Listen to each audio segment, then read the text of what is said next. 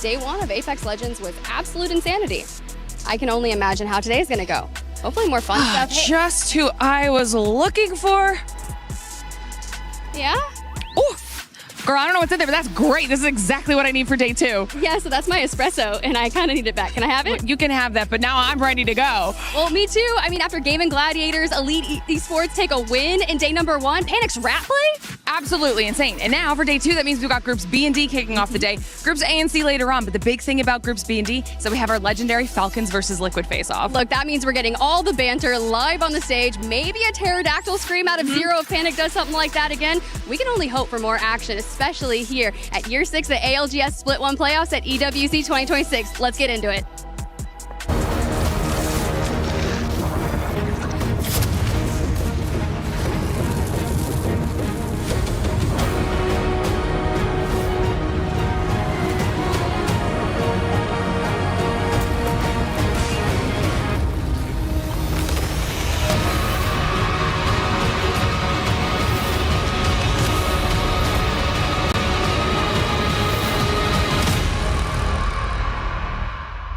Says to think this is a game.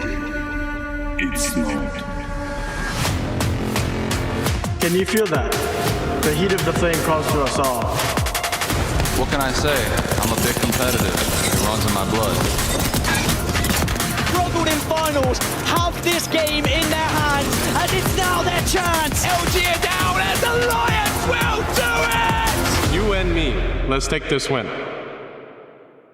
Hey, what's up, everybody? Onset and Gaskin here to give you a little recap on what happened at day one of the Split 1 playoffs here at the Esports World Cup 2026. Let's start off by talking about A versus B. Some really interesting things happened in the group stages, and we've got to talk about GG. Big win for them. A massive win for them. Very consistent throughout the day. A lot of top fives. They were able to get a win on the board as well. In that last game, they just needed a couple of points to edge out first place, and they did it. Just incredible team at the moment. Yeah, and we've got to talk about Falcons because, you know, coming into the tournament, always one of the favorites. Pretty pretty good performance from them. Certainly fell away on Storm Point, though, but E-District looked very good for them. I think for Falcons, as long as they can stay up and in the mix, we're going to see them at finals. We know how good they can be. They just need to make sure they don't drop off too much when it comes to Storm Point, because usually they look incredible on Storm Point, but yesterday a little bit shaky. Give a shout out to AG and ZEDI as well. Very consistent performances for them. But we need to talk about the biggest moment, which is, of course, the back-to-backs that came in from ZETA Division. They looked really shaky at the start, but once we got to Storm Point, completely different story for them. Yeah, they were the best performing Storm Point team throughout APAC North during Split 1, and going into Storm Point, I was like, surely we have to see something from them.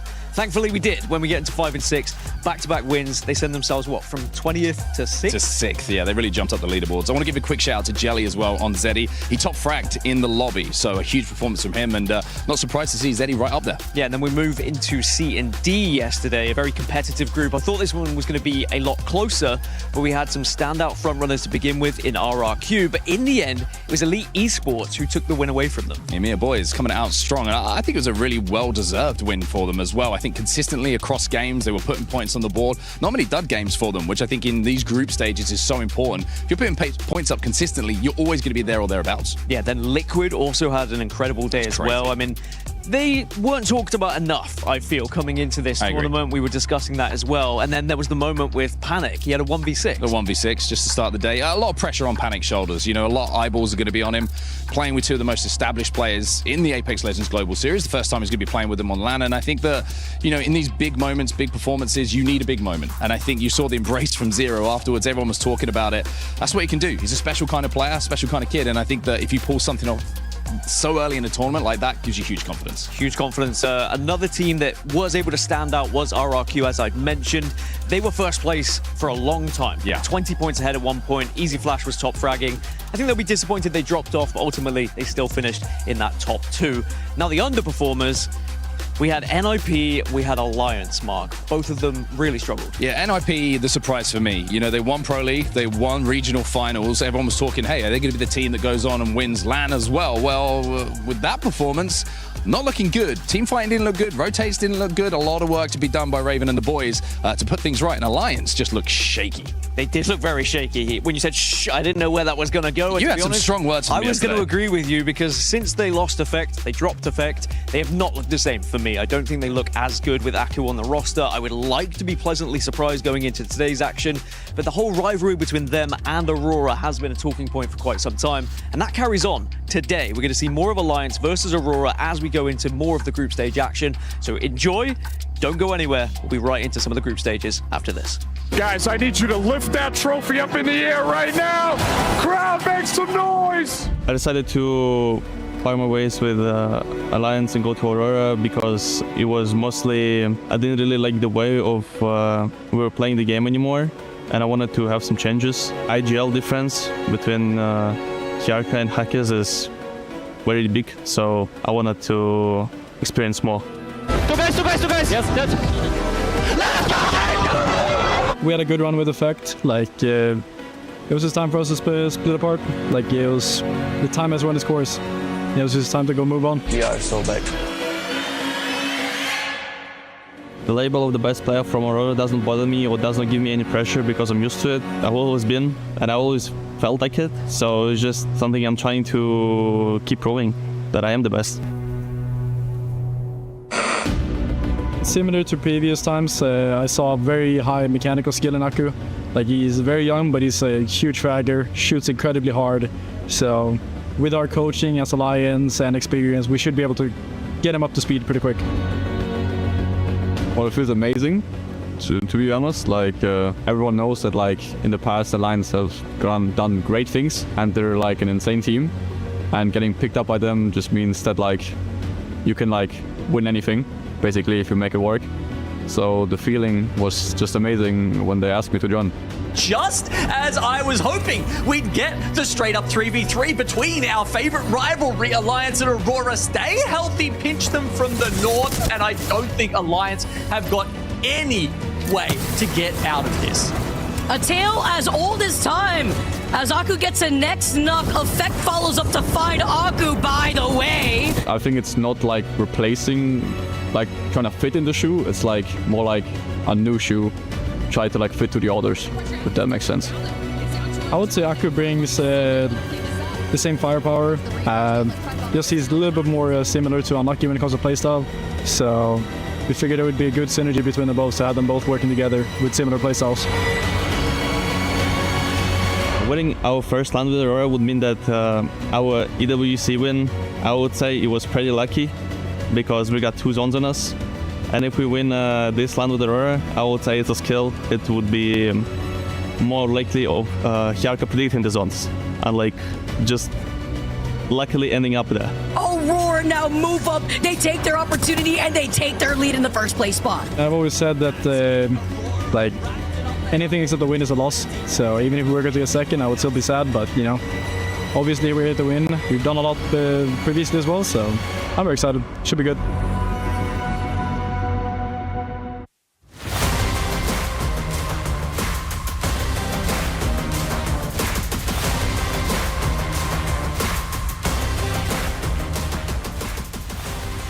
My man, Hierka, how you doing today, buddy? I'm doing good.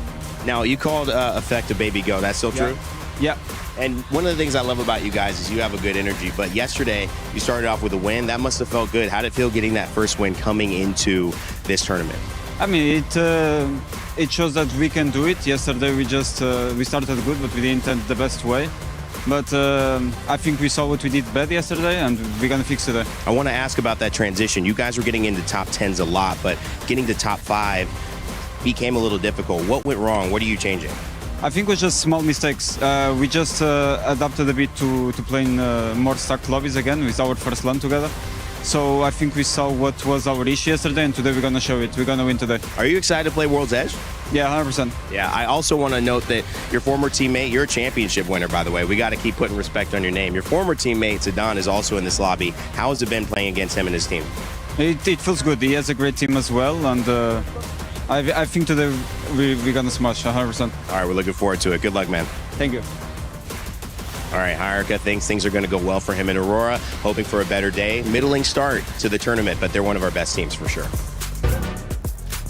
Aurora had a good start, but it came down to Elite Esports finishing off the day in first place with 65 points. Welcome back to ALGS at EWC 26.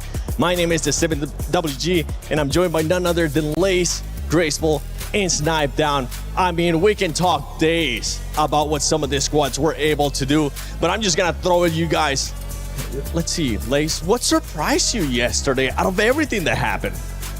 Would I say it was a surprise? I mean, after, I guess, maybe a couple of other, tournaments that we've had as well, but Team Liquid, oh my God, I had so much fun watching this team. I mean, I know me and Snipe, we were kind of like just chilling, having a nice little vibe, and then watched, was it game 4, I believe, and we jumped out of our seats because it was an absolutely incredible performance, not only by the whole entire team, but especially Panic. And I remember that we were sort of having a conversation with him when we were on stage, and he was like, it was a massive risk. How did no one see me on top of that cannon? It was just a risk, and I think even he thought that I don't understand how this is working. There is actually a POV as well, I think, of strafing, ADSing, and still not seeing where Panic was sitting on top of that cannon to win that game after it. It was absolutely exceptional from Team Liquid. We saw some whiffs. Yeah. We saw some clutches. Yeah. We're going to wait and see what's going to happen today as we're going to take a look at the overall from day one, just so we can recap you with what's going on in regards to some of these teams. As I mentioned, Elite Esports in first place with those 65 points. But I mean, Graceful, we had some great performances out of other squads. Yeah, definitely. Team RRQ strafing, as we just said, GaiminGladiators, ZEDI as well, and nonetheless Liquid and Falcons. But one of the teams really that I like to look at is Wolves Esports specifically. They came really strong out of the region, #1 seed from their perspective. And 9th might not look that strong, but if you're looking at the overall total points, it's not really that far off. Yeah, I mean, we're in day 1, so we're heading into day 2 now. We're in the second stage of groups, and honestly, looking at the top 5, I think that's the most surprising. You don't see any of the usual names that we have at the top. You know, the Liquids, the Falcons, a couple of these other ones, the NIPs, the Alliances. Yeah. They're missing from this some of them are missing from this page, and to not have them in the top 5 after day 1, sometimes it's just a slow start. A lot of these teams did boot camp, and we'll see if they pick it up as we go. But overall, I mean, it's a pretty tight leaderboard, and it'll be interesting to see how this plays out over the next 2 days. Yeah, and I want to pick up on what Graceful said about Wolves Esports, obviously first seed in Apex South, and you know who's second? S8UL, and beating them by a little bit of 2 points there. So we've got some Apex South rivalry, but you know what? I'm just happy to see those Apex South teams in the top 10. It's good to see the reigning world champions too in 12th place, Sentinels with those 42 points. And talking about reigning world champions, how about we talk about the defending champions, VK Gaming. They didn't start up hot during their series, Graceful, but boy, did they come back. I mean, honestly, the biggest reason they came back, I would say, is definitely to the love of the community. We had them right here behind us in the audience, and they were sharing their hearts out at them. And they managed to pull it back a little bit, but remember, we're still aiming for that top 14 to secure yourself in the finals early so you can avoid a survival round. They're currently sitting in the middle of the pack, but more than capable of still making it. This is just day 2 starting. Well, the beautiful thing is that I have 2 ex-pro players here with me. And going into day 2, yeah, sorry, Lace, you did tell me you only got 2 kills, so I definitely have to take you out of that one. Your notes were just strong as yesterday. I can't wait to see what the notes are going to be like today. But I actually want to go with you, Snipe Down. Going into day 2, you were talking about some of those squads that didn't really perform well, right? We got Alliance in 33rd place. We got NIP in 36th place. And I mean, the home crowd team, TLN, they ended up with just 2 points. What are you going to be looking to do different here going into the second day? Yeah, I mean, if I'm TLN, it's everything and everything at that point. I think you could send 3 people to separate sides of the map and probably end up with more than 2 points today. But overall, I think, it's just a pickup. But honestly, the biggest surprise for me is the NIPs and the Alliances. I think Alliance specifically, maybe it's just, their first real event with a new third. And for them to come out and be a little slow at the start. We talked to Hawkins yesterday. He was saying he has all the POIs that they want on World's Edge. So we're going to see what that's going to look like. That's where they really need to get a lot of their points. They've been really strong at that North Pad zone or just North Pad landing in general. So it'll be curious to see where they go from there. And, honestly, it just seems like that team with Effect in the past, you don't have to tell him to do anything, to push anything. It's just an automatic reaction. He just goes and does what he knows he needs to do. And it'll be curious to see because it seems like they're hesitating a little bit on some of the plays they're making. And, those hesitations in these big lobbies, this pace is only getting faster as we continue on with these ALGS years. And for them, if those hesitations are game-changing, and it could be 15th to a first place just by 1 moment. I mainly feel like it's so hard to narrow it down because we don't really get to see their POVs. We don't really get to hear their incomes as much as I would like to. So digesting it, are they getting caught on macro, or are they just losing fights in general? Did the zone just pull away and they didn't play out in their favor? It's really hard to just digest it immediately without going into VOD reviewing, which I so much love to do. But I'm sure then, I'm possible that they will wake up as well. They have been called a group stage team before. Yeah. It's nothing new, but that also means they can come back and win because they are also capable of winning this whole thing. Now, if you're TLN Pirates, I'm going to put you on the spot right now, Lace. Let's say you're their coach, right? 2 points after 6 matches. I'm sorry, TLN Pirates. I'd be saying you got to get some more booty. And that, by booty, I mean AP, because look, it can be rough though, coming into these sorts of things. And like we were saying, mental anguish, and then that kind of just adds to the, keeping down in that lower leaderboard. But, they're not, we're seeing massive teams down the bottom there too. So, you know what? I don't think it's out for them just yet, but, it must be sort of hitting them a little bit more harder today, kind of a little bit in here. So I do hope that we can see that. I think another team that I was kind of like, my underdog was DINOS. I don't know if you guys sort of thought a little bit more might come from them. Graceful, I don't know. But look, I honestly, I had a lot of hopes for them watching them, but you're giggling. Go on, lay it down for me. No, Lauren was absolutely loving them, and I was like, we gotta be realistic at some point. I was wear like one of those T-Rex suits because I was all for them, but at this point, you kind of just have to throw everything at the wall, hoping something sticks. If your game plan doesn't work, you have some time to VOD review it, but at some point, how much did you practice, and you just have to believe in it, or you just throw haymakers, hoping something swings. Also, we have to keep in mind that the groups does affect how you will perform. So when you get to that point, maybe the survival, like if they're forced down into survival, which is looking likely for some of these teams, maybe that's what they need, and that's how they know how to play the lobby. So that could be functioning well for them. But then again, the same occasion arises if they make it through survivors until finals, or is it going to be the same as the first day? Then it's looking really hard. Yeah, and there's a refresher for everybody currently at home watching. These are the teams that are going to be in the group. Keep in mind, though, the first group set that we're going to be having, the first series is going to be Group B versus Group D. So talking about Group D, I mean, you got heavy hitters like Team Falcons. One team, I'm going to actually throw it back to you, Graceful, here, because I really want to get your input in regards to this team. You're very heavy in Virtus.Pro. Are you happy with the performance that they had yesterday, or were you expecting more? No, I mean, like we said, when we see these upsets that are not really upsets, for me, it's mainly they're filling out the lobby, I would say. So the reasonings why on people's, power rankings, why are these teams so far up, is because they're capable of pulling it back after having some subpar games or just middle of the pack games, because everybody expects to see them in finals for a reason. I think that most of these teams that we have seen struggling will wake up. Okay, well, hey, that's fair. And to be fair, they didn't have one of the worst performances, so they still got some leeway to go.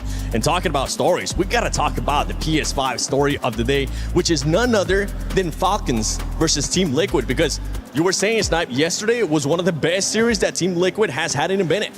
Yeah, I mean, honestly, this storyline in general, it's going to be so fun to watch this. It's kind of like the same Alliance Aurora from, EMEA versus, this being an NA storyline. And for these two teams, I mean, there's so much history. You have the two greatest IGLs in honestly, the game at this point, in Zero and Hal, going head-to-head. And I think this is going to be one of those moments where they're going to hold this over each other's head, being at EWC. Neither of them have an EWC title. It's the one thing that Hal is missing. Zero's missing that. They both have so many accolades. And for them to come at this tournament with how they're doing so far, it's only, it's perfect for them to be right next to each other on the leaderboard after day one, because it's going to be a very fun storyline for them to watch. And honestly, I mean, we've seen Panic evolve as a player. We've seen Zero evolving as an IGL just with a little rough patch with the end of Falcons and heading into their first event together. And now they're here on the main stage again. And, if Zero's ever at an event, you can never count them out. Yeah, I mean, it was nice to see Zero putting that trust back into Panic. Panic pulled out 8 kills, 16 assists, and 8.3k damage just alone yesterday. He's having an incredible season as well. I think it was 62 kills across the regular season. And, to add it with Zero, he's at 37,986 damage in the Americas. Where did you pull that from?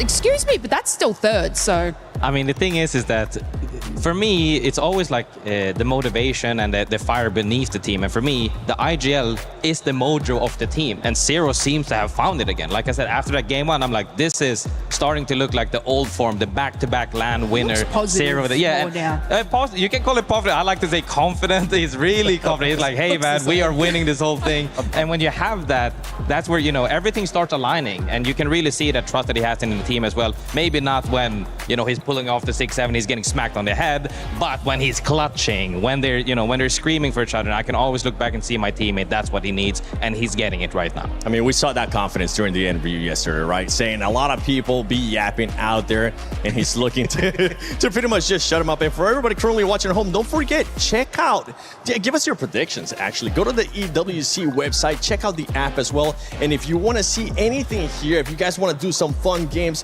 whenever we do end up switching the groups, use the hashtag EWC or hashtag EWC26, because I promise we will feature some of your guys' stuff at some point. I saw people rating your drawing yesterday, I want to see Lace. these drawings. I think we should have a segment, Lace roast your drawings, because I feel like you guys all roasted mine. Lace's notes. I'll do a call out then. You know what? I believe Nicewig is currently doing a watch party.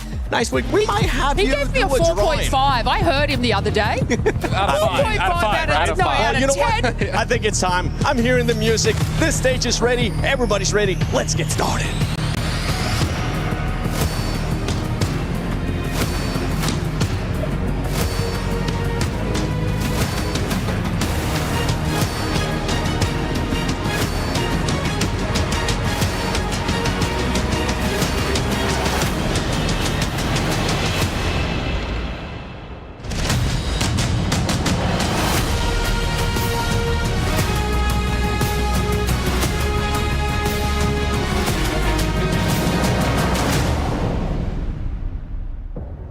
Day one provided an opportunity to set the tone and for our teams to make an immediate impact. However, for some, it served as a cruel wake-up call. Hier était une journée difficile pour certaines équipes, notamment pour notre équipe française. Mais tu sais, Barney, nous les remontadas, les Français, on aime bien ça. The good news is that there's still time to rectify your mistakes, but the bad news is that that time is now. And as the dust settles after day one, the real work begins. Après une première journée avec plein de rebondissements et des moves exceptionnels, les meilleurs joueurs du monde sont de retour ici, sur cette scène. Et pour les accueillir, mesdames et messieurs, je vais vous demander de faire du bruit pour nos premières équipes. Et notamment, à commencer par Kirisame Havoc.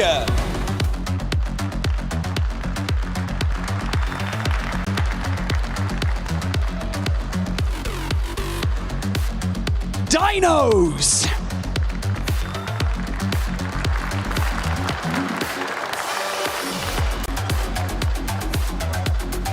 Dory.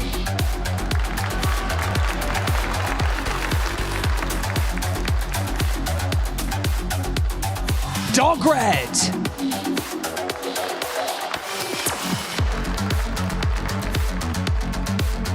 Flat.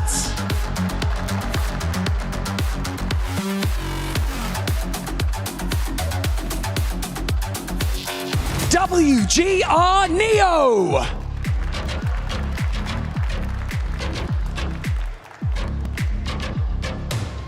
GenG Esports.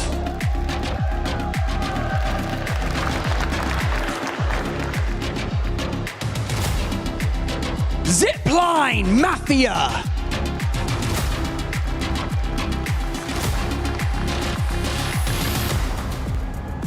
Team HERETICS.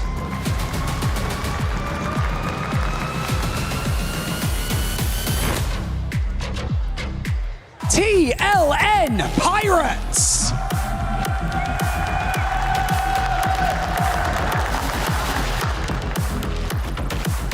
Virtus.Pro.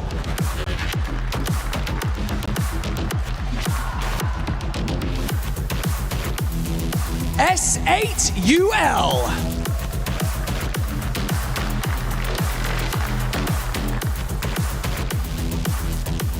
Shopify Rebellion.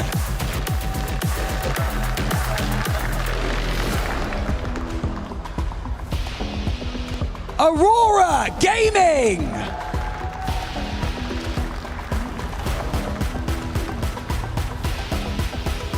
Team Falcons.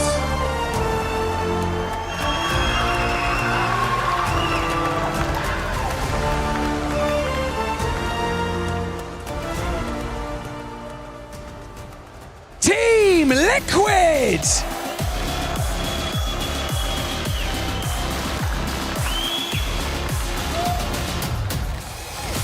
Interforce 36.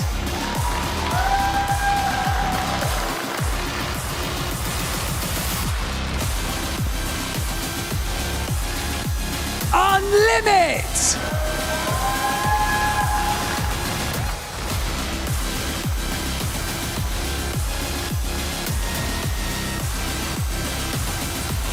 Team Vision.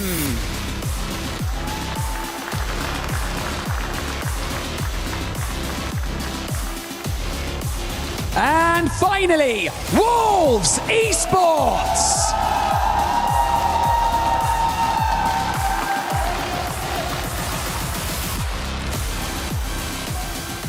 Look, champions aren't remembered because they never make mistakes. Champions are remembered because they refuse to let those mistakes write the entire story. So it is now time to write yours. Tout peut encore se passer, on le sait. Les group stages, c'est un marathon de 3 longues journées. Mesdames et messieurs, bienvenue à la deuxième journée des playoffs ALGS. Bienvenue à Paris. Bienvenue à l'Esports World Cup.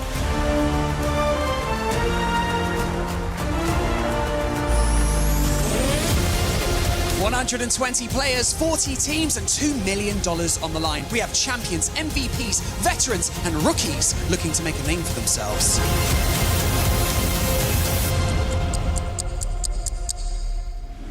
You've got to relax, and Crazy Kong went no name. They do exactly that with a heck of a lot of kills, and they take game one.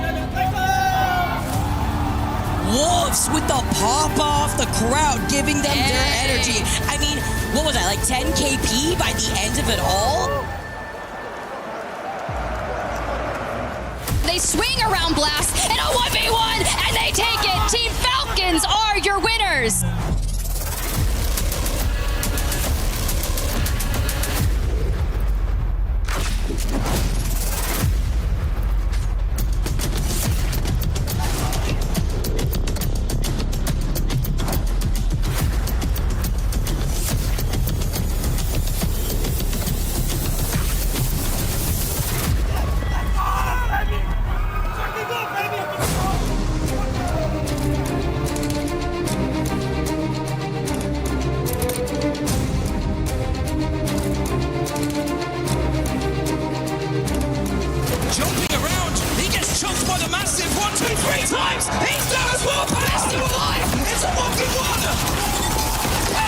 because that could be a game-changing moment, a tournament-changing moment for Team Liquid.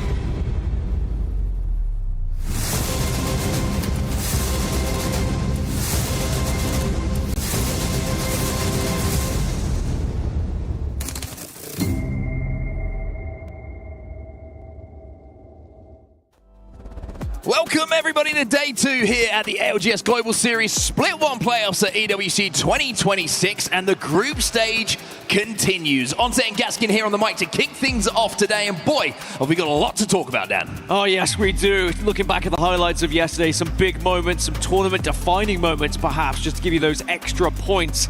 Liquid with that incredible win with Panic, getting the 1v6. Probably my highlight from the day, Mark. Yeah, I'd have to agree. There's a couple of naughty no-scopes in there as well, a little bit later in the day that we certainly enjoyed with that Kraber. But today, the pressure really starts to ramp up a little bit. You got warm yesterday, you got a few games under your belt, but now it really is about putting right what went wrong yesterday and making sure those points, which are so valuable, are on the board by the end of play today. Of course, we get into the second round now of the round robin of group stages. It's going to start off here with B versus D, as all groups will play each other before we eventually get to our finals, and of course prior to that, the survival stage.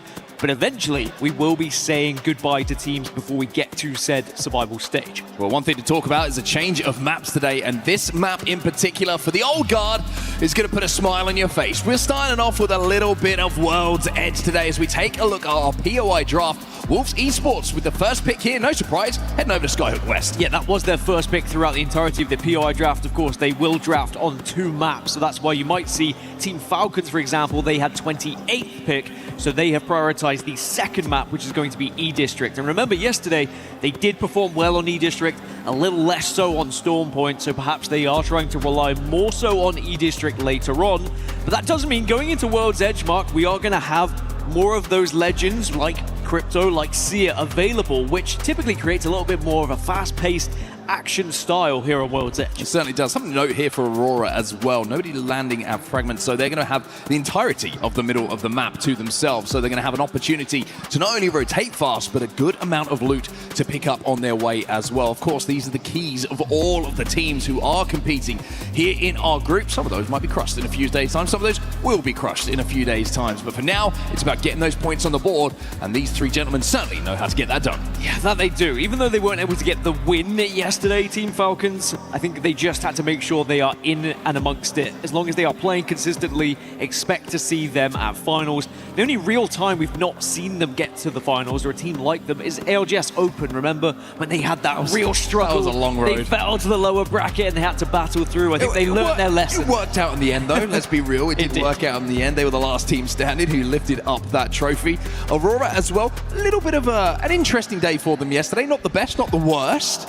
Certainly did get a win on the board, but apart from that, a little bit up and down for the EMEA powerhouse. Yeah, Aurora finishing 9th yesterday. I think that you looked across at the faces of them, they didn't look particularly happy with their performance, especially if you look at their Split 1, how incredible they have been, how they've dominated match days prior. Maybe they thought they were going to be a little bit better in yesterday's competition, but you can right those wrongs here today. It is a chance for all these teams that did struggle yesterday to now put points on the board and say, look, we were just a little bit slow out of the blocks, but today we make a difference. Yeah, interesting. I actually spoke to Zach Maisie yesterday as well from Team Vision, the IGL, and he was saying, you know, my teammates know they made a few mistakes. I know I made a few mistakes, but when we come out of the games and we look at the points total, we're not too disappointed with what we put on the board, considering all of that was put into the mix. Shout out, by the way, to Lota. I believe it's his birthday today, so no better way to celebrate your birthday than putting a huge amount of points on the board and fragging out today. Yeah, happy birthday to Lota, and hopefully it doesn't harm him too much. He'll be able to stay focused. Now, we mentioned Wolves earlier. We're talking about the fact they had the first choice of POI today. I think it's going to be very important because in E-District, Wolves Esports looked good yesterday, but they really struggled outside of that.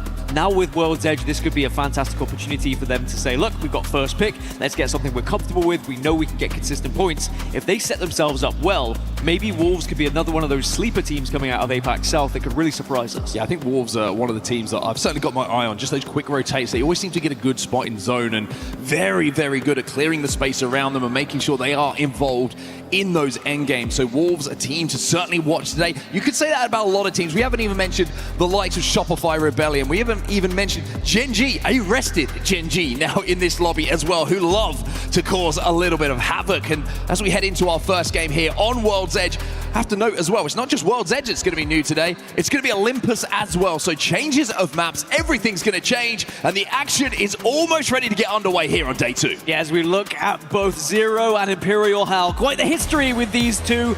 Former enemies, then teammates, not lovers, and now they move back to enemies once more. Very excited to see how they're going to do here on World's Edge against one another. Who is going to be able to stand up to the order? Well, here we go then. The group stage continues here at Esports World Cup. The Split 1 playoffs continues, and we are heading over to World's Edge. And I also want to give a big shout out as we head into the first game for a team who's going to be pretty happy, I think, with what they're going to see when we see that ring pop, is S8UL. Criminally underrated, always in finals, always there or thereabout when it gets to match point. And I've got a little feeling that S8UL are going to pull out something a little bit special today. Yeah, they've been playing zone heavy, and it has worked out for them so far. Now, what hasn't worked out is the game plan at the moment for TLNP. They have not really been able to find the success that perhaps they would have liked as we take a look over towards the map, both at the legend selection and where we're going to be heading here on the map. Probably down between Dome and Stacks is where we're going to be thinking this circle might finish. So both GenG and Neo are going to be in a good position for that. 20 cryptos in the lobby, by the way. Surprise, surprise. So I think we know what the legend ban is going to be going into match 2. Yeah, interesting just taking a look at what Falcons are running. Change up from yesterday in the game 1 composition. They do have Caustic in the composition this time around, and I think that's a World's Edge-based pick. Yesterday, they were running Seer Alter Crypto, which was very interesting. I did speak to Draugr about it. I won't give too much away about that pick, just out of respect. But yeah, just interested to see they are going to go with Caustic here, and I think that just works into the geometry, the buildings that are available on World's Edge. That being said, when you look at where this final zone is going to be, and also at the moment, Falcons under a lot of fire trying to get to that final zone, they were going to move fast here, trying to find somewhere to call home. Oh, they are pinched. They tried to rotate early from Big Maud, but they just got caught by GenG firing down on them, and S8UL, who have already moved towards where this end zone is going to be. S8UL managed to pick up Blue Evo on the way, so they've managed to get into a position where their pathing allowed them to collect some Evo, and that puts Falcons at a disadvantage. Now they have to play inside of the vault instead of just outside of it. At least they've been able to find somewhere to actually set up with this Caustic, though. What I was going to say previously, where this final zone is going to reside, there's a lot of open space. You can't necessarily take as much of an advantage on that Caustic, being able to get those barrels down in a building. If this was like a monument, a fragment finish, that's when Caustic really can capitalize. That being said, this current area is actually a nice place to set up. They could potentially pick up a lot of kills on people trying to rotate through the vault here. Yeah, the one thing they have to be aware of, though, is just getting pinched. You can see that Walsey has managed to get the drone out and collect an Evo Harvester to get them up to blue, and now Imperial Hal has decided we want to try and reclaim our spot. He hears some fighting going on, hits some nice shots with that Hemlock, and he's putting the pain onto S8UL now. Sharky has to try and escape. That's how he's going to have to jump back towards his teammates. Hal just on a scouting mission at the moment. Of course, he could drop that TP for everyone else if they would like to be able to move up to him, but S8UL under fire. My bad. Definitely struggling. I said they were going to do something special today. Well, maybe game 1's not going to be that special game, but they are still alive. They are still kicking. Well, they've just been eliminated. 19 squads remaining. Sorry, S8UL, that one's on me. So our first team wiped from the lobby as our second team shortly follows as well, with Havoc now being eliminated down to just 18 squads. So a lot of these teams have moved very quickly. This zone is a pretty easy one to read, so that was to be expected.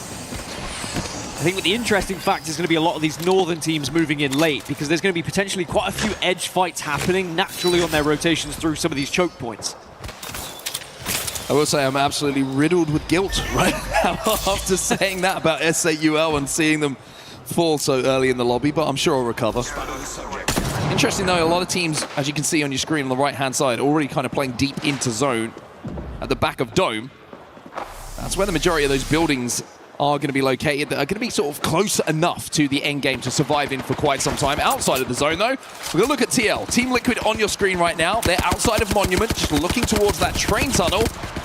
And they've got a little bit of a fight going down here. VP are on the other side of this. You have to be quick with any of these engagements, though. You've got to be aware there's going to be other teams rotating in similar areas, and if you take too long, the third party could happen. So that's why we're not seeing too much of an overcommitment from Liquid at the moment. They are happy to hold out Virtus.Pro, but they are not getting too aggressive just yet. Yeah, just playing this one smart, playing small, as teams like to say, making sure they're not extending away from each other too much. One player who's always willing to extend to look to get that entry damage.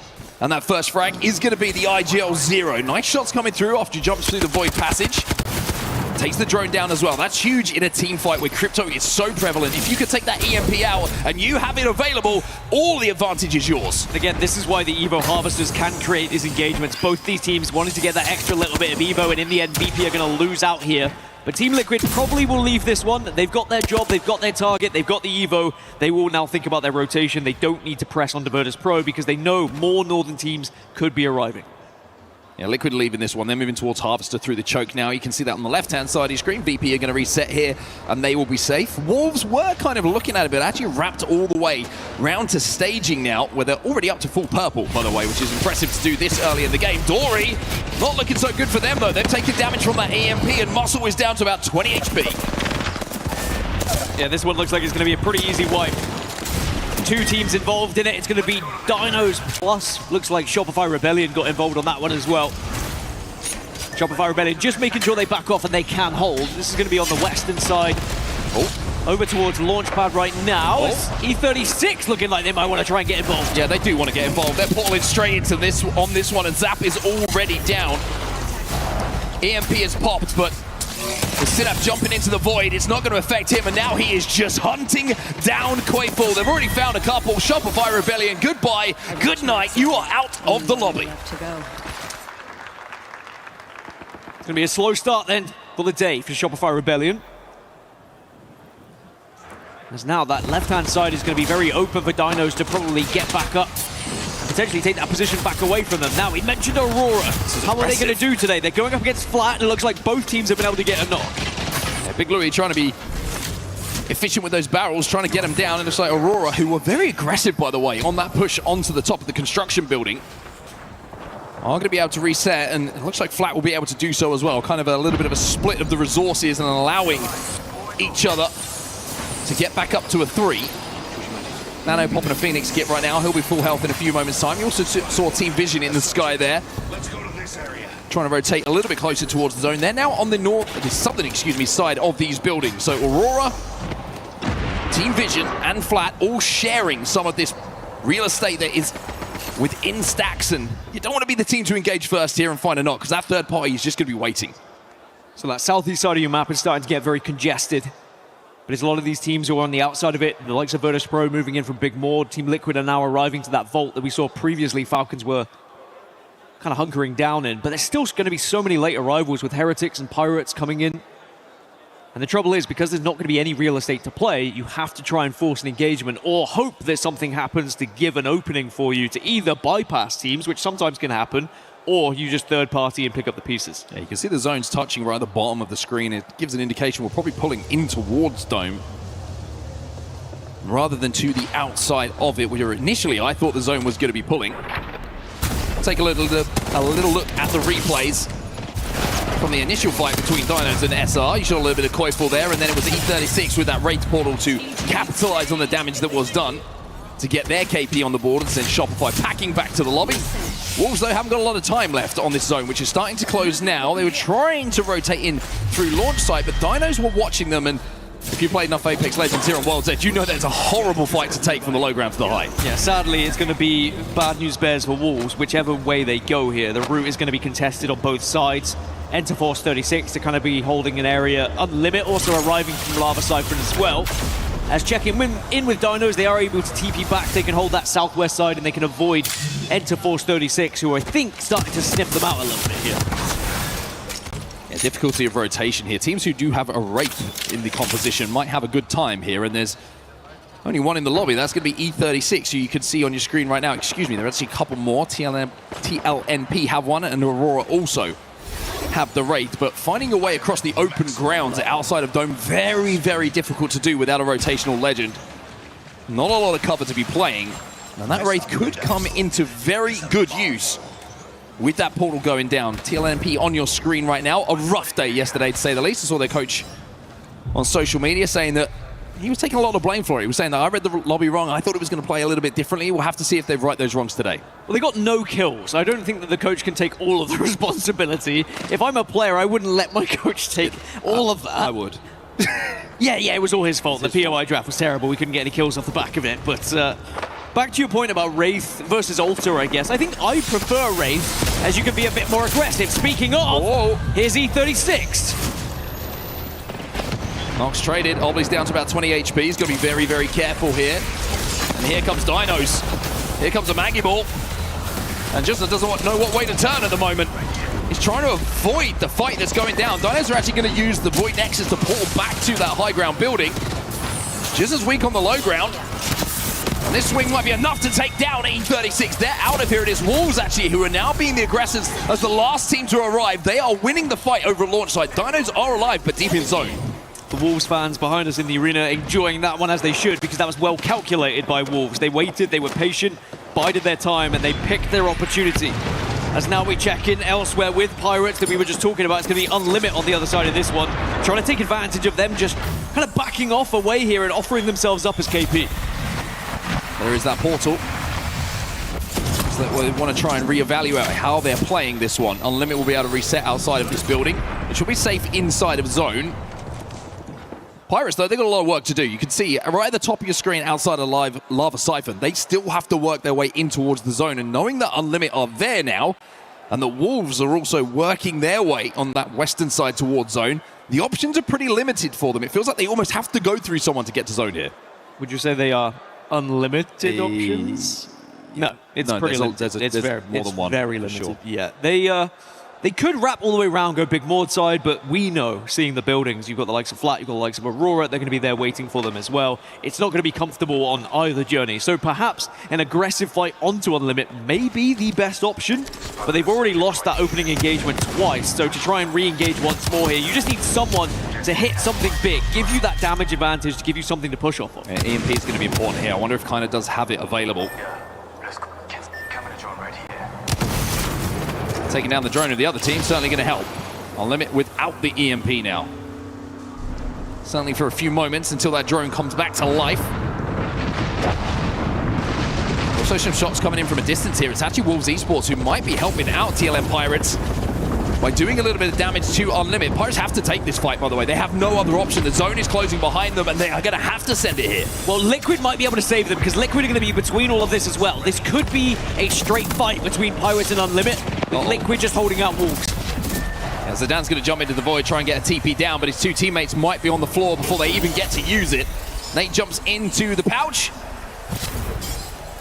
As Team Vision have just been eliminated in the meantime. They were playing just outside of zone. Outside of Dome, excuse me, where the zone was looking to pull, and they haven't been able to survive. So it looks like TLN for now have found a way to get a reset here. So that portal coming in from Zidane was so important for them. Flat are currently fighting against Team Heretics as well, as suddenly the engagement's happening just on the southern side of Stacks. They're starting to get a little bit aggressive from certain teams. Wolves, they try and move through. They've been able to lose a lot as well, as this western side around the vault entrance is just ugly. Wolves will go down. Pirates get eliminated at the same time, so both teams who tried to come in late, they are ripped out of this lobby. And it was DINOS who might have been forgotten about, who were playing, of course, initially deep at the top of the building of launch site, have wrapped all the way now behind those teams and managed to pinch the two teams who were fighting in front of them. UNLIMIT is still alive. You can see that portal going back again. This time it's a little bit closer to Dome if you're wondering up where that one's going to end. But UNLIMIT have survived and now have to plan their next move. It looks like the Vault Tunnel is going to be too risky for them with Team Liquid in there. So they're going to wrap round on this western side up where these lava formations find themselves towards Dome. And even though the zone is closer to Dome than it is Stacks, it is still somewhat between them. It's going to be more on the far eastern eggshell of Stacks, where there is one trailer that GenG currently reside in. So Falcons, even though they're going to be safe for now, they can kind of move a little bit to their northeast and they'll be able to stay alive. They're in a good position, that's for sure. And actually, Falcons could make this a very difficult rotation for the likes of ZIPLINE, MAFIA, and Neo. Oh, that's a heartbreaker for Hal. We'll put that one down to an early morning for him, maybe. Not quite connecting in the way he would have wanted to. UNLIMIT now forcing their way towards zone! Killer pose with a Kraber of his own, though. And not only taking down Yulari, man, he's just Deleted Zero as well, so the man on your screen is hitting big shots when he needs to. Over to TLN though. This is what's happening on their screens. ZEDI trying to be one of the last ones alive. Team Heretics were eliminated. This is a little replay from earlier on. ZIPLINE MAFIA will be the team to be eliminated. 10 squads now remain as the chaos ensues in front of us. Trying to locate where we are. Team Liquid still alive. It looks like they got Zero back to his feet as DINOS will be out of the lobby. DINOS did well to survive as long as they did, to be honest. I think it was inevitable they were going to fall. Still only going to be GenG mainly in the zone. They do finally help out the rest of the teams taking down Flat, who were being a bit of a nuisance, as Dogred also are going to go down. So we have a few fights happening that are very important. AURORA versus Virtus.Pro on the north, as Team Liquid trying to apply pressure to UNLIMIT. UNLIMIT down to 1, I think. If I'm not mistaken, they've just been eliminated as well, so the solo is taken out. Peach was the last one alive. AURORA versus VP, like you mentioned, starts to happen on that other side. There it is, VP Prestis, the last player alive for Virtus.Pro, trying to play behind those knockdowns. WGR Neo just been eliminated from the lobby, and all of a sudden we have 5 squads remaining. This open ground has been a graveyard for the teams trying to rotate. AURORA have done so well, by the way, to command this space. They have been bullying Virtus.Pro, but now it's just down to effect because we saw Team Liquid joining in on the engagement. The Virtus.Pro have been able to get one back up quicker. Yeah, I like this from Prestis. He's trying to push and make sure that the effects cannot get the reset, cannot get the res. And he can pressurize him to at least guarantee them that spot in the top 4. AURORA are eliminated. Smart. Where's Liquid? Liquid looking at this now. Here is Liquid. I was going to say, Liquid, they were slow about it. They could have probably pushed a little bit sooner, but they realized the zone's going to do the job for them. And there you have it. Virtus.Pro eliminated. Now suddenly we're down to 3. It's Liquid, it's Falcons, it's GenG. Unlimited ammo in the Kraber for Zero as well. One bullet changes this game completely. GenG inside and around that trailer, trying to control the space. Liquid have to move here. Falcons will be safe. GenG's a duo? No, okay, they're back up to a 3, never mind. But we have 2 of the greatest IGLs that we've ever seen in Apex Legends already in the final 3 of this first match. Oh, just narrowly misses the shot here, Zero. Has to hope there's no nades flying his way, though, with his shield battery being popped. Sykes is taking some damage. He has to cross as well. Liquid are being squeezed at the moment, but they get the knock thanks to panic onto Asia. Advantage Liquid. Well, advantage Falcons, really, because this is going to put so much damage to both GenG and Team Liquid, and now Falcons, they swoop in. Falcons just waiting to pick their moment here. Dexter down. Guild comes in with that R9. Caustic ult goes down onto Team Liquid as well. That's going to tick away. Out the health of Team Liquid. Hell now trying to portal through the walls using Alta. How just throwing nades to try and back them off and do that damage. It is working for them. Panic is down next. Just excellent. They enter, they do damage, they get back out. They are forcing the engagement. They are trying to weaken both teams at the same time. And Falcons, they should be able to pick up the pieces. Should be able to, but Zero wins his 1v1 to secure second. Here for Team Liquid. He's got a Kraber here. Oh, don't count the boy out yet! Big Kraber shots come in. Walty left on his own. Zero here, another. It's a 1v1. Zero might be about to pull off the impossible. Walty versus Zero. The 2 Aussies to see who takes game 1.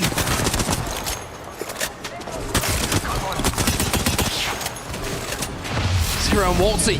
It's a merry dance behind the knockdowns. He breaks the drone, no EMP here for Walty. Zero looking for finishes, he has that double tap alternator. Walty though takes the high ground off of him and gets that initial damage. Walty forces him into the truck. Walty now looking for the finish! And Walty is cold as ice! And he lets them know, oh, it was you? That was a joke. How did you let that happen? I'm going to be honest, though. It was almost a Falcons joke. The fact that Liquid even got there was impressive. But you are right, cold as ice. Those one of the most elongated 1v1s we've seen in quite some time in a final moment. As even though Zero probably won't look too happy right now, they should still be very proud to pick up a second place and even get into that 1v1. I was going to say, it should never have been a 1v1. Zero went absolutely nuts with that Kraber in the final moments. But the ice, that was all Waltzy's.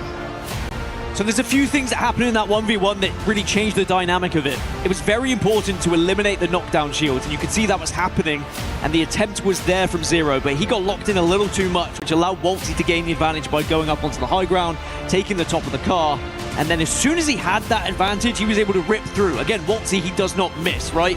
As soon as you get into that position where you get a straight sightline on your opponent, Waltzy takes and applies so much damage. Zero was never really going to be able to get back into that engagement. I wondered if he was going to pull out the Kraber at one point as well, just go for the no-scope. It would be quite something if he won it that way. At this point, Zero was happy with second. He was playing for second. He was thinking, if we get second, I'm good here. I've won my ones. But Falcons do end up winning the most important fight of that game. That's the 1v1. There's Privacy and the boys popping off in the crowd as well. Why wouldn't you? A big, big moment to start the day.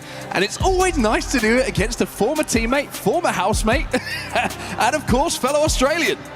I mean, Falcons and Liquid were going at each other during rehearsals. They were kind of... They really were. There was back and forth, and, you know, this is what we wanted to see. We knew going into this game there was always going to be the Falcons versus Liquid story. Sometimes we try and force it unnaturally, but when it's a 3v3 at the end of the game, how can we not talk about it? I'd love to see that from Zero's POV, by the way, the whole of that endgame, because some of those shots he hit, we were like, oh, this is they're just going to swoop in here, Falcons. We saw a little bit. And then I see Hal get dinged, finished. Then I see Guild all of a sudden falling over, and he makes it a 1v1 somehow. And even though he's disappointed now, understandably, to even get it to that point, not many players in the world have that ability.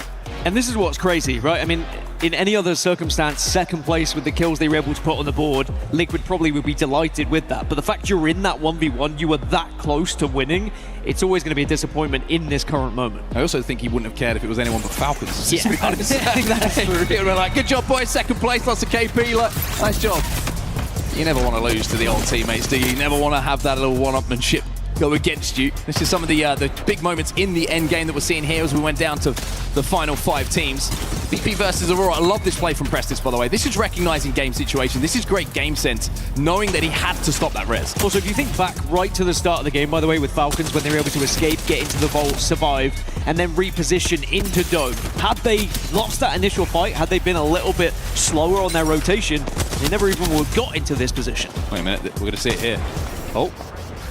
Shot in the cheeks to get that second knock, and then the 1v1 you saw just swinging behind that knockdown.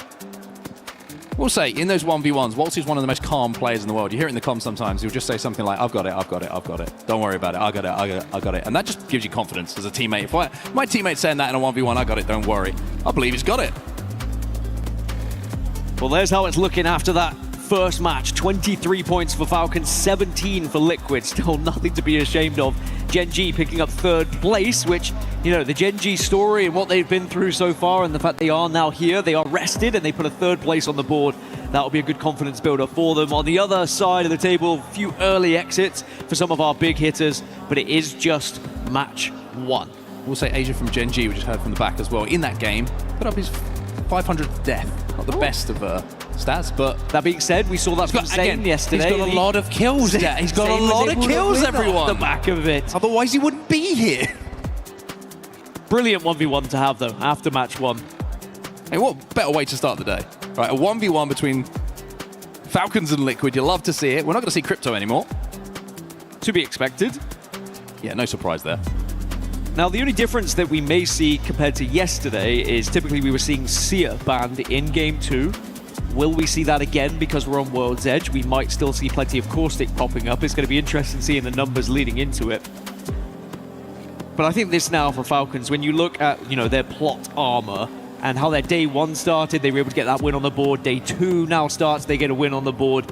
Everything is starting to lean towards Falcons getting all the way to finals. But I will say, I think Liquid are one of my favorites for the tournament as well. It doesn't matter that they lost that 1v1. It doesn't matter they lost that game. It's only going to matter when you get to match point finals that you don't lose it there. I mean, that guy won a 1v6 yesterday. He did. By the way, have you watched, you probably have watched it back, with how Panic was just on top of the cannon and he was in the sightlines of players and somehow on a slither of health was not spotted. I said it yesterday. Insane. Someone wasn't wearing their glasses. Someone wasn't paying attention to where they should have been. And the attention being off. My favourite part of that end game, by the way, is when Panic flew up and then he lands on a rock and you just see his Valk kind of poking over going, are you done yet? Do you mind if I get involved? Is that all right with everybody? Sweeps in and wins the 1v1. Wolves on your screen right now. Feeling good? S8UL. Sorry, boys, that's on me.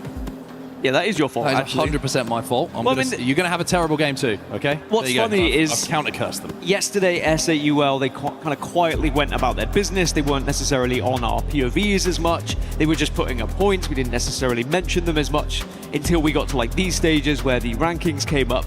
And then the first time you actually highlight them, they die straight away. But these are the overall rankings, by the way. So if you look at both group stages that have been played so far, Falcons currently on 74 points at the top of the table.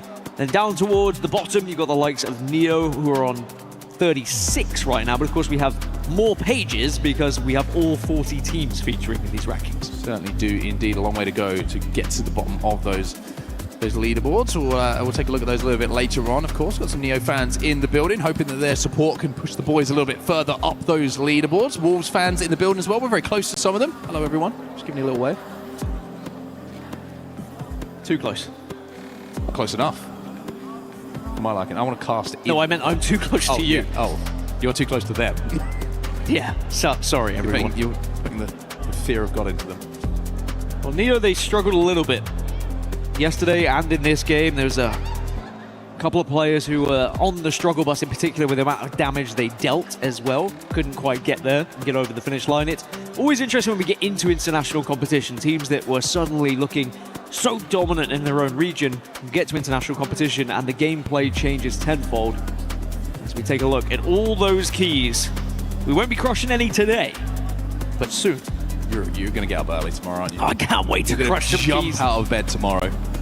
And Gaskin will have a coffee in each hand. Particularly excited to see how the Key Crusher performs this year. Last year, Barney had to help it out, but I've heard Barney's been significant improvements. Heavy engineering work between EWCs. If it doesn't work, it's Barney's fault. It's Barney's fault, so he's in charge of putting that together. Yep, keeping an eye on Barney. Yep.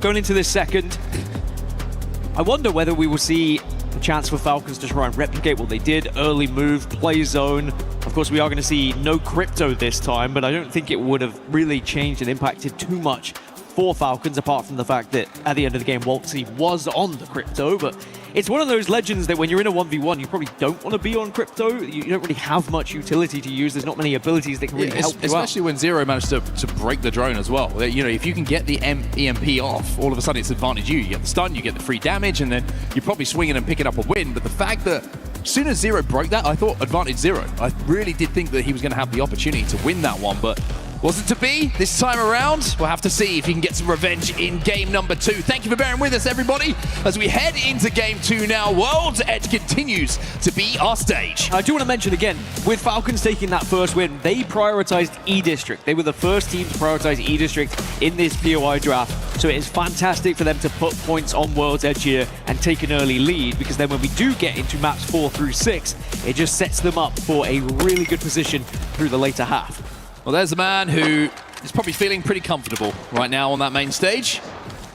Interesting discussion I saw online yesterday about arm resting controller players down. Waltzy is one of them, and his response was posture. Yep, got to make sure you're backstage straight. I also saw an interesting discussion of you and Waltzy arm wrestling, and I'm still curious. How do you think that one would go? Maybe at the 2027 Esports World Cup. Ooh, okay, we'll start to tease it a little bit. As it looks like we're going to be heading I'll give him a chance to do a little bit of training. Yeah, he needs it. He needs it. We are going to countdown. We are heading to countdown. This is where we're going, everybody. Virtus.Pro going to be pretty happy with that. It's interesting to see what side of countdown we actually pull. If it's going to go in towards Fissure, it doesn't look like those back buildings will be in, but we'll have to see if it does pull that way or if it continues towards countdown. By the way that Virtus.Pro seem to be positioning themselves, it does seem like a northwestern pull is what they're expecting. And we are going to have a Seer ban going into match 3 as we kind of expected. It was pretty close, actually. 16 Seers, 15 Watson. So Watson almost teetering over the edge of being able to change how this one was going to go. Watson going to be very important as well. And it is interesting, isn't it? As soon as you lose crypto, suddenly everyone's off Caustic and onto Watson because they're like, oh, our fences are going to work again. Here's a man of, I would say, a more traditional grip of the controller under the desk. That's how I do it, Dan. Sure you do, as now Aurora, a slightly quiet game in the first, only the 6 points they were able to put on the board. You mentioned it, they were a little bit aggressive, they were able to win the engagement. But again, if you mistime things, if you are aggressive in the wrong moment, third party is always going to be there as a potential to lose out on. And they're going to be going for the traditional tried and tested Alter and Seer to work together. As Flat also were a bit of a nuisance in the previous game as well. They put 9 points on the board. They were able to get to the late game, but sadly they kind of tried to wedge themselves in between a lot of teams who had already found priority. And in the end, they just got ganged up on. So the last thing we want to say about it, Accuser is the perfect combination of both of the techniques that we've talked about previously when it comes to holding the controller. As Flat make their way. This is interesting though, the fact that the zone is going up towards the northwest of World's Edge here is good news for the people who had to travel a long way last time down towards Stacks and Dome. Shopify Rebellion, one of those teams who had to make a long rotation towards it. Wolves Esports as well had to make a long trip towards where that zone is going to be going. This time they got much better prio towards that zone. Falcons, different story though. They have to walk, trail least stepped upon to get somewhere near this zone, and they're going to go via a couple of Evo Harvesters, but they've got to be careful here because SAUL are shadowing them at the moment, and if they're not checking their backs, could be caught off guard. Well, again, it's a similar situation to a very similar position that we saw in the previous game, where just two teams making sure they get the Evo Harvester. Looks like they're going to leave each other alone, but these two teams not leaving each other alone. Wolves in Team Liquid, massive fight going down. A team who came second in the previous, now going up against Wolves, and we know how good Wolves can be in these 3v3s. Zero down to 1 HP. Panic's going to peek and do a lot of damage with that RE45, but it's all about the first pick in these kind of fights. And Great Kong is flying through. It will be traded out though, but Panic could not jump back through that portal. Zero now with another chance to clutch. He's in his second 1v1 of the game. And you know full well, after the last feels one, good. He was never going to lose that one, but sadly, someone else comes and rips it right away from him. As Liquid is... He is not happy. They are not happy. They are very frustrated about that. He is not happy. He's saying, why have you inted us?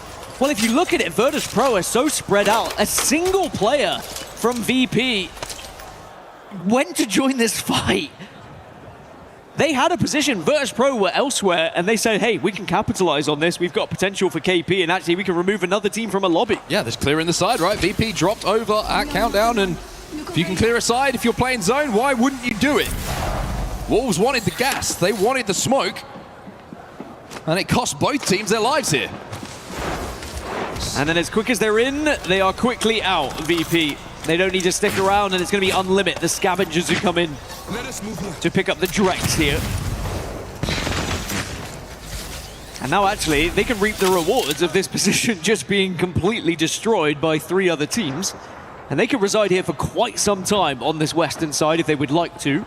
Zone isn't going to finish over here though, so they will have to move a little bit further in towards Countdown, I would imagine.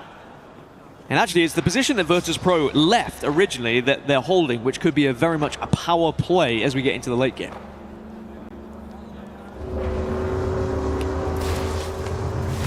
Well, GenG on your screens right now, skirting around the edges of zone.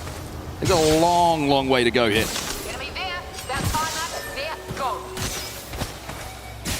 They're actually heading all the way out towards Overlook by the looks of things.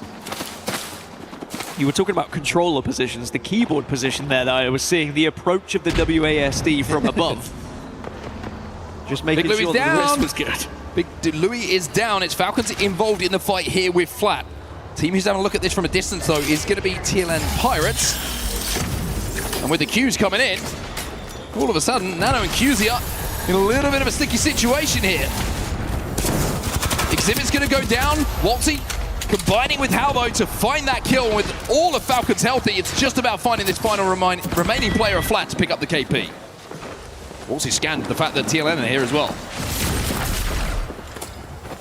That's why we're seeing so much Seer as well with the loss of crypto, the amount of information you can gain from Seer and that Q in particular, as Falcons will continue to arrive through Skyhook. Now, Zone has moved away from the northwest of Countdown. It's actually kind of moving back down towards Landslide almost, so... That's a big pull. Yeah, Kirisame Havoc are going to be very happy with that one when they realize, as we have a look across to SAUL. They're also going to gain a little bit of information from this survey beacon, and they're going to see where people are currently residing. The interesting thing about this zone pool is the fact that everybody was playing for the Countdown Northwest side, right? And so all the teams have now stacked up on that side of map. The teams who are down on the southern side, as we can see right now, they don't really have to worry about their backs because it's completely clear because they arrived so late. So everybody now who essentially had prio is now in a traffic jam on that northern side. They all have to come back through Countdown or wrap round before that zone starts to close. It is havoc for everybody who basically had prior to this zone. Kirisame Havoc have a ring console there at Landslide as well, so they know full well now where this pull is going to be going, whereas for a lot of other teams, they won't have that information. The likes of Virtus.Pro, Vision, Dogred, for example. Even though there is one ring console at Countdown, I doubt anyone has been able to use it. I wonder if one team did manage to use it, left, and then everyone else, you can see the likes of Shopify Rebellion are leaving, S8UL just immediately left, and are playing off of that information, seeing a prio, what they believed a prio position to be, all of a sudden disappearing. This is a little replay of what happened between Wolves and Team Liquid earlier on in this game. Zero winning the 1v1 versus No Name, but nobody really won when it came down to the results here as Prestige just poked through that portal and finished things off. Much to the dismay of Team Liquid. Zero wasn't happy. He was not happy. Not a happy. It's funny because the kind of things that you would type in the lobby after the fact, you can now yell through the arena. I don't think you can, actually. Yeah, I'm sure some of those things that are typed in lobbies will lead to your imagination. So S8UL are going to be happy, and actually with the pool that we're talking about, the position they find themselves in, they will be able to reside here for quite some time. They're set up shop. They'll be able to deal some damage to the teams who are going to be arriving a little bit later. I actually do like the position from ZIPLINE MAFIA as well on the southwest, because not only can they move into zone later, but they can hold out UNLIMIT and potentially pick up some KP too. Yeah, Shopify got to be careful here because Neo are actually wrapping behind them at the Vault Tunnel. So Koifel, who was up on that tower, kind of focusing his attention, I see a joke in there somewhere, onto S8UL. Now has to be careful that he doesn't get shot in the back. TLNP. I will learn how to say that fluently by the end of this tournament. Still struggling though, still just the 5 points on the board throughout the group stages at the moment. Hitting this survey beacon though is going to let them know where everyone is, but outside of zone at this point, this is going to be a risky evac to make. You might not have to say their team name past the group stages at this point. We need to see more from the Pirates. To put it frankly, they have just not been good enough, as they are going to hurtle their way through the skies over the likes of Team Falcons here to try and get ahead of them. But Falcons are quite spread out through Skyhook, and all the meanwhile, Neo are also coming through from Vault Tunnel. As Falcons, they'll utilize the portal to make sure they get back to a 3 here. Very smart and intelligent play so they don't get landed on. Yeah, Kynez actually had to wall back to his teammates. I think they tried to pick off Guild, who they thought was isolated on his own on the top of that building. Guild played it well. The rest of Falcons regrouped. And now seeing that zone pool, Falcons probably playing for that northern side that we were talking about earlier, the Countdown side. Now have to rethink completely how they approach this zone. So they've gone from moving all the way from Big Moor towards Countdown, wrapped all the way to the north of the map, and now they have to go back down to the south. It is going to be some serious mileage. And the step count is going to look good for the Falcons boys. I wonder if Neo will go back through the tunnel as well, because they kind of came towards Skyhook because they saw the likes of Shopify Rebellion, but now they are going to be held out by 2 more squads, so they do have the option, if they would rather take what they think is more of a natural 3v3 back on that Shopify Rebellion side, whereas here it's so congested up towards Skyhook, and it doesn't get much better as you go further south. Dogred are waiting up towards Countdown. Virtus.Pro in that building we saw earlier, and Vision also are going to be up towards the Trials area, so Falcons, maybe they have an evac tower, perhaps they can go for a little bit later, but right now they are very much focused on Pirates. A lot of things to worry about here on in Skyhook. Like you mentioned, Neo are kind of hovering around as well. Yeah, it looks like they're committing to Skyhook, they're not going back. I mean, the fact that Falcons are trying to isolate this fight and they want to take it, I think the fact they got an armor check here is giving them the green light and the ghost signal, so to speak, to try and push this fight. But with Watson in the composition, it makes it slow. It makes it painful to try and get that initial damage and that initial knock. And with Neo still hanging around in the area, Falcons got to be careful here. They're going to open up the Nexus. They're going to go back. Yeah, I wonder whether they're trying to actually make Neo engage with Pirates here. Just a couple of pokes, a little bit of prodding to say, look, there's a battle happening. Why don't you come and join? As now round 3 is going to be closing. Everyone starts to need to move a little bit faster here. It's also Shopify Rebellion taking their fight against GenG on the eastern side. Ulti is going to go down, by the way, in that fight that's happening elsewhere, as you can see on your screen. GenG seem to have the advantage on this fight in and around the truck. Zicky and Dexter's still up, but so many teams in the area means that damage is coming from everywhere. And certainly coming from the RE45 here of Zap. Team Falcons been eliminated in the meantime, and Zap will clutch. He stays alive. GenG Esports will be eliminated. SAUL trying to take advantage of it, as also Falcons got eliminated on their rotation as well in 16th place. And it looks like Pirates are also falling. And Team Vision get eliminated, as now everyone dropping a very difficult zone. And Shopify Rebellion, they're just trying to hold on. Back to your feet, Soldier. Zainu's back up. The IGL's on his feet. The Qs are spammed towards them, though, from Neo. It's going to have to be a 2v3 for Shopify Rebellion, but the help's coming in from the lobby. SAUL say, don't worry, we're going to try and help you out here, Shopify, but it's not going to be enough, and it's not going to be in time. Shopify Rebellion are eliminated, and Neo now down to just one. And SAUL, they had backed off previously, but they see there is going to be blood in the water, and they jump on it. Pirates will finally go down, as now Dogred, SAUL, the last two remaining teams from all of that skirmish we just witnessed on the northern side. I think we lost 6 teams in that process, and there just wasn't enough room for everyone to be able to escape. So SAUL and Dogred will kind of size each other up, but it looks like they're going to back up away from each other. As now actually we turn our attention to AURORA, VP, and Enter Force 36, who are all in the same kind of area just on this northern tip of Countdown. The zone is pulling out into the open on the west side of Landslide. So all these teams are probably thinking about KP. Get the placement through killing the teams on this side, and then we'll see if we can make our way towards zone. And you can see AURORA's game plan, the fact that they're still on blues, they haven't been able to put out a lot of damage. They wanted that early rotate to what they believed would be a good initial spot.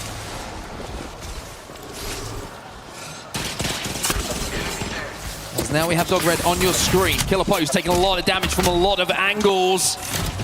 Finds a rock to pop a battery, and I think he managed to get it off, but SAUL are hunting them down. Winner of this team is probably just going to walk on into Heretics and Havoc as well, by the way. So the 3 KP could be very important. Because most are likely to die on this rotation. There's just not anywhere to really hide. A lot of open ground you're going to be forced into. Yeah, SAUL looking for the KP. They're going to find one of them, and I think they're going to find 3 of them, because it's not looking good. As VP will be eliminated elsewhere, SAUL just looking for the final remaining members to put these KP on the board. Fafa Feast is going to be the last player alive. But he's inside of zone behind a knockdown shield. You wouldn't believe he's going to last too long. Legacy trying to force his way towards zone, but the zone is claiming victims at the moment. 8 squads remaining, but that's another placement point for SAUL as Dogred will fall. Legacy might be able to get a shield swap here just to survive a little bit longer, but AURORA probably going to find the remaining pieces of that. But even AURORA struggling as well. Actually, AURORA go down first. SAUL may be able to survive as the solo, as Dino have also been able to force their way on the southwest side. They take down UNLIMIT. Dino actually take one of the best spots in the game now. They are away from everyone else in the lobby here, and they will be the only team in the zone. Yeah, ZIPLINE MAFIA were close to them, but ZIPLINE MAFIA now down to a solo. So J Future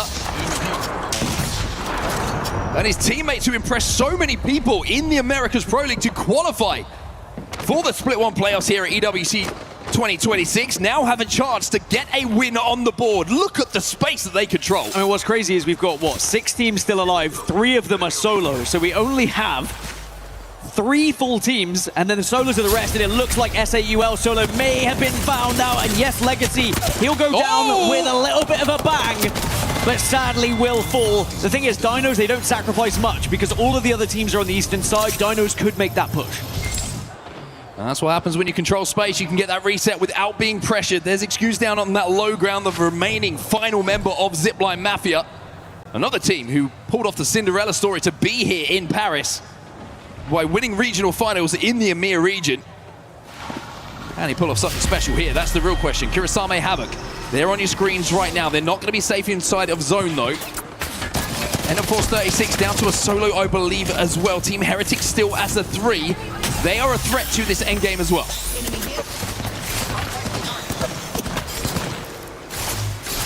Now, we have seen some crazy things happen already from Solo Rats, but Sia wasn't alive in those games. He was banned. So it's often that you will get caught out here, but ZIPLINE MAFIA have been able to stay alive, find that solo. Is now Dinos getting aggressive onto Havoc here and trying to make sure they rip another 3 from the lobby. DJ Killer has gone down, but they should be able to get the reset here, especially with the constant spam of the Q coming in from Seer. He wants this KP to hear J Future, and why wouldn't you when you're shooting this good? End of Force 36 have been eliminated. We're into our top 4 now. Kirisame, Havoc are down. And it's going to be a 3v3 for the win here. Team Heretics versus DINOS. Team Heretics, who finished last yesterday, have a chance now to try and put a win on the board. They've taken a lot of space, and actually they have utility to work with. They also have the exhibit down, but I think it just got broken. Which means those wall hacks won't be as effective. DINOS, though, what a swing that is from Chaos! First knock comes on from the R99. The second one comes in from the Prowler of J Future, and DINOS get their win! They will be the champions here on World's Edge. DINOS, the new blood, the first LAN, and it doesn't look like they are out of place here in Paris. And I tell you what, they have a legend behind them as well. The Kashira popping up. How about a Kashira as a coach? Been involved in many historical ALGS moments himself, and can he coach DINOS to one of their own? Maybe that was their historical moment they'll be able to think for quite some time here. But why not go one better? Keep on putting points on this board and get yourself towards those finals. The story is, always love seeing the underdog come through from Pro League, through regional finals, making it to LAN, making it to EWC, making it to the Split 1 playoffs, and then having their moment as well. What a moment that is for DINOS. Coming through and taking the win here on World's Edge with such a talented lobby. So we'll lose Sia going into the next. That's great news for the Rats. It was still kind of insane in that final circle. We had 6 teams, 3 of them were just solos. But in the end, it was Enter Force 36 who were the last surviving solo, I think, and were able to put on, you know, quite a considerable amount of extra points when you think about it. If you're able to go from 6th place to 3rd place, those points differentials could be important when you get down to either surviving or getting through to those finals. Yeah, we're going to talk about that zone bounce a little bit as well, because I think everybody in the lobby was caught off guard by that. No surprise to see so many teams initially with that zone, where you're positioned, thinking there has to be a countdown zone, even like a northwest countdown zone. I'm not sure if the edges of the zones were touching, but it looked incredibly close. And then to see that bounce back, I mean, where we actually ended up felt like the furthest point away from where I believed, if I'm honest with you, that end game was going to be. Yeah, you weren't the only one. A lot of the players, they had predicted that as well, especially with the zone. It looked like it was touching on the northern side, so naturally you're going to play for the north. But in the end, DINOS, a fantastic 3v3. They were very confident in their engagement. I think the important thing you noticed was the exhibit wasn't able to be put into full effect from the side of Heretics. But still, a 2nd place for Heretics. They're going to be delighted with that one, especially considering what a dismal day they had yesterday. Yeah, it's a tough one yesterday, but things started to pick up a little bit here in game number 2. We've still got, of course, 4 games to go in our group B and D combination that we're seeing in this lobby right now. So a lot of Apex Legends still to be played, but only one more map here on World's Edge before we change things up. Let's take a look at the leaderboards, those down. That's the match results from the game we just saw. Yeah, how about that? 15 kills for DINOS. What they were doing on that southwest side and the way they bullied teams, incredible to put a total of 27 on the board. But of course, a lot of teams not able to still put up any points. I'm going to point out Shopify Rebellion. You know, they were in that truck, they won that fight. Sadly, they couldn't stay alive. If you do leave it that late when you are contesting for some of those areas, there's always going to be that potential. Falcons also couldn't make their rotate through from the northern side either. Skyhook got a little bit too congested, and in the end, they fell to the zone. A bit of a rough one for a lot of teams. Just reading the lobby chat here, I think it was a surprise to many people that the zone pulled the way that it did. For the benefit of my, I would say, future. Not going to reveal what's being said in the lobby chat, but it certainly does kind of feed into what we were saying with that zone pull back. And I think when it does pull back like that, if you are an edge team, if you are arriving late, it's almost like a gift, right? Because you're looking at that game initially, you see that zone, you've got a long, long way to go, and you're not thinking you're going to have a good spot to play, you're going to have to fight your way in. All of a sudden, with the traffic all building up on one side, it becomes an easy, free KP game for you with everybody fighting each other towards the spot that you hold. And what a different top 3 it would have been had that zone have moved to where people thought. DINOS, for example, they would have been held out on that southwest side. They were able to double back on themselves once they realized the zone was going to be pulling their way, and they capitalized being on edge. They were then able to get kills on the teams that tried to get out of their direction.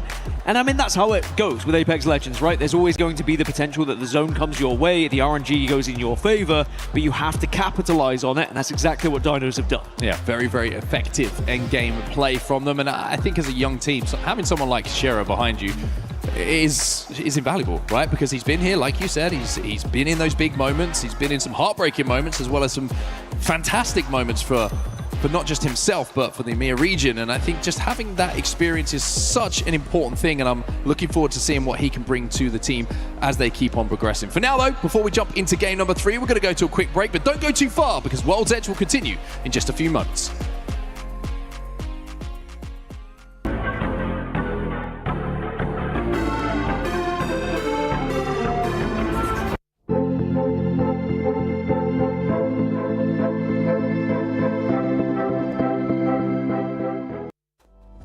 Welcome back, everybody. It was the quick break, of course, and we like to not keep you waiting. We try and get in the games as quick as we can. ALGS Split 1 playoffs does continue now as we head into our final game of World's Edge, Dan, and I'm looking forward to this one. I think it's been an interesting lobby. We've had one zone that was an old zone, and I mean an old zone. That truck zone takes me back to like early ALGS days. I haven't seen that one in quite some time. And then we have that kind of bounce back zone that we saw. I think it's keeping our players and the IGL certainly on their toes here. Yeah, and you were mentioning it, like the in-game lobby chat, the kind of IGLs, they always have the time to question other IGLs as well. It wasn't just about the zone pool, but kind of like, you know, why didn't you leave here? Why did you leave? Why did you in? And it's so funny, the ego contests that you have between IGLs about the way that the game should or shouldn't be played. But in the end, it's the series results that matters. It's how the scoreboard looks. And DINOS, the newbies, the new boys on the block, 33 points now take the lead. Yeah, very, very good start for them. Team Falcons and Team Liquid in behind. No surprise, to see two of the biggest names in the ALGS right at the top here, but we've got to look down the bottom again. This is the worry, and I think for Wolves Esports, the fact that they had the first draft in the POI draft here on World's Edge, they're going to be a little bit disappointed with what they've got on the board so far. Yeah, they need to do better going into this third one because it's going to be far more difficult on E-District, you would think, just from the POI that they were going to be playing of. That being said, there is always the possibility the zone could be a little bit more kind to you going into those next 3 matches, but it also does, you know, it makes you question yourself a little bit. You've had 2 games, you've not been able to put much points on the board. Should you be more aggressive? Are you being too aggressive? Are you taking fights you shouldn't at the same time? Yeah, I think Liquid might have something to say about that one. They're too aggressive in that previous game. We saw the reaction coming in from Zero after he was forced to clutch the 1v1. I'm going to be honest, I think that they should have done that, right? VP should have capitalized. Oh, VP should have capitalized on that. I'm saying Wolves probably... Is that fight worth it at that point in the game? Absolutely not, no. But at the same time, could Liquid have maybe backed off themselves? They felt like they had to take the fight. It's a very difficult scenario to put yourself through again, and hindsight is always going to give you more time to think about it. But Virtus.Pro in the end were the ones who really took full advantage. Virtus.Pro were big fans of it, either way. Whoever won that fight, they were there to clean up the final pieces and put those easy points on the board. I think for someone like VP, though, that's like the ultimate frustrating game, right? You see the ring pop, you see you land in a countdown, you've got a console, you hit it, you're like, awesome, we've got a great prio to this zone, this is going to be right on top of us, we can play exactly where we want to for this end game. And then to see that huge shift down to the south, that's a heartbreaker. I think those kind of zones as an IGL, as a team, they're the ones that hurt the most. It's not the ones that, like, the zone pulls towards you and you don't make the most of it when you have a good spot. It's the ones that, like, I feel like I should have been guaranteed a top 5 just from having that zone pop early, and then you're like, okay, now I'm in one of the worst positions. How have we found our way into that? Yeah, sometimes you think, should I have hedged my bets and should I have gone somewhere else? Should I have been able to put myself in the middle in case those zones were able to pull out? But it's so much about intuition, it's so much about repetition as well. What have I seen? What have been the latest? And a lot of it comes down to superstition, if I'm completely honest. Oh, I've seen these zones so much recently, I've got to play here. But then you get to LAN, you get to tournaments, and everything changes. And the one thing we haven't factored in, of course, is just a bit of blind luck, Dan. Sometimes you gotta hope that RNG goes your way, and it didn't that time around for Virtus.Pro. As we head into the final game now of World's Edge, we're ready to get the action back under the way, get those guns firing and those abilities finding their way across World's Edge. And Dan, looks like we're going over to the west side of World's Edge here. We could be going for a little trip towards Mirage Etoile. Yeah, it's a somewhat similar rotation for a lot of these teams who are going to be on the eastern side, but zone-wise it is going to be pulling a little bit further, you would imagine. I mean, there's still a chance it could be full. It could just pull right back towards the landside side again, but shouldn't, considering where this zone is touching. So Dory are going to have ring console over towards Mirage Etoile. They'll be able to be the first team to really set up shop. Liquid as well, also be able to do more of the same. Now, we are starting to see more Valkyries starting to become part of the equation here. Not a ton. It is going to be Maggie as the main difference maker, which again follows the exact same legend bans that we've had so far in the previous series. I think every single series we've had so far actually has been exactly the same. Crypto into Sia, then into Maggie. Yeah, we've seen a couple the kind of exceptions to that is a little bit of Wraith. We do see a Pathfinder in there as well. Also Sparrow being run by UNLIMIT. And Sparrow Bangalore Alta actually for UNLIMIT, so you can see what their game plan is. Yeah, UNLIMIT, the only team not running Maggie by the looks of it. Even the Pathfinder and the Wraith that you mentioned has been run alongside Maggie. She has a 95% pick rate, so expect a lot of riot drills and wrecking balls going into this next one. And actually, if it is a Mirage Etoile finish, that could be a fun one to watch. Team Liquid are in a good spot to start off here. They're over at Lava Fissure. Should be able to... The good news for them is they don't have to worry really about anyone rotating in from that west side because of the fact that that's the edge of the map. Nobody's going to be able to get there. VP close to them, hoping that they can find a better spot this time around and get a little bit more RNG going their way when that zone pulls. Well, Liquid maybe just going to be worrying about Wolves and when are they going to arrive, and are they going to be a thorn in their side? For Dory, they haven't been able to loot too much on Mirage Etoile. I'm going to be honest, I don't like the loot on Mirage Etoile. I actually find it to be one of the most annoying POIs to have to play. Mainly because my headphones are usually too loud and you have to blaze music at yourself just to get any loot on board. But you get overstimulated, I do. So. I mean, honestly, if it was a final circle on Mirage Etoile, I'd just press the button just to try and annoy everybody. Well, elsewhere, away from where we're seeing our end zone potentially taking place, we're over at Climatizer where we have Team Vision.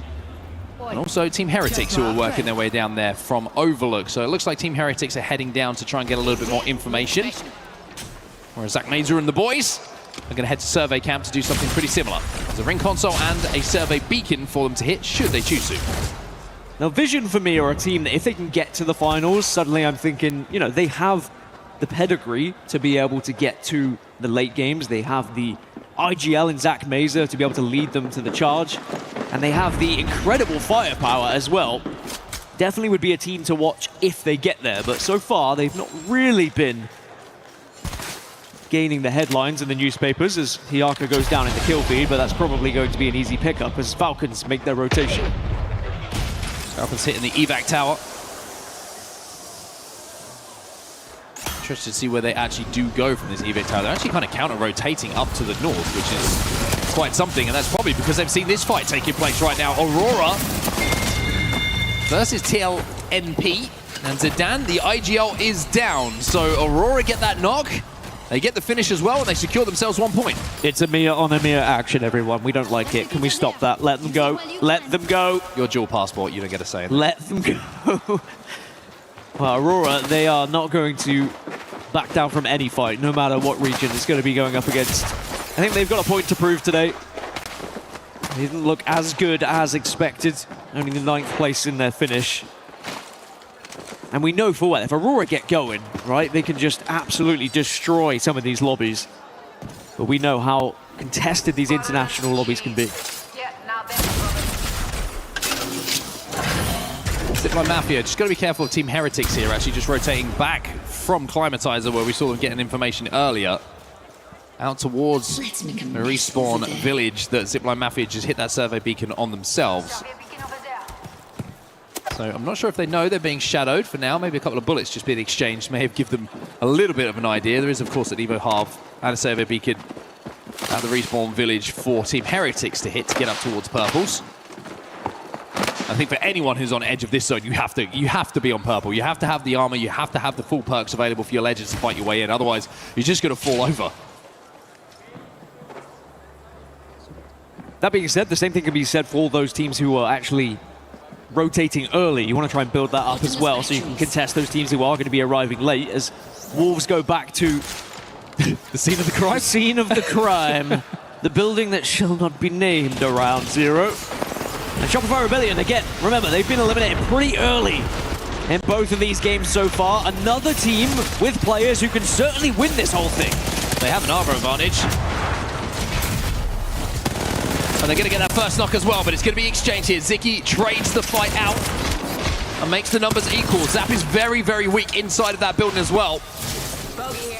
They're going to take control of this door as well with that Watson fence. So Shopify Rebellion a little bit trapped inside of the building right now. And I wonder if they're going to try and queue out here by using Ultra, if they're going to take the straight fight. Zap is going to be down. Shopify Rebellion are going to be down, and Dexter and Ziki will clutch. Shopify with a slow start here. As GenG will pick up that team fight and pick up those points. Look at where the zone's going, by the way, Dan. We have pulled a little bit to the north here of where Mirage Etoile is. So Team Liquid in a fantastic position, but guess who's at their back? I was going to say Team Falcons, but I guess my second guess would be Wolves Esports. It's Wolves Esports. Just to try and piss them off again. As I feel like a broken record, but Shopify Rebellion, it's another slow start for them in competition. Seems to be happening a lot lately, and whilst they definitely have the capability to catch up, and perhaps matches 4 through 6 will be a little bit better, they are not making it easy for themselves. By the way, S8UL now trying to capitalize on the damage that was already done to GenG, but I think they were a little bit late on arriving. GenG have been able to reset, so with that being known, S8UL saying, let's just get out of here. Oh. GenG letting them know as well. But this is not the way you want to be going. This is the map overhead. You can see on your screen now where that zone is pulling up towards the train tracks, probably towards the cart that Team Liquid are very, very close to. But controlling that building on the high ground is one of the only buildings that is going to be available. The Wolves are going to probably try and fight for it a little bit later on in this game with where they've positioned themselves, but they've also got Aurora Team Vision hovering around the countdown side, trying to wrap that north side. So a lot of business has to be taken care of as we jump into that area of the map now, and the Arca is down, but it's being rezzed. It's a 2v2 as well. They also got the knock onto Vision, so both teams being able to trade off. That's why you're seeing a little bit of a poke battle right now. Neither overcommitting. But now they're both back up to a 3. You can see Lota just got rezzed on his birthday. Happy birthday, there's your present. No more!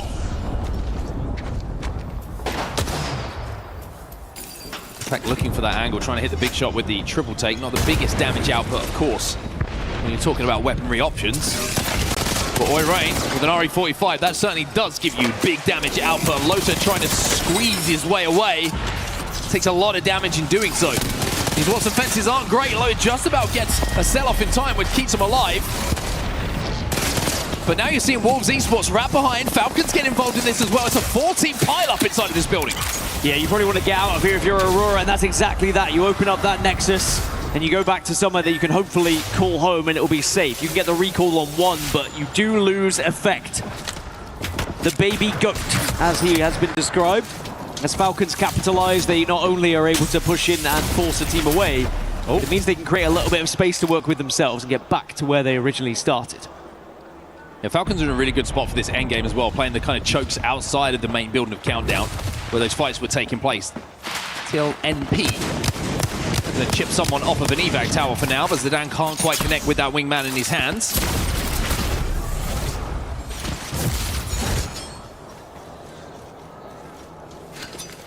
And they have to walk across this bridge to be safe themselves, but this is going to add up to the pile-up that's happening on this side of the map. In the feed, by the way, Zero just got knocked by Hal from a distance with a 30-30 repeater, but he should be safe to be picked up here. Well, as we check in with Pirates, they've been struggling so far. Let's see a little bit of a listening with them and see maybe if they can find their way into zone. Они с Меги, пацаны, не будут нас дросить сейчас. Меги нам ничего не сделает, она полностью не выжигает все. Не застрою. У тебя будет книжка? Нет, это квертник. Окей, все гуд. Так, теперь нам надо... Тебе надо квадратик будет потом начекать глазками.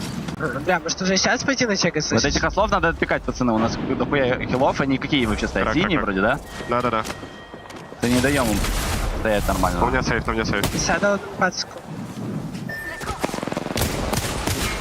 Пикнем по правой. Главное не нокать, да. Раз, два, три, го. Давай. Вот там катух. Не зря он пикает, пацку. Вот мне сейф пикает, 70 дал. Нет, не горит. Я вернулся. Лево не вижу. Бля, вот там мне лучше играть будет? As we see the fight starting to take place, we saw Aurora and Dinos being eliminated. Both teams fall out the lobby. Dinos with the win of the previous game, but not able to repeat the success this time around. To be honest, I've been brushing up on my French whilst in Paris, Mark. And it sounded like they said, let's get some points on the board and kill this team. I'll get that confirmed by the awesome French fans that we have in the crowd, see if that's true or not. Please don't. Kind of now, getting behind Lota, but he's got Carter in front of him next. And it looks like Vision are in position to win this fight. The Pirates are down. They are sinking once again here. As Lota will be brought back to his feet. The reset is comfortable here for Vision. It's his third birthday present of the game, being revived. Greedy. Starting to get a little bit greedy now as Neo sending onto Flat here, and there's those wrecking balls that I was talking about as Flat down into 16th. No placement point for them. As Neo put themselves now up to 12 points and up into 10th here in the lobby. UNLIMIT just been eliminated as well as the pace just starts to pick up a little bit here. Falcons still in that position that we were talking about with the choke and the rest of Countdown to their backs. Wolves have got to move though. They're on that north side. They're playing from Lava Fissure. Remember, #1 pick in the POI draft. Dropping over at Trials. But only the 4 points to report so far. A couple of KP here onto Yans and the rest of Team Heretics might change the story. Heretics struggling in the moment, just taking a lot of damage as they cross over because it's not only Wolves, but Liquid are here as well. And Liquid will clean up Heretics. And now they suddenly divert their attention over towards Wolves. Revenge always tastes good as they get that first knock, but still 2 players alive, and Liquid want to try and clear this. Crazy Tom takes a huge amount of damage here from Panic. Zero flies in to clean up 2. The last remaining player is taken down as well by Sykes. And that will be Team Liquid picking up all those kills on the northern side. VP, though, have moved into position just below them. Elsewhere on the Countdown side, GenG on your screens right now, they've lost Dexter. GenG do have a Valkyrie though. They could try and just get out and over this one if they can find a position to actually take that skyward dive. But in the moment, they're just focusing on trying to stay alive because Vision are being so aggressive, not allowing them to stabilize. They just want to try and hold them out here, Vision. They don't want to let GenG pass. But GenG, hot off the back of a big team fight win, of course, against Shopify Rebellion a little bit earlier in this game, will want to take this fight. In the kill feed, though, Falcons are now being pressured, and Guild has been taken down. So a 2v3 for them to try and navigate. Falcons were kind of looking elsewhere. They were distracted. You get the knock very close as now Hal tries to hold on, but we're not able to do so, as now 11th place will be the finish for Falcons. As GenG still being applied on that pressure by Vision. 32 seconds left. Someone has to blink here in this fight. Otherwise, the zone is going to really become a factor. Dexter, Ziki, Team Vision gone. GenG win another fight here. I mean, that's so good for GenG. Not only do they put more kill points on the board, but it gives them options. They can walk in if they would like. As I mentioned, they have that skyward dive, but actually, if you look at the path they have available to them, they might have one of the easiest routes into this zone, aside from Team Liquid, who do find themselves pretty much central to where we're going to be finishing. Virtus.Pro also holding the tracks right now, or should I say, underneath the tracks right now. Yeah, VP's position is good for endgame and being involved, but as far as outputting damage, looking for KP, pretty tough to do so. And Prestis, who has a Kraber in his hands, is probably hoping he can find some slightly better angles to try and collect a few of those kill points. Dory, who we saw dropping over at Mirage, well, they're still here right now, but they're going to have to move in a few moments' time unless they want to try and play this corner, but it's a very, very tight area to play. Tick, tick, and a little bit of a boom. But Dogred are going to be right there, as we will see Kirisame Havoc get eliminated from the lobby at the same time. Dogred below them just trying to set up shop, and whilst they will be alive in this current zone, they're going to see shortly they're going to have to move a little bit further northeast. As we check back in with GenG, this was the walk-in I was talking about. They were able to approach from the north. They didn't have the skyward dive, and now they're applying a little bit of pressure on the teams in front of them here. Oh, the breach charge is good enough from Ziki. That's going to be ZIPLINE Mafia now out the lobby. More KP for GenG. Liquid might be next. GenG are not safe. Where they find themselves right now. Back over to the other side of the zone. Buffer doing his best dance here. 108's good enough though from Muscle. And a combination of damage coming in from numerous longbows will get that knock. Zinap in the kill feed, by the way. He's got a Kraber as well. 36 are going to get some business going. They probably really wanted to send this, but with the damage that was found initially, they had to back off. But this is not an easy push. They are fortified here at Dogred, and they are doing work, but finally they get through. Dory are unable to win it, but now Virtus.Pro once more are going to be there to potentially clean up these pieces. It's Prestis again. Prestis loves a free KP. Oh, wait. Oh, no. Not so free. Ozus, come and help me, buddy. I've got you, buddy, he says. Even with the stun damage, he's going to get the shield swap, but it's not the best in the world. But he'll get his teammate back up, and that portal is still down. Dogred will be eliminated. It's a bit messy, but it was good enough. It was, and it's allowed Enterforce 36 to kind of step up on them a little bit. Now GenG also under a little bit of fire here from Team Liquid, who have stepped out from their fantastic position they currently hold. They don't want to allow GenG to step up as comfortably as they have been. As he gets the armor swap, you can see Zero is trying to overextend here, trying to keep the pressure onto them. He doesn't want to let them reset. He wants to force them away from Team Liquid's position. Panic coming to join him now to make sure that that is going to be uncomfortable for GenG to move anywhere at the moment. The riot drill at least gives them a little bit of separation here as we jump now over to the other side of zone. E36 and VP looking to engage, and Prestis still hasn't got to pull the trigger on that Kraber. Team Liquid with a chance to be in first place going into the half here of this series. They are only 2 points behind DINOS now. As VP, they're looking to jump onto E36. And Jusnut should be taken down, but no! Obly with a Kraber his own onto Prestis. E36 will fall though, and it looks like they'll be able to get the reset here. Nobody is going to be able to wrap round to them because Liquid and GenG are engaged on the other side of the zone. Dexter last alive. And just trying to survive. Second place will be good for him here. Dexter wants to do his best Panic impression now, see if he can go unnoticed, unspotted, and avoid all this gunfire. Well, VP have that Kraber, remember. In the hands of Prestis. One peek and one bullet can change the trajectory of this game. And I tell you what, Sykes was pretty close to having his head removed there. Main difference in terms of composition here, we've got the Alter on Team Liquid, you've got the Wraith on Virtus.Pro. And utilizing that Wraith to just reposition a little bit here. Double ult cell being popped by both the Maggie. They want Dexter. Zero's trying to force this. He wants to make it a straight 3v3. They want the KP, secure second yourself, and that's exactly what they will do. But look at Panic, he gets forced through those fences. And even though he didn't go down, are they going to be healthy enough there to take a straight 3v3? Sykes is up on the high ground. He gets the gen down, but that's going to be wiped out by the R9 here of Preston. Sykes has to hold. It's great hold as well. He shreds through the shield. So well. Sykes has to be as aggressive as possible here. VP, Sykes has held the line. Almost single-handedly with that R99 in his hands, and now Zero gets the first knock. And off the back of Sykes holding, now he slides in for his second potential kill of this team fight. Liquid will win it! And that man in the middle held strongest. Liquid send themselves into first place after 3 here on World's Edge. 45 points over these 3 matches. And maybe, just maybe, that makes up for that first match that Zero was so disappointed with previously, because he has the last laugh as they go into the break. A great example there for people watching on how to control space when you have Godspot. How good were they at eliminating their threats, not letting them close to the Alamo that was their home. That building that was just where that endgame ended up taking place. Clearing that northern side, dealing with GenG, making it a 3v3, and then a huge amount of credit to Sykes. We've talked about Panic. We've seen what Zero can do. But getting that gen down on the roof, playing that head glitch, and almost single-handedly at one point holding off VP while the rest of Liquid got healthy. Sykes, you've got to take your hat off to him. And as I stumbled over the word aggressive, it was exactly what he needed to be. As soon as you've done that damage and you've had that crack onto the shield, by being a little bit aggressive, you force them back. You don't allow them to surround you. If he hadn't have been applying that damage, if he hadn't have been holding them off, he would have got swarmed, gone down. You're in a 3 versus 2.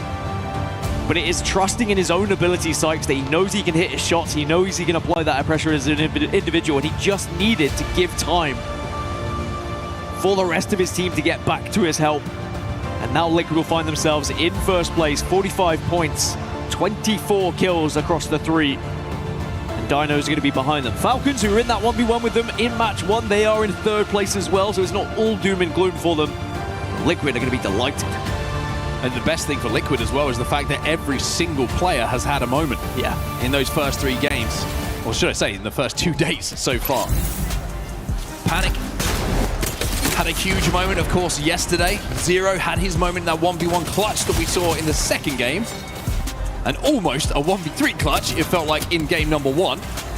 And then Sykes showing how to play the perfect Watson position and be the anchor for your team in those final moments. Think about how different it could have been as well for Team Liquid. You think about that match too, right? If they weren't sent on by VP in the end, if Wolves hadn't have taken that fight against them as well, they were in a pretty good position. We could have been seeing Liquid maybe 60 points after 3. Bear in mind, like 45 points after 3 is a fantastic total for them. If we were in the match point format, they would only be 5 away from crossing the threshold right now. Well, they were very, very close indeed to crossing that threshold. And one team who's crossed the threshold and got that win on the board after qualifying, of course, for the Split 1 playoffs is going to be DINOS. We've got a member of their team down on the floor right now with Rain Day. Who have you got for us? All right, thank you so much, Onset and Gasket. Great call there. I am here, yes, with a member of DINOS, although DINOS and him do not have common in age because this man is 19 years old. Jay Future. Some might know you as Future Streams if they were grinding some 3 strikes, some Apex Legends casual matches earlier on. Yeah, like 2 years ago. And 2 years ago, you entered 2 pro splits, Challenger Circuit, and now you're playing at LAN at EWC. Talk about your journey from where you were just a little bit ago as a teenager now to being here at this moment. Well, it's obviously a big difference playing in person versus online with Challenger Circuit. And with Challenger Circuit, you play for like 6 to 8 hour days, and here it's just a couple hours, but then you have so much like transport, which is also tiring. So it's a very different experience, but at the same time, it's kind of similar. The difference is that you can see all of your fellow competitors and how amazing they are as well.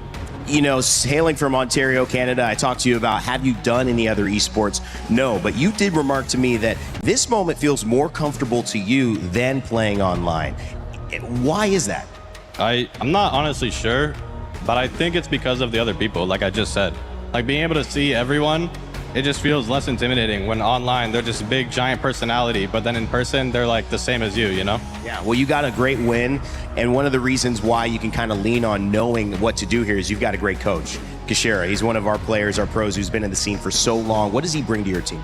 Kashera has brought us like an immense increase of intelligence that kind of like balances out our lack of experience since we're a newer team, and his immense experience and knowledge is like just transferred into us, and he's coaching us right now, making sure we're locked in every game, and like we would not be able to play as well as we are right now without him, for sure. Well, you guys have been amazing in Pro League. I asked some of our other pros, vets who I'd interviewed, who do you have your eye on DINOS? Of course, all of you guys, Chaos, yourself were mentioned, but DJ was highlighted as well, said this guy might be next up. What can you say about DJ Killa and his impact on your team? DJ's biggest impact is not just his shooting ability, it's his vibes, as we've said before in other interviews. He's a jolly fellow for sure, and he's always cracking jokes and keeping us our spirits up for sure. You know, I said jolly this morning. I said I don't say jolly unless I'm talking about Santa Claus, but now there's another jolly following me. Somebody else better not say jolly on this broadcast, otherwise something's going wrong. Jay, I want to just ask one more thing as we head into it. When you look at now in this learning experience you found settled, what are some issues, what are some things you're noticing that other teams are doing really well that maybe your inexperience needs to tackle or get more comfortable with if you guys are going to go far in this tournament? What is there to improve on over these next couple of days? I'd say our biggest problem right now, and something that a lot of more experienced teams are very good at, is knowing when to go deeper into the zone. Whereas we like to usually just sit still and kill everyone who's coming in behind us, hold them all out. Sometimes there's that opportunity to push through and you see a gap and you take it, but our lack of experience kind of prevents us from doing that sometimes. We're working on that, but I've seen other teams that are really, really good at doing that, so.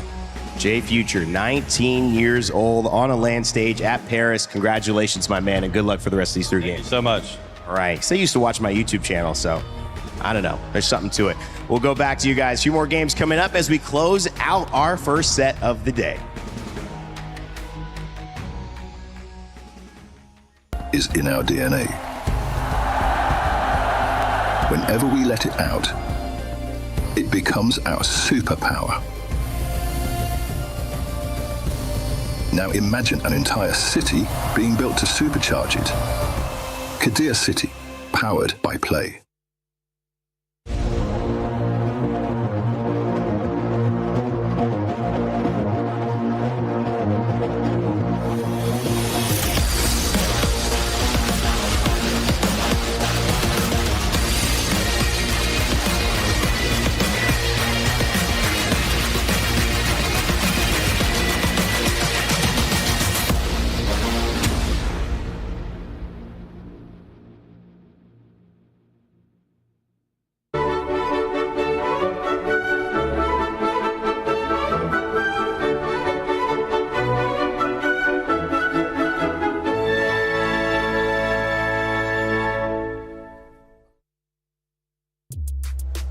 Team Liquid, I don't know about that drawing right there, but I know you guys have been performing great as you finish the halfway point of this series in first place. But we gotta go back and talk about DINOS because, man, the step up that we've seen out of that team go from day one now to day two, graceful. They're just wanting to shut people up.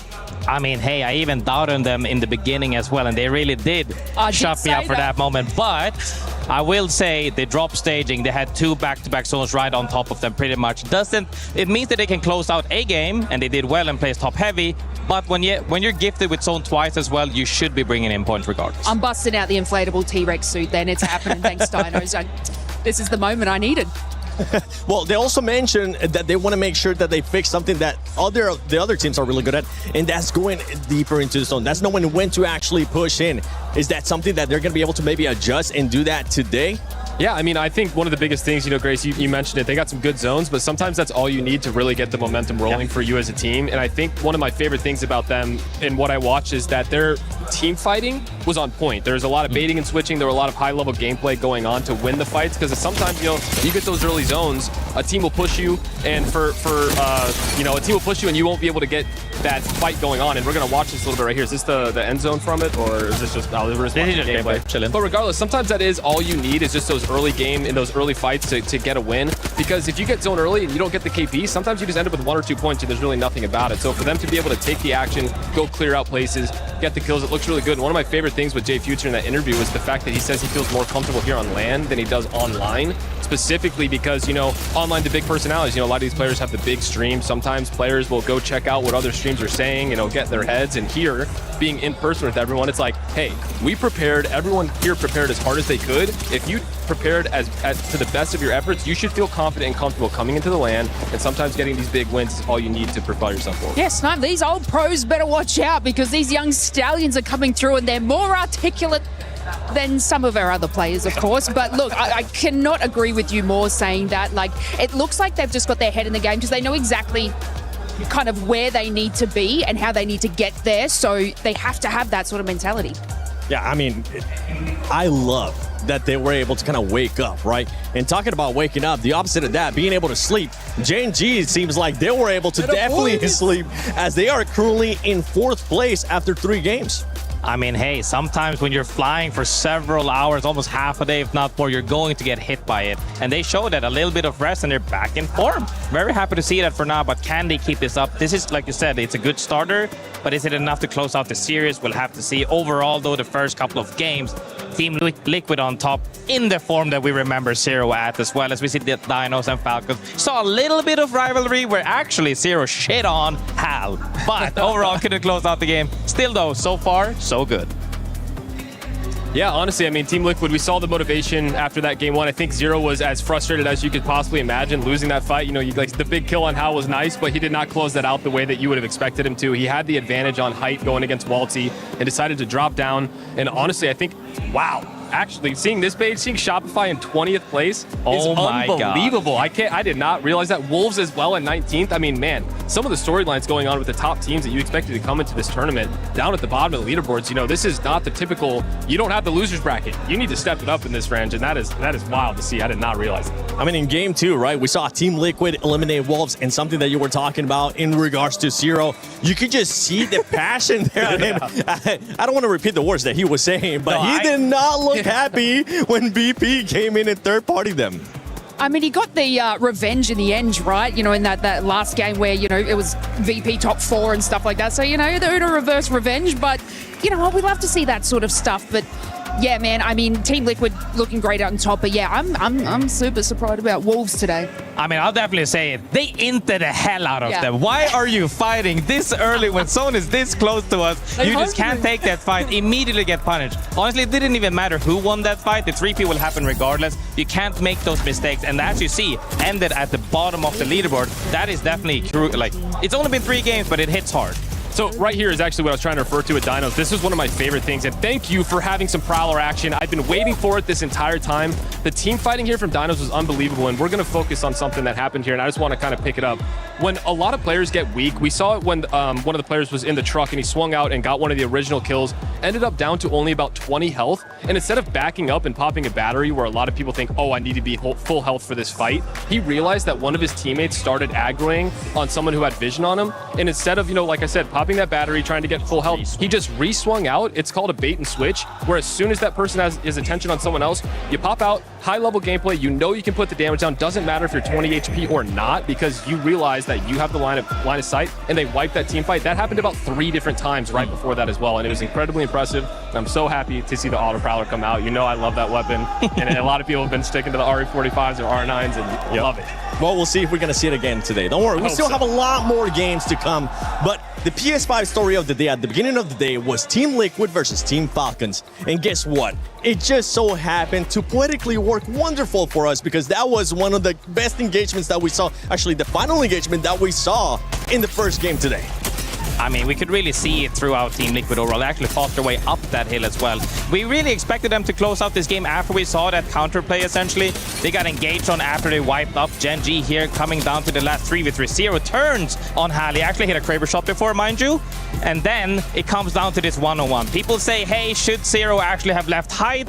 Maybe not. It still came down to the 1v1. He definitely did choke. I mean, you watched it, well, we missed it there a little bit, but Waltzy just followed the same pattern that he did, took that height, and that was sort of the end of them. So it was, just that copy and the...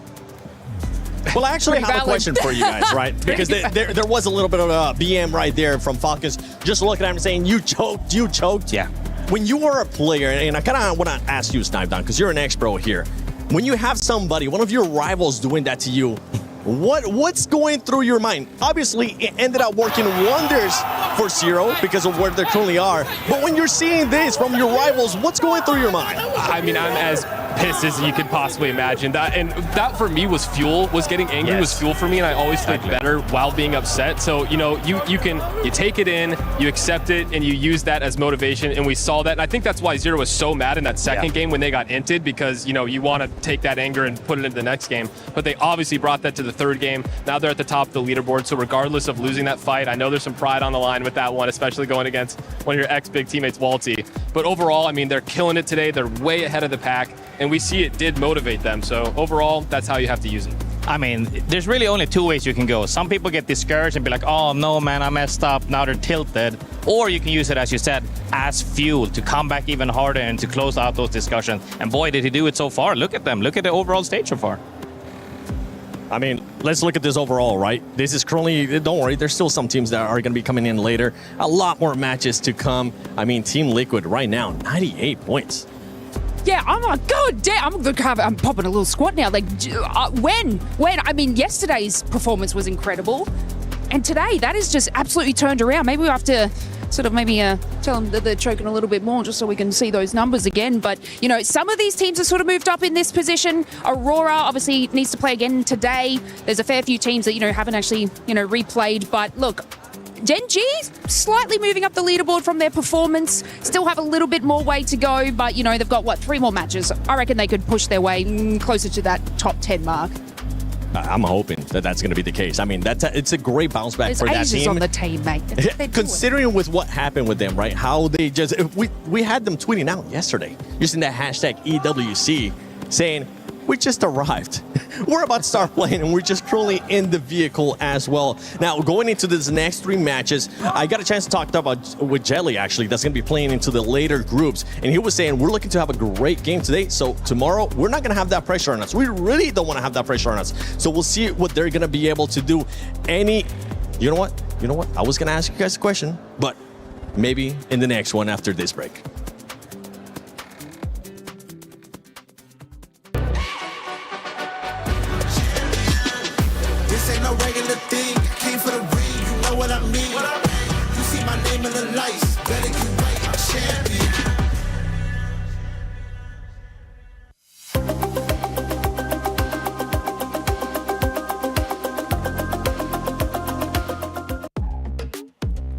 Welcome everyone to the Apex Legends Global Series Split 1 playoffs at the EWC 2026. I'm Vicky Kitty. I'm joined with my girl Spider Tiff, and we're going to be taking you guys through E District for our final 3 games between these two groups, Tiff, because it's been nothing but cinema all day long. And I mean, what else can you expect when you have these Titans facing off against each other? I mean, let me just tell you, I was sipping some coffee this morning and we were talking, is it going to be Hal? Is it going to be Zero? Who's going to be standing out in Group B versus D? But as we look forward towards E-District, you know, the Falcons didn't have the best E-District yesterday, but maybe we can turn the tide. When you look at the POI draft just ahead of you, a couple things are going to be changing. Falcons this time, they're playing from Heights as opposed to Stadium, which really isn't too big of a difference. They're just a bit further north. I'm okay with their rotations. You know how they were. They were all over the map regardless with resets and such. We got Team Liquid playing from Lotus as opposed to Resort. It's just going to be a little bit further east, different rotation from them. They don't have to worry about Alliance in this group, right? Because they were just further south of them, a lot of contention points there. For S8UL, a very zone-oriented team, I'm actually really happy that they were able to acquire Neon Square yet again. So it's looking to be maybe a little bit of the same as we got yesterday. My only hope for this group is that we don't see all of the southern zones in E-District that we got. We did get those 2 fun City Hall area zones, and those did shake up the lobby. You know what happens if you say that though, Tiff?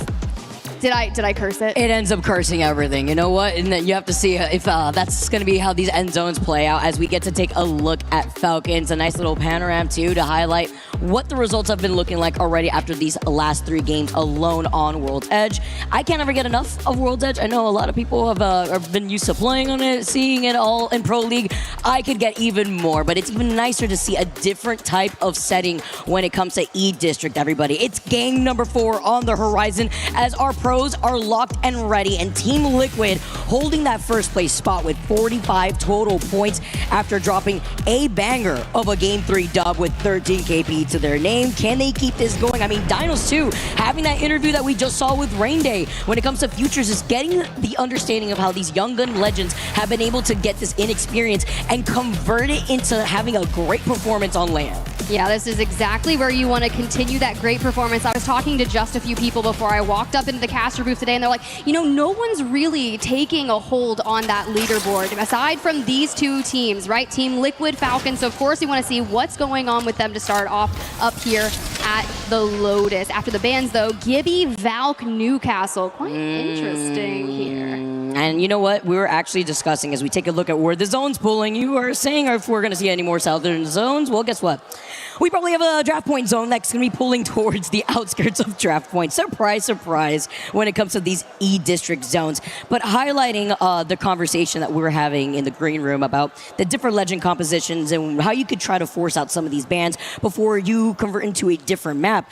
Would you rather deal with a Mad Maggie and the Riot Drill when it comes to coexisting on all these buildings on E-District, or when it comes to maybe a Gibby being brought into the mix, right? And it's a lot of these questions where when you usually see Crypto at 100% pick rate get removed within our 6-game series after game number 1 alone, it enables the likes of Watson. It enables the likes of having the Caustic out into the play. And that's why you're seeing a lot more of that influx here, as you get to see a lot of these Watsons, the Gibbies on top of it all. But I also like the inclusion of a different mix up here. It's the Axels also, the Valkyrie with a baby comp, and I'm not surprised because you have to have that human UAV when she takes to the skies in scanning which of these buildings in the late zone is going to be available for you to play off of. Yeah, I mean, totally. As we look here at Wolves, currently in 19th place overall on the day. Not the strongest performance so far out of this group, but E-District is their strongest map of the tournament. So taking this engagement here, being the only team to have their IGL on Rampart. Very identifiable. With the wall down and the mobile shield, we're going to have to find a way around. Two more of these teams now as Wolves are going to be able to hold on to the high ground of this bridge, but the action has not stopped as we take a look at ZIPLINE MAFIA on the other end of having to deal with the Axel. Tyraka, who is the first victim as he gets dirtied. Great start for ZIPLINE MAFIA. Not so great of a start, though, for AURORA, seeing if they're going to be able to reset fully here. And looking ahead, too, with the other teams who are also making their move. And this is what you can expect when it comes to these different compositions, too. You bring in the baby comp, you got the Valkyrie, and she's babysitting. It's going to be a different look as they're going to be able to find some landing spots with AURORA, who are now forced to play as a duo. ZIPLINE MAFIA are out for blood, and they're looking to capitalize. Well, I mean, if you've got excuse and effect being landed on with the white shield. That is so not good. The other player at least does have purple, but an easy cleanup for them to leave Aurora as a solo, their Watson player. They did have that information on where he was located, but for now, we'll see. We already burned the Valkyrie. 11% away from the defensive bombardment. But for now, you can just see GenG to the south, Falcons on the prowl behind them. They're going to keep hearing those shots and likely push up on this. I thought my screen moved over to the side real quick. I was like, all right, hold on. We got to look over to the other side here as ZIPLINE MAFIA now start moving forward. Talk about what's waiting for them, though, here. Shopify were also trying to get contested with the survey beacon while ZIPLINE MAFIA walking away after getting that KP with Falcons. You already mentioned looking on the horizon to see if they could 3P, but that's not the only thing too, right? Because you have that survey beacon and ring console once you come out of those bunker doors that you can see by ZIPLINE MAFIA. And they were able to quickly turn things around, and Aurora now down to just that solo. At least with Falcons showing up, it allowed that solo from Aurora to have some respite. So let's see if they're going to be able to fully reset while Falcons now move up towards that survey beacon ring console where GenG are at. Yeah, and the best part about that is the Falcons are running Watson, so they will be able to utilize that ring console. But however, GenG encroaching on that territory will stand tall for that time being. Team Heretics, on the other hand, they're on that northwestern side of the circle in which Team Liquid has been rotating into. You can see the enemy pings going about, but I'd love to go ahead and grab this Evo Cash prior. And they're going to do just that. They do have ultimates in tow in case they do get into an engagement with Team Liquid. If I'm Team Liquid, though, I want to focus on getting into that circle. Zero's zone calling has been impeccable on World's Edge. And that's why they've been able to find so much consistency so far within this group, keeping their first place spot, as Heretics were trying to mirror them originally before now trying to prioritize those objectives, boosting up those Evo shields as well as the information off the survey beacon. And as they are going to be able to move up towards that northern spot, other teams like UNLIMIT and ZIPLINE may be facing off against each other for the fight of that information too. Perfect cue here as ZIPLINE MAFIA lose out on one. Full 3 squad though, or 3-man rather, with UNLIMIT now moving up. They have the priority over on the survey beacon. No rest for you though, says Peace. Does the opposite of what Peace means after finding Kazakh again.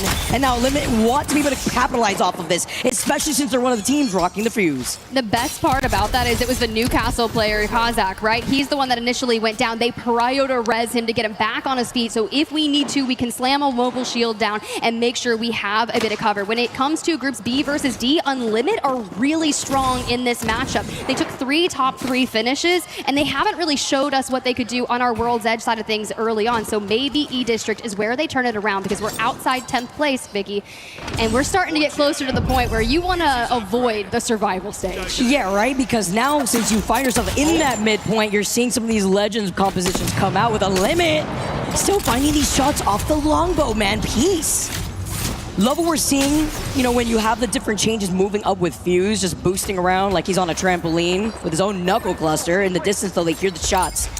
As Flat also get a knock in the feed. The Axel, though, going out.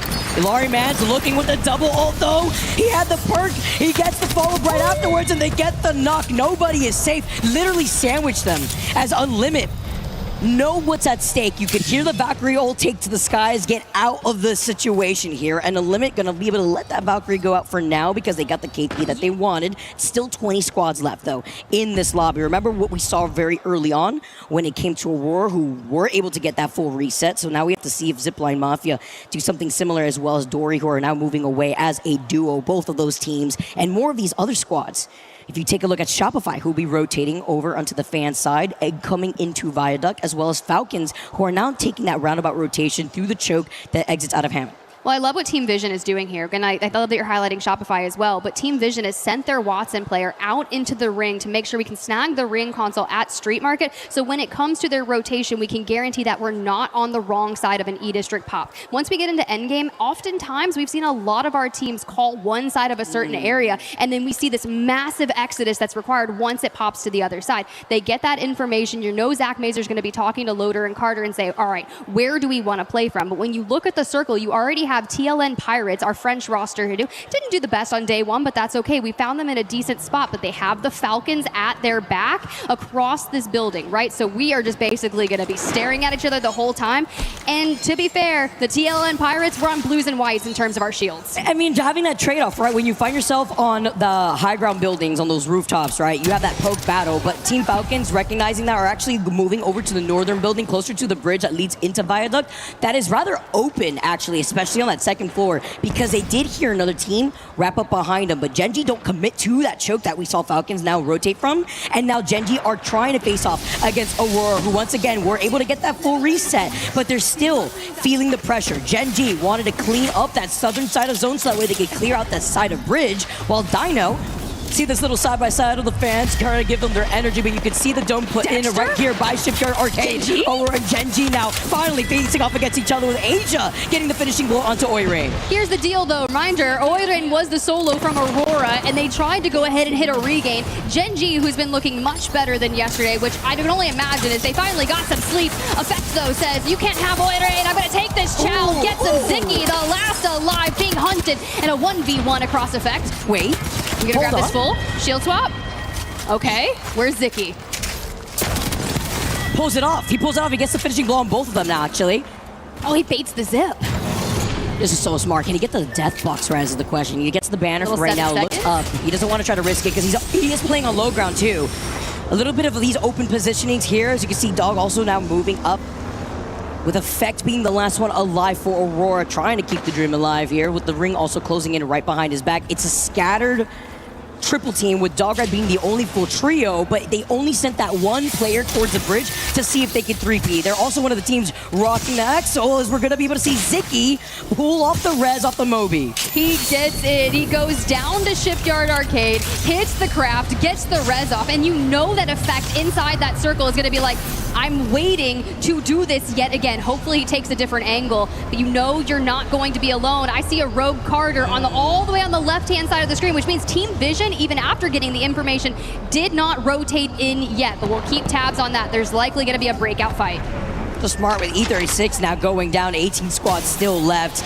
AURORA was trying to get away. They took the jump tower. There is no way. We just witnessed a drive-by. GenG said, Effect, not today. They pull off the res, they land on his head, and they take the rest of AURORA out of this lobby. GenG doing exactly what they needed to do. Coming into this series, they were sitting just one place outside that auto-elimination from not even being able to advance to the survival stage, and they're currently third in our series. But now as we pull up that circle, we talked about Team Vision. They're south, looking for that info from Shipyard Arcade. They'll have a clean rotate towards the north. The contention point will be Dogred. Over towards the east, you have Falcons set up with ZIPLINE MAFIA just to their side. And honestly, the French TLN Pirates, they've had a power position inside that next circle too. And playing very split too, right? Because again, they're also one of the teams rocking that altar. They have that TP set up inside the building in case they need to reposition quickly, sending one of their teammates out on top of the bridge where Shopify Rebellion are trying to coexist around them, just putting the pressure with Falcons being right alongside them. But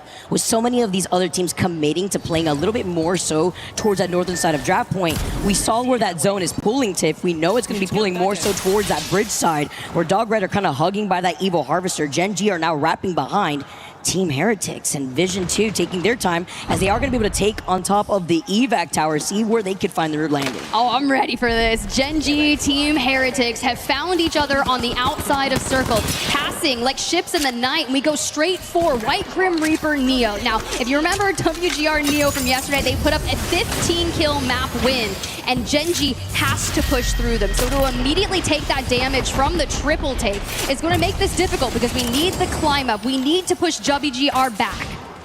And Neo are playing like out of their minds, trying to carry some of that momentum into today. Seeing with the way that Team Liquid have been able to hold on to that first place spot, one of the teams rocking that baby comp, though, in the middle of a lot of the action, with Shopify also neighboring to their south, as well as UNLIMIT, who've now moved up.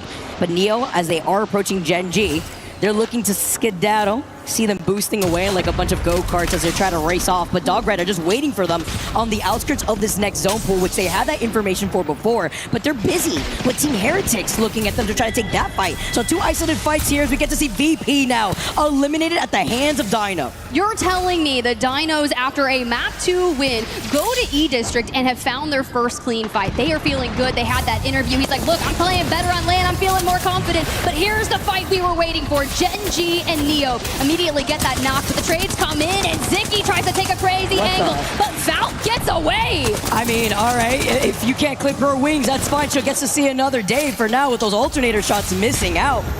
Aqua, though, gonna be able to try to deviate from trying to pull off this shield bat. Zicky dropping down like a hot potato. The fake out, though, dropping right in front of the door, trying to prevent the reset, now being the last one alive for GenG. The pings are coming out. You already know the comps are saying, let's just get reset here. But then the triple take from a distance is looking to grief them.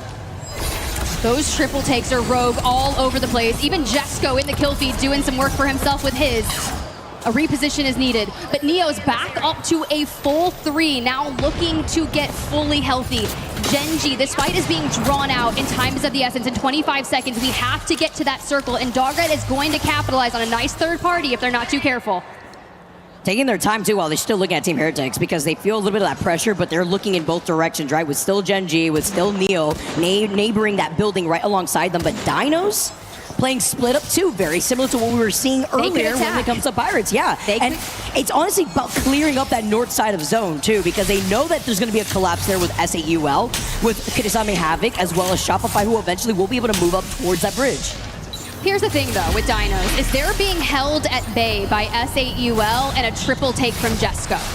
So we've got to keep tabs on that. There's a couple people that are running it for the mid-range, but thankfully with Valve, we don't have to go on foot. We're now getting the location of everyone in our lobby, and it's like, hey, what's available? Chaos maybe? Falcons in an electrified bubble down below looking to heal, and alter portaling straight towards the angles. Let's see. It's down, our get out of jail free card. Being one of the few teams not rocking a Valkyrie, right? When everybody's taking to the skies, it's like the William Dafoe meme, looking up, but it's like a billion Valkyries trying to find their spot into this next zone. TLNP, though, now looking ahead, being one of the teams with the RE, longbow in hand, having that TP set up too, but it's a huge pile up in that one building that we were talking about from the very beginning, Tiff, when it came to Pirates. It's GenG, Pirates, Falcons out of that situation, by the way, looking at that entire mess and saying, don't worry, we'll poke at you from afar. We'll get it. Meanwhile, we lose out on WGR Neo. We lose out on Shopify Rebellion, who are having kind of a dud of a series, but UNLIMIT. We talked about them having the chance to take 3 top 3 series in a B versus D matchup, and let me tell you, we're on 7 kills and we're looking pretty good. However, when you keep your tabs on that east side you're mentioning, GenG, TLN Pirates, ZIPLINE Mafia now have to move, and Wolves, who know that E District is their best map, are one of the only teams in the next circle. UNLIMIT are also just riding out this momentum. They have like 7 KP to their name. They're putting in so much damage, which goes hand in hand when you're running a composition like that. You got the Fusey out, the Sparrow, and the Axel. Almost like I'm rubbing my eyes like it's another day of range. Well, GenG, though, it's a trade-off. TLNP only down to Kiner, who's looking to try to pop the shield bat. But now the 3P comes in. GenG get eliminated. And it's only up to Kiner in here to clutch out because Falcons have now knocked on the door and moved up like the Kool-Aid men. And they are going to be poised, but Gil tries to take the challenge, and ZIPLINE Mafia, RE45 in hand, shut them down. But trying to keep an eye on Waltzy, who's walking up the stairs. The electrified bubble has already been popped. Cooldowns will need to be managed, and I'd imagine once Guild hits the med kit, we are going to re-attack this. 6% until Pylon, but Team Liquid and Dogred, they're going at it. It's Panic needing to clutch. We've seen it before. It looked a little different, but what do? Do we disengage away from this 5% away until we have ult? The comms, though, I like the way that Panic is slowing down, listening to Zero here, while Falcons, still has a full 3-man, are looking to pop this med kit for now because they're going to have to take some of this circle damage unless you are. The altar going right through. ZIPLINE waiting for him on the outskirts. At least one member of ZIPLINE is still inside the next zone as Falcons now. It's too much pressure. They get eliminated. Now TLNP, though, Panic. He's able to stay alive for at least Team Liquid. He took the skies. He did wait out on that Valkyrie, by the way, that you had mentioned before, or at least was able to go up and fly around Dogred, try to see if they could find a spot to exist with all these teams facing off against each other as UNLIMIT get eliminated. Wolves down, UNLIMIT down, Kirisame, Havoc out, and Team Liquid Panic cannot recreate the success he saw yesterday. But that's okay for Team Heretics. They find a lot of space and a cheeky angle straight towards Dogred, DINOS, and S8UL. Team Heretics gonna be able to hold this angle here together with Dogred, but DINOS is busy with S8UL. Dogred harassing them from the high ground, and Team Heretics with 4 squads left. DINOS get eliminated. S8UL were able to take some chunks out of them, and I really like this spot from Team Heretics. We see this all the time with a zone like this, holding onto this high ground when Team Vision are playing off that low ground alongside S8UL. Dude, they are turtled up, just waiting for this end game, staying out of sight from Team Heretics. S8UL, though, found success in B versus D as well as Wolves. Wow. And I thought they were one of the most consistent teams when it came to this matchup. They were able to obtain 2 wins in a recent scrim setting, however, low points. But did you see the amount of kills they have, Vicky? Oh, yeah. It's a good game for them. Exactly, like 9 KP already alone. I'm not surprised when you have crazy talent that has made up S8UL. Vision 2 with Team Heretics getting eliminated. Our last 3 squads here. All 3 members up for our last 3 squads. Dogred too, looking at S8UL, but Dogred have the high ground. That's the benefit for this team as they paint the floor up here on this bridge with these Watson fences harassing Visions. The best part about this is, even though Carter did fall, we should be able to get a clean reset out of sight. But they do know they're there. You have to contend with who's going to go where in the portal. The bubble is down straight to the Chow onto Dogred. This is so smart from S8UL though. Great communication. They TP in and they put down the Gibby bomb. And we see the Beamage coming in with the R9. L-Star in hand gets a follow-up knock onto Fafa Vive. With 3 squads left, Legacy is playing out of his mind. They want to prevent the rest from coming in. A double-edged dome though coming in as Legacy. He's fragging out. Who can stop him though when he's got the L-Star in his hand? And we are just hip firing straight into Team Vision, and S8UL are your winners.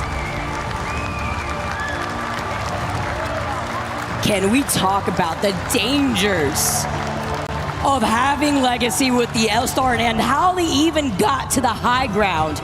Having the altar portal, get them up there. They put down the Gibby Dome. They move up. He continuously harasses them and is able to split his attention to the amount of people that he had to focus on, whether it be that one player on top of the crate, whether it be having to move up from the Gibby Dome. But it was the space bot with the composition that they were rolling up with. Let me just tell you, I am so impressed with that performance. 15 kills throughout the duration of that. And when you think about S8UL, I did have a chance to speak with them yesterday. I had a great chat with not only Legacy, but Sharky himself. And most notably, guys, you would remember Sharky is a former LAN champion. He is impeccable, but I feel like one of the things that he was highlighting most with the current team is his communication. He's like, we have been so good at communicating, and I think that is the strongest thing that you need to work on when it comes to adapting in our current meta, because everything is so flexible and you have to make sure navigating the bans, navigating the different maps, the fact that we threw World's Edge into the mix here for B versus D today, they are doing everything they need. So I'd love to step back and see what just happened with Team Vision, and we're going to where Team Heretics yeeted straight onto them. I mean, it's the fact that the Aussies are coming in swinging. It's no surprise here when we have the experienced players that make up S8UL. And as we take a look at the highlights, even at the very end here, Tiff, this is what was beautiful, right? You try to prevent the rest from coming through, even if it was the Newcastle, right? But you take your time, you look behind you, you know there's going to be another team. The fact that you had another dome ready, and you still have the L-Star to also contest a team who is trying to play around the edge of the dome and get a little dance going. The pop-offs in the crowd, Jesco alone in that game dropped 7 KP as we get to see the pop-off S8UL showcasing that consistency. I was like listening to what their coach was saying, because the boys they got this celebration out, and we got 0 over there. What are we? Let's go, boys. You know what? He's probably giving some words of encouragement. He's probably like, you know what, guys, that was a really good game. I'm proud of you. Positivity, love, and happiness. We think? Do we think that's the case? Hold on, we got some fans out here.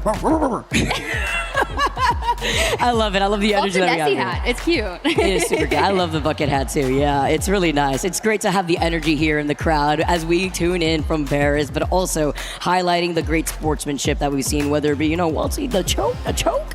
That one is definitely going to be one of my favorite gifts that I got to replicate here in our... Do we make it a sticker in the group chat? Yeah, absolutely. I was going to say in the talent chat. Absolutely.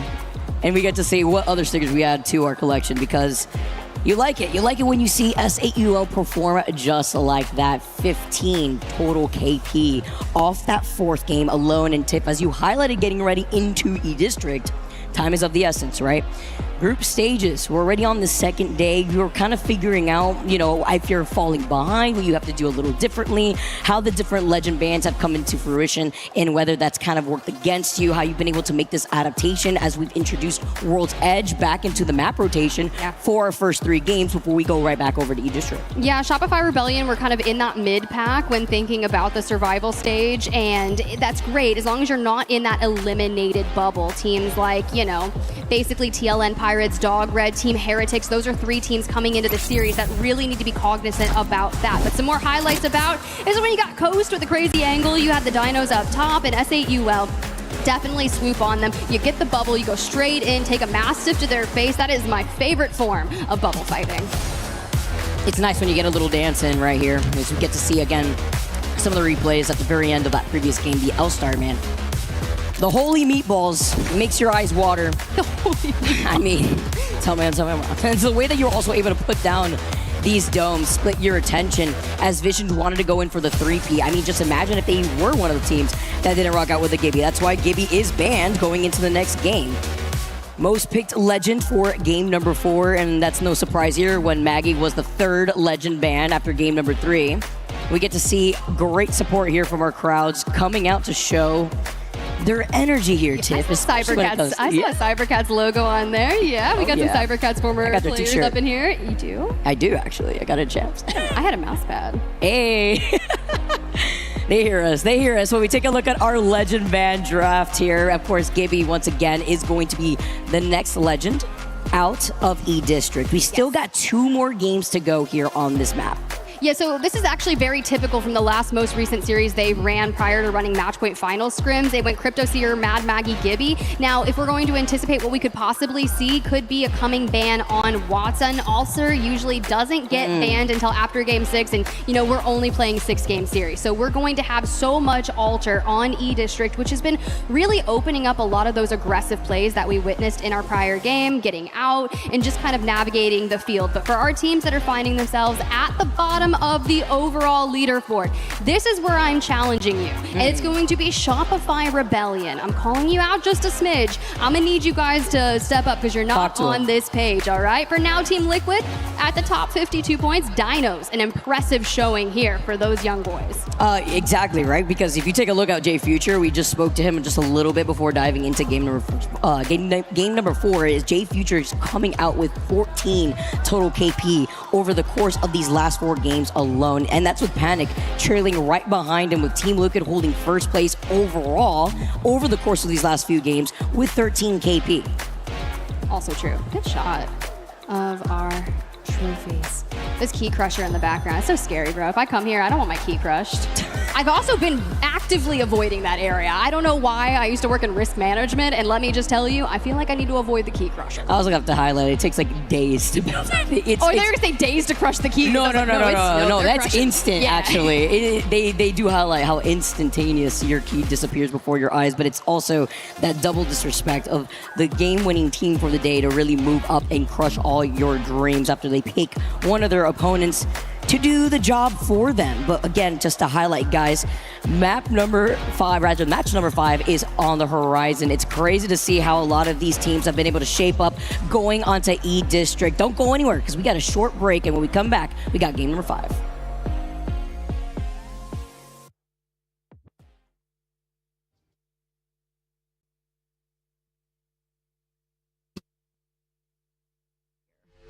Now, the proud founding partner of EWC, powering the biggest event in gaming, shoulder to shoulder with the world's best, making history. Greatness deserves a stage. Lenovo Legion, reach your impossible.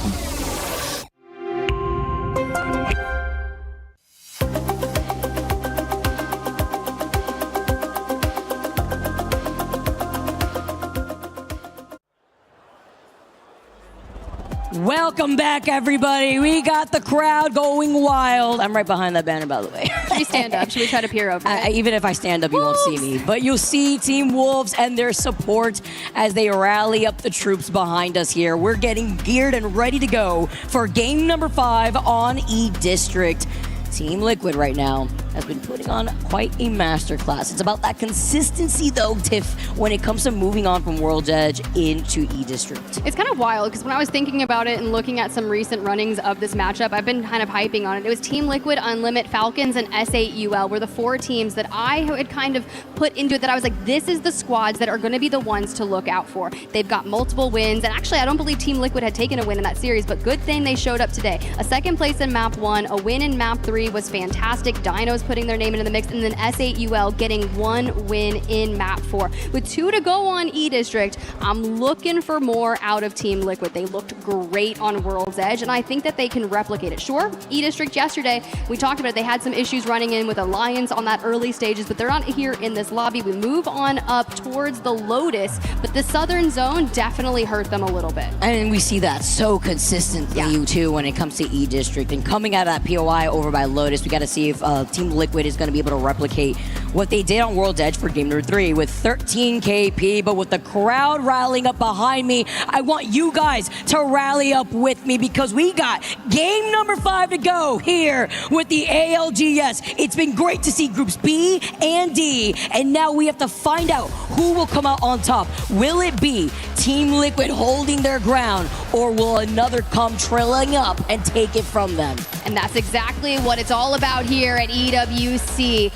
Take what you want, right? Everything is earned, Vicky, and if you're not working for it, you're not getting it. And right now, with Team Liquid just 5 points ahead of DINOS, 2 maps to go. And honestly, that win from S8UL leapfrogged them up into 3rd. But gearing up here, we'll keep tabs. S8UL, I told you, they nabbed Neon Square, just like they played in E-District yesterday. So knowing that they'll have prio to those southern zones, we went towards that draft point area and map number 1, great for them. Very easy to get over there. For now, when you see that first initial circle pull, I'm looking at DINOS at Energy Bank. Now, Energy Bank endings of Vicky are so fickle because there's a lot of places to play from, but it could pop a couple of different ways. Yeah, right. Like usually by the bridge sides, right? And a lot of these teams usually get to coexist underneath these bridges, but I'm always scared when it comes to rotating early into a zone like this. You could expect that from like the likes of VP, who have already called in that evac tower. And since we say goodbye to Gibby, Baby Comp no longer seeing Valk as the babysitter. Instead, you're going to be making your way with some new compositions. Newcastle still kind of being that main face.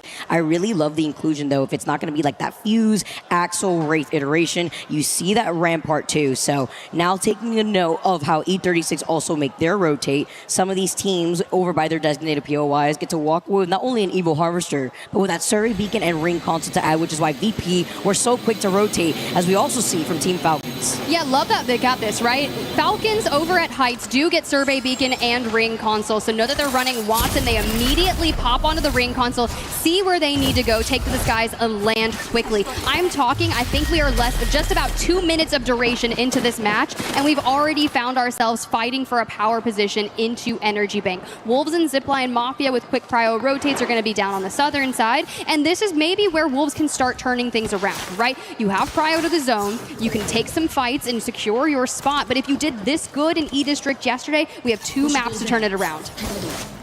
It's just been rough, right, in general, sitting in 18th in the overall standings for Wolves. Now as they start rotating the double white Evo, one of those blue Evos with WinX here, VSN, who are by draft point, are going to be able to get the information off the Ring Console. Dory trailing right behind them, but there's also that Survey Beacon too. It's another reason why I really do like landing at draft point. You also usually have like a light arsenal before trying to rotate into that southern choke of Energy Bank. But remember what I mentioned when it comes to rotating early here. It's beneficial if you find yourself underneath one of those bridges. You're able to bunker down with the amount of Watson comps that we do see, playing into those defensive comps. But then you have to worry about the teams who are going to have to take a longer rotate, like WGR, Neo, who do have that Ring Console and Survey as they move out of Blossom Drive. But other teams are going to be like S8UL, who had one heck of a game number 4 with 15 KP, trailing behind DINOS as they have 38 points to their name. TLNP, though, already getting involved with this fight versus E36. Yeah, they hail from draft point, immediately dive up towards the north, but they have found themselves, you're right, surrounded by Enterforce 36. Falcons out towards their left, but Wolves, on the other hand, are gatekeeping Team Vision. We're side by side, and while this necessarily doesn't have to break out, these two are on the south side, but we're currently in that zone. And you don't want to draw too much attention to yourselves because there are other teams still working their way up from the south side of E District. Going on next here too with Zek, who's been so on point when it comes to trying to call out a lot of these end zones too, but it was about getting the info with the survey beacon. They're getting pinged from afar by a longbow here. You can see the pings. Wolves were looking at them originally. They have their TP set up, but another team is also going to be Dory by the bridge side that we just saw in our last end zone. Waltzy, though, playing off the little lip of the fence line. I love taking fights here, but it's very risky if you don't know if your back is cleared. So they would rather not risk this because look at the setup that they have underneath the bridge. The same bridge that I mentioned when we see a lot of these zone pools. They have the Watson fences painted all over the floor. They got the Newcastle barrier already set up, and they're splitting their attention with the pileup that we're currently seeing over by Energy Bank. And it's a really interesting decision, right? Because Falcons have Alter, so they can disengage through the walls just like that. But when you look at TLN Pirates, they've elected to play the Wraith, and they're also one of the 3 ramparts that are in the lobby. We can use those amped covers for a lot of deterrence to them, but also our portal's not going to take us through the floor, though. That's on Alter, so you really have to keep an eye on the fact that Team Falcons are existing so close to you. It's also important to highlight that we have a tie between the legend picks of Newcastle and Watson, so it really comes down to which of these teams find themselves in that first place spot, with Team Liquid holding on to the high ground. It's going to be Panic over onto that Watson, while Sykes holds on to the rooftop with the Newcastle 0. So going to be able to put in some pings because there's going to be a team waiting for them on the other side of the building here. Team Liquid are looking at Dogred as they do set up that TP too, but they're not alone. If Liquid commit to trying to take that fight while they're still waiting on info, because there's a ring console to their north, so they're expecting other teams to rotate from that choke specifically. I like to call it like the E-District building of the streamer building that you usually see on World's Edge. Everybody likes to drop here. The don't pull up zone, because Flat is also looking at this fight, but they're splitting their attention to the team pileup that's in the middle of Energy Bank, so they're just trying to show presence. We definitely are. You can see we've got the jetpacks going and kind of queuing out of the way for Team Vision. We've claimed a building, S8UL, across the way. Let's go here. In terms of armor differential, it's not quite. Maybe just a purple over on Team Vision, so relatively equal there. And for now, they can kind of coexist until we see what is going to happen. Do we pull towards the east or the north side of Energy Bank, or do we get the circle for ourselves? No reason why we see usually those defensive legends. While E36 Snap actually goes down. Kiner's going to be able to get the finishing blow off of that player, leaving E36 as a duo. And with this nice overview here of the teams that are still rotating in, Neo are looking at ZIPLINE Mafia, while Dory are going to be able to take advantage of the ring console. You know, it's crazy. I was like, oh, we'll see if it pulls north. We'll see if it goes east. Why am I doubting S8UL and Team Vision? They have been some of the best zone calling teams the entirety of LAN thus far and in Split 1. So knowing that they've elected to coexist on that southeastern side, they get the zone pull. Typically where we saw that E36 fighting is over in the center. You can see the big red team Falcons. That's like 3 or 4 teams stacked on top of each other, with Team Liquid just above them. Shopify Rebellion, instead of going straight into Team Liquid, have carved their path out into a diagonal just to the right side of them. And I'd imagine that in our next, I'd say 1 to 2 minutes, Vicky, we're going to lose a lot of teams. That ends up what's happening with a lot of the teams that struggle to get in some of these early rotates, who are getting gate catched by these chokes on E-District. But with, you know, Alter in the mix and still Valkyrie, Skews is going to be able to put in the pressure with this 30-30. Has that gold sniper stock, by the way, as well as that purple heavy mag. Nice shots here, but even if he gets the knock, it's going to take a little bit before you traverse through this open ground. ZipLine drop down and try to take this fight too. There is that survey beacon right behind him, and it is a rather isolated fight, because guess what? The one member of Neo is ahead of the rest of the team just to set down a TP, and they actually do manage to get out of trouble because they had a TP set up originally in another building, and ZIPLINE Mafia wanted to try to take that fight. Well, there we go. Survey beacon activating, giving us the information in which we need to know. Definitely need to run at that circle because time is of the essence. With 20 seconds ahead, you need to trail WGR Neo. We talked about Wolves needing a comeback story on our final 2 matches of E-District. They're just outside looking in with GenG and AURORA surrounding them. Couple of pokes as we recently lose out on Enterforce 36. Looks like TLNP and DINOS with both a hand in that.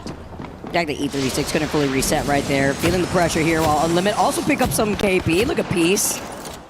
Looking at Akba, as well as KSH, just seeing if they could try to get this Alter right back into the fight, but having to play on that low ground is hard when UNLIMIT has been peppering into you. Longbow in hand of Peace, gets the quick little 48, but he's already outside and around the corner. Just showing presence to clear this side of the choke. Very similar to what we had seen in the previous game with Falcons when we had gotten started on E-District. Dogred too, looking at Shopify. It's one member of Dogred though who's looking at a full 3-stack, while Dory now also just trying to find their way around this next building. Somebody needs to help the Valkyrie right here. They put down the Gen, great angle, and great suppress fire, hitting 120 off the Hemlock.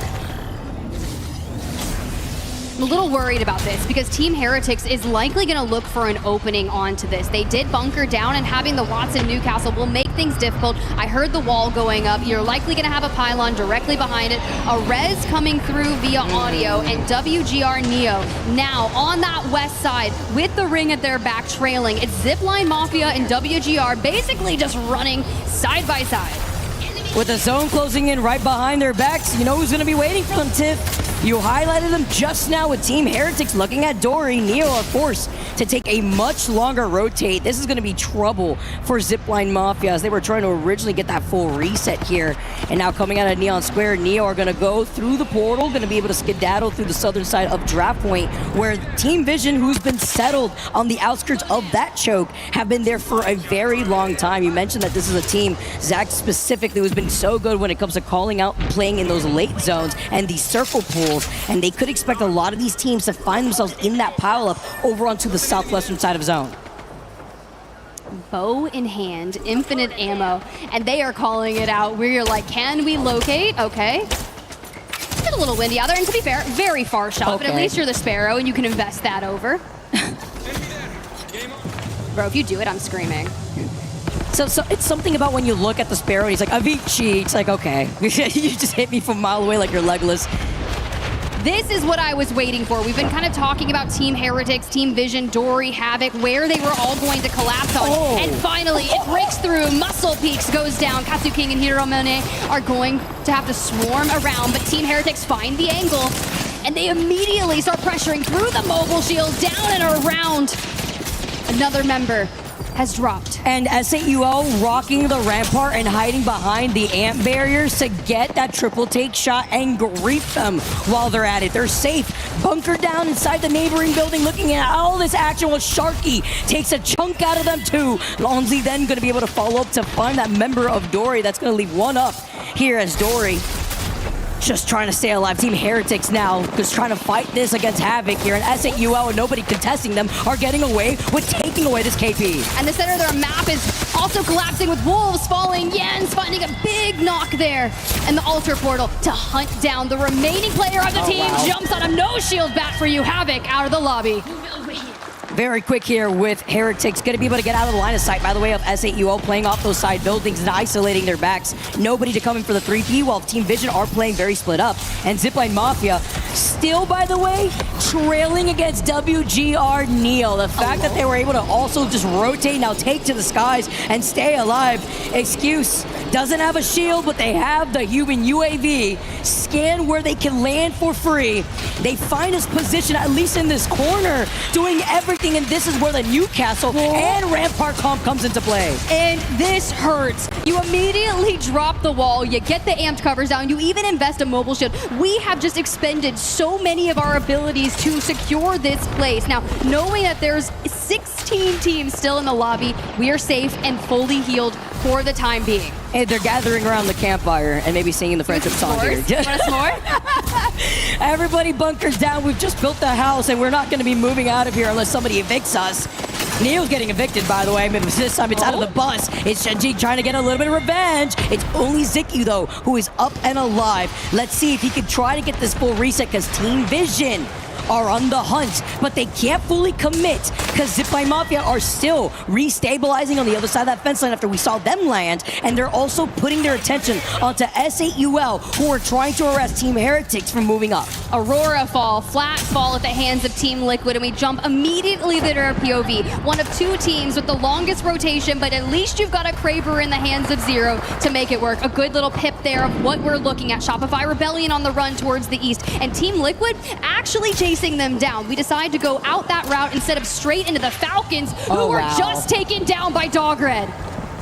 That's huge, and they banked on it pulling towards that northern ridge. You talked about it in our last game, Tiff, about how a lot of these end zones end up giving some of our pros whiplash when it comes to trying to call out where the zone pool will be moving to.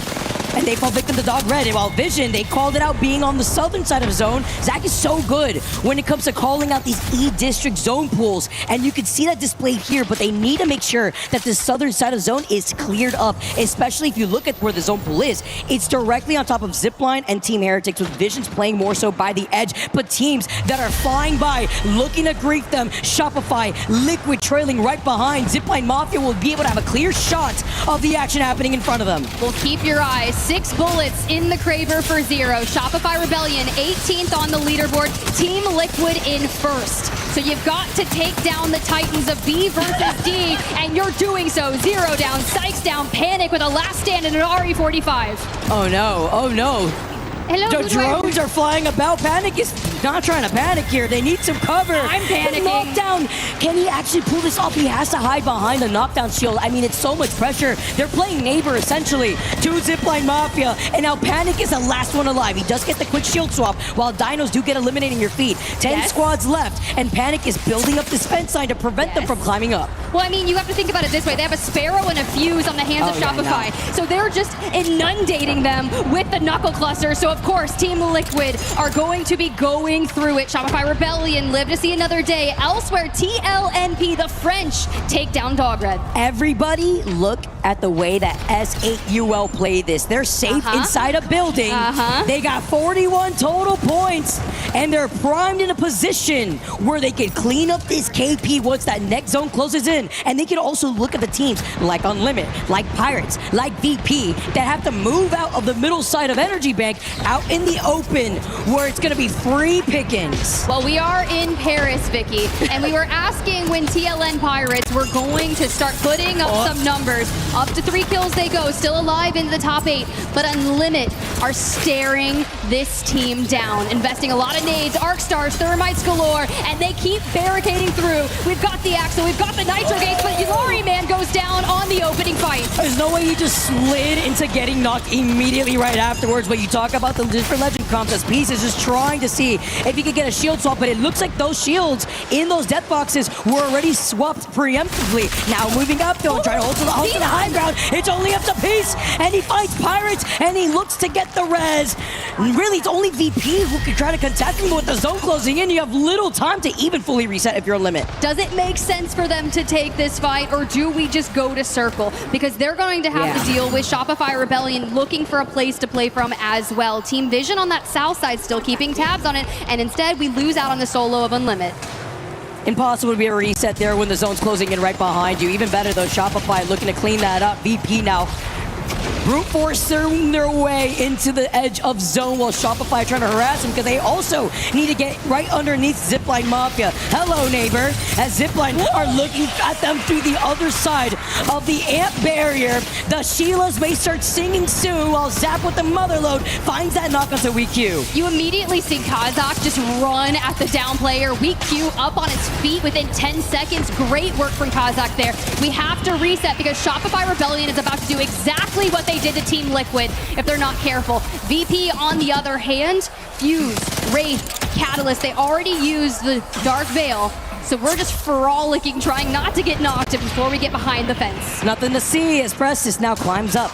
Pretty healed as he's going to be able to heal over time thanks to that AMP. 4 squads left as Visions get eliminated. Shopify next. Remember what I mentioned about S8UL though? This is the whole pileup as S8UL have set one member out with the portal to try to see if they could steal some of this KP. And that is with, by the way, the original TP that they had set up with that ultra, it looked like, or maybe even taking that from VP. It really depends as VP are also trying to move up on the other side of ZIPLINE. Look, now that we're into the top 3 as ZIPLINE Mafia has fallen, S8UL recognize this is the time to get KP. We had 1 kill coming into this and we don't want to rely on placement points, but Team Heretics are now in the bottom of S8UL's building with Virtus.Pro across the circle. Wait a minute, this got interesting with Team Heretics not letting go of S8UL. I mean, they really, they have no other choice though, because even if they get out of their building originally, S8UL will just be able to shoot at them for free. They have to take this fight. And with the zone now closing it behind their backs, a final zone, VP could capitalize off of this as a full 3-man with our last 3 squads up. And here's the deal about S8UL, is they've been in this building. They haven't got to replenish their nades, but hopefully they have a few. I saw some charges on the Shiloh there as well, so we could take to the roof and fire upon Virtus.Pro if that is the case. Ooh. But you have to keep an eye out. Do we have the mother load from the fuse on VP? Yeah, we did, and we yeeted it out onto S8UL, but with the zone closing in, taking their time. Slamming down is going to be Team Heretics, who move up first. This is a little overzealous, though, because now you're stuck in the middle. You're in the line of sight of S8UL, who capitalize off the situation. VP now move up to 3P. Sharky gets the knock. They're looking to get the reset, but VP, as they see them dancing around the Newcastle wall, get a lone team next. Last 2 teams up, as it's going to be VP versus S8UL, and VP move up, and S8UL were able to get these shield swaps. This is huge. As Sharky and Jesco, they go crazy. He tries to get the hipfire shots. Only 1 left, but VP, they have the number advantage until now. Presses is 1 shot, and now S8UL, can they do it? Can they get the back-to-back? Jesco's going, and he does it! S8UL with the back-to-back wins!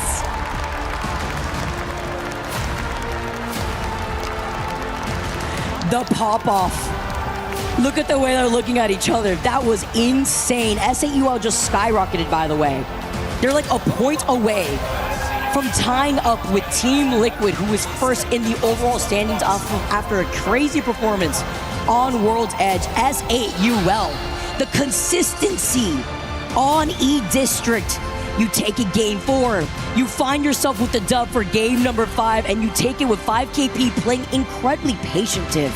You mentioned how long they were in that building, but I also have to highlight the way that VP played out of Energy Bank. Yeah. They were still trying to take a lot of these fights. They were trying to clean up a lot of KP.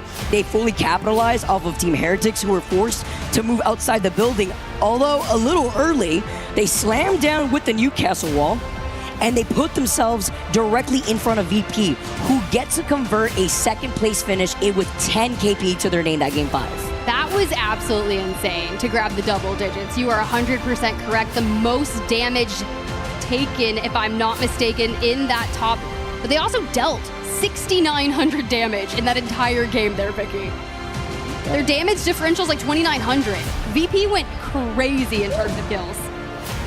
That's what you like to see, too, when we have one more game left onto E-District. But we got to take a look at these highlights first and what led up to these final moments for game number 5. Because you know how I feel, Tiff. When it comes to these game 5s, it really determines how these teams are feeling.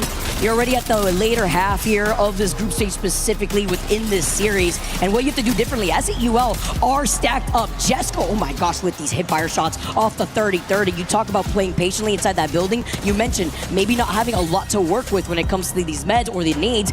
He had like, what, less than 120 bullets in that of light mag in that R9 in general. And he was able to work off of this with the 30-30, following up to try to take these fights safely. But it's beautiful to see S8UL coming out on top here on E-District, and also very similarly to Team Vision, by the way, playing off of where they predicted that zone pool was going to be over to the southwestern side of Energy Bank. Yeah, it's kind of unfortunate, right, for Team Vision. Yes, they get into the top 5. They got a bit more kills than they did in the prior match, and they did get 2nd, but we're still showing that consistency, which is what we are genuinely asking for our teams in the group stages moving into later in the week. DINOS, though, after some stellar performances, go out with about 3 points in that game. So knowing that they've been in the top 3 for the series results thus far, with 1 game to go, I'm looking across who are are we cheering for? We've got all of our fans in the stands. Honestly, Vicky, this stuff started filling up early today. I love it. This is the energy that I live for when it comes to our lands. There's no other like an ALGS LAN as we get to see the Reject fans in the crowd. RC win. I love the energy that we're seeing here. From behind us in the caster booth to the audience here in Paris, the back-to-back though. VP getting so much KP in their pockets, and it's scary too with SAUL still harassing them, by the way, and that's when they sent out that one member to kind of pepper into them while the zone was still cleaning up behind them. They still were able to get the full set, which is even better in terms of pacing for VP, and that kind of goes hand in hand to the help of Team Heretics, who moved up from underneath the building that they were sharing with SAUL, taking their attention away from them, and the fact that they still had 2 up when they were facing off against Jesto, man, he is just built different. Holy, the fact that if he hits that last clip onto Preston's, that would have been disgusting. I mean, we were tracking with the R9, the hip fire, the cleanup there. He finally gets the job done, but that was a nasty sequence. Great awareness in avoiding those catalyst spikes too on the ground, taking control over the hedge before sliding off and still working off of having, you know, whether it be those white attachments or blue attachments on that 30-30 on the R9 too, as SAUL are rallying off from the back-to-back. Love to see the family in the crowd too, but again, goes back to what we were talking about, Tiff, and the way that they were able to convert a lot of these final zone pools into getting the dub. Sure, it wasn't the, 15 KP that we saw in game number 4, but it's highlighting the fact that they were able to close the gap between themselves and where Team Liquid is currently situated in, with a 1-point difference between themselves and first place spot. That means game number 6 is going to be so insane. You're going to have a different storylines running. Will Team Liquid be able to make it towards the end and take the top of B versus D? Or could DINOS throw down another win? We talked about it. You got Kishera there in the back, just a real veteran in the ALGS comp scene, is coaching DINOS. So to be able to provide all of that knowledge onto these boys for their first major LAN, that is exactly what they need here today. But SAUL, I mean, they're looking clean. Yeah, they do here. SAUL, with that dub, I do believe it's going to be the Watson who is out for our final game. I don't think I saw Zero looking at the boys over the Aussies after that win. He gave him enough positivity. He gave him all and the happiness energy. after that. He's like, it's your turn now.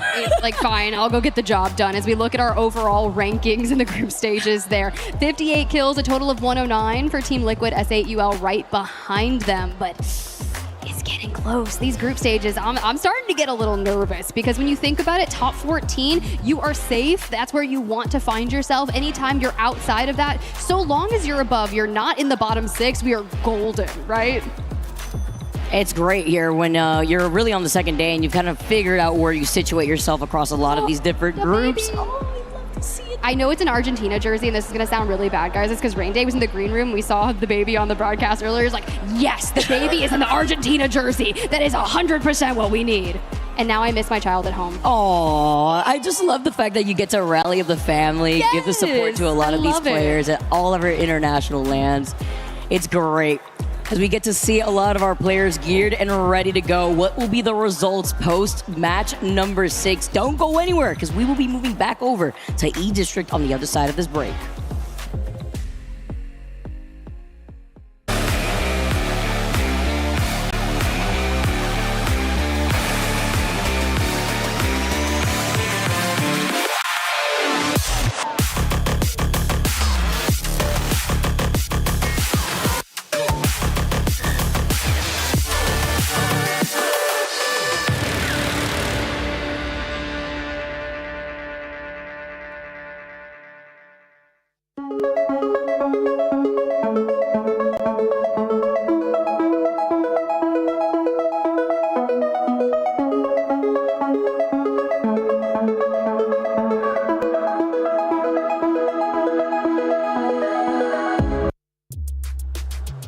Welcome back, everybody. Team Liquid are primed, sitting in first place with 56 total points. We got one more game to go on E District. It's been exciting to see whether, Zero has been digging for gold to get that #1 first place spot in this group stage, or will SAUL, the boys back at home, just steal it away from him after the back-to-back dub? I mean, maybe they go again, pull the hat trick out, just win all 3 on E-District and just cement your dominance and say, you know what, E-District? Yeah, of course. We were able to get the same POI draft that we grabbed before, so we're playing from Neon Square. We're feeling really confident about it, and they had that southern zone that went into draft point, and immediately after the Energy Bank one, they called it to perfection. So now, can they do it again?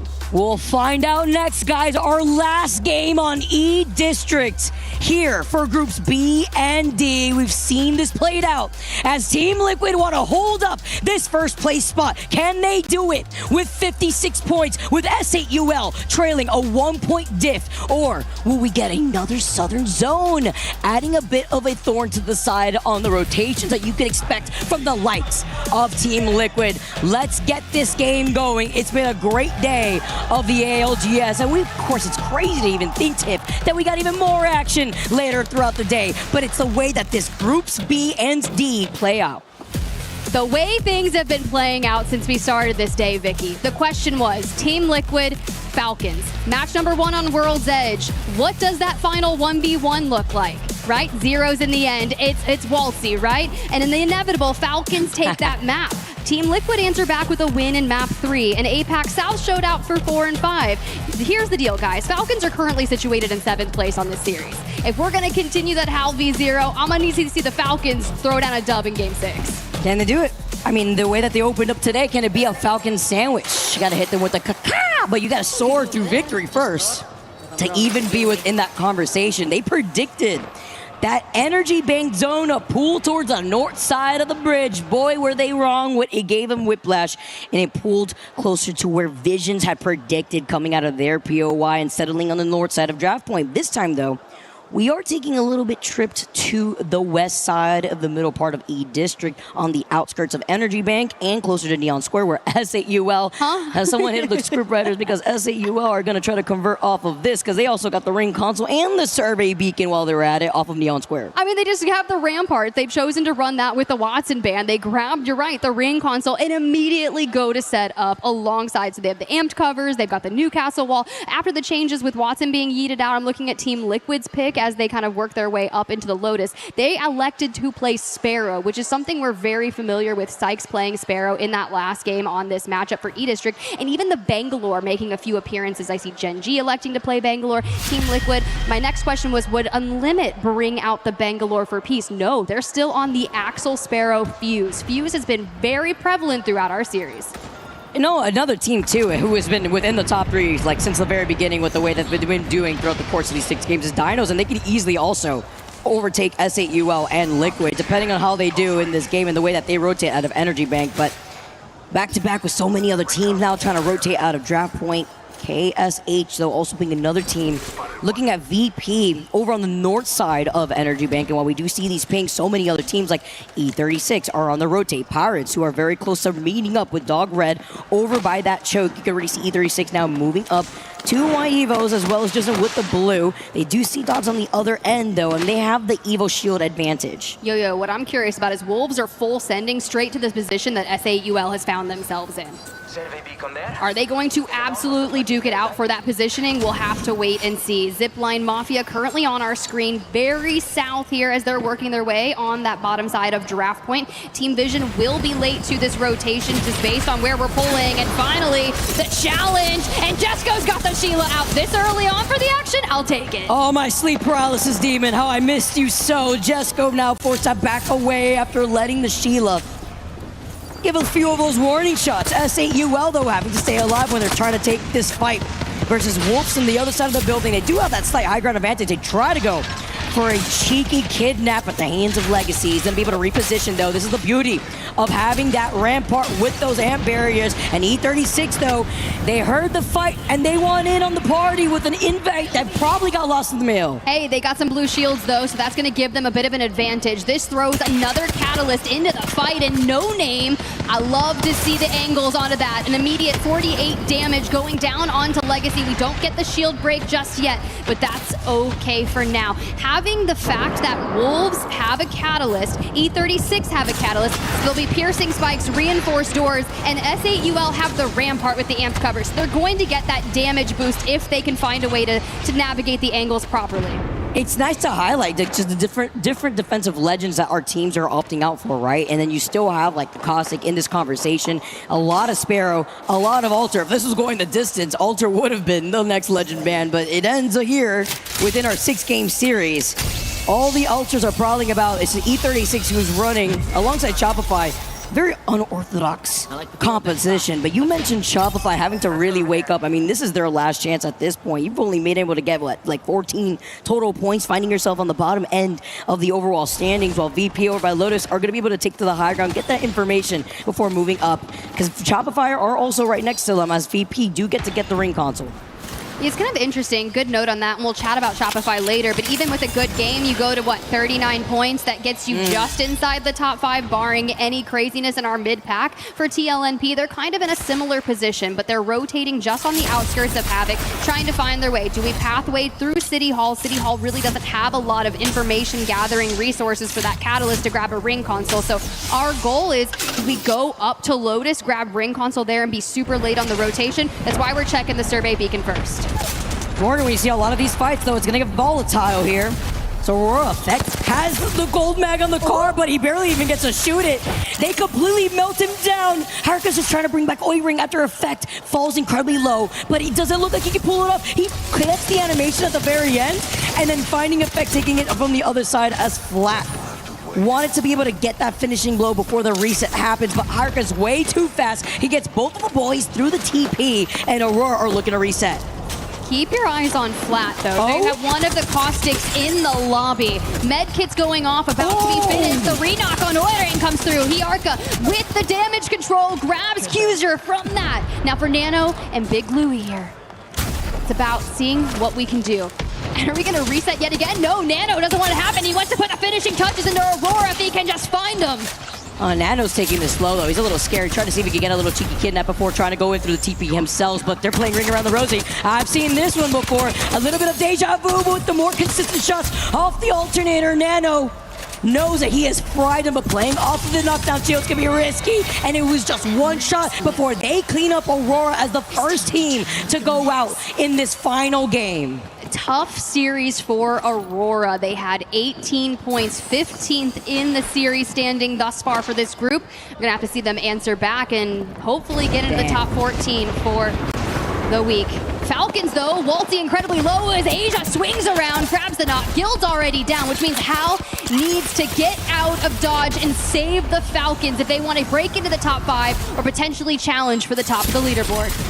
The HAL insurance policy, though, when you're on the altar, you want to try to set up this portal somewhere else, though. Didn't like that position originally. And after losing out on Guild and Waltzing getting knocked, he's going to be able to try to get Waltzy if he is safe here, because the action is happening in very similar ways with ZIPLINE. Also just trying to get the finishing player here. I think you all get eliminated in your feed. That is actually crazy, because SAUL were not able to get the 1 KP to tie up with Team Liquid, but hey, they had one heck of a 6-game series thus far.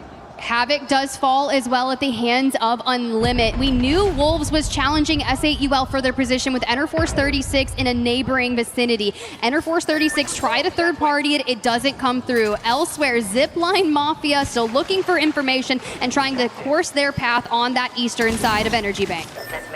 I just have to highlight, too, like why these teams are playing the way that they do in the group stages. There is something at risk, right, Tiff? When the bottom 6 teams of group stages are actually eliminated, and we are on the second day out of 3 of group stages. The 15th and 34th team will advance into that 10-game series of the Survivor stage. So a lot of these teams with their backs against the walls, who didn't have the best performance in the first initial series, are looking to turn things around as UNLIMIT 2. Zooming around on the axle, it's going to be Laurie, man. Oh, no. Slides in, though, right behind Kinder, gets into a different position. He's got the alternator, he's got the double tap. He finishes him off, gets more KP. Literally 4 KP in his pocket, but he's unstoppable. He's just trying to reset. Nate's trying to stay alive, and now he's forced to TP to reset. And you have the teammates going out looking for the pings and saying, he's escaped to here. You have the time to get me back up on my feet. Zedon even portaling back to Nate to try and clear the reset for them as well.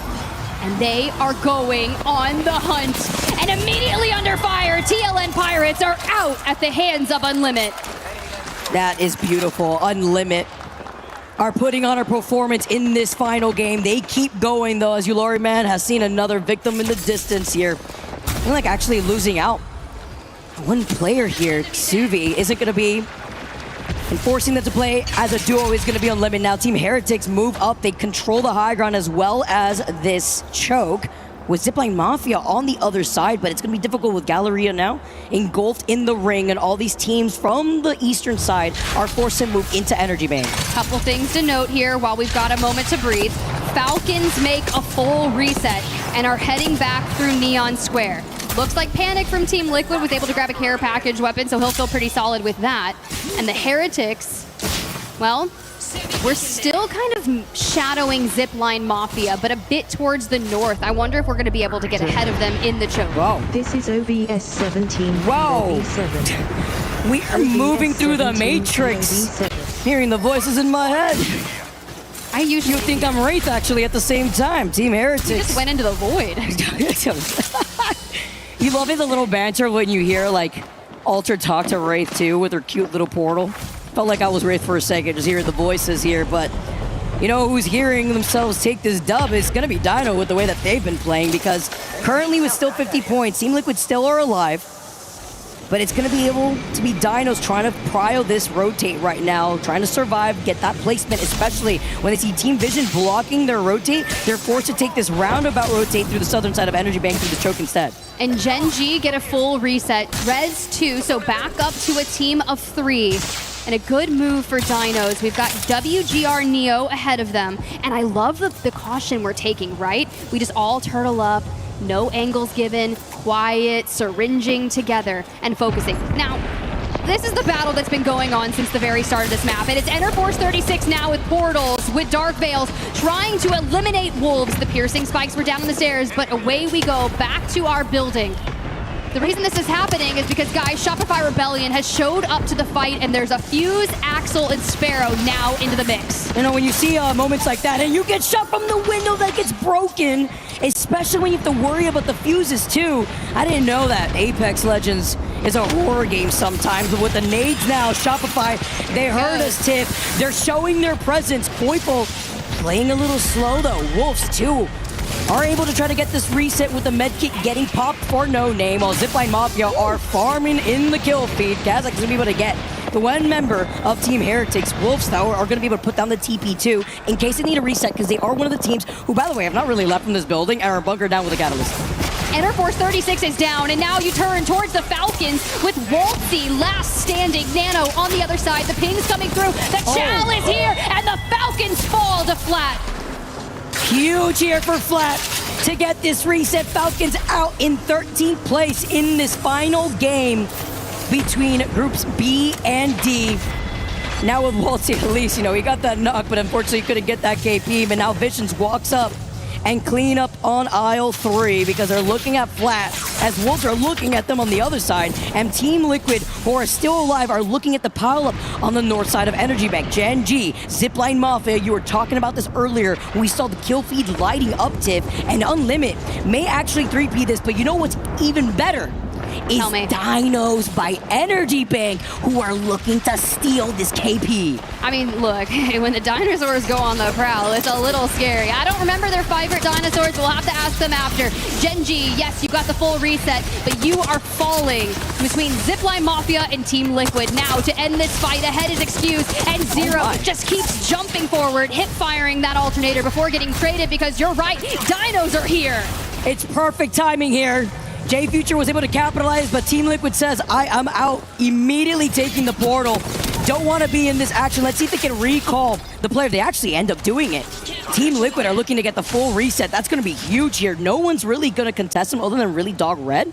But they're one of the teams with the Sparrow. Shopify are taking to the skies and actually may distract Dogred from trying to harass Team Liquid. So it looks like it could be a full reset here, while Wolves are still on the other side of this choke with where Team Vision has been holding them back together with Flat.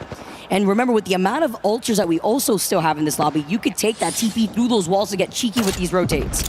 Now it's all about who is going to do what. Motherload. Hey, no, we'll go with the Knucker Cluster for now. It's doing some damage. We'll table it. but Shopify Rebellion needs to pull forward. Dogred has already gone to circle. Wolves electing to go towards the north are shadowing Shopify Rebellion, who dropped the evac, and there goes the mother load, the damage coupled with a knuckle cluster. They clean this up just nicely, but we have to rotate, let it burn! Oh my god, Super Revenge, hold on. He was dancing on the zipline, he actually gets out. Just a little present for Fusey before Shopify now move up, but they griefed Wolves because the zone is closing in. We gotta see if they're gonna be able to reset. I don't think so. And now Wolves actually take the TP through the wall. They actually do, but Dogred were waiting for them. They wipe them out, and Wolves get eliminated in 11. Team Liquid, we mentioned the reset. They're here, and they're wrapping behind UNLIMIT. Team Liquid now, they follow up. They find more of these victims, and DINOS are stuck on the edge of zone before they eventually fall. DINOS will now overtake Team Liquid. Zero remembering Waltzy with the choke. You can't emote on me if you are not on top. And Team Liquid right now are looking to farm as Panic gets another one. We grab a knock onto Shopify Rebellion Zap. We lose UNLIMIT, and this is great. We're carving out our path. Now here's the deal. Virtus.Pro are in the circle. They could send one player out to third party this, but Panic deals so much damage. Steals a shield and disengages. That is the playstyle we need for Team Liquid. They're playing for the win, the positioning. They know this isn't a safe fight. Looking at the fact that you got like a G7 with Team Liquid, I think a Kraber as well. I'm surprised if Zero has that picked up your Shopify. With Zap literally one shot is just looking to restabilize. Another team across from them though, with Team Vision holding the other side of VP. Team Liquid are taking a roundabout rotate from the back end of where the one member of ZIPLINE Mafia is. And by the way, the last member alive is going to be the Pathy, living true to the squad name.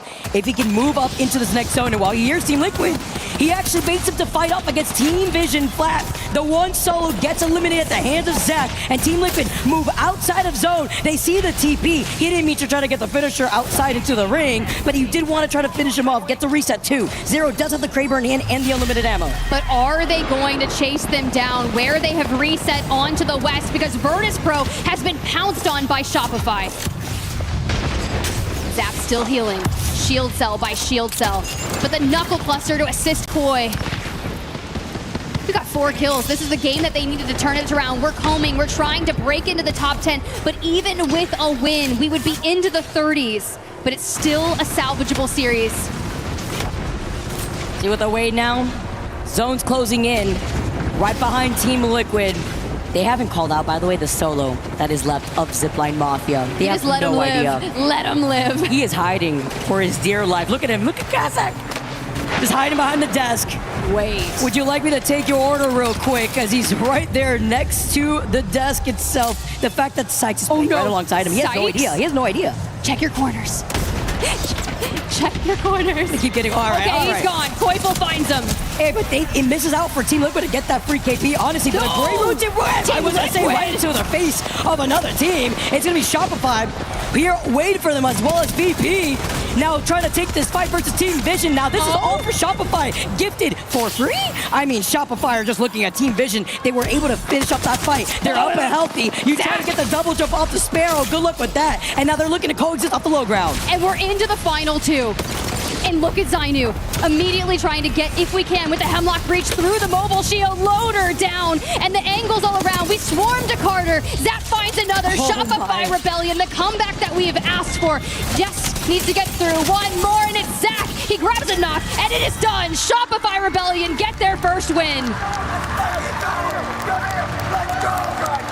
The pop-off when we said it. We highlighted Shopify right before getting into this last game. How good they needed to perform for match number 6. They were in what, 18th?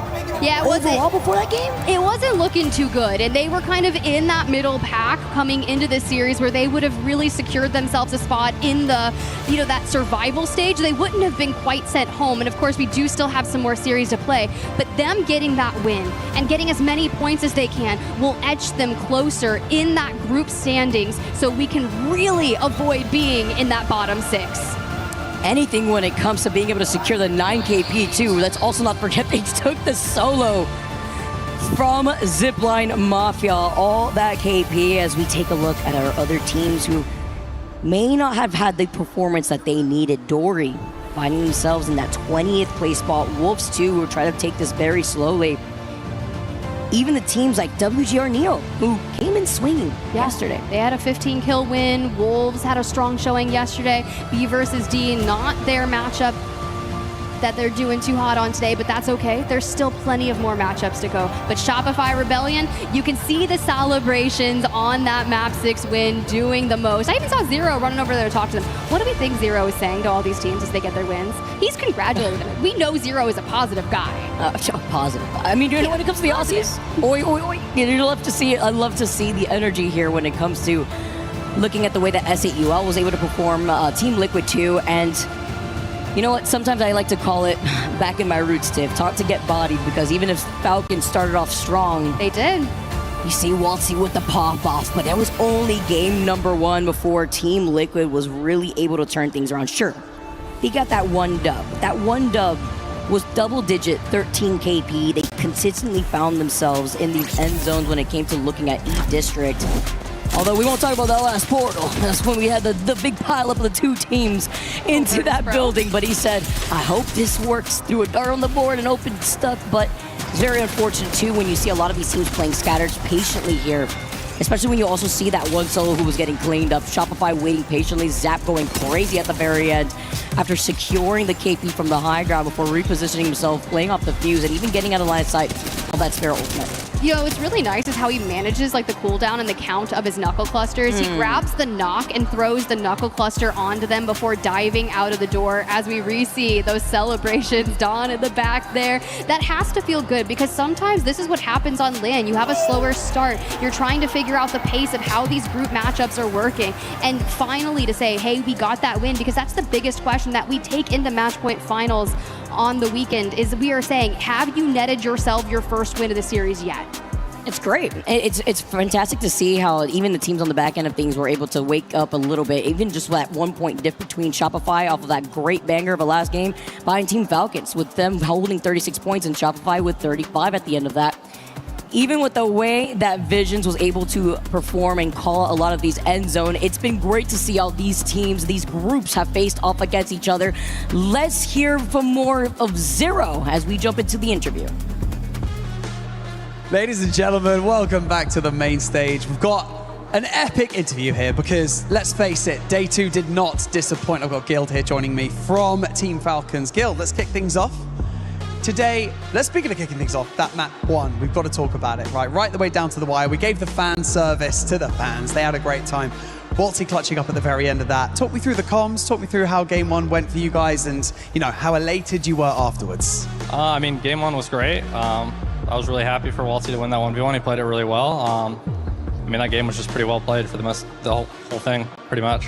Yeah, it was an incredible thing to see, and to be honest with you, it's a similar story to yesterday. You guys starting strong, and then it's starting to taper off. What kind of issues are you running into, or is it just kind of, that's how it plays out sometimes?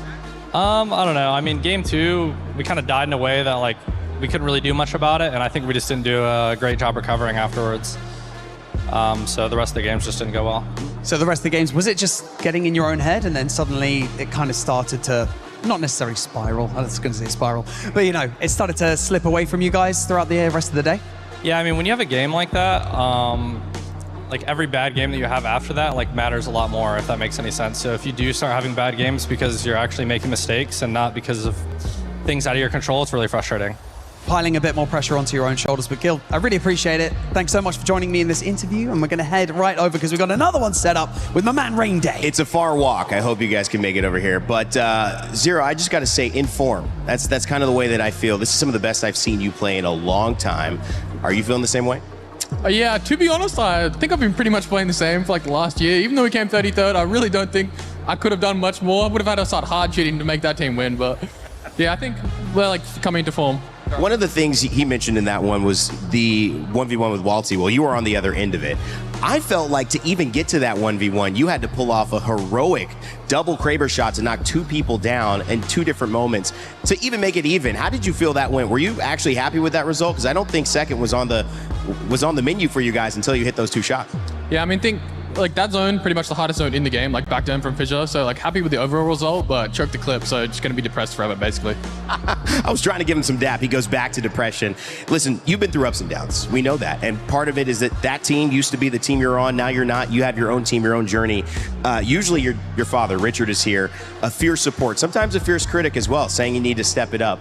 How have you navigated getting to the point where you have had moments of feeling frustrated, feeling like you are against the wall, but then still pushing through to something that is now looking like a chance not to redeem yourself? You don't need to do that. You're a champion, but to get back to that place you know that you belong.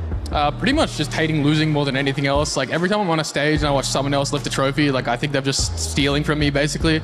So yeah, like watching Falcons almost win last land from my hotel room, pretty depressing. So I wouldn't let that happen again. All right, final statement here from me. I think you guys are in great position. Talk to me about Panic. I think that 1v1 clutch at the very end when two teams are fighting, coming in at the end, there's a lot of momentum that's built with a team like that, especially with a young player on land. Talk to me a little bit about Panic.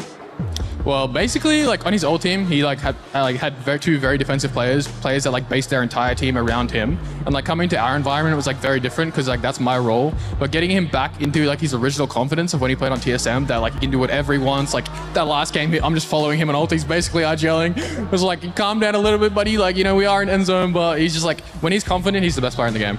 That's awesome, man. Always great to talk with you as well. Congratulations on your win in this series. We've got so much more Apex Legends around the corner, but of course, we've got a little bit of a break. We've got to trade out our teams, but we have so much fun content planned, so stick around. Don't go far because the ALGS at EWC is here.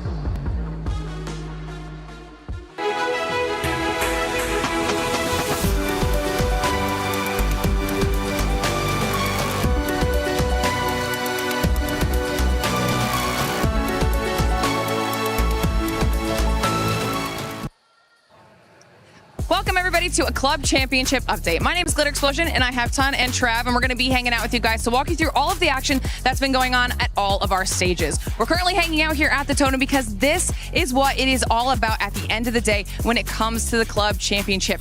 Which org will be at the top at the end of our 7 weeks of competition? If we're talking about what we've got going on at my stage, Apex Legends, no surprises there. We have Team Falcons and Team Liquid battling it out for that top spot, with Team Liquid already in triple digits here in the group stage. They've been absolutely crushing it. And you know that overall Team Liquid is coming for that title, with Falcons being the defending champs. Ton, I know it's early, but tell me a little bit about what's been going on at your stage. Super early in Dota. I mean, we only had, what, 5 or 6 series actually go on. So we are still bubbling along, trying to figure out how things are going to go. But we realistically have had mostly what we were coming to expect. Falcons had a very, very good start, which is of no surprise to anybody. A little bit of a rough matchup that they had, but they managed to get through it. Virtus.Pro not looking too bad either, actually. When you start to talk about some of these higher organizations, one of those teams is Virtus.Pro, who may well get amongst it. But when we're talking about one of the other big dogs, Team Liquid, not as hot as some people would have liked. But as said, we are super, super early. Dota 2 goes on for full 2 weeks. It's just group stages. Really, when the pressure is on, playoffs next week. But yeah, not going too bad for them all so far. I love that. I love that. Trav, tell us a little bit about what you've got going on. Well, it's more of the same, really. Not too much. We've only just started. We're in day 1 of Fatal Fury City of the Wolves, so not many progressions in terms of club championship and organizations making big moves. Sure. But Koichi, as expected, coming out swinging, the reigning champion. He did just take down Fenrich, who is representing Vitality, who are one of the big competitors when it comes to the club championship in Fatal Fury City of the Wolves. On the other side of things, it's Falcons. They've got 5 players in our game, so they've got a big chance of getting some points on the board. However, tomorrow we'll be kicking things off in their group, and we've got 2 of them facing each of the first round. So not the best draw for Team Falcons, but at least it guarantees one of them into the next phase. I mean, I love that. I love that. And I'm seeing a consistent theme here of Falcons finding themselves in the top on our stages so far. Like we said, early days, still 7 weeks of competition across the board all summer long. So lots still to go, but I'm excited to see how the rest of it plays out. Hey, I'm Zero from Team Liquid Apex, IGL, and I'm from Australia. Hi, I'm Sai from Team Liquid Apex, and our team bullies each other.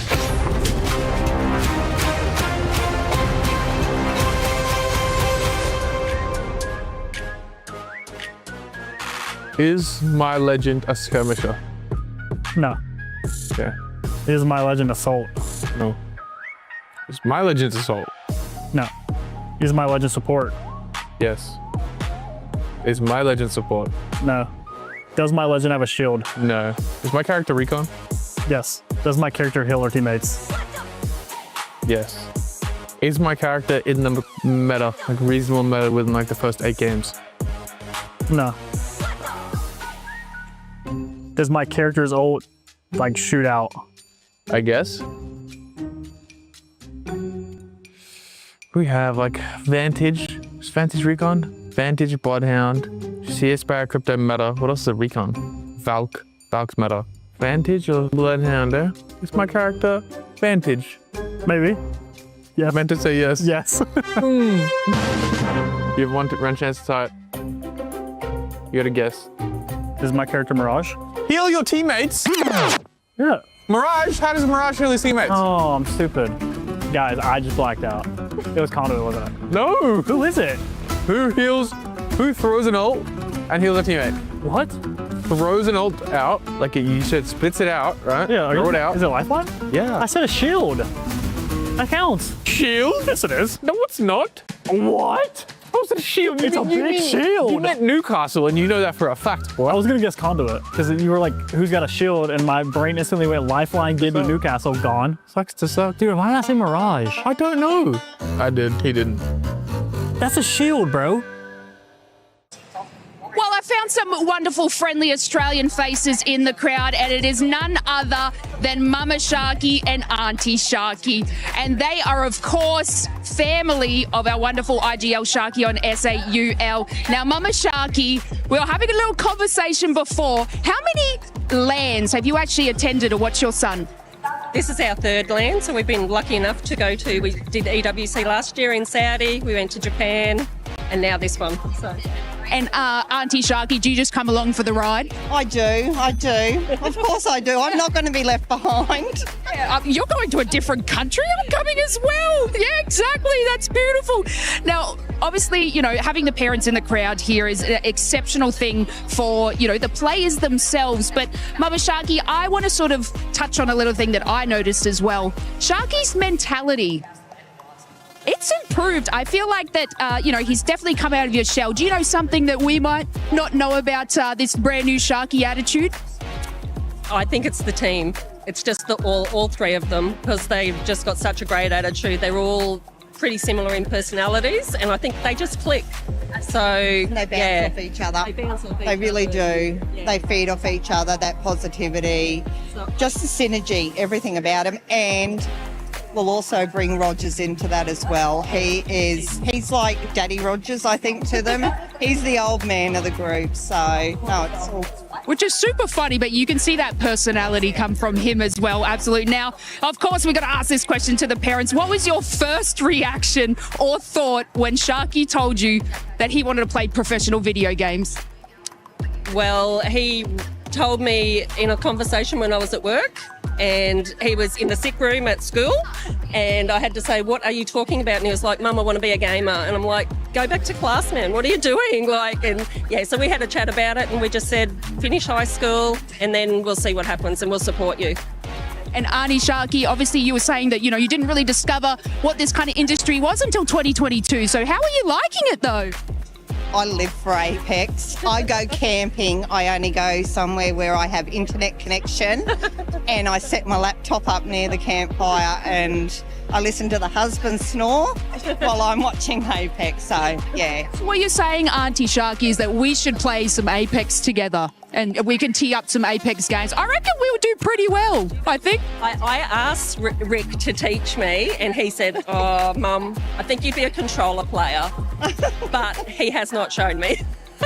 I've got you guys, don't worry about it. Well, it was great chatting to you both all the way from Australia. This has been Mama Sharky, Auntie Sharky, supporting their wonderful IGL son Sharky from SAUL.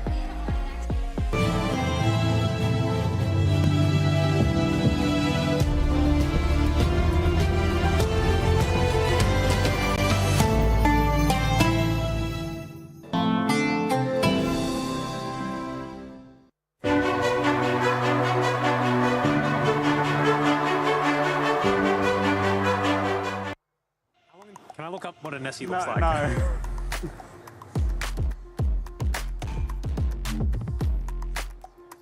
Well, that first series is done, and we're joined by a team that was able to just absolutely rip it, being able to get back-to-back wins. How are you guys feeling, Legacy, by the way? Is it, before you even answer me that, is it Seoul Esports or is it SAUL Esports? SHUL Esports. Ah. Wait, you have a background back going. You were actually right, Lazy. All right. Well, SAUL Esports. How are you guys feeling after that amazing day, too?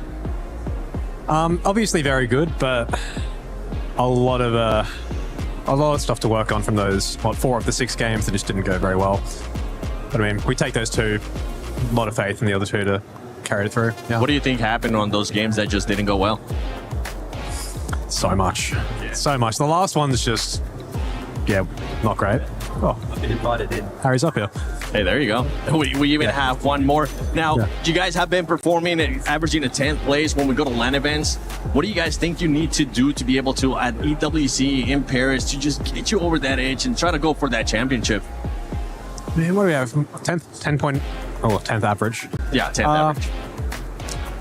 I think we're in a pretty good spot to keep bringing that up, because the first 2 LANs that the 3 of us played together was, a month after forming, just back-to-back, essentially 2 weeks between the 2, and we were still very new, had no experience IGLing, and the games, even just looking back, were messy. But they're, for the most part, a lot cleaner now, and they allow us to convert, so we should be doing better. Right on. Well, I actually have a question for you, Jesco. You and Legacy have been playing together for a long time. Yeah. What makes this duo just work so well together? I mean, obviously playing together a long time, you just understand everything about each other. You get to know every part, and you know how. I think the most important part is we know how each other play. So I think that's the big thing. Lays, you got anything to ask them? I'm going to ask Coach. Ooh. Now, give me the tea. How many fights have they had? You know, they've been playing for a long time together, but, I wanted a tea. Have they ever had like a little scuffle, like brothers? They do love each other like brothers, but no, I don't think I've ever seen them go at it outside of the game. A bit of yelling in the Discord, bit of arguing, but then, headsets off, we walk away from the PCs and it's like nothing happened, which is why I think they do so well together. Humble Aussies. I know, they're so nice. Well, you know what? You guys have, especially you two, you guys have been playing for a long time. What is something that you're like, man, I would really miss it. I would really miss you if we just were in separate teams. Is it just how you guys work so well? Is it just hanging out outside of the game, the communication? What is something that you guys would miss? If you want to go first, Jesco. I think Legacy's approach to the game I'll definitely miss. He never gets mad at us. He tries to understand everyone's perspective, which I think is a rare thing. I'll answer it as well. It just brings, there's a lot of certainty that Jesco brings to the game. Just being able to fall back and he knows my weaknesses, I know his, and you just have the second opinion that's very, very trustworthy, and that I know is based in reason, not just feelings. Okay, just having full confidence on your team. And you don't want to pass that mic over to Sharky, because Sharky, I also want to get you in here. I mean, you performed so well today, and we saw an interview too that Lace was able to do with your mom and your aunt. How does that make you feel, just having that kind of support here at a LAN event? That support's always amazing. We live so far away, and that they make that commitment to come all the way here is just an amazing feeling, to have people who are close to you really support you and really give you that drive to push further. Does that give you any extra pressure, knowing that your family's here, that you want to perform even better for them? No, I mean, I've been performing in front of them my entire life, so I don't have any issue them watching me. Yeah, his mum literally said how he got into video games, because I was like, when did Sharky tell you he wants to play professional video games? And apparently you're at school, and you called her and you're like, I want to do this, and she's like, go back to school. But now look at you. I mean, it's an incredible journey so far. Yeah, exactly. I showed her. Yeah, you showed her. Now, with the great performance that you guys had today, going into tomorrow, the last day of group, I mean, I think it would be safe to say that you guys are pretty much going to be qualified towards finals. Hopefully, I don't want to jinx it. There you go. What's going to be the approach for tomorrow, and if we're just going to go one by one? Yeah, tomorrow, last group stage, we definitely want to make sure we're still trying to put points on the board. We don't want to be just complacent. We're pretty high up there on the leaderboard now. We don't want to just be like, okay, we've just got to get this many points to qual. We're looking for good seeding. We want to be able to pick the POIs we want for finals. So it's important we really wake up tomorrow and we're ready, we're into it straight away, we're not complacent, and we really push forward for high seeding. Legacy, what's it going to take to just make sure you guys don't stay complacent and just continue to be so consistent too? Because yesterday wasn't that bad, but today has been a lot better.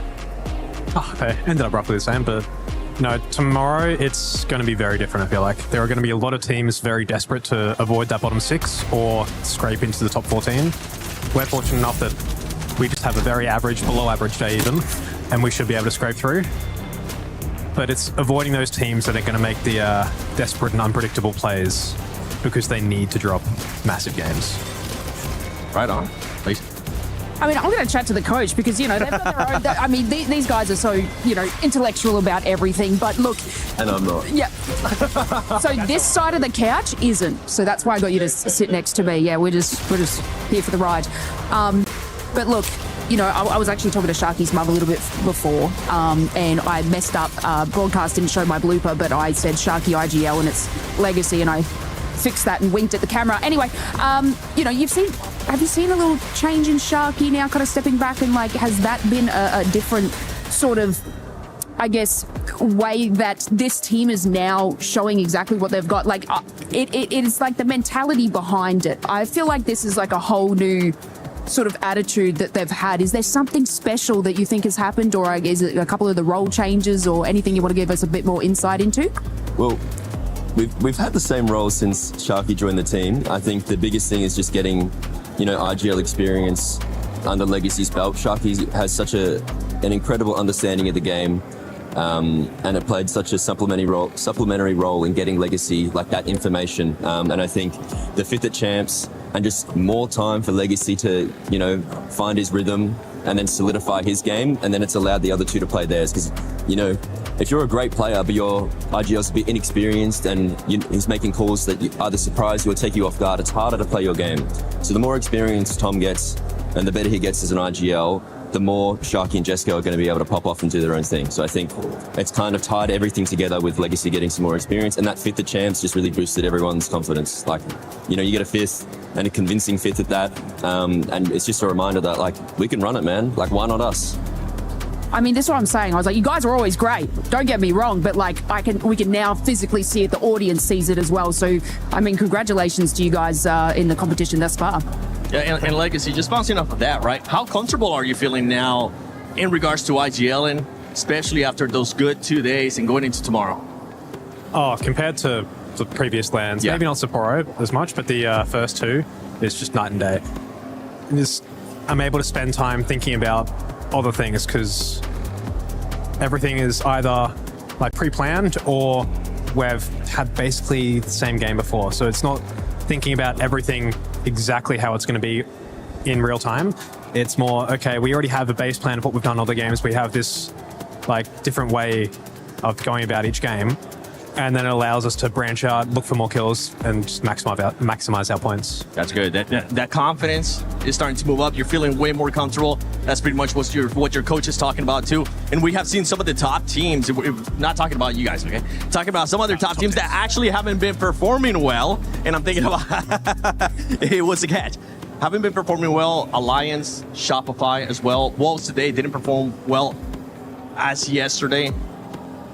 Do you think that's going to be changing going into tomorrow? And do you think there might be any situation where some of those teams might be looking at those top teams, I mean, within those bottom 6 and getting possibly eliminated? Let me tell you something. In Apex South, Wolves were obviously the top, and these guys were the second. But look at that Uno reverse. I mean, I'm just gonna put that there for you, Legacy. Yeah, it happens at LAN. Yeah. It's a good problem to have, swapping those. Yeah. but going back to the question, do you think they will be able to turn it around tomorrow? And what do you expect out of those top teams? I'd hope so. Like for what NIP said, and then a few of the others. Yeah, Alliance. Alliance. Those two at least have only played one set. So like you can have an unlucky set. I haven't seen their votes back to really know, but it may like. It shouldn't be a full representation of how they are as a team and how they're going to keep performing, because I do think those teams will all pick it up and come back. Right on. You know what? We're gonna send it over to Sharky. Sharky, how are you? I know you guys are currently just probably feeling pressure just being here at the event, wanting to make sure you guys make it to the grand finals, not wanting to go to Survivor stage. Have you been able to enjoy Paris at all? Yeah, a little. Not too much. We've just as you get around, enjoy like a couple of restaurants here and there, But outside of that, we've been pretty focused on trying to make sure our performance is spot on. Because exactly as you say, we want to make sure we're getting through Survivor Series or before Survivor Series straight into finals, because it's just, in my opinion, a lot more stressful when you're aiming for that top 6 in a top for that shootout in the Survivor Series. So I think we've done a pretty good job. We have enjoyed food, so yeah. Well, hopefully the trip is just going to continue to get better. I mean, first place, you guys do end up winning it, 600K. It's not a bad thing to take home. I kind of want to step away a little bit more as we're talking about the game, talking about your gameplay and all that stuff. We have a fun challenge here for you guys. As you can tell, there's 3 whiteboards. And what is it, Lace, that we're going to make them draw this time? Nessie? I don't think I got tattoos. We're going to do Nessie? I think we'll do Nessie. Oh, Legacy wants to swap with the coach too. He can draw. You can draw? He can draw better than me. Here, here, hold on. Give Legacy the mic. What is? I'll let you guys choose, and you guys can pick as a team too. What is something that you would want to draw? Keep in mind, everybody at home. A circle. I expect perfection then. It's going to mess it up easily. I mean, if you want to try to give your best chance right now. Yeah, you know what? Let's go with that. No. Let's see if no. I'm gonna put you on the spot. You said it too. Let's see if you can draw a perfect circle. Please feel free to pick up the whiteboard. Oh. Yeah. You initiated the challenge. It's on you. We're a team. You can help. Yeah. Tom, take your time. Legacy, take your time. Think about it. Maybe trace it a little bit. It's gonna be so. Oh my god. I misliked it. We'll give you 3 chances, okay? Oh. Turn it around. No, that's the first.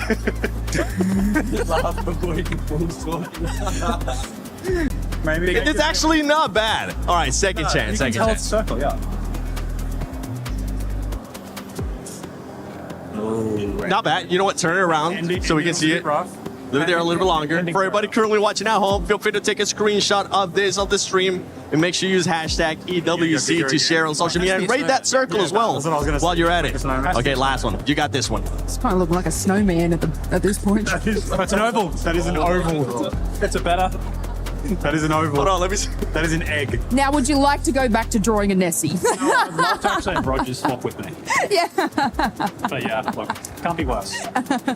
You know what? Here, face it again to the... Which one was better? Once again, for everybody at home, which one was better? The first one, the second one, or the third one? Take a screenshot. Make sure you share it on social media. Use that hashtag EWC and hashtag EWC26. We'll try to feature some of you guys, by the way. You know what? I think we have taken plenty of time from you guys. You guys are pretty much done. You did amazing today. You probably want to go back to the hotel, see if you can enjoy another great restaurant here in Paris. Thank you so much for spending some time with us. Coach, you as well, Lace as well. And for everybody currently watching at home, don't worry, we will be back. We're currently just switching up the groups, so get ready because we do have more Apex Legends action coming up.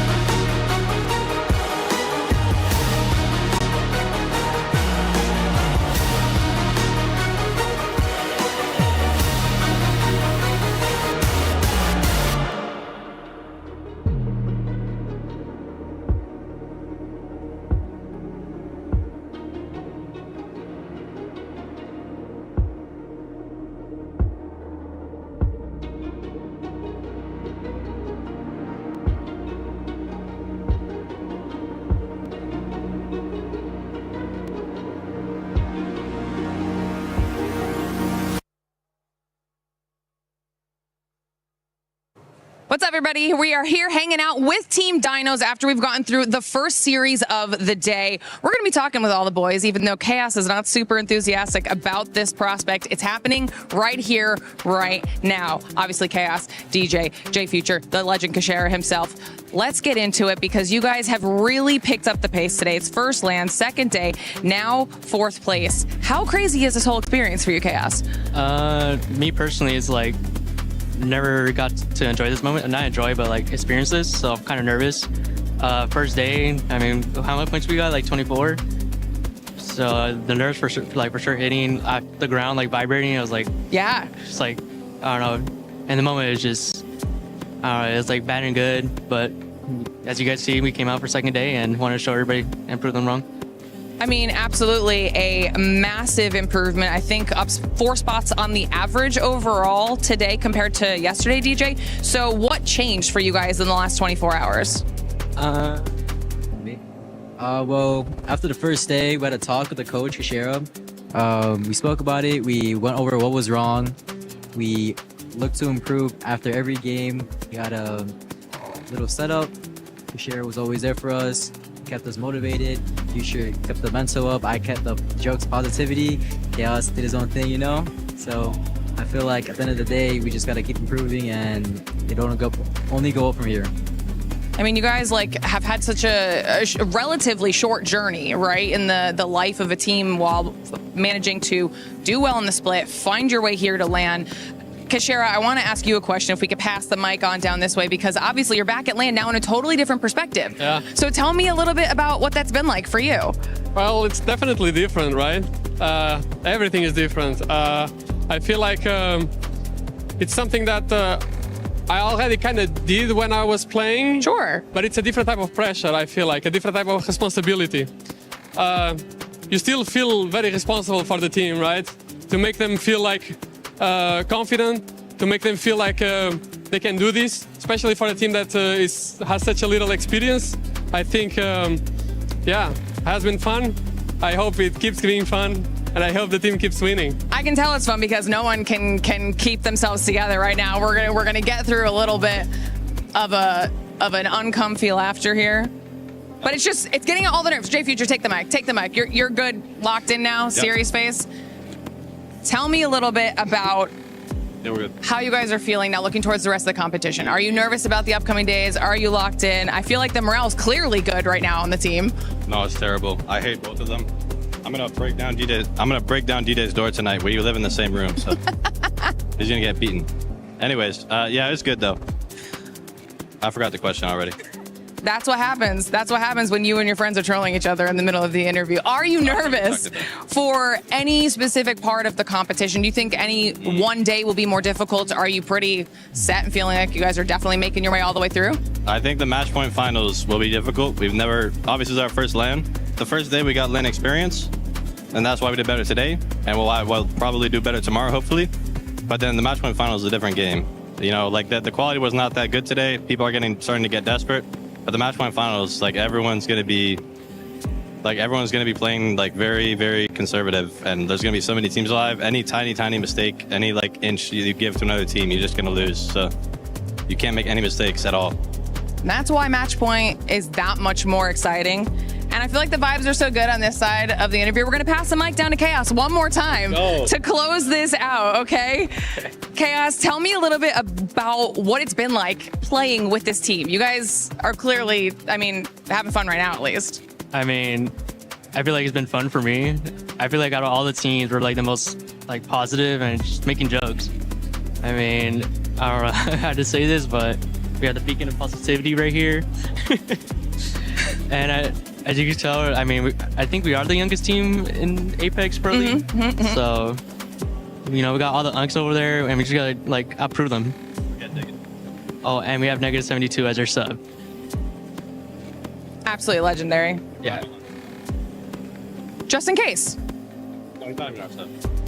You know. He's just here. But, I mean, it's been fun. We like to get the vibes up, and to us, if we don't have fun on Apex, what's the point of playing? I could not agree anymore. I mean, not only are you guys crushing it now, especially here in day 2, but you kept the vibes up in the interview. This was an absolute blast, and we got to talk with Chaos for the first time. So I'm going to chalk this one up as a success. Guys, thank you so much for chatting with us. I'm excited to see what you do in the rest of the competition. Thank you. He can come in here and play my game. Let's go. He knows nothing. Let's go! Tyler Wine, you're done. Raw energy. House for off and blow the house down.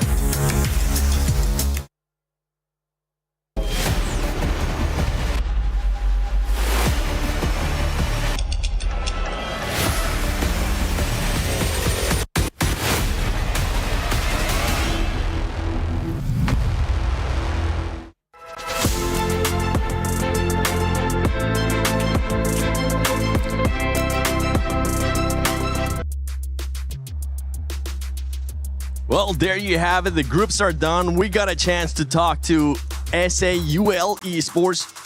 Saw some some drawings there in regards to a circle. Look more like an oval there towards the end. But overall, a great series too, especially for Team Liquid. My goodness, were they able to pop off. By the way, for everybody currently watching at home, don't forget that you can go to the EWC website and also the app to make your predictions. And while you're at it, if you want to participate, if you want to let us know what you want to see the players do next, or maybe the amazing talent that we have here, whether it's making them draw, whether it's making them do the $100 squad again, let us know by using the hashtag EWC and hashtag EWC26. But going back to it, I mean, Team Liquid, Snipe, damn. Yeah, I mean, it's quite the storyline after, you know, such a mediocre way to get to here. You know, they struggled kind of at the beginning of Pro League, and, you know, Zero had some unfortunate luck not even making the last LAN. And it's just one of those where it's like, okay, what's about to happen after the whole Hal and Zero separation? For Liquid to come out back-to-back days firing, they already have enough points to pretty much guarantee them top 14 easily. They don't even need to play the next series to go out into the top 14 and make it to the finals. But honestly, for them, it's all a momentum game. We heard it when Panic and Zero were actually on the stage and they got interviewed at the end of the day yesterday. Zero, I don't remember the last time I heard him talk about, you know, a teammate like that besides Hal, of talking about, you know, how much confidence that he wants to instill in Panic, because he thinks that he is one of, if not the best players in the game when he feels that confidence. And I think that was something that they were lacking early on, being a new teammate. And to watch them come out and be this well performed is impressive so far. Good start. And Graceful, for you, if you were in Panic's situation, right, when you hear Zero, that's just pretty much so many accolades to his name, what kind of confidence does that give you if you're Panic? Where does that put you mentally going into this event, currently in this event, and hopefully making it to the finals?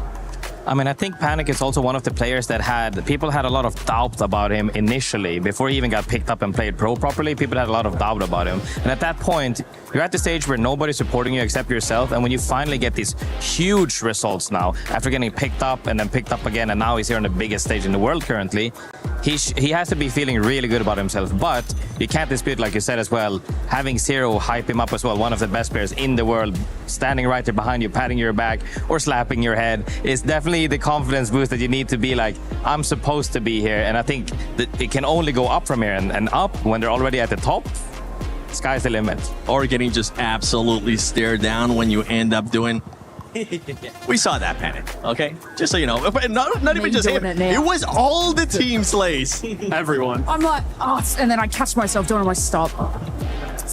I have 4 kids, so that's the first time and probably the last time that you're gonna see me do that here at LGS at EWC 26. Now, we got a chance to talk to SAUL. How happy are you with their performance? You were hyping them up since yesterday, too. Look, I'm not trying to have bias, okay? Just because Apex South. Nah, yeah.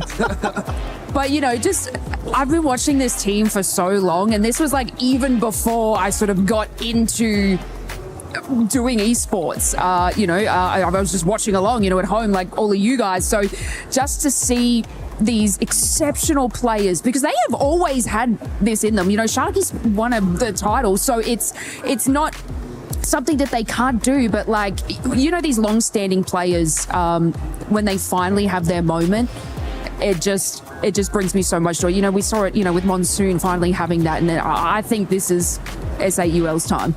Ooh, okay. I do. I like hearing that. And I mean, the crazy part too today, Snipe, is that we didn't just have one team being able to get 2 wins. We ended up getting 2 teams. We already talked. Actually, it was. Oh my goodness! I just saw Team Falcons and Team Liquid, and I was like, those logos from my side, from my peripheral vision, look the same, but they're not the same. Let me just check myself there real quick. But let's actually talk about Team Falcons once again. Back-to-back days where they get a win, but the ending performance is a bit questionable. Yeah, and we talked with Hal a little bit about this yesterday when we were here in the studio. They had a really good start and mediocre finish, and to end up in 10th place overall in this set after having a huge game one. I mean, they had 23 points in game one and ended with, I believe, 35. So 12 points in the next 5 games is very underperforming. You know Hal's going to be extremely upset. And I'm starting to wonder how much of that is attributed to the crypto pick.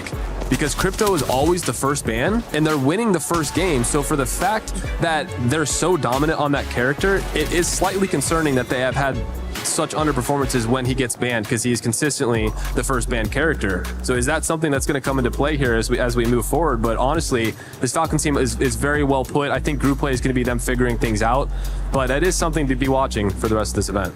And Grace, I see you over there. As soon as he said crypto, you're like, I mean, that's the thing, really. Not only the legend pick itself, but we're talking about World's Edge. I would say that's probably like the most RNG, not really RNG, but E-District is the one that should be the most stable out of the maps. And when you're underperforming on the map that is, in my opinion, a lot easier to be stable on, same as Stormpoint as well, comparatively to, World's Edge or Olympus, that's when you really start to wonder, okay, guys, what are we doing wrong? Is it the macro? Are we just losing fights? We got to figure this out. But as you said, this is groups. They have this to figure them out as well, in case they wouldn't make the upper batch to make it into finals immediately and they find themselves in the survivor stage. But I think they can figure this out. And I actually want to keep talking about some of these squads, right? That people that actually expected them to do so well that underperformed. Shopify Rebellion. I know up until that last game, yes, you do end up getting a win, but there was just so many questionable stuff that I know you were scratching your head when you were thinking, what is this team going to do?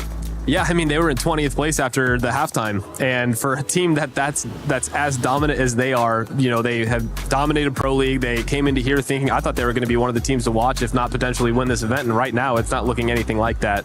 And I was actually talking to Phony a little bit upstairs when the series was going on. And he was saying that during Pro League, they were more of a hybrid team. They got slays, but their biggest improvement was their placements. They had the best overall placements of any team in North American Pro League. And for them to come to this event and not really get any of that, and while talking to Phony, a big reason for that is because their map picks were almost all zone oriented. They specifically went for zone, middle map, whatever it might be, to try and get in there. And I feel like that team is too dominant of Slayer type of play styles that you shouldn't just lean in one direction. You should continue with that hybrid that had been working well for them before. Grace, what do we expect out of them tomorrow? I mean, I expect them to. So this is the point. We're at day 2 essentially, and now you're coming to the point where, are we sticking to our plan, which hasn't been working well so far, or are we gonna throw everything at the wall and hope something sticks? And as you said as well, with a team of this caliber, the fighting prowess that they have, they might just revert to the old one that everybody was scared of to fight because they were just laying out at that point. But we'll have to see for sure. We'll definitely have to see, because TLN Pirates, I mean, at the end of day 1, that squad was only able to get 2 points. We kind of did a scenario, Lace, where I was like, if you were the coach, what would you tell them? You said, go get that that booty. And guess what? They ended up getting more than 2 points. They ended up actually with a total of 19 points. If you're their coach, Lace, are you happy with that improvement? Because, boy, it is an improvement. The coach must have spoke to Zero digging for his treasure. So, they've got it all together, it seems. But this is what I mean, like with Graceful sort of saying, throw something at the wall till it sticks, and you can see them. They're like, okay, we're not performing, nothing's happening for us, let's just swap it up and change it. And that's exactly what you need to do in these group stages. I just could not implore that in more for these teams. So, but looking I guess at some teams that Shopify we thought were going to do well. Yep. I mean, they still have that opportunity, and I think their pros might need to push it even further to get up to these top ranks. But I mean, time will tell. Are we worried at all about Walls? How they're currently performing, especially after today, only 10 points? Is that something that kind of rings an alarm in your guys' heads? Wolves? Yeah, I mean, absolutely. Being the number 1 team in their region coming into this and having this big of underperformances, I mean, I did not expect this in any sense whatsoever. I don't think anyone in that region expected this to happen. And for, the caliber of No Name to come out there, one of the best players in the game, everyone consistently talks about him in their top 5. I think, I don't know what they really need to do at this point to come back into this series, but something's got to change. I mean, I truly, in other sports as well in general, it's very common that somebody who's rank 1 might lose to rank 3, but will always be at rank 2. I think this is mainly about matchup knowledge, as you said as well, where, this lobby potentially just plays against their playstyle. It works for them normally, where the way they steamroll, now you have more teams on edge, so you can't do your whole thing. We saw them try to essentially inted Team Liquid, and when you have those matches, you have to make sure, hey, nobody else is on our side, because if we just keep running into each other, you're just gonna take everybody out of the equation, and nobody does well out of those games, as we saw there as well. I think that maybe they need to go into the survivor stage to just find their groove again and then come back into finals, where also the finals will then be mixed up as well, which could be in their favor, or if it's just very edge heavy, it could be against them. But I think anything at this point, you just need to start getting your mojo back. It's a bit of a 50-50, right? Sometimes going into that extra stage does kind of help out some of the teams. It gives them, kind of lets them settle their nerves in a way. I know Wolves first place out of their region. You never know what could be happening. You never know how maybe the travel all the way to Paris affected them. But we're looking at the overall right here. I mean, Team Liquid, what an amazing day. And talking about Wolves, there we see them in 11th place. Lace, I'm going to send it to you. Is there any team that's popping to your head besides GenG Esports in 13th place? I mean, tied.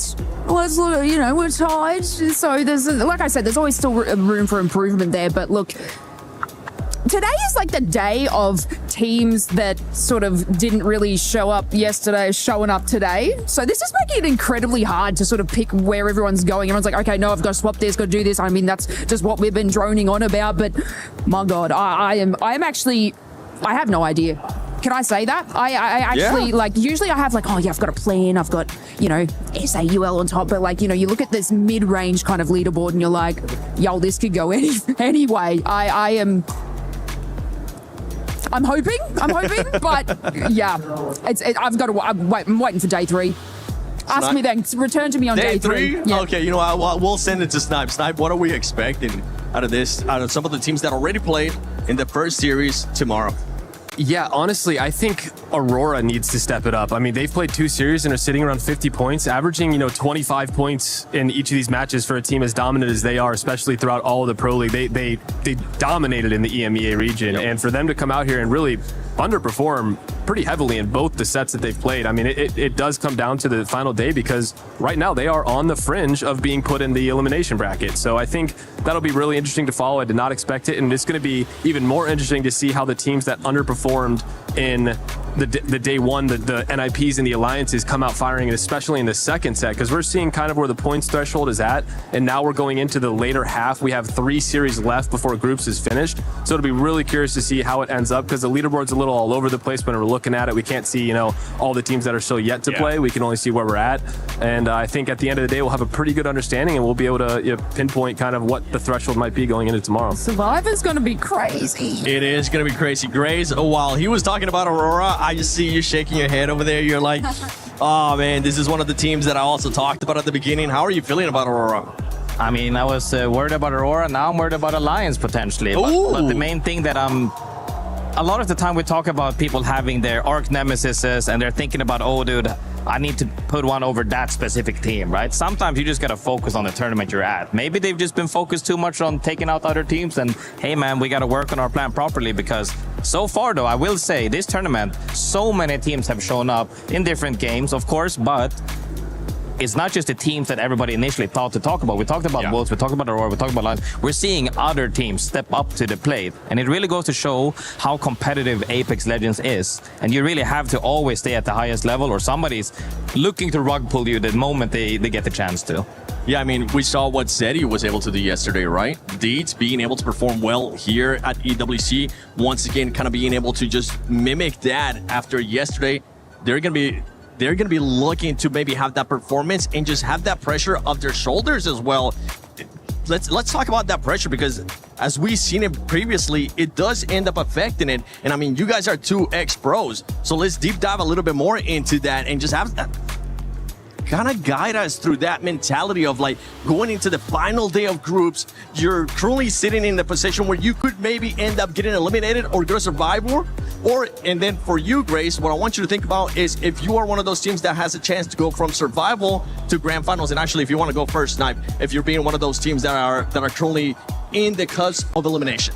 Yeah, I think it's such an interesting dynamic because most of the events there is no elimination. There is just losers bracket. So I think a lot of these teams are not used to that feeling, and desperation starts to set in every single time day 3. So when day 3 comes around and these teams realize, oh, we're this far back, or we have this many points to accumulate, that's when teams start overextending, or you have like the Wolves taking the fights on the Team Liquids for no reason, and it's like that was one of those plays where it felt like they were desperate for some sort of momentum, and they just want to take a fight to try and win and be like, okay, we're the best, and pump each other up. There's a double-edged sword with that, because the moment it goes wrong, it's like you're sitting there for 20 minutes watching everyone else play the game, and you're just sitting there, with your head down, and then it comes down to who's the leader of the team picking everybody up, who's able to get you guys in the right mindset, because a lot of times, if teams don't start hot, can they pick it back up, or are they going to continue to fizzle out? And we saw that with even Shopify. I mean, they started really poorly. They were in 20th place, and they won the game 6, and that was the biggest thing that kept them in the series, and it's going to keep them going into the next day as well. So I think it's really just going to come down to how strong and how prepared are these teams, because if you feel like you came into this as prepared as you can be, you shouldn't have the nerves. If you feel like you didn't put in the effort that you should have and you could have prepared more, that's when the unsureness can come in, and you can start to think to yourself, maybe we should have done a little more. You start doubting yourself and you absolutely hate it. And before I actually go to you, Grace, I just want to let the audience know that we're currently just switching the groups. The next groups are going to be A versus C. Stay tuned for that. Every once in a while, you'll see a timer just kind of pop up here above my head at some point, and that kind of gives you a heads up. Yeah, it kind of gives you a heads up of how long we have until the next match, because I know a lot of people were wondering, when is the next match? When is the next match? Well, there you go. There's your heads up. But going back to what we were talking about, Grace, with some of the squads, now we saw in regards to in the cusp of elimination. Now, if you're able to get a chance to go just straight to grand finals, what kind of mood are you in? What is the mindset of that player? I mean, this is the thing as well. I speak from mainly the positioning of being an IGL, of having to lead a team and having that pressure on you. But I've also played Fragger one time when I played on IG as well in London. But it's just so vastly different, and that's kind of the thing as well. A lot of the times we tend to look at just mainly the IGL from the roster, where you're like, oh dude, what's the pressure you're needing to lead a team? Like, are you tilted? Who's gonna cheer you up? If you have a coach, hopefully the coach pulls you out of that tilt and you can still refocus and make your way up that hill.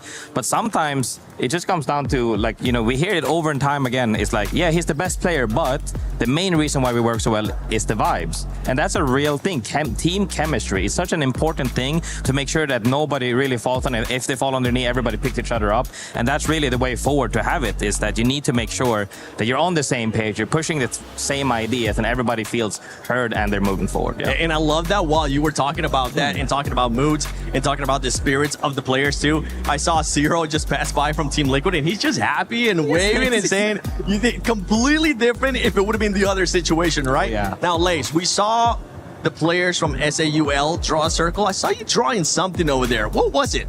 Oh, this is for chat that says that we have the ability to start the game. I drew a button for you, chat. Let's test it out. So, like, if you want me to push it, maybe give 10 subs or something. Because I have the control and the ability to start the games for you guys. So. Well, maybe if you push that one, we'll go into a break into the next segment. Let me know, chat. Do you want me to start the game or no? Wait. Let's test this out. Let's see how much power we have with production here, because we're going to go on a break soon. So, ready? 3, 2, 1. Was built to move. Not trapped at a desk in one singular posture for 12 hours a day. It's time your chair evolved. This is Secret Lab Titan Evo. Ergonomically engineered for you, gamers, hybrid workers, artists, backing your every move. Ladies and gentlemen, I am joined here by Peace from UNLIMIT. Thank you so much for joining me. Let's shake hands. You know what, my friend? I gotta say, today, there's like a legend that you guys don't typically use, which is Fuse. And you guys decided to use it, and actually it went really well. Talk us through that today. So we never used Hughes in scrims. In like other tournaments, we never used Hughes. But our team suggested I use Hughes, which I never played. But I'm used to Maggie and like Bangalore, a lot of aggressive characters, and it felt very good on Hughes too. That's why I popped off, and we kind of got in shape as a team. I think that speaking of aggression, right, it's with those legends, but aggression within the region, you typically play APAC North, which is known to be an aggressive region. Now that you're on a global stage, have you had to change the way that you guys play because people play differently from different regions?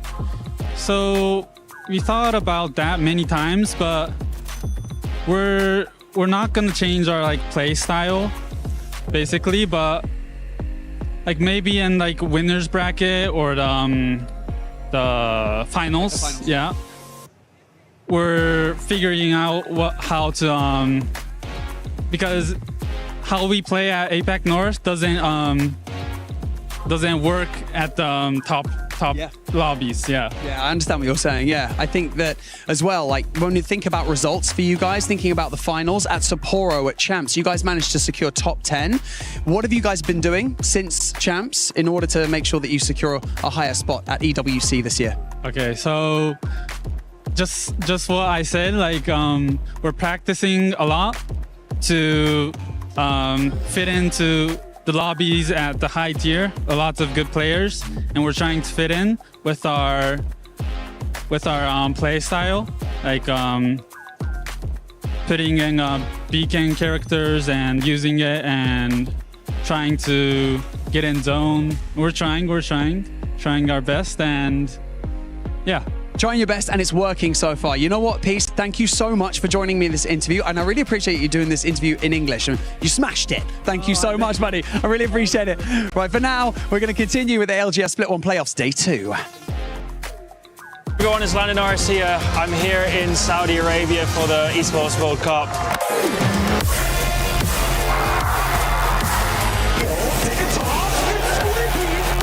Let's go!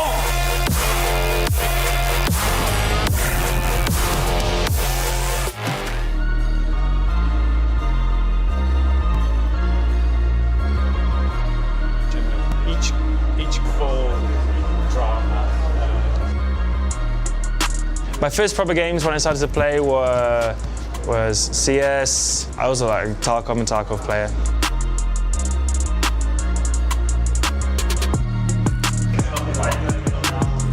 I mean, you're doing absurd speeds. I used to play a lot of PUBG. Okay.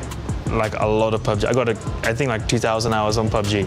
But for me, iRacing has always been the best in terms of competition, learning about the setups of cars, the quality, and you're like shutting your eyes sometimes because you think you're going to hit the wall and you just make it.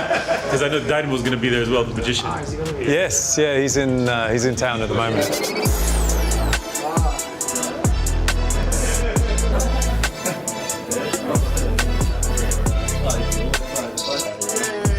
To just, but then when you're flying and you're driving, it's tough. Just doesn't make sense.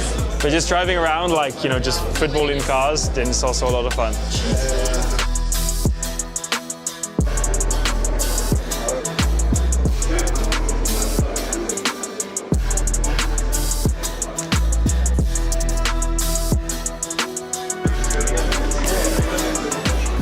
Everyone has like names. I need like a gamer name.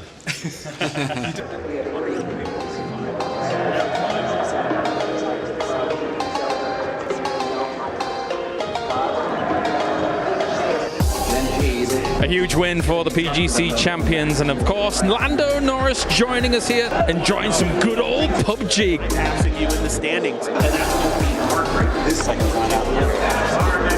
Ladies and gentlemen, welcome back to the Geekay Esports Arena, where I've got a very familiar face alongside me, especially if you know your Formula One, Lando Norris. How's it going, man? Hello, man. Oh, good, thanks. What's your experience been like so far at the Esports World Cup? It's just a new experience for me, and I'm also a massive gamer. So, you know, I've loved to be part of the gaming community for many, many years. I was part of this growing up, so for me to come and see some of the pros and see some of the finals and things is pretty sick.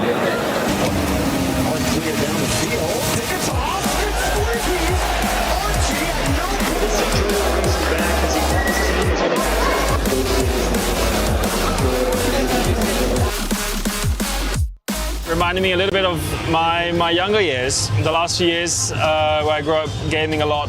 As a lot of you all know, I love my games. I'm still a big gamer, even on the side of Formula One. But yeah, just watched PUBG, watched Rocket League, one of my other favorites. Even though I'm terrible and I can't play any of these games, I love to watch the competitions. I love to meet some of the guys because they're all incredible and extremely talented. So yes, a lot of fun, nice and warm. But going on to some more places now, seeing some more people, seeing some more games, so having fun.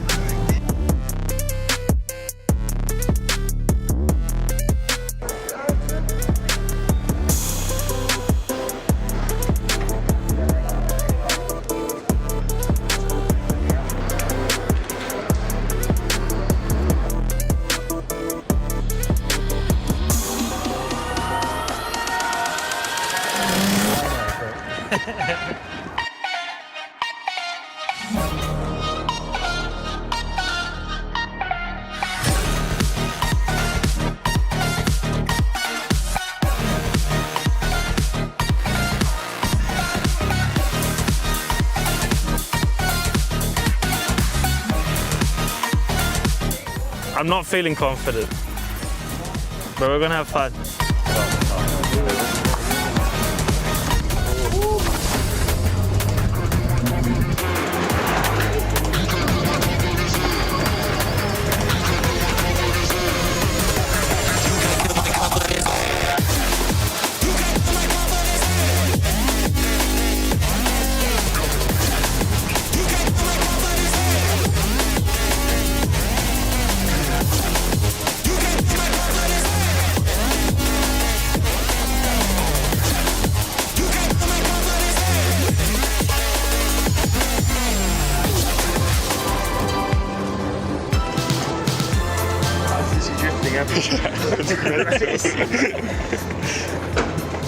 I didn't think you were like. Nino would lie. You meant how slippery it was going to be. Yeah, I did. You won. By the way, you are first. Really? What a surprise! What? Shit, huh? That was actually a lot of fun. That was really fun. Well, I ended up quickest, so that's my job number 1 complete. But it was a lot of fun. A little bit slidey. But if you want to learn about how to control a go-kart, then this is exactly where you want to start. So it was good fun. Learned how to drift a bit more. And ended up on top. So. Awesome. Top step. Top step. Podium.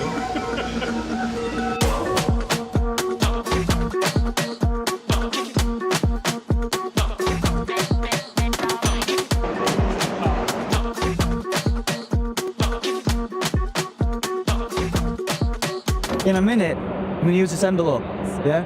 It's not important right now, I'm just letting you know I'm gonna use this envelope. Okay. You see that on camera? I'm gonna use this envelope, but not yet. Take one out. Show it to everyone, show it to the camera. Solid choice. I'm gonna take it and put it in the middle. But remember at the beginning, I said we're gonna use an envelope. What? Look, inside the envelope. No! That is mad! I'll watch. I'll take the paper, I'll take the fire and turn fire into water. And then from water we get ice.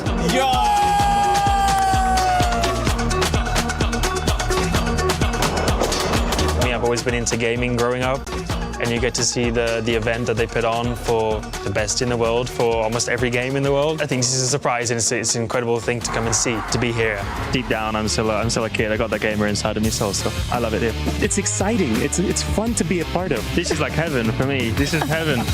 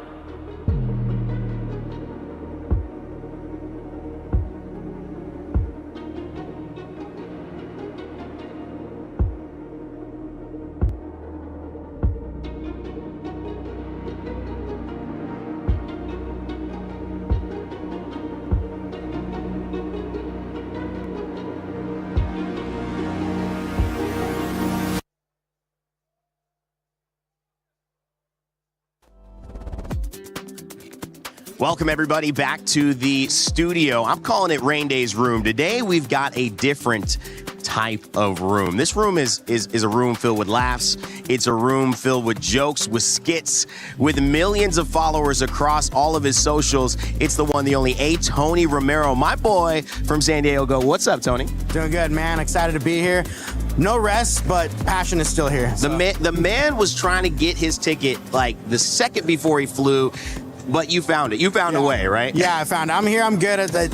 As soon as I got here, I thought I was going to tap out, and I saw the games, got excited, and I was like, yeah. And then I saw my boy Jay Future, which I know we'll talk about in a minute, but just second win. It just kicked in. Now, one of the things I love to do is edify different people in our community. You saw content creator Clara at work yesterday.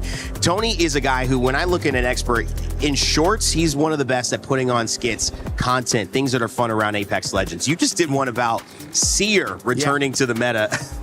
Talk to me about that one, because you were throwing water on yourself. I mean, what's it been like with Seer back in the meta? I'll go above and beyond for the videos, but the things that I like to do with my content is to kind of like bring the emotions and the things that players feel to life, and whether changes happen in the game because of it, it's neither here nor there. But that Seer video, I feel like it had to be made and just kind of let people know that, like, hey, this Seer 2.0 is no joke. Like, flashbangs are back, and well, it's not really back. They nerfed him again, and I think he's back in a comfy, healthy place. But honestly, like, I just had to put that out there for those people that didn't play during that time, to let them know this is what we went through. As you mentioned, going through things, Jay Future, a guy I want to talk about. We did bring him up in the broadcast, and he is a up and coming talent. I thought about him and DINOS and their performance, and I said we have to interview this team because it's just been a few splits since they've been in Challenger Circuit. Now they're actually winning games in the middle of France for a tournament worth $2 million. That is basically the ultimate upstart story, from nothing to something. I'm at the pinnacle, and that's something, I mean, you relate to a lot, especially your rising content has been probably about the last 5 years just zooming to the top. Yeah, and it's never too late would be the best way to describe all of this. It's never too late. And Jay Future, if I'm okay to share this story with him about him, but like, I don't know if his story's been told enough, but like, he came to a lot of my custom lobby tournaments where we would host just, I guess, scrims, but for like casual people, not really pros. But he would come in with his friends in 3-stack, and he'd mollywop the lobby. But of course, he was okay with me doing things that pushed the envelope to make him like have a little bit of like a challenge, like, okay, you can't use this character anymore, you're banned from using them, okay, you're only allowed to use this gun now. And then like, he was a part of the content, and he was just a regular person, a regular viewer at that time, and like, it just happened so fast. He went from that, and the last time I heard from him was he asked about some advice on how to get content and streams efficiently going, and then the next time I check in on him, he's pro and he's competing here. Like, and I DM'd him recently, told him good luck, and I gotta meet up with him later and get some lunch. But like, his story, if anybody gets a chance to like see him, talk with him, like, I think it's one of the more inspiring ones, where it's never too late to make it. He seemed like a really honest kid too. I mean, 19 years old, from Ontario, Canada. Politeness is something that goes along with the Canadian mentality. We know it there. Shout out my boy Dia, Archbishop, working on our storylines. I think looking at him though, as a young kid, Tony, it's tough. You've worked with a lot of people. You're a coach, actually. People coming into Tony's background as a martial artist coach. You've worked with people who are young, and mentality is probably one of the biggest things that you see differentiates certain young people from others. Yeah, and it's really, a lot of it has to do is like, for me, I'm the type of creator I like to be is bringing that energy that I used to have when I was a coach, and let people know that, like, don't let anybody tell you you can't. Don't let anybody like count you out. And if they do count you out, use that and fuel it to prove them wrong. Because positive influence is gonna take you so far into this, and even like somebody like Future, who does hold himself, I think, really well professionally, and he is he has a really, not just a good story, but like he is a very down-to-earth guy. So you're rooting for Dinos, to say the Absolutely. least. Oh yeah, I said that before he went there. I DM'd him too. Yeah. Like this is not, it's real. I'm not a bandwagoner. It's real. Day one Future. He won a tournament in my community. Gave him a free Revenant heirloom, by the way, because he won it. But, there it is, man. But yeah, no, Future is the real. He's the truth. Future is the truth. Tony, a lot of us too, I'd be remiss not to ask, you do so much great work. We actually met up working with a content creator in San Diego. You do so much work working with content creators as well. It's appropriate. All of these professional players have abilities to make tons of incredible moments with content, but a lot of them don't. And that's something we're working on in our scene constantly. A lot of them do, but a lot of them don't. What's your advice to a pro or, you know, the chat watching, something you think that pros can hop in and do that would be entertaining for us to watch? You know what's funny is you can never give too much of the same information. I know it sounds crazy, but think of it like this. I used to teach boxing to kids. There are so many ways to teach the jab. There are so many ways to teach people how to set up combinations. And in Apex Legends, there's so many ways to approach the game. From ring drop to POI selection to the guns to the team compositions, that like there's just so many ways that you can kind of like express the skill in the game, that if the pros, a team, or you guys have something to share, just put it out there, man. But I think the most important part is just making sure it's easy to digest for the viewer. Yeah. I think that's where a lot of people kind of get scared or they fumble on. They kind of like just word vomit everything. What's a big mistake you think a lot of people make when they start making content? Too much words. Too many words? Too like too just simplify? Too sciencey. Just simplify it. Simple terms. Imagine you're talking to somebody who's never played the game and you want them to succeed. Yeah. And I think if you communicate it and using vocabulary that somebody is new to the game, never played before, you have to use that lingo. I promise you that's going to have way more reach than using the higher skill stuff. Yeah. That stuff's not important. Yeah. But there's a time and place for it, right? Yeah. You gotta learn to hit the bag before you spar. You know what I mean? Like, you gotta get those reps in. Yeah, you know, people, sometimes it sounds like code, man. I mean, I jump into another game and it's like, oh yeah, I 1P'd on launch Gurch and took 3 with 5 left. And I'm like, is that something? No, man, I just walked to that building over there. Yeah. It's like, man, you know, this is a 15 years old game. I need an introduction, man. But it's funny to see how there is some of those little things seem obvious, not so obvious when you get into this big landscape. Tony, before we let you go, I kind of want to just give you an opportunity to wax poetic on being here in France. Being here in this moment. It was a bit of a journey. You haven't been out of the country too many times, I know. Yeah. So this is kind of new for you as well, leaving the family. But how has it been? What are you looking forward to, not only at EWC, but just spending a few days in Paris with us? I'm looking forward to like bringing Apex Legends to more people with my content. That's like my next plan. Like there's a video that I did where usually, you know, when you watch like a tier list video, for example, the creator's making the tier list. I started going out to my local game shops in the mall and having people who have played Apex Legends make the tier list. It's like, so now like my comment section can't get mad at me anymore. It's so-and-so on the street who's played the game. Smart. They think, you know, Sears S tier, or, you know, he kind of is right now, but you know, but like, you know what I mean? Like I want people to feel like they have a place of belonging in the game regardless of skill level. So I bring it to them, make it easy to get involved, even if they don't really play the game. I got a question. If somebody's in the stands or in the crowd and they're saying they see you, and they want to be a part of that content, can they come up? Absolutely. Stop me, come by, wave me down. If they see me with a camera and it's recording, what are you doing? Can I be in it? It's most likely going to be All right, I love it, man. Tony Romero, thank you so much for joining us, man. It's a pleasure as always. Go follow this guy, Tony Romero, on socials. We have more Apex Legends coming up. We're close to getting ready for our second series of the day, so don't go anywhere. We'll be right back.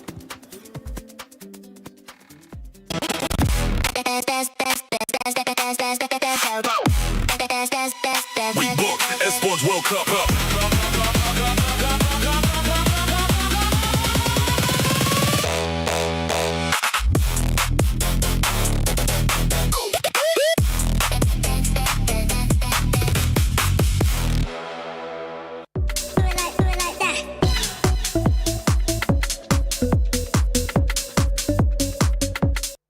I'm a pro player. I am a pro player. And the Esports World Cup brought together 100 esports pros to answer esports' biggest question, starting with Who's the best gamer ever and why? Oh, that's a good question. I think everyone agrees like the best gamer would be Faker from League of Legends. Ooh. And I would say Faker. Faker. Faker. Faker. Faker. Faker. Faker. Faker. Faker. I don't know much about League, but everybody I know just says he's the GOAT and League's the biggest game. Faker. Faker. Faker. Faker. The best gamer ever has to be the guy from League of Legends. I forgot his name. Faker. Yeah, that guy. That guy is good. I'd say the best gamer ever is Faker. He plays arguably one of the hardest games and has dominated for longer than anyone has dominated in any other games. So I'll give it to Shroud. I think Shroud's done the most for the industry. Very big streamer. He competed. He did a lot for gaming itself, and he grew the space a lot. أتوقع نشوفه قدوة في حنا كسعوديين مساعد الدوسي. How did you get your gamer tag? I got my gamer tag from my father, a close friend of mine. One of my brother's friends. My brother. kind of stealing it from my cousin. I think I just stole it from someone, to be honest. Yo, that gamer tag is cool. I'm gonna copy it. My friend and I played Minecraft. He named himself Zero, but eventually he didn't want that name anymore, so I kind of took it. From a show called Sword Art Online, there was a character named Zekin, and I thought the name was cool, so I stole the name. I watch a lot of anime, and I was trolling, I was around, and then people started calling me Soka, so I ran with it. Well, it's after the Roman god of the forge and fire. From the Greek gods Hades. 当初最开始打游戏，我经常获胜，经常 win， 经常赢。然后到后来，我非常的膨胀，非常的嚣张，然后就取名叫想输。 It's my last name. Very boring. A lot of people hate it when people use their names for gamer tags, so yeah, I'm one of them. My gamer tag is just my name, to be honest. Just my name. My last name is Håkansson. Hakis is like the short version of that. Nickname của mình là Levi, thì đây là một nhân vật mà mình rất là ưa thích trong bộ phim anime Attack on Titan. Có một nhân vật Levi rất là cool ngầu trong đó. I was in 8th grade. I named myself on PlayStation Dongosaurus Rex, and I shortened it to the gamer tag I have now. Psycho is like a Call of Duty clan that I actually made as a kid. It was with me and my friends, and then I kicked them all out, and then I just kept the name Psycho. What is the most expensive item, skin, or cosmetic that you own? I really have not been spending a lot of money on skins and stuff. Like, I used to be default Andy. But right now, I would say there's probably the Universal Heirlooms in Apex. I think Fuaz, a Bugatti. Bugatti. The most expensive skin that I have was probably the Naruto skin. I own the Uzi Kaisa skin, which is 500 USD. In Valorant, the skins aren't very expensive, so the most expensive one I own is only $20 or so. I think all the G2 skins on Rainbow Six because they're just awesome. أغلى شيء أملكه في اللعبة اللي هو الجولد رش الألفا بوست. O item mais caro que eu tenho é o Alpha Boost, que é item do Rocket League, que é bem caro. The most expensive cosmetic, I think, I'd say probably the Porsche bundle. The most expensive cosmetic I own is a 2018 Winston skin from BlizzCon. Most expensive in-game item I own is not really much. I don't really like spending money in-game. To be honest, I'm quite a default skin of everything. What's the weirdest DM you've ever gotten as a pro? I was fishing and someone just took my photo and sent me back like while I'm fishing. The ones that asked for my exact tattoo template to get the same one. I mean, at the same time, it's a compliment. I've received multiple different DMs that I should not talk about here.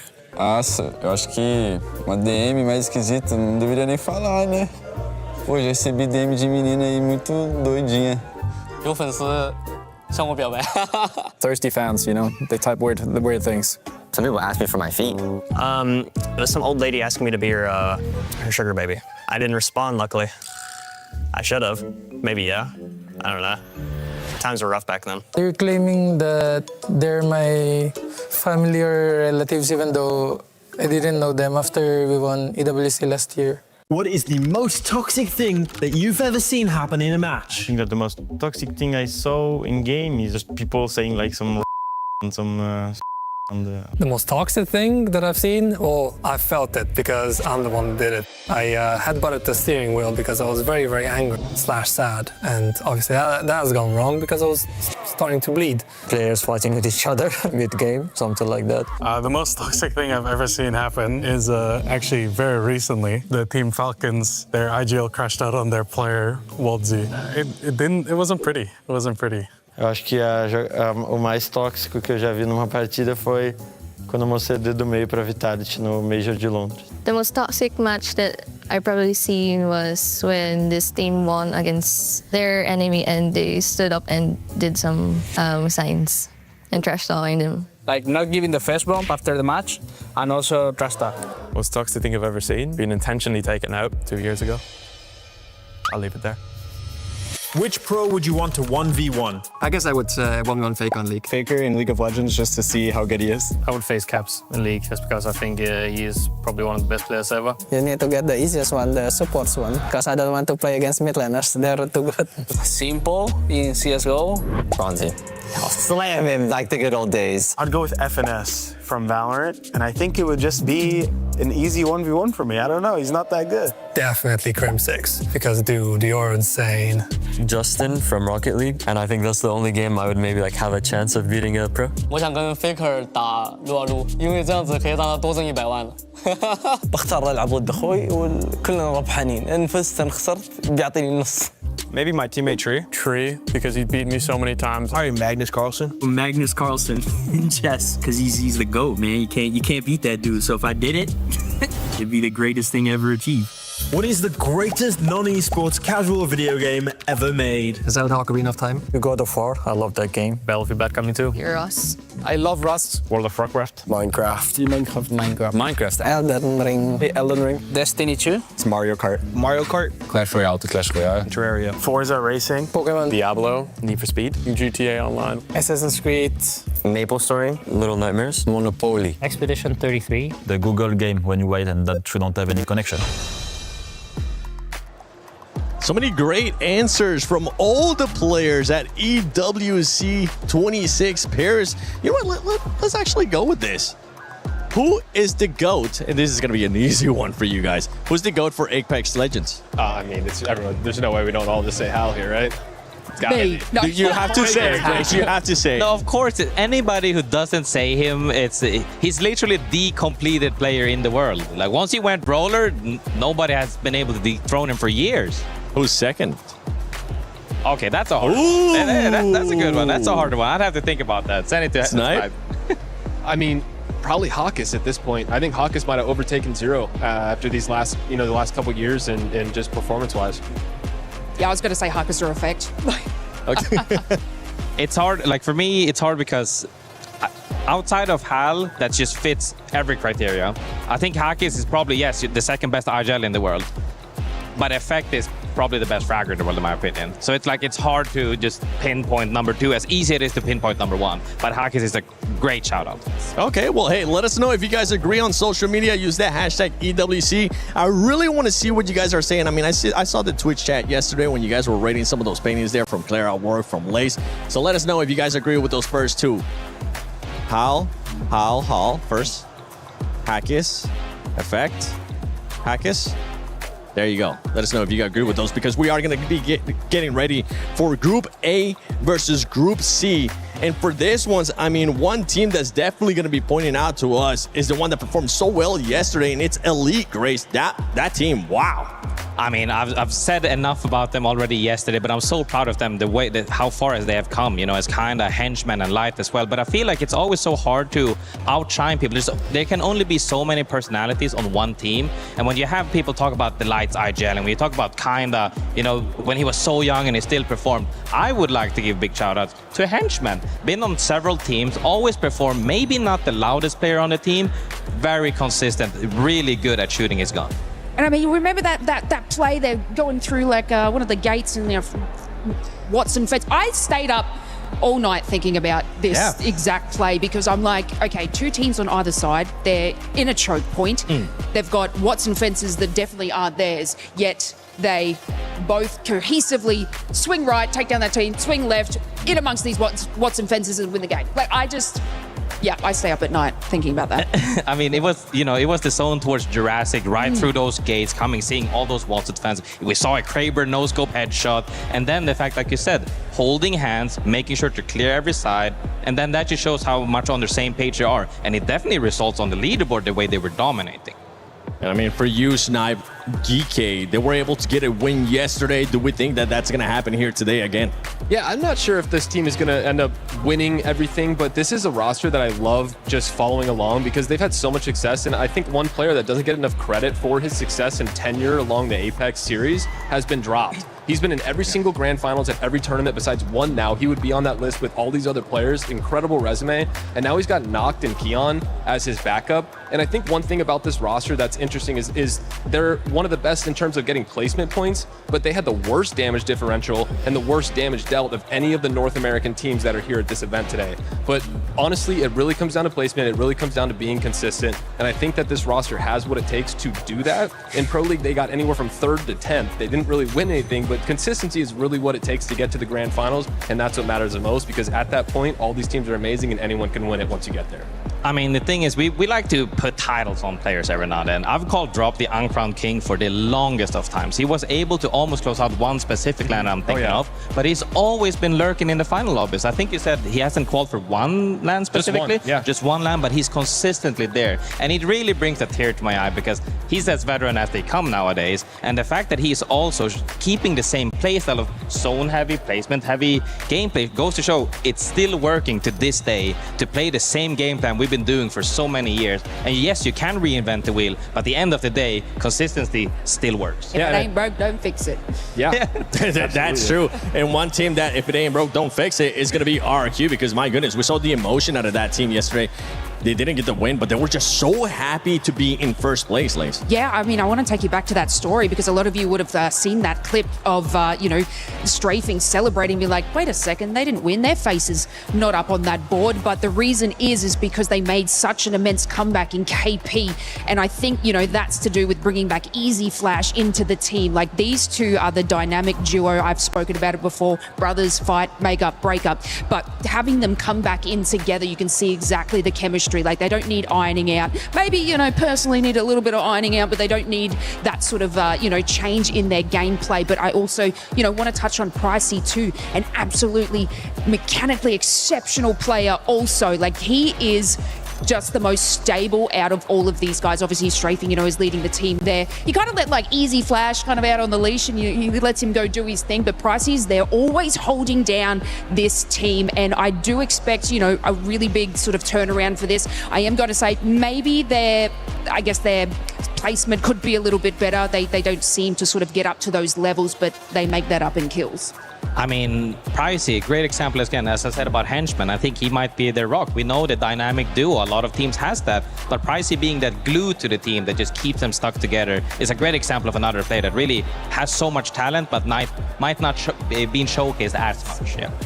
Now, going away from those teams, right? Is there any team that we're looking today to kind of surprise us in a good way, Snipe? Yeah, honestly, I think Sentinels is another roster. They're the champs winners. And I think coming back to this, you have Blinkster as the IGL. And I think one of the biggest things for me with this team is that they are very reliant on a Newcastle pick. I think in Pro League, that was over half of their picks included a Newcastle on the roster. And we saw how amazing Fun was on that character at the event that they won. And I think for me, it's really interesting because Monsoon used to IGL a lot. And it's taken the pressure off of him because they output tons of damage. You've always seen Monsoon with the snipers and the damage dealt and the way that they were able to come in and win the last event. I'm hoping that they're carrying that momentum over because they played consistent throughout all of Pro League. I believe they were the 7th seed overall in North America. And finally seeing Monsoon flourish on a team where he can be the slayer and focus more on that instead of IGLing, while Blinkster, one of the newer players in the league, has come in and shown how dominant of an IGL that he can be. If they can have the consistency that they had at Champs, which is what we're hoping to see, they've already done pretty well, then he might start to be in the contention of one of the better IGLs going forward. Yeah, I mean, for me personally, outside of being, I don't know if I'm thrilled or if I'm nervous for Alliance to perform for sure, but I will still have to stick to my guns. Elite is one of the teams I'm really rooting for because I really want to see more, biased as I am, more potential out of EMEA coming up. And we've seen it on this LAN so far. And I'm really happy to see that all regions across the board have showcased their strengths. And at LAN is really where it matters. It's so fun to see this mesh of different game styles really clash against each other. Talking about bias, SAUL is not going to be in this group. Lace, who are we going to be biased towards in this next one? She had to think about it now. I wonder who. I don't want to be known for that person that, you just pick your same region, but We literally produce champions, okay? Australia produces champions. Y'all all steal them from us, put them on other teams, and then you're like, what else do you want? Okay, all right. So let's see if that's going to continue to happen. We're kind of getting halfway through the point. Let's send it over to stage.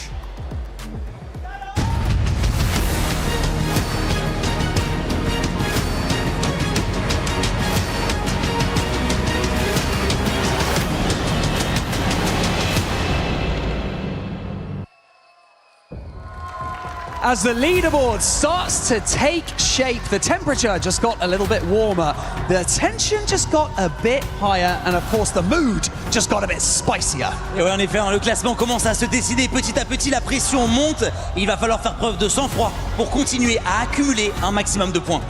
Each map now gradually gets more vital to the team's survival. So, ladies and gentlemen, make some noise for your teams as they fight to stay alive. Leur premier objectif à tous, c'est de réussir à se qualifier en finale en étant parmi les 14 premiers. Mais le deuxième objectif est encore plus important. Ne pas être parmi les 6 derniers, ne pas être éliminé des group stage. Mesdames et messieurs, je vais vous demander de faire un maximum de bruit pour accueillir les 60 nouveaux joueurs sur scène, nos 20 équipes. Et on va commencer avec Team Nemesis.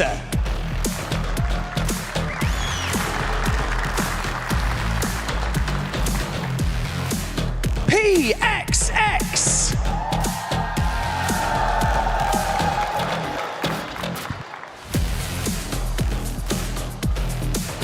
Elite Esports.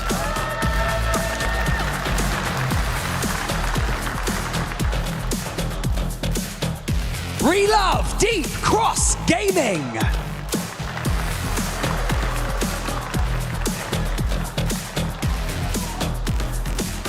KINTROPE Club.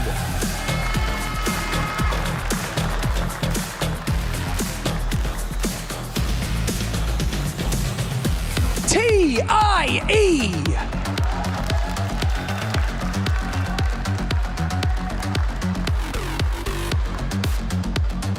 Geekay Esports.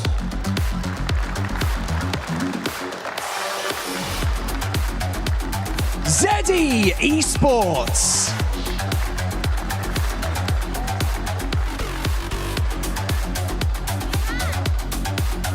Team RRQ.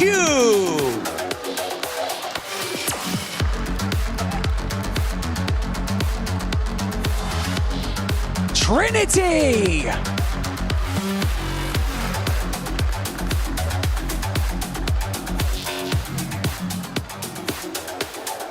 NinjasinPyjamas E-Star.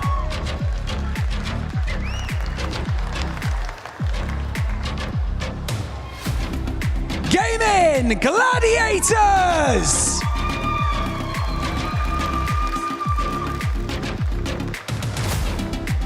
Lions.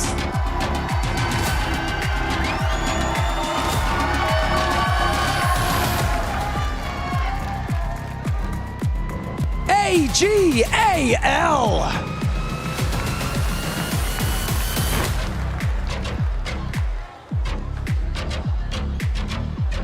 VK Gaming.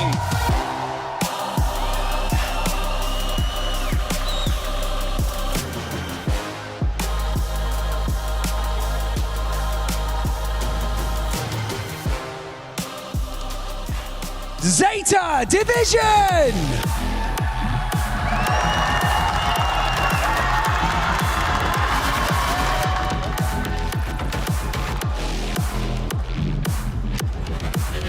ForFun Esports.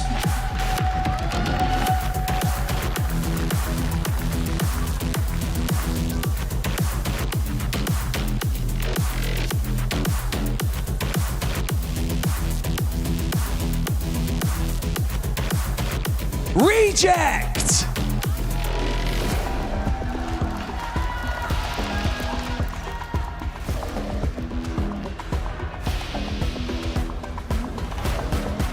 JD Gaming.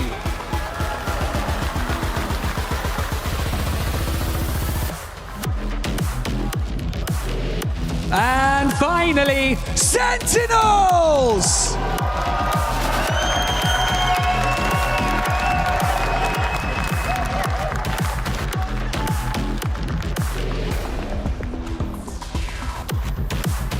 Pressure doesn't just expose weakness, it reveals character. And so, ladies and gentlemen, when the odds are stacked against you, that is when you take the opportunity to silence the naysayers. And also, you know, have fun.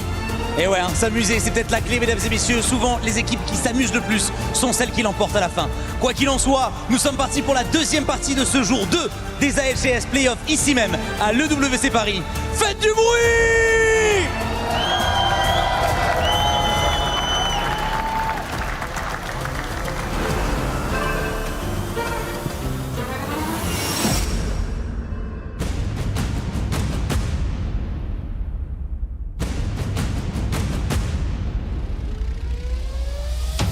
TriniTY, Cross Gaming, Gaming, ZETA Division, Elite Esports, Team AURORA, KINTROPE Club, defending champions, VK Gaming. One thing to become champion, and it's another to stay champion.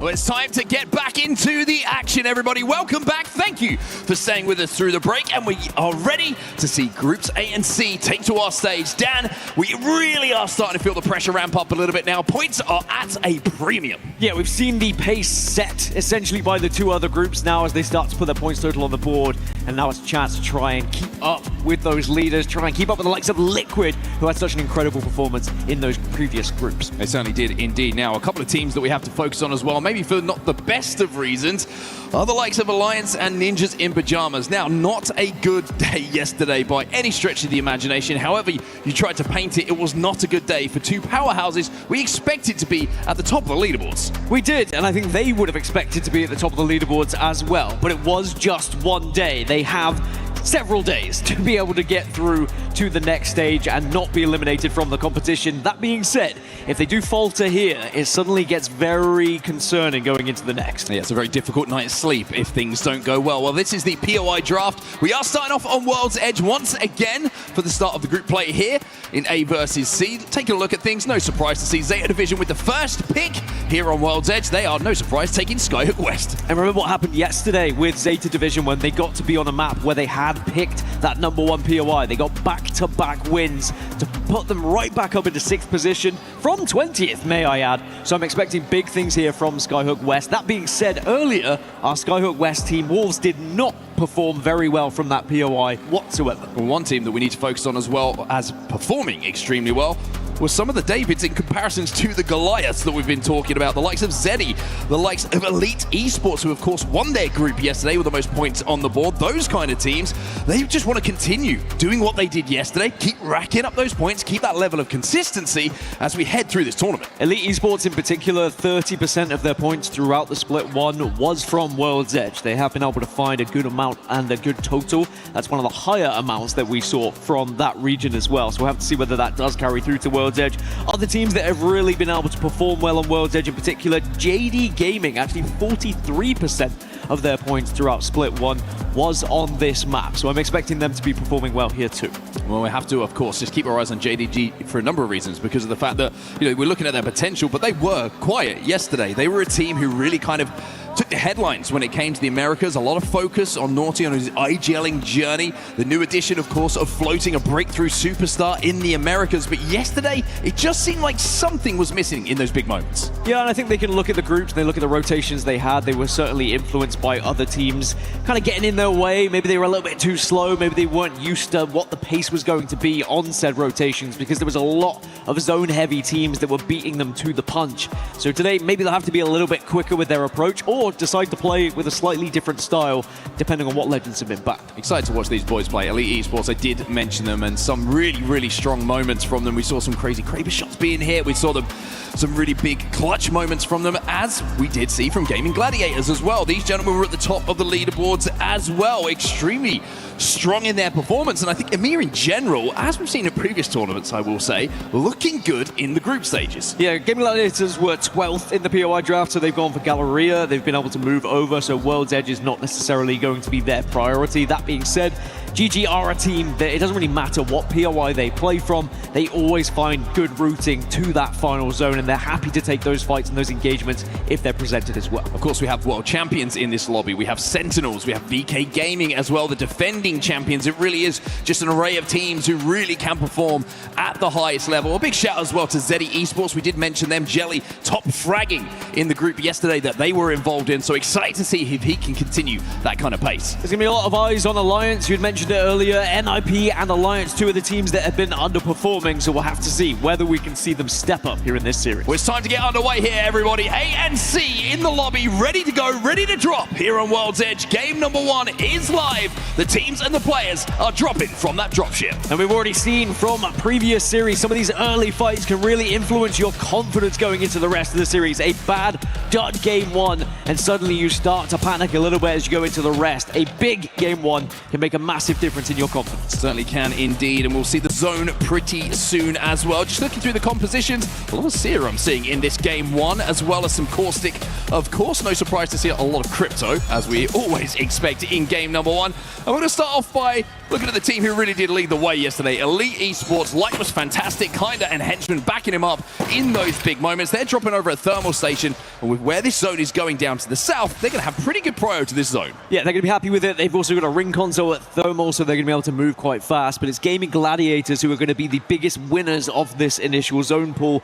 And they do have a ring console, so they are going to know where it's going to be heading at the same time. Sentinels also, a team who loves to play zone. They can move very quickly from Dome. You can already see they've dropped an evac tower to kind of scout around and move fast, but expect Nemesis, NIP also to be joining them pretty far south as well. Yeah, I wonder if there's a little bit of a race going on for that most southern building, actually, at launch site. You're looking at GaiminGladiators and Sentinels kind of both just jockeying on the map overhead at the moment to see if they can beat each other to the punch. Of course, you know, GG having a little bit more room in the POI and space to loot, so they've got to take a little bit longer to get their belongings together, and that might have given the opportunity for Sentinels to move, but it looks like Sentinels instead have opted for that small kind of shell outside of the POI, and GG, as you can see on your screens right now, have commanded that most southern building. This is a difficult game to play, though, for GaiminGladiators, because as you can see, they're all going to be on white armors. They are all going to be fairly poorly looted at this point, and they have to sit here for the remainder of the game, and unless anyone comes to them,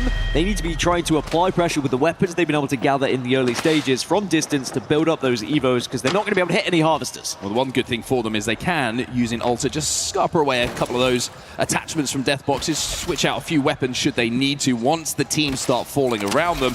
Having that high ground, of course, on that building, the reason that teams are racing there, just great LOS. The amount of damage you can do without really revealing yourself, so important. As we see Nemesis on our screens right now, who certainly were quiet yesterday. They were. They had their ups and downs. I think that I have a lot of expectations on Nemesis. I always will, just whether it's a nostalgic feeling for AURORA or just how impressive a player Skittlecakes is alongside the new boy of Sacred. Nemesis have the recipe to be a good team, but we haven't necessarily seen it all kind of blend together. But they've done enough to get this far. If they start to get cooking, can they be a team to really put a statement on this series? Speaking of cooking, you can see Fuse in game 1 here for Nemesis, so certainly something that's been cooking up in the background for them. A couple of knuckle clusters going in towards RC, who you can see here just sat in the pouch, thinking about maybe taking a little bit of a different route, seeing that Nemesis have managed to control that space above them. Looking at other teams around at the moment, quite a lot of teams actually moving through Monument and Fragment at the moment. You've got AG Global, VK Gaming, ZEDI Esports also approaching, but a fight down a tree at the moment is one that we're taking a look at here. Already one knock as well. And it's whether you actually want to push up and take advantage of said knock, but at the same time, they're a little bit concerned about any other third parties in the area, so it looks like they're just going to hunker down for now. Because there are several teams around Tree, it would seem. But it looks like KINTROPE have been able to at least get one player away after that initial knock as well, because PXX were looking over it.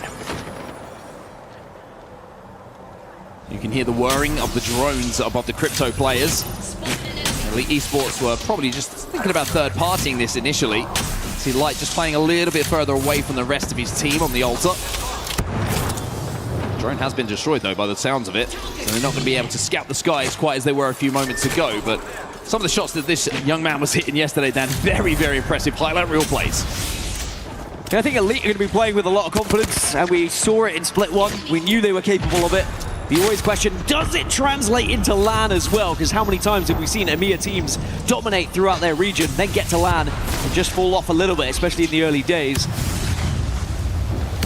It looks like they are in a position right now where they can actually capitalize on the damage that's already been done by other teams. And KINTROPE, it's just a matter of survival. Breach charges coming left, right, and center. And finally, you get the final one. Yeah, the splash damage hurt. KINTROPE Club will be eliminated first in the lobby here. They won't survive the tribulations of Tree. And I want to go back to your point that you were making about EMEA teams. It's not unfamiliar for EMEA to start on the world stage well, but they just fall away, it feels, when the pressure starts to ramp up a little bit towards the latter stages of the tournament. My eyes is on that. If these EMEA teams continue to play well, will they be able to keep that level of performance a little bit later in the tournament? Well, a team that did play well yesterday are RRQ, and they did fall away in their last couple of games, but they had set such a lead over the rest of the lobby. They were able to still finish in second place, and with Easy Flash being the top fragger from that lobby, I'm sure that he is going to be feeling full of himself as well coming into this one. But right now, it's a comfortable position they hold over towards the dome side. The question is, where do you actually try and locate yourself? Do you just take as much area as possible here, or can you find somewhere a little bit more solidified to call home?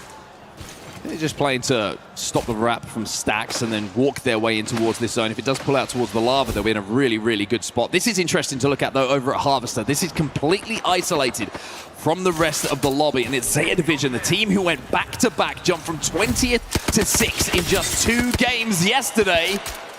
Well, they've got GK Esports in front of them. Some nice shots coming out from Mike there. Will allow his teammate to hit that beacon. The survey beacon will give them the information of where the teams around them will be.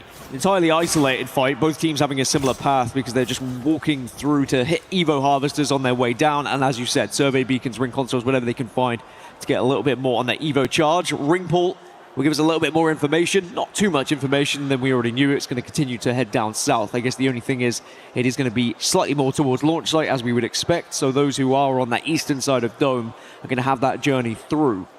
And for a team like RRQ, for example, you're going to have to get through 2 squads before you can even get into zone. Yeah, Sentinels I kind of like the position they took, actually. That kind of eggshell, broken eggshell that is kind of outside of Dome down to that southern side. It's isolated, yeah, as far as the rest of the lobby is concerned. You can play that for quite some time without really revealing yourself to the rest of the lobby. Launch site's going to get busy because there's multiple rooms that can be played, multiple levels of elevation that can be played. But Sentinels separating themselves from the lobby here and will be safe for quite some time. So if they can hold that eastern side with RRQ, with Relove there, they're going to be in a really good spot here. Well, GK and ZETA looks like they are actually very much getting involved in an engagement now.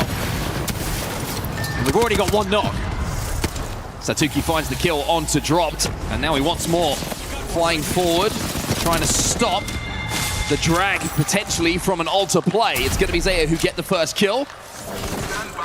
Just looking elsewhere, you can see the GK have actually hit the Void Nexus to get out of there, so they're going to have to find a way to get their teammate back into the game here. There is a crafter over at Tree, which they're heading towards at the moment, but as a duo, always a little bit risky to take those extra few seconds on your rotate to get your teammate back in. We saw how busy Tree was earlier, so even if you are able to get back up, you know full well there's going to be a lot on that western side as we do check in with Alliance after their disappointing performance yesterday. But if we know anything about Alliance, they can always bounce back, and I think that's what kind kind of the differing points we were making, Mark. You were talking about how some teams from EMEA, they can perform very well and then fall off later, but then we also get the slower starts from some of the bigger teams at times, and Alliance have fallen victim to that here.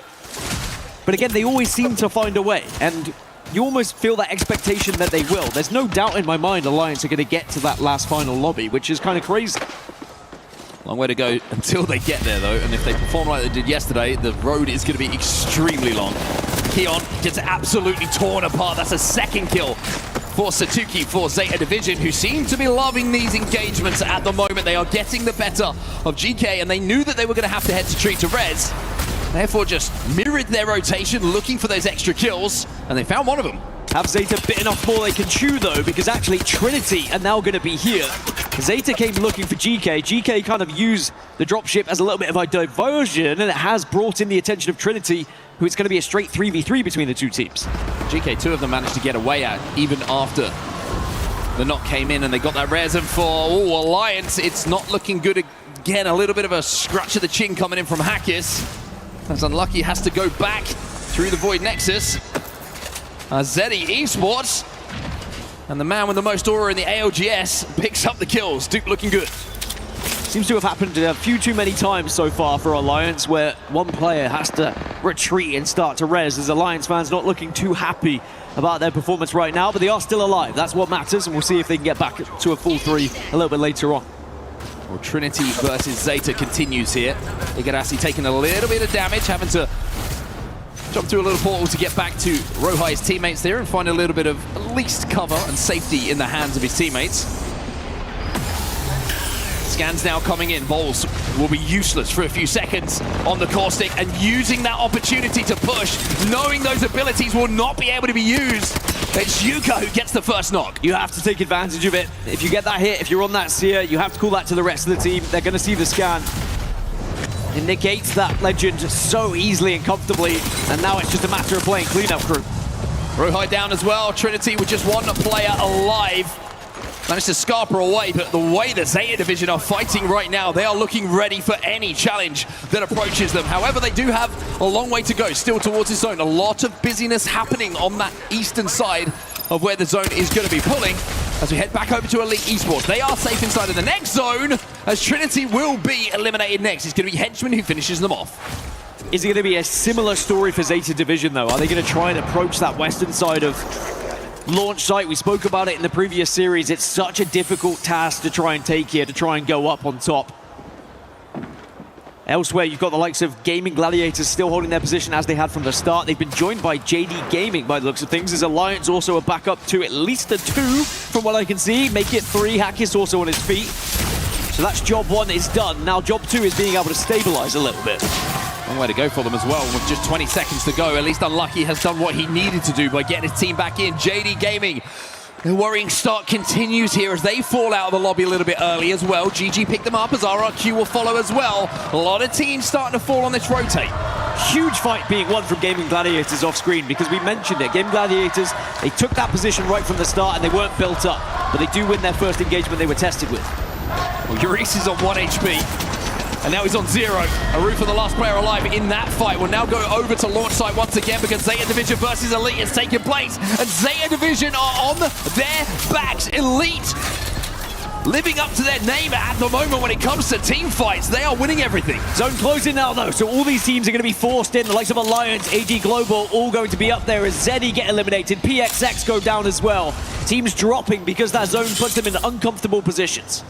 And the zone is pulling hard to launch site as well. There's only one team actually inside of where the next zone will be. That's going to be GG. Up on that high ground, of the race against Sentinels, winning that race has paid off for them. AG Global a long way away from where the next zone is going to be. They have to work their way all the way uphill here towards launch site, and they get hit by the caustic already. Alliance have lost 1 on their way in. Make it 2. Make it all 3. Alliance go down as AG, they're going to check in elsewhere. GK Esports trying to approach, but they are being absolutely held out by AG at the moment, and unfortunately they're going to get pushed into the likes of TIE and ForFun. There's so many teams down on this southern side. AG we can see on our screens. We got VK Gaming looking at this, GK ForFun, TIE, all of these teams essentially being held out by Nemesis, who have that high ground in that position. We checked in with them a little bit earlier on in this game. Yanya taking some damage, has to back down, and even though the Hemlock is dressed in gold at the moment, he has to get some shields back and make himself good looking too. The two major winners of this zone pool, GaiminGladiators and Elite Esports, they're going to have the most real estate to work with as now AG starting to push up a little bit.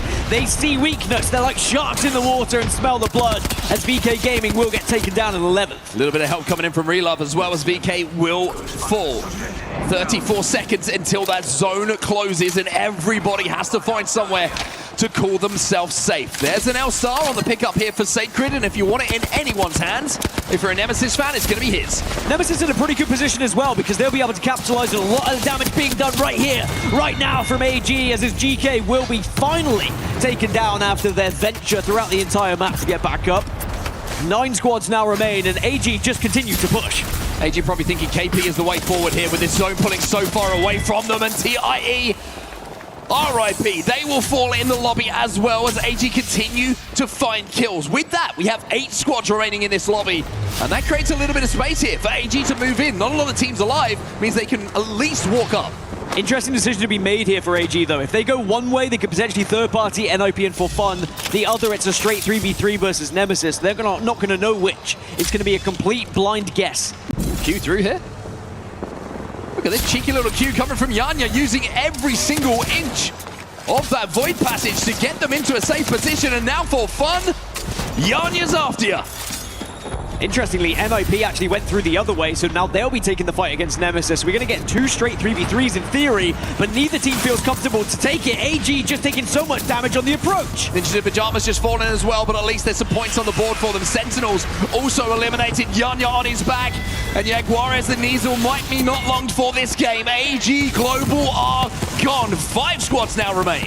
So it is still Elite and GaiminGladiators winning out on all of this. DCG are also struggling in the moment, back against the wall, just trying to survive. As GG, they're just pressing out. They're making sure they take as much room as they can. Don't allow anyone to wrap behind them. And sadly, I think DCG are probably going to fall because of it.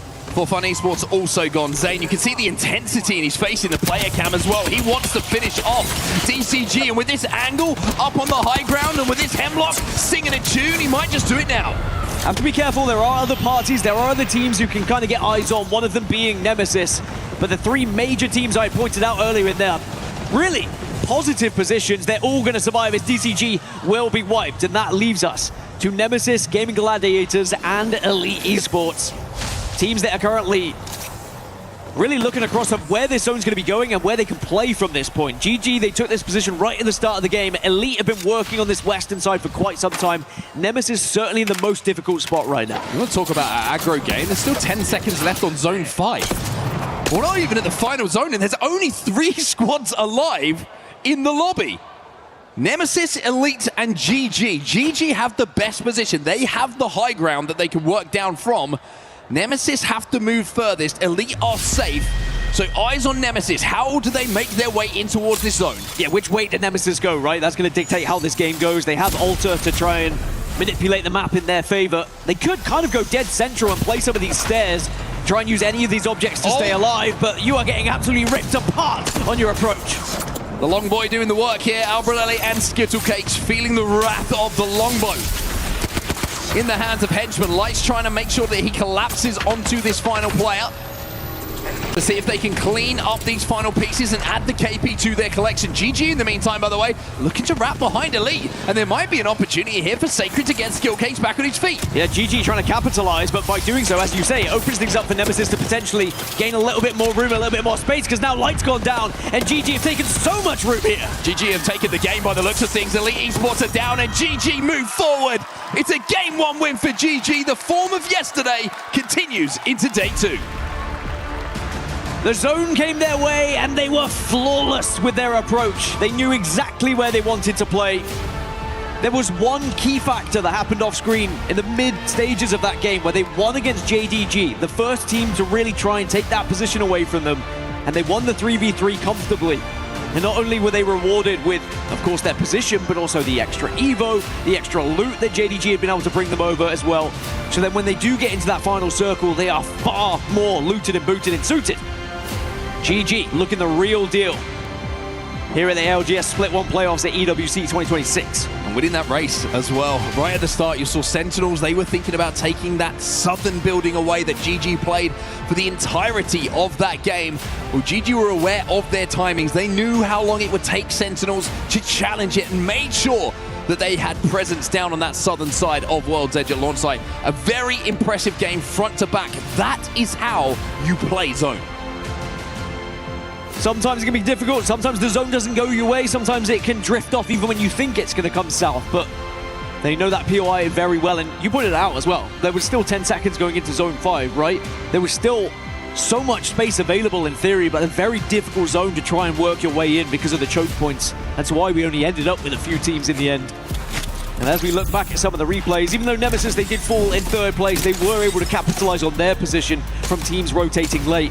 But in the end, they kind of got sandwiched between the two. But GG taking full advantage of Elite, focusing on Nemesis. And in the end, Nemesis actually took 2nd place, excuse me, because Elite went down that quickly. Yeah, I was about to say, I was just kind of checking in to see who actually came 2nd in that game. And like you say, it was actually Nemesis, just Sacred playing behind those knockdown shields. We see the passion from the GG fans as well, and the passion from the GG players. There's no better feeling than getting out of the gate hot here. A game 1 win for them. They are going to be feeling all kinds of good. This is the match results that we'll see in just a few seconds. However, we are missing some numbers. Well, I can tell them to you. GaiminGladiators, they finished in 1st place, 23 points with 11 kills. We had Nemesis, 2nd place, 18 points, 9 kills. Elite Esports finished in 3rd with 13 points, 6 kills in the end. Some other teams, they were able to pick up a lot of kills, though. DCG got 11 kills in that game, which is kind of crazy as well.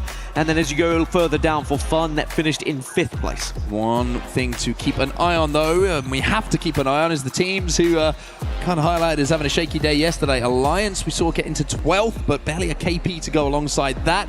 We also saw NinjasinPyjamas not having the best of performances, but at least got into the top 10 for some placement points, and you can see some contemplative thoughts, shall we say, going through the mind of Cole here on NinjasinPyjamas.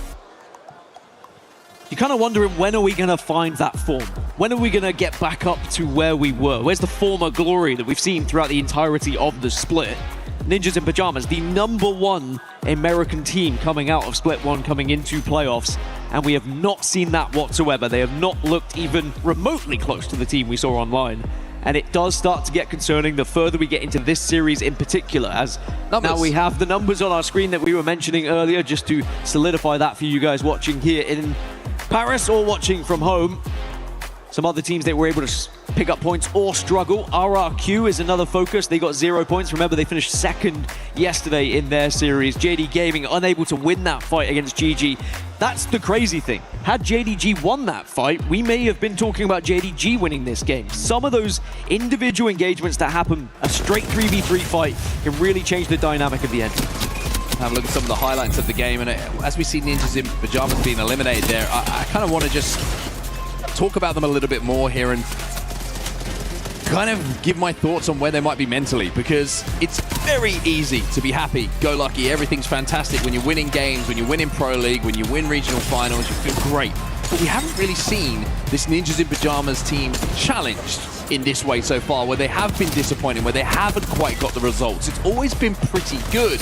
I'm interested to see what Vane's saying to his team, what the coach is saying behind them as well, just to get that mentality back. A game 2 could completely change this for them. Just remember, NinjasinPyjamas, kind of team who can drop 20 quite easily with a win if they catch fire, if they find a couple of their team fights going their way. And of course, these 3 players, not unfamiliar to the Esports World Cup, finished 3rd last year when they were competing together as a trio as well. So it's probably an unfamiliar territory, as you were talking about. It's a team that would expect more, would expect to be right at the tippy top of the leaderboards, and you have to dig deep. But all it takes is one win to get you back on track and change that mentality. How many times have we seen that as well? We're like, oh, this team really struggling at the moment. All of a sudden, one game, an absolute bomb that they drop in a huge amount of points, and then next game, it's like, oh, they're in the top 5 again. Oh, they're in the top 5 again. It really can change the momentum of how your day is looking. And another team who's going to look to change the momentum of the day is VK Gaming. Very similar story at the moment. Struggling, defending champions, of course. Won EWC last year.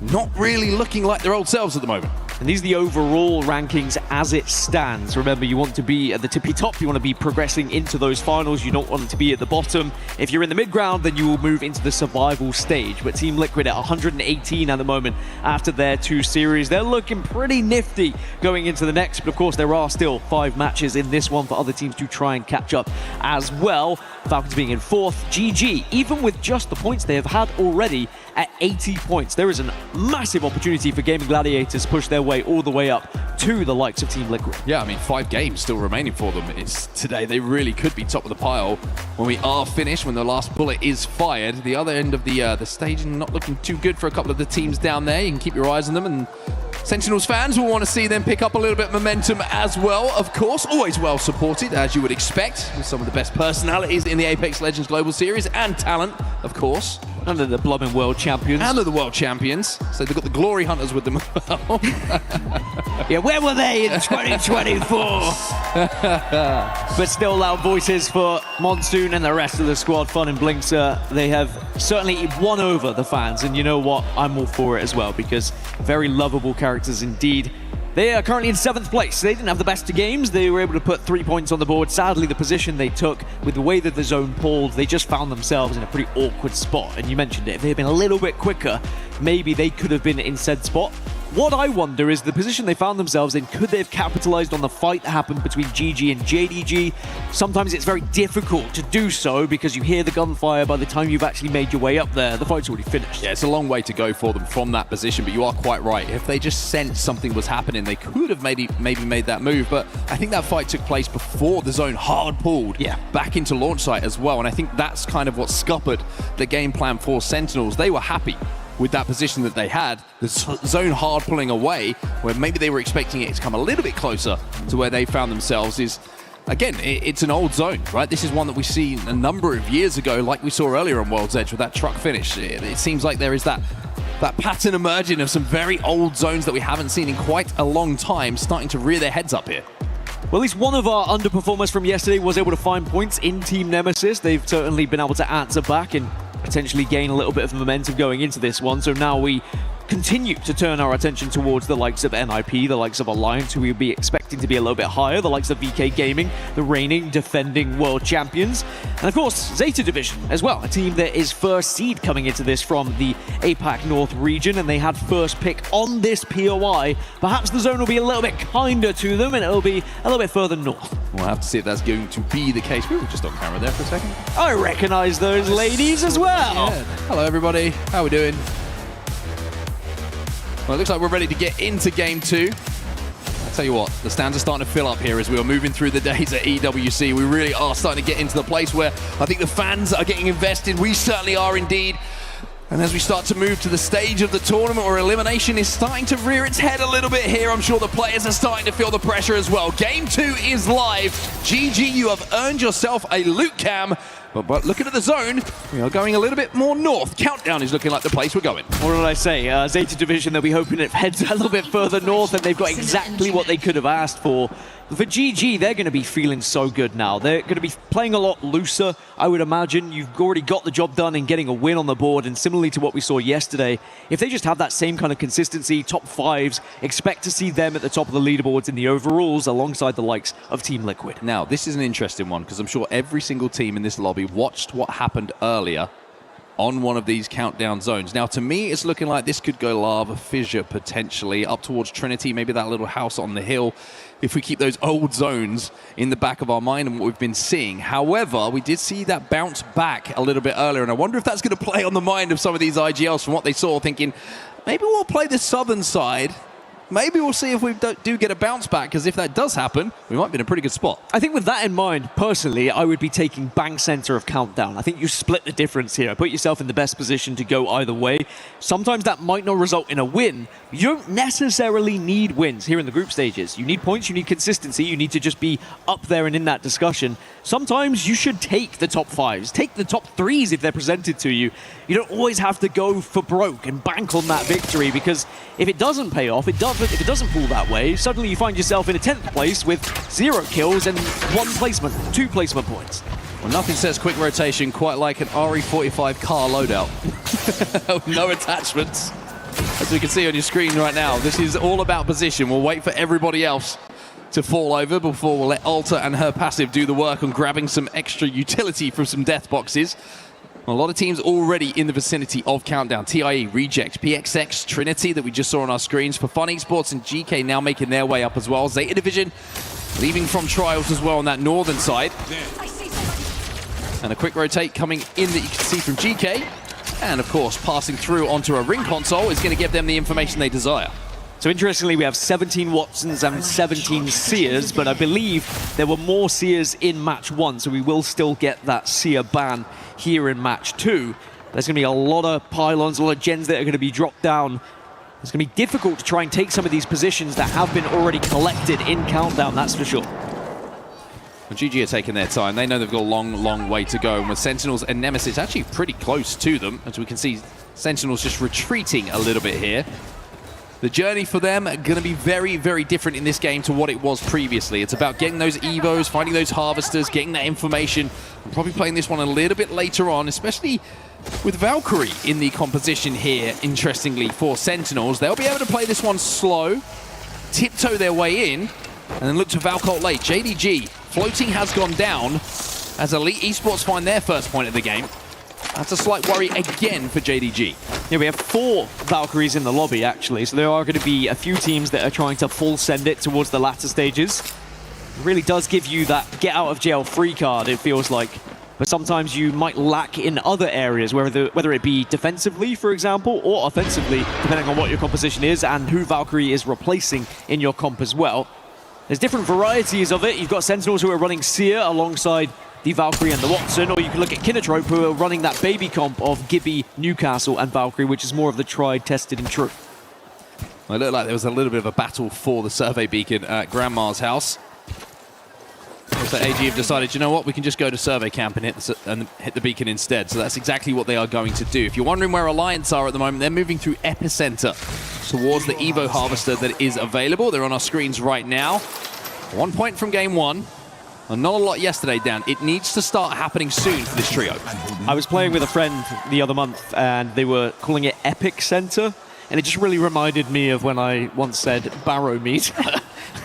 And it's just one of those that was a tough moment for me as well. When you say it quickly. It was just a polite, you know it's Epicenter, right? And they were like, oh yeah, sure. This sounded very English of you. I tried to. I was going to say, Kassa's got nothing but the head of Synetic to aim for there, but still somehow found the shoulder. 60 with that longbow. So interesting, you were talking about, relying on what had happened in previous pulls. VKG relying on potentially a counter pull here and it coming southeast and coming back down towards Landslide, towards the area where it did close out near on the previous series. So maybe they'll be rewarded with it, but there is also the ring console near to them that GK are currently hovering around in Landslide. I think they're waiting for third beacon here, GK. They're not going to quick rotate in here. They're just taking their time. And I think that Drops probably is one of these astute players who recognizes that zone pull from earlier and wants to get that information before they make their decision on where they want to play. ZEDI have a little bit of a scrap themselves at the moment in the kill feed. You can see that Arufa has gone down as well for RC. Jelly's going to grab that Evo Harvester because he's got to be careful here. He fragged out yesterday, but he's got to be careful that he gets back to his teammates. The Void Nexus will allow him to do so. Back home, safe, sound. There's a pot of soup on for them as well at Grandma's house. I always wondered into the arms of Duplex. Always kind of wondered what kind of food would be in Grandma's house. I think chicken soup. Chicken soup? Yeah. Well, we're going to get a lot more info on this zone, and this also, you've got to think about this on the minds of GK, for example, who are going to be able to hit that third ring console. Okay. That's very, very interesting. GK may have just pulled a blinder here by just sitting at Landslide and waiting for that next ring console to be available. Now, Relove are moving through the tunnel, so there's one thing to have the plan. With VK Gaming right next to them and Relove next to them as well, it's going to be difficult to actually hit this, potentially without taking damage and going down. So GK's plan is one thing. Can they execute is the other? I think they did get it. Looking on the arrows on the screen, it looks like there was a stationary one for quite some time, and if they do have that information, they might just leave, but at the moment they're going to be somewhat pressured by Relove, but it looks like no, there you go. elsewhere they're going to get out. Now we check in with Elite. They're going to be arriving from the south. So actually, it's going to be similar timing here for Elite arriving and GK leaving. They're going to see GK crossing, and this could be a dangerous cross indeed. Oh, just couldn't quite connect with the final shots to get the knock. GK, though, in a little bit of a precarious situation here. Walking on ice towards the spot where they want to play. They're trying desperately to get into the RV. And I think they've all somehow managed to make that cross and just about get safe. Makes me so happy you're calling it an RV now, as well as Elite also seeing our previous winners GG start to arrive to the party. So these are all the teams that got third ring console information, by the way, as Light just can't quite connect with those final bullets. Blast just giving him a little bit of the wiggles in the air. I was going to say, Blast is probably thinking he connected with enough because he wasn't missing too many with that hemlock in his hand. He's a nimble fellow, is Blast. Really have you seen him on the dance floor? Can't say I have. Neither have I, but I imagine he is pretty nimble. The man can move. Rival over there. Maybe we'll get confirmation a little bit later in the week in I Paris. did see him as a mime, so if that's anything to go by. I'm not sure those two things are aligned, but Elite Esports are going to press a GK continually inside of this RV. You've made me question that now, by the way. I want to call it Caravan again. I tell you what, if GG keep playing this way, we might see him on the dance floor in Paris by the end of it. But they have been able to surpass the likes of GK and Elite and put themselves into a very powerful position. Now, KINTROPE approaching what looks like AG, but AG are going to back off after they'd initially set that portal on their scouting mission. And they've realized it's not going to be an easy journey. ZETA Division going to be watching from the west, Alliance now approaching from the east. And KINTROPE are setting up shop here with this Newcastle wall. Yeah, much different pace this game to the previous one. Think about the fact that we had 3 teams alive. Zone 5 hadn't even closed yet. This one, we've got 20 teams alive. Every single player in the lobby is still on their feet. The respawns, we've had a few of them, but everyone is alive and healthy for now. As KINTROPE are quite happy with the position that they have right now. Like you say, correctly, bunkered down. PXX still, we saw them earlier, inside of Countdown, and it's almost as if now, I'm not sure if it's going to go towards Countdown or pull down to the south. There is a team on the western side of Zone that I'm very interested in, though. That's going to be NinjasinPyjamas. They've got a Mythic spawning next to them, and their back is clear. Well, Sen, one of our Valkyrie teams, have been able to full send themselves in and try and find somewhere to call home, but they are under pressure. RC probably don't want to allow them to reside here. And actually, one of the members of RC has gone down. They've got a portal to go back up, but they are trying to bully Sentinels away from this position. And it is going to be a fight in the moment, but you don't want to draw too much attention to yourselves here. Yeah, Sentinel just smartly playing around the interceptor pylon here, just making sure they're playing around the gen, so any damage they take, they're going to get those shields back nice and quickly, and they're going to be able to re-engage. Now, big moments for Alliance, and Aku is down, Unlucky is down, and Sacred and Skittlecakes are in a 1v2 now with Hackis. The shields are already broken. Skittlecakes wants to hunt him down, but Nemesis have fallen! And somehow Hackis, combined with ZEDI Esports, stays alive. Hackis has been given a lifeline, but now can you get away? Oh, no, he's down. You cannot. It looked like Alliance had pulled off a masterclass, but in the end it was ZEDI who had done the majority of the work, and sadly for Alliance it doesn't really matter in the end because they go 2. As Sentinels, who had previously pushed themselves in, are probably going to be pretty happy with where that zone has moved, as we'll check in with that in a little bit, because the kill feed at the moment is starting to light up. AG and KINTROPE finally getting to an engagement, and KINTROPE go down. AG looking at the skies here. It's going to be ZETA Division who are over the top of them. Going all the way from the top of Trials now in towards Lava Fissure. There is some very interesting news when it comes to where that zone is going to be going, by the way.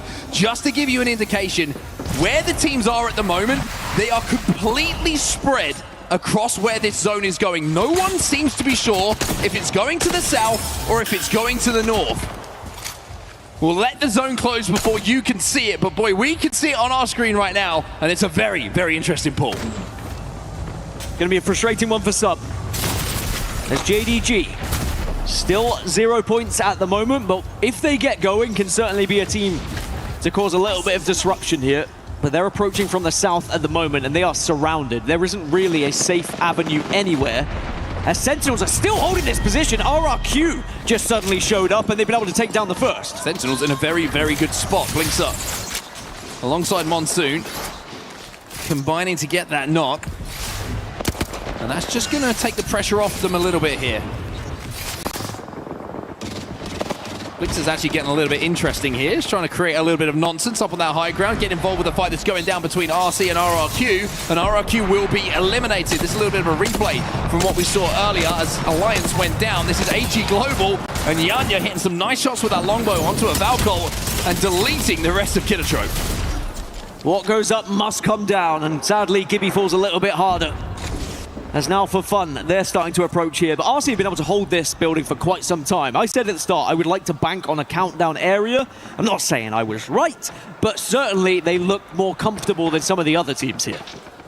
Yeah, map overhead's going to show you what we're talking about in a few moments' time as well, as we see ZEDI now down, essentially playing a mirrored spot to what we can see from Sentinels on the other side. There is that zone. It has hard pulled all the way back into countdown.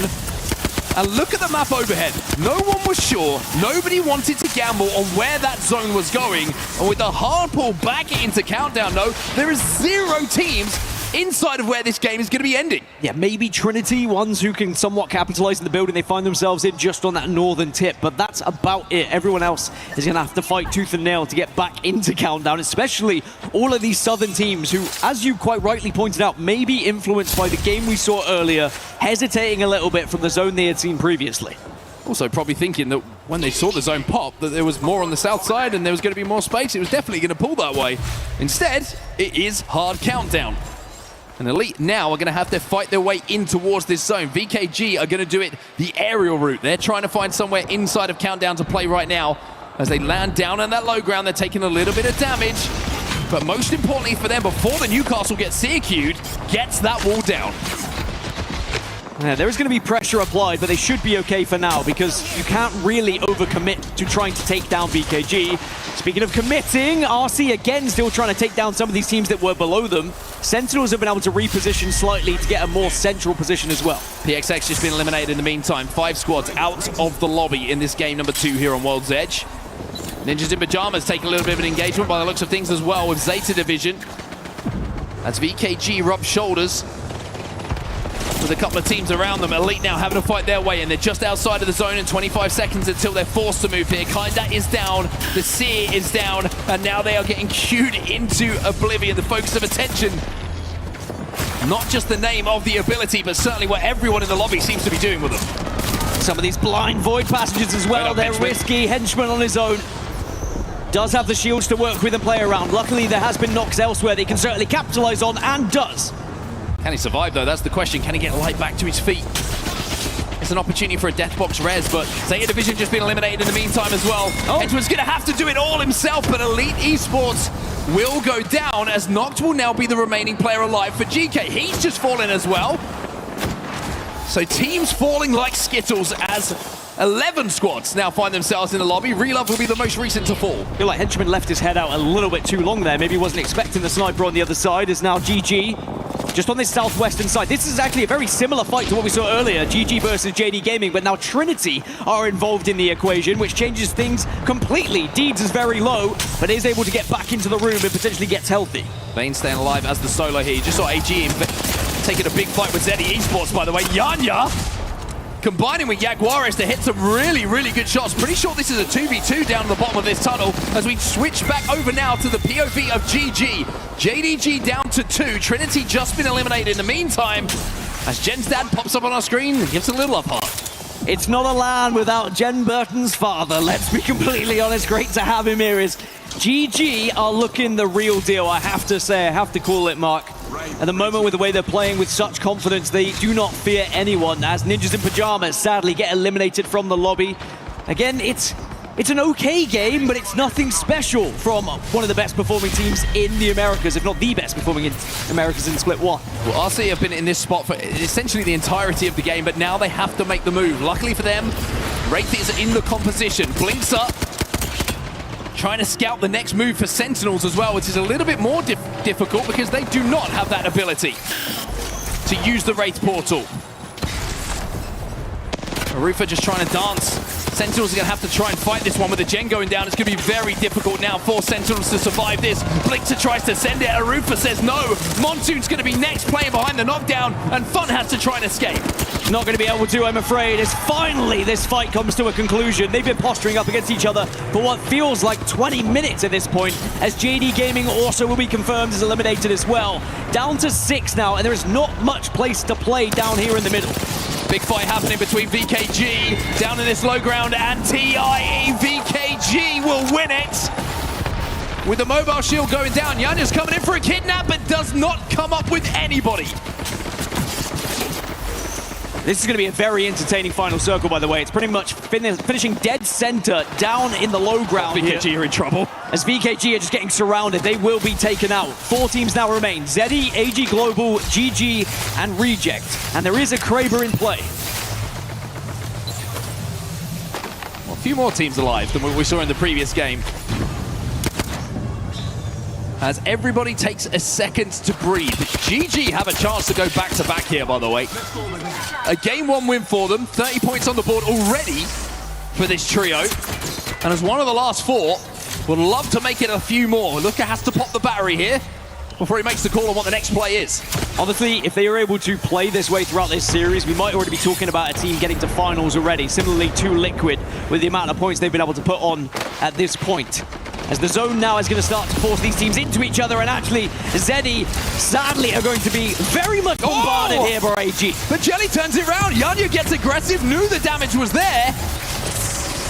But everybody focused those weapons onto the Wraith and managed to put him on his back. That's going to allow ZEDI to get the armor swaps, get healthy again, and all of a sudden AG are now on the back foot. All the meanwhile, Reject have taken space. Look at the amount of room Reject have now. They've put that Newcastle wall down as well. Look at GG though, they're swinging around.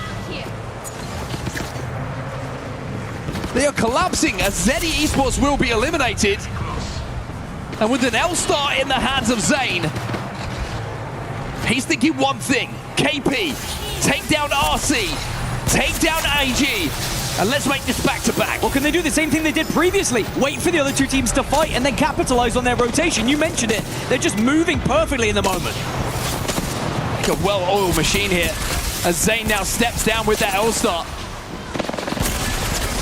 Continuing pressurizing RC down on this low ground. But where are AG here? They have got the reset, and Yanya now peeking as GG have to move. The swing comes in from RC. GG are gone, and it's AG versus RC. GG just got sandwiched here. AG need a reset. There are potential shield swaps available on the map. Neazul gets the reload here, but Arufa gets the first pick. Neazul is the last victim. Reject will be the champions of Game 2. And a fantastic pop-off and a well-deserved win for Reject as well, right from the start. And a celebration to their fans that are actually only mere meters behind us here in the commentary booth. They are rewarded for attending and watching their favorite team. And when you think back to Reject playing Countdown early, making sure they weren't kind of forced off their position by Sentinels, and then later, making sure that Sentinels didn't disrupt their own rotation. And you had thought when the engagement happened between Reject and AG that maybe GG was going to be able to capitalize, but because both teams, they kind of hesitated, they waited, GG had no other option than to push down, and then in the end just got sandwiched by the 2. So happy you could cry. It's a lovely moment, of course, to enjoy the team that you've traveled so far to see win that game and get those points on the board.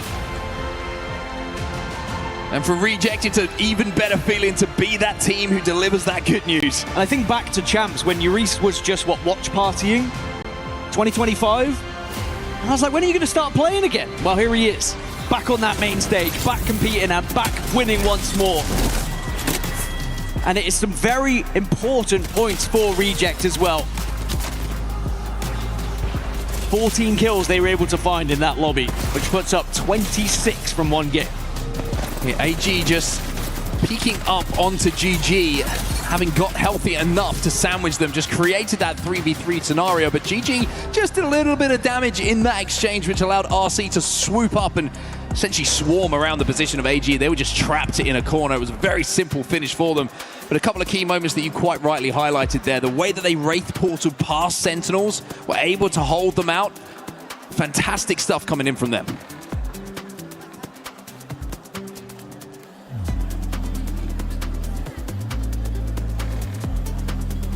So now we head towards our final game on World's Edge, and we'll have to see if some of the teams down at the bottom that we've been mentioning can find some form, because it's seeming like that story is continuing when we talk about NinjasinPyjamas, when we talk about Alliance. Can't get anything going, but let's celebrate Reject for a second. 26 points on the board, 14 KP, alongside those 12 for the win. Still going to be impressed with AG Global's performance as well. 19, and GG still put up a third place finish, able to find 9 points in the end, which just keeps tallying their points total even higher. And they will still be in the lead in the overalls at 32 points in total. So a fantastic performance from them, just unable to really thread that needle in the end. Had there been one more knock, then potentially GG could have still been able to capitalize, as they did send Zane in.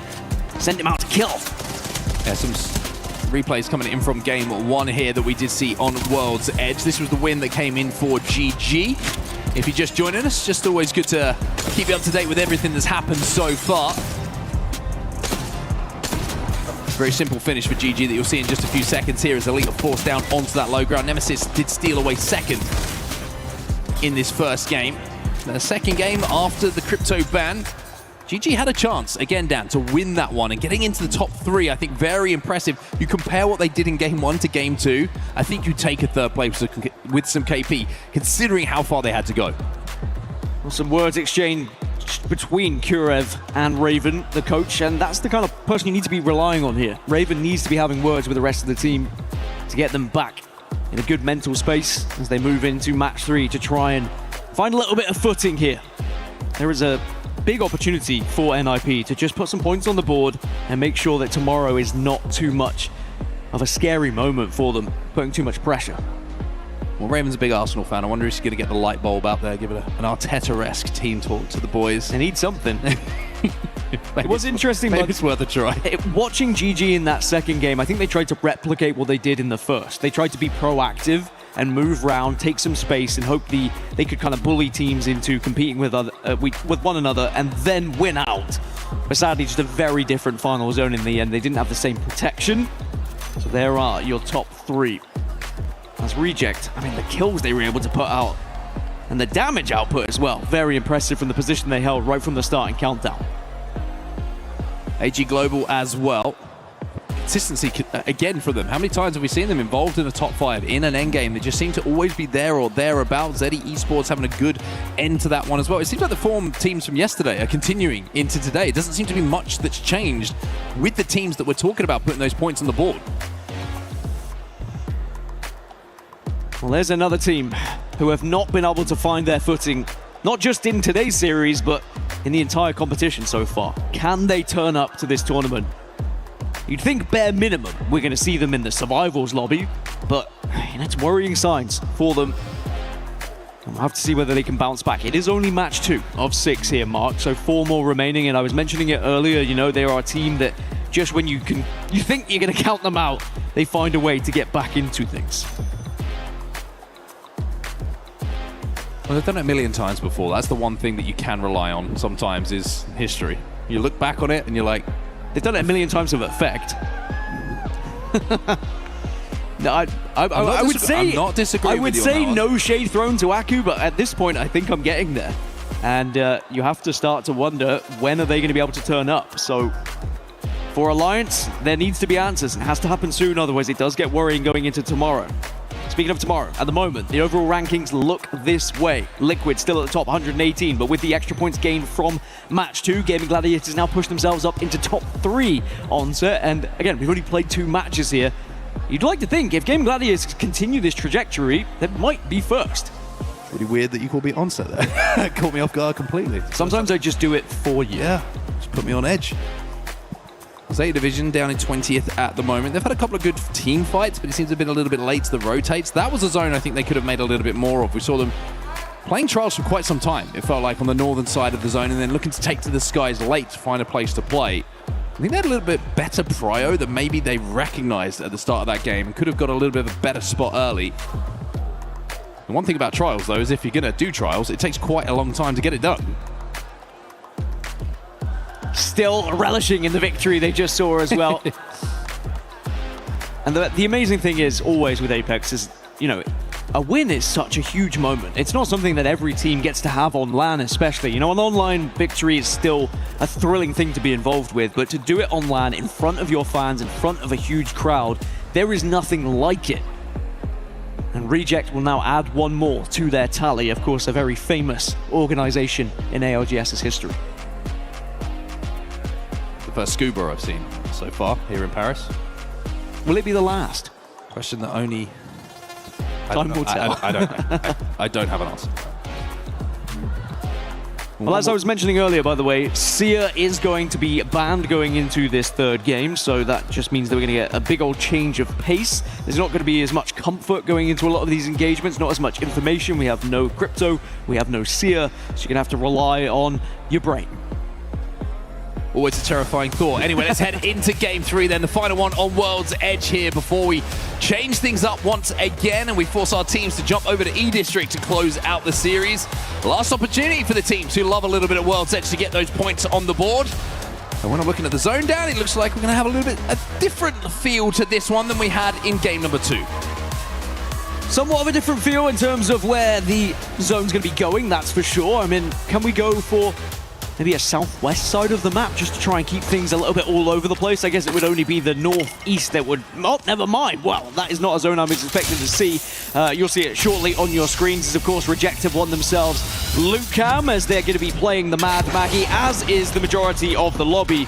18 Mad Maggies and 18 Watsons this time, but I think because Watson was selected so much in the previous, she's going to be banned going into E-District, which also makes things interesting. Yeah, it does. It's a little bit of an early ban, actually, for Watson by this normal standards, should we say. Lava Siphon is going to be where we are heading. For NinjasinPyjamas, you don't get much of a better opportunity to make something out of a game than when the zone is pulling directly onto you. They need to make this work down. I think this could be tournament defining for NIP, actually. If they do not find points here, if we do not see them succeed, I think suddenly there's a lot of eyebrows being raised if they weren't already. Capitalize on it, get some points on the board, and just finally find that momentum you so desperately need. The sad thing for them is you've got GaiminGladiators so close to you, and we've already seen with a zone like this that's close to GG, they're very good at rotating fast and holding down that position, and they're the #1 team at the moment. Their fighting skills have been exceptional, and they're going to be full of confidence. Speaking of quick rotators, here's Geekay on your screen heading towards the Evo Harvester. They should be able to get up to blue off the back of that, and we'll feel a lot more confident in doing so moving forward when it comes to those fights. Thermal Station may be where they think about having a little interact with the survey beacon. As DCG find themselves in one of these eastern buildings inside a Lava Siphon. Already Siphon's starting to look a little bit busy. A lot of room to be played inside a Siphon, Dan. One of my favorite zones to watch. You've got GG, Nemesis already there, Rejects, NIP like we mentioned, PXX have just arrived, RRQ, you've got ForFun moving through Harvester already. And then you've got the likes of Sentinels and JD Gaming moving from that southern side already in towards the vicinity. Only 6 legends in play in total, by the way. More Valkyries this time, so we are going to see a lot more people committing to the end game a little bit later. I think what's going to make this end zone in particular more interesting is the 10 altars that are still going to be available. With the building of Lava Siphon being very much in play towards the end game here, you can kind of risky commit through and go blind if you start to struggle a little bit on your rotation. So we might see a few forced fights just by taking that risk. RRQ controlling the most eastern building, you can see that here. VKG now also falling down onto that low ground. Probably having a little bit of a second thought, thinking about looking to play this choke and wrap through the Harvester side. Watson in the composition for them, not seeing any fences down as yet, and just as I say that, we do see that, and that looks like what the plan is going to be. Now this position is pretty good if they want to Valco a little bit later on and look to play some of the height that will be available in Lava Siphon, but that's a long way away for them at the moment. So I do like, actually, there's a few positions teams are trying to rotate down towards launch site, perhaps expecting there to be some movement from GaiminGladiators and also gain the information from the ring console as well. But at the moment, VKG are just going to be happy to hang around in and around Harvester. Harvester can be a powerful position with a zone like this because you've got a lot of room to play, a lot of objects to hide behind, but also you can capitalize on other people rotating through, sometimes even ambushing them, especially now we don't have that Seer and Crypto in play. ZETA have been a little bit quiet. 2 games, 6 points. Not the best of performances from them, and they've got a long way to go towards this zone. Survey Beacon going to be hit here by Satuki. And they haven't got any teams around them whatsoever. No surprise, considering the zone is the opposite side of the map. Now, inside of the train tunnel that's a little bit closer to the zone, you can see TIE and NIP having a little bit of an engagement. Also, RRQ and DCG having a fight inside of that eastern building that we saw taken by RRQ pretty early on. Strafing Flame, though, he finds one, but he'll be traded out. Easy Flash down to 50 HP. Pricey following him to something pretty similar when it comes to health. And now they look like they're in a little bit of a difficult situation. I mean, I love the play from Strafing Flame, but sadly the rest of the team wasn't able to capitalize on it. Sometimes that happens as a Wraith. You get aggressive, you think you're doing something perfect, but the rest of the team doesn't have the same abilities as you do. But a team that may be able to capitalize, Sentinels, now hearing all this commotion, might be able to clean up what is left here of DCG. Sentinels looking to move in to do exactly that. The knockdown shields can be frustrating though, but a breach charge certainly does help. Monsoon moves through, that's going to be DCG gone, so Sentinels seizing the opportunity for the third party here. And now they will claim this building as their own, and one good bit of news for them, similar to something that helped them out at Champstan. There is a mobile respawn beacon blocking one of those doors that has been blown off. Now, if you take yourself back to Champs, that Pixel building had something pretty similar outside of it that really did help Sentinels stay alive. Every little helps, you know. It's funny how these players will always find any little detail to just give you a little bit more protection, and if it's provided by another team, even better. As this zone, by the way, is already so full. Only 4 teams who haven't made their way down towards Lava Siphon at the moment. Which does mean those 4 teams are going to have a very hard time arriving. In particular, though, GK, they're currently looking towards TriniTY, and TriniTY are actually taking a position around them, trying to surround them, maybe looking like they're going to go for the kill here. And Job's just trying to find a Q here that can get them somewhere safe.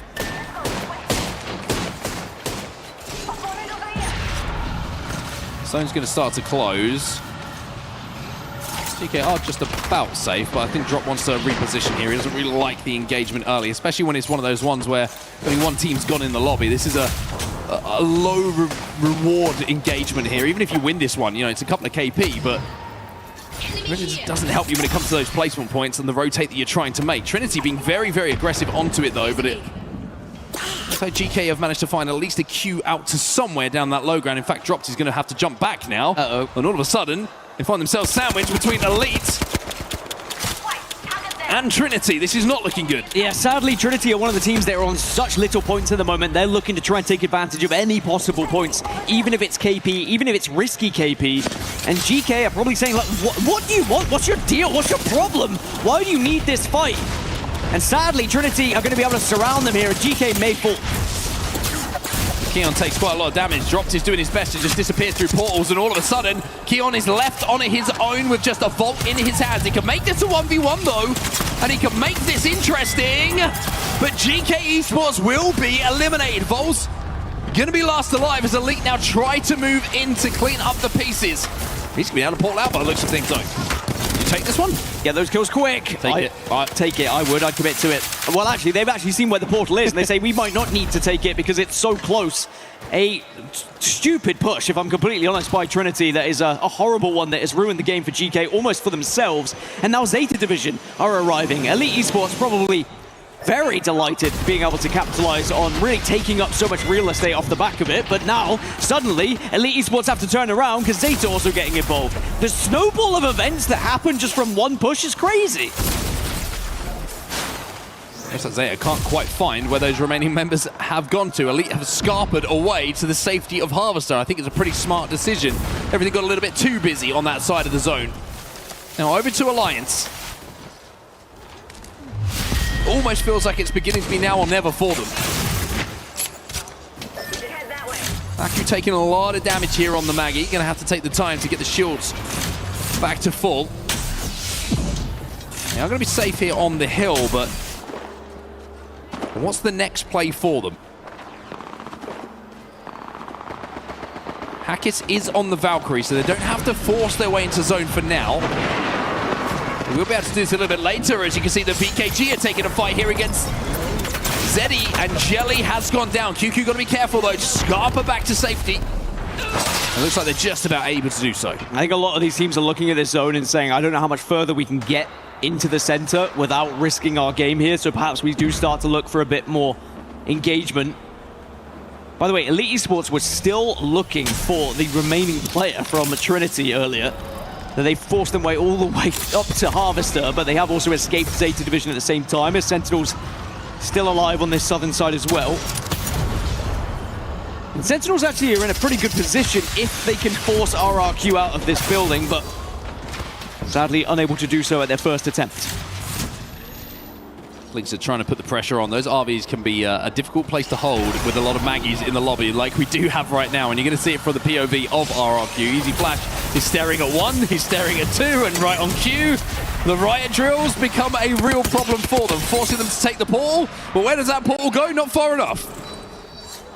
Great aggression though from Sentinels. Forces RRQ out. Again, it was one of them kind of biggest fears. Oh, what a pull it is for Sentinels as well when you get to see on it. Jeez. Our world champions may have just capitalized on their aggression onto RRQ. That being said, they still need to find playable space. Now AG are starting to smell something out, and that's the pull I was talking about. Bad news though for NIP, who, as we said, they need points here in this game, and now they're going to have to go through quite a few teams if they want to get to this next zone. Well, one team that we're going to jump into a listening with is Elite Esports. I mean, they're moving their way through Harvester at the moment, but they're about to run into TriniTY and a couple of other teams, so let's see what the comps sound like for Elite.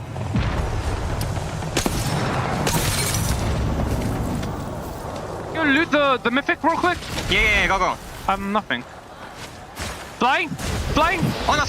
Let it on me. I need to get high, kill up. Yeah. I'm good. Back flying on you! No, I get down. Come. Yeah, I'm good. Oh, baby! I'm Jenning! Yeah, on us, please show us. Kill up, backside. Yeah. I'm swinging the back of it. I'm syringing. 1 second. The drone. I got you! Yeah, kill me. Get inside. Turn down. I can't. I got started. 100.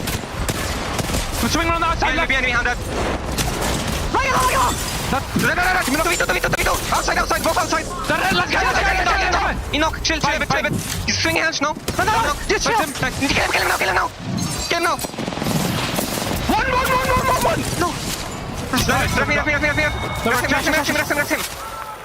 Rest him. Yeah, rest me and swap. Rest me swap, we have to go kill him, my ping. We can queue through the tunnel as well, like. Yeah. Well, you have the clutch factor as kinda wins the 1v1. That's going to be ZETA Division out of the lobby, but Elite now have to Scarpa. They have a long way to go from Harvester. That is the quickest looting you're going to see as well, by the way. So many teams will probably die to zone because they don't loot quick enough, but Elite are in, they're out, and now they have to try and push on this western side. Fantastic fight, by the way, and great to be in the listening, just knowing the important comms of when to be able to bat, when to push, who's swinging. Everyone playing a part in Elite, even if they were knocked to the ground. And here's another team in a great position for another good game. It's going to be AG. They are center zone at the moment. We'll be safe for that next zone as well. RC also the winners of our previous game in a very, very good spot, as Alliance have found somewhere to play. They have VKG holding them out, but Alliance are in a pretty good spot for this game. Boy, do they need it. Boy, did they need points, Alliance. Alliance got a Kraber. There's Elite now on this western side that I was mentioning. They have a few teams that are in front of them. There's two different ways they can approach this. They can either go a little bit further north and then try and rotate all the way around to try and touch the northern tip and hope that they catch people shadowing them.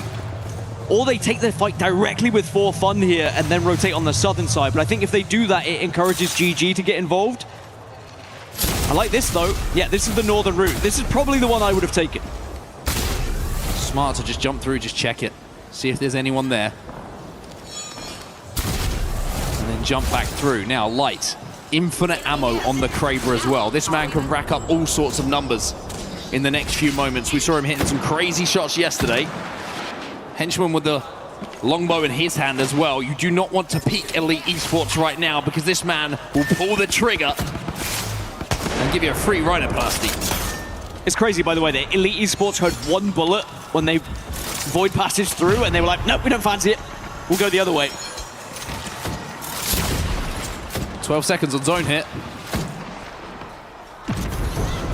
Gotta move, and we gotta move soon. No Valkyrie in the composition this time around for Elite, so they're gonna have to take the old-fashioned route. Sentinels have just been eliminated on that southern side, and by who else but Alliance. Alliance now in one of the best spots in the game.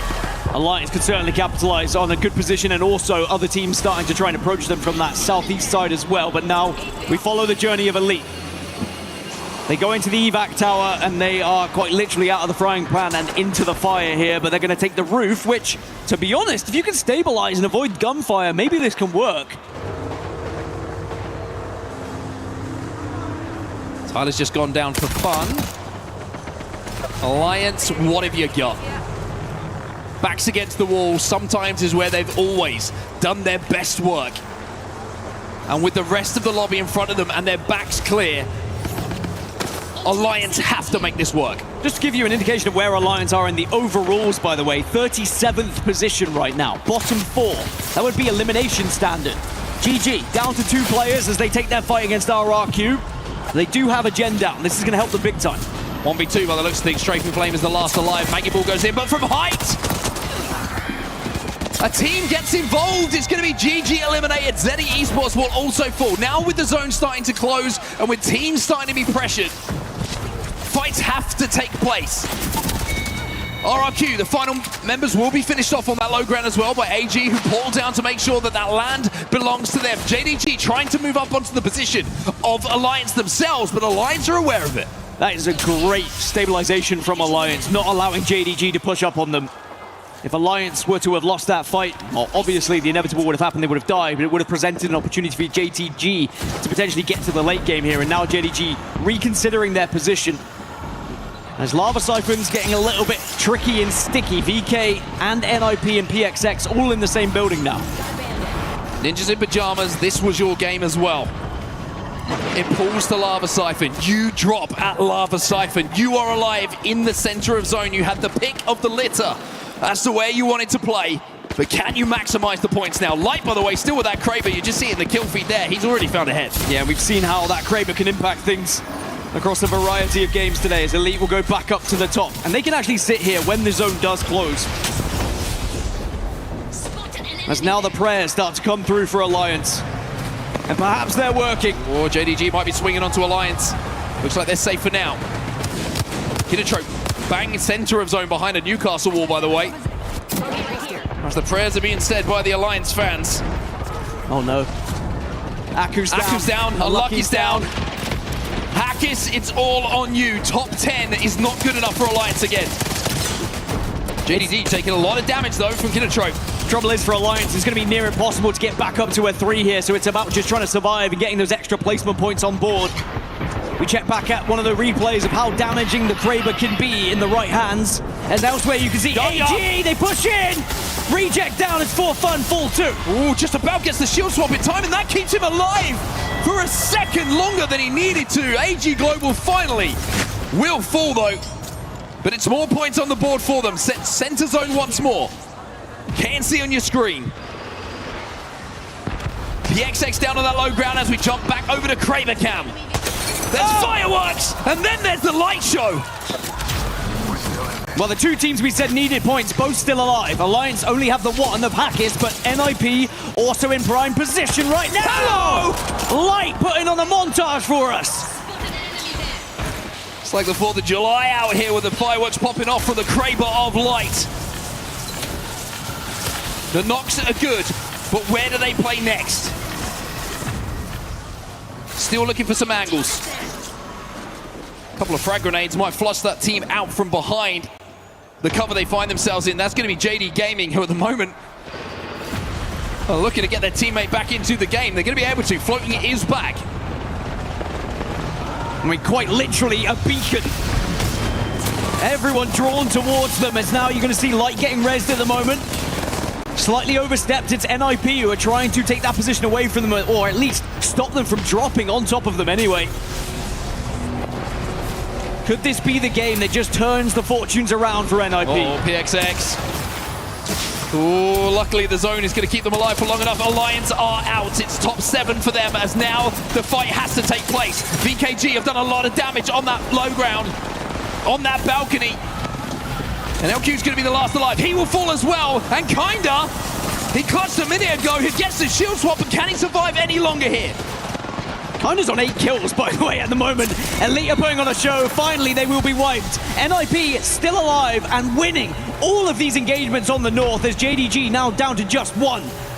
NIP in prime position to win this game from this position they find themselves in. PXX still center zone. This is where they've been for quite some time, but with the angles and the height differential, Kurev and the wingman are starting to change the trajectory of this game.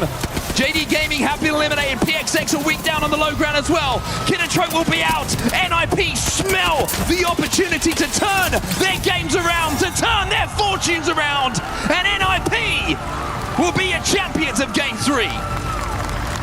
Tournament-defining moment. We said it when the zone pulled that way. They had to find points, and that's exactly what they did.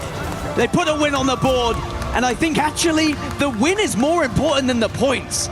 It's going to give them that confidence now going into the rest. Without that, they might have been chalked. They were down in the bottom 4 coming into this one. They were in those elimination positions. But now maybe, just maybe, it turns things around as our #1 team from Americas this split. They finally have turned up to this tournament.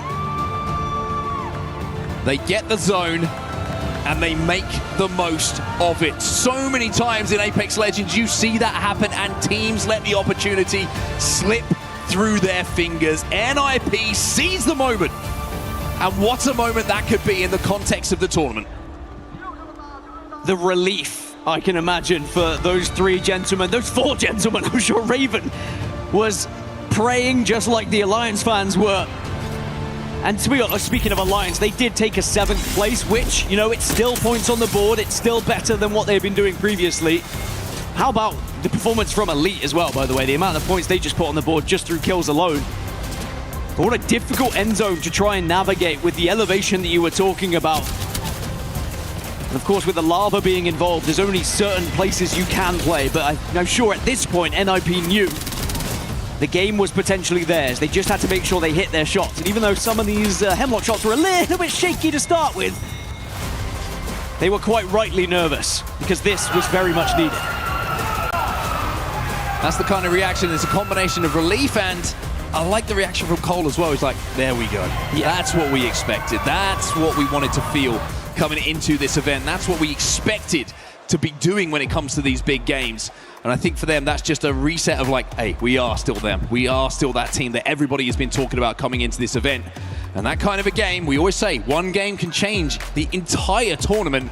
Will we look back at that game on World's Edge being the one for NinjasinPyjamas? Well, a 19-point game for them, and actually in the standings for this series, it sends them into the top 5. It's just such a significant moment for them. And you know, even if they weren't to do amazing in 4, 5, and 6, I just think the points they've been able to put here will at least put them in contention for the survival stage, right? It's getting out of the bottom of the barrel and making sure you are not sweating in those elimination positions when you get into tomorrow's group stage competition. Yeah, there's nothing worse than going into tomorrow's games and looking back, looking down and thinking about what could be. If you've just got a little bit of separation, you're just thinking about your game. You're not thinking about the worst consequences that could be coming your way should you not make those big games count. So a big moment for NinjasinPyjamas, a solid moment for Alliance as well, but I still think there's some questions to be answered for a lot of teams as we continue this series in the next 3 games that we have. We're actually going to jump down to the floor now. I think we've got Yanya from AG available for a little interview. It's always good to catch up with him. Let's see what he's got to say.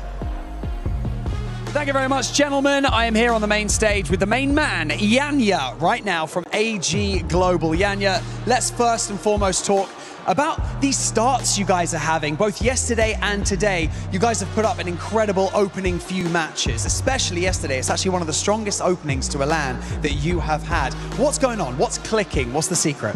I think we're all playing super confident. My team is literally just trusting all of my calls. They are playing so well. We're all playing our live. Like, I don't know. I feel like we finally figured out how to play LANs, I guess, again, because we didn't do that great on the last LANs. But yeah, I feel confident on this one. What matters is what's happening right here, right now. Now, I've got to say that you guys, despite showing up to every single LAN, you guys are really underestimated as a team. Why do you think that is? And, you know, how do you not let that get to you as a player? I use trust really much on my team. I really trust a lot on my game sense, my skill. And yeah, most of the teams underestimate us because we basically speak Spanish and they just don't understand what we're saying. And so they think that it's a bad play every single time. So yeah, that's why I think they underestimate us. But we always do good, so. You do always do good. That's the point, right? I mean, you guys have all got so much experience, both as a unit, but also individually as well. Now, do you think that your synergy as a team is just improving at every single LAN? Because you guys are playing so well at the moment. Thank you so much. Yeah, I feel like every single LAN, like, we have mistakes and we just solve them for the next LAN. So we are having like a lot of mistakes in the past LANs, and we just figured it out, like almost all of the mistakes. And yeah, I think that's what is making us improve a lot. Well, yeah, I see you guys going from strength to strength. Congratulations so far. You've still got a few more games to go today, so I'll let you go and rejoin your team in just a moment because we have Rain Day standing by with another interview. Let's do it. All right, thank you so much, Barney. We got Pandas here for ForFun Esports, the coach for this team. Now, I tried to get a couple interviews. Talmadge said he doesn't have time for me, but Pandas does, so I'm going to remember that in my book right here. But honestly, he looks stressed, and I think that's what these mid-game, mid-series interviews are about. You guys are making adjustments on the fly. You said that what happened in the bans just now kind of impacted your team. Talk to me about it. Yeah, I mean, we're a Newcastle Watson team, and Watson getting banned this early instead of a Maggie threw a wrench in our system, but I think we can figure it out real soon. You guys are a great team. You guys have proven that you know what to do. Synetic's one of my favorite interviews that we did over the split. I feel like he has that it factor, as well as Tyler, bringing in that experience, and Nags with his energy. What do you feel this team has the most to offer in terms of what they bring to a competitive lobby? I mean, so far together, their teamwork has been amazing, no matter what, end games, early games. Right now, with Synetic being a new IGL sort of and swapping to Roller, really added an X factor into his fighting skills and IGLing skills, especially swapping over to Zone. Yeah. Now, Pandas, you know, obviously, as a coach, you need to be kind of thinking 2 steps ahead for your players. Talmadge is worried about it. You are obviously in the same position, but I want to know, what are you doing? How are you staying composed? How are you getting your guys back on their feet, knowing that you're currently 30th overall out of 40 teams here? So it's a bit of a start that you thought you could improve upon for sure, but maybe wanted a little bit better. How do you now keep the composure, get the guys on the right direction again? I mean, I just got to remember what we did in EMEA earlier this year and how good we are, and not to let that discourage them once we have a bad game or two. Awesome, man. What are you looking for? Since you didn't get Newcastle Watson, what are you looking for now heading into these next 3 games? Preferably a Maggie ban, not gonna lie. Okay. Well, bans having a big impact on ForFun Esports. Pandas, thank you so much for taking the time. I know it's stressful out here. These players, it's coming down to the wire, guys. They know that what they do in these next 3 games might decide their fate in this tournament. Play is in our DNA. Whenever we let it out, it becomes our superpower. Now imagine an entire city being built to supercharge it. Kadir City, powered by play.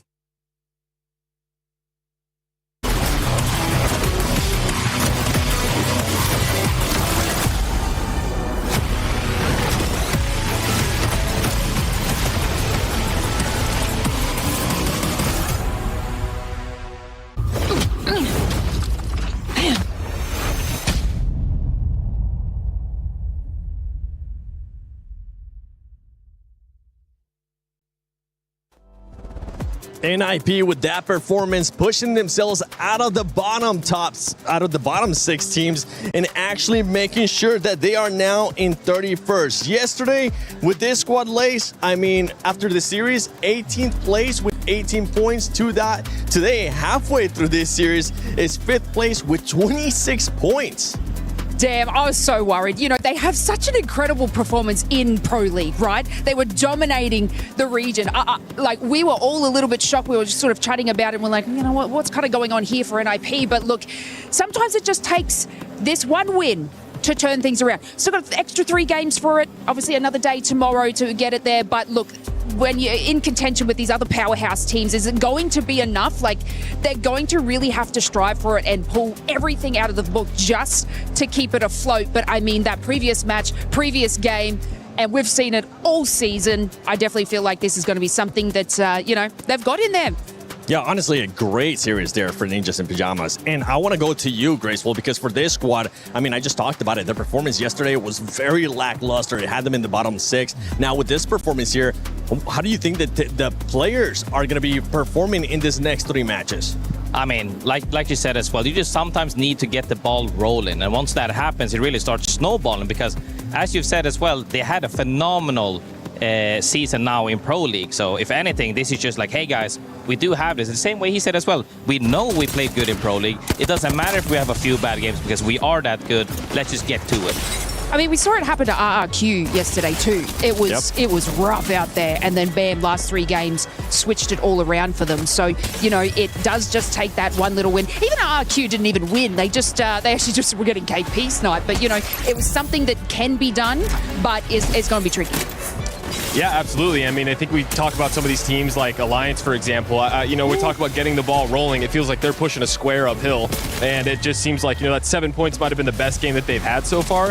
But all it does is it takes one game, but there's a lot of questions that need to be asked. We heard Gaskin even mention the fact that they were in the elimination. 7 points is still not enough to get them out of the elimination pool. And this team has been the most dominant pool play or bracket play team in one of the longest times, or group play team, sorry. And for them to lose effect and then to be at the bottom of the leaderboards, it starts to raise a lot of questions about the roster. And you really have to start wondering, when is that going to pick up? Because if it doesn't right now, you don't want to have to go into the final day needing a lot of points, because there are teams that will start to target you. It comes down to, you know, get your biggest competition out of the matches. And if they go in the elimination pool, I wouldn't be surprised to see some of these teams try to push them aggressively or focus them going into the following day when everyone knows where you're going to be landing. They're currently 10 points away from getting out of the elimination pool, at least, or matching it. 10 points away is still relatively significant. I mean, that 7 points was probably their best match of the tournament so far, and that's not much. And with only 9 games left, right, for them to be able to play, it's not going to be enough. Now, Grace, for you, I want to talk about some of the other squads, right? We saw GenG, actually GG, being able to perform so good earlier in the day that you got hyped up. You made sure you jumped out of the couch. Like, yeah, this is what I've been expecting. You've been hyping them up. Yeah, I mean, GD is also one of those rosters. I think everybody, it took a while for them to explode, but Lufka and Blast, like that combo alone, everybody has known for such a long time in EMEA, and they have been showcasing over and over again, as we can see right here, 35 points total, with a super good balance off the placement point as well as kills. And I'm just super excited to see that overall. And with the lead there in second place, you know what? Let's talk about Henchman, because my goodness.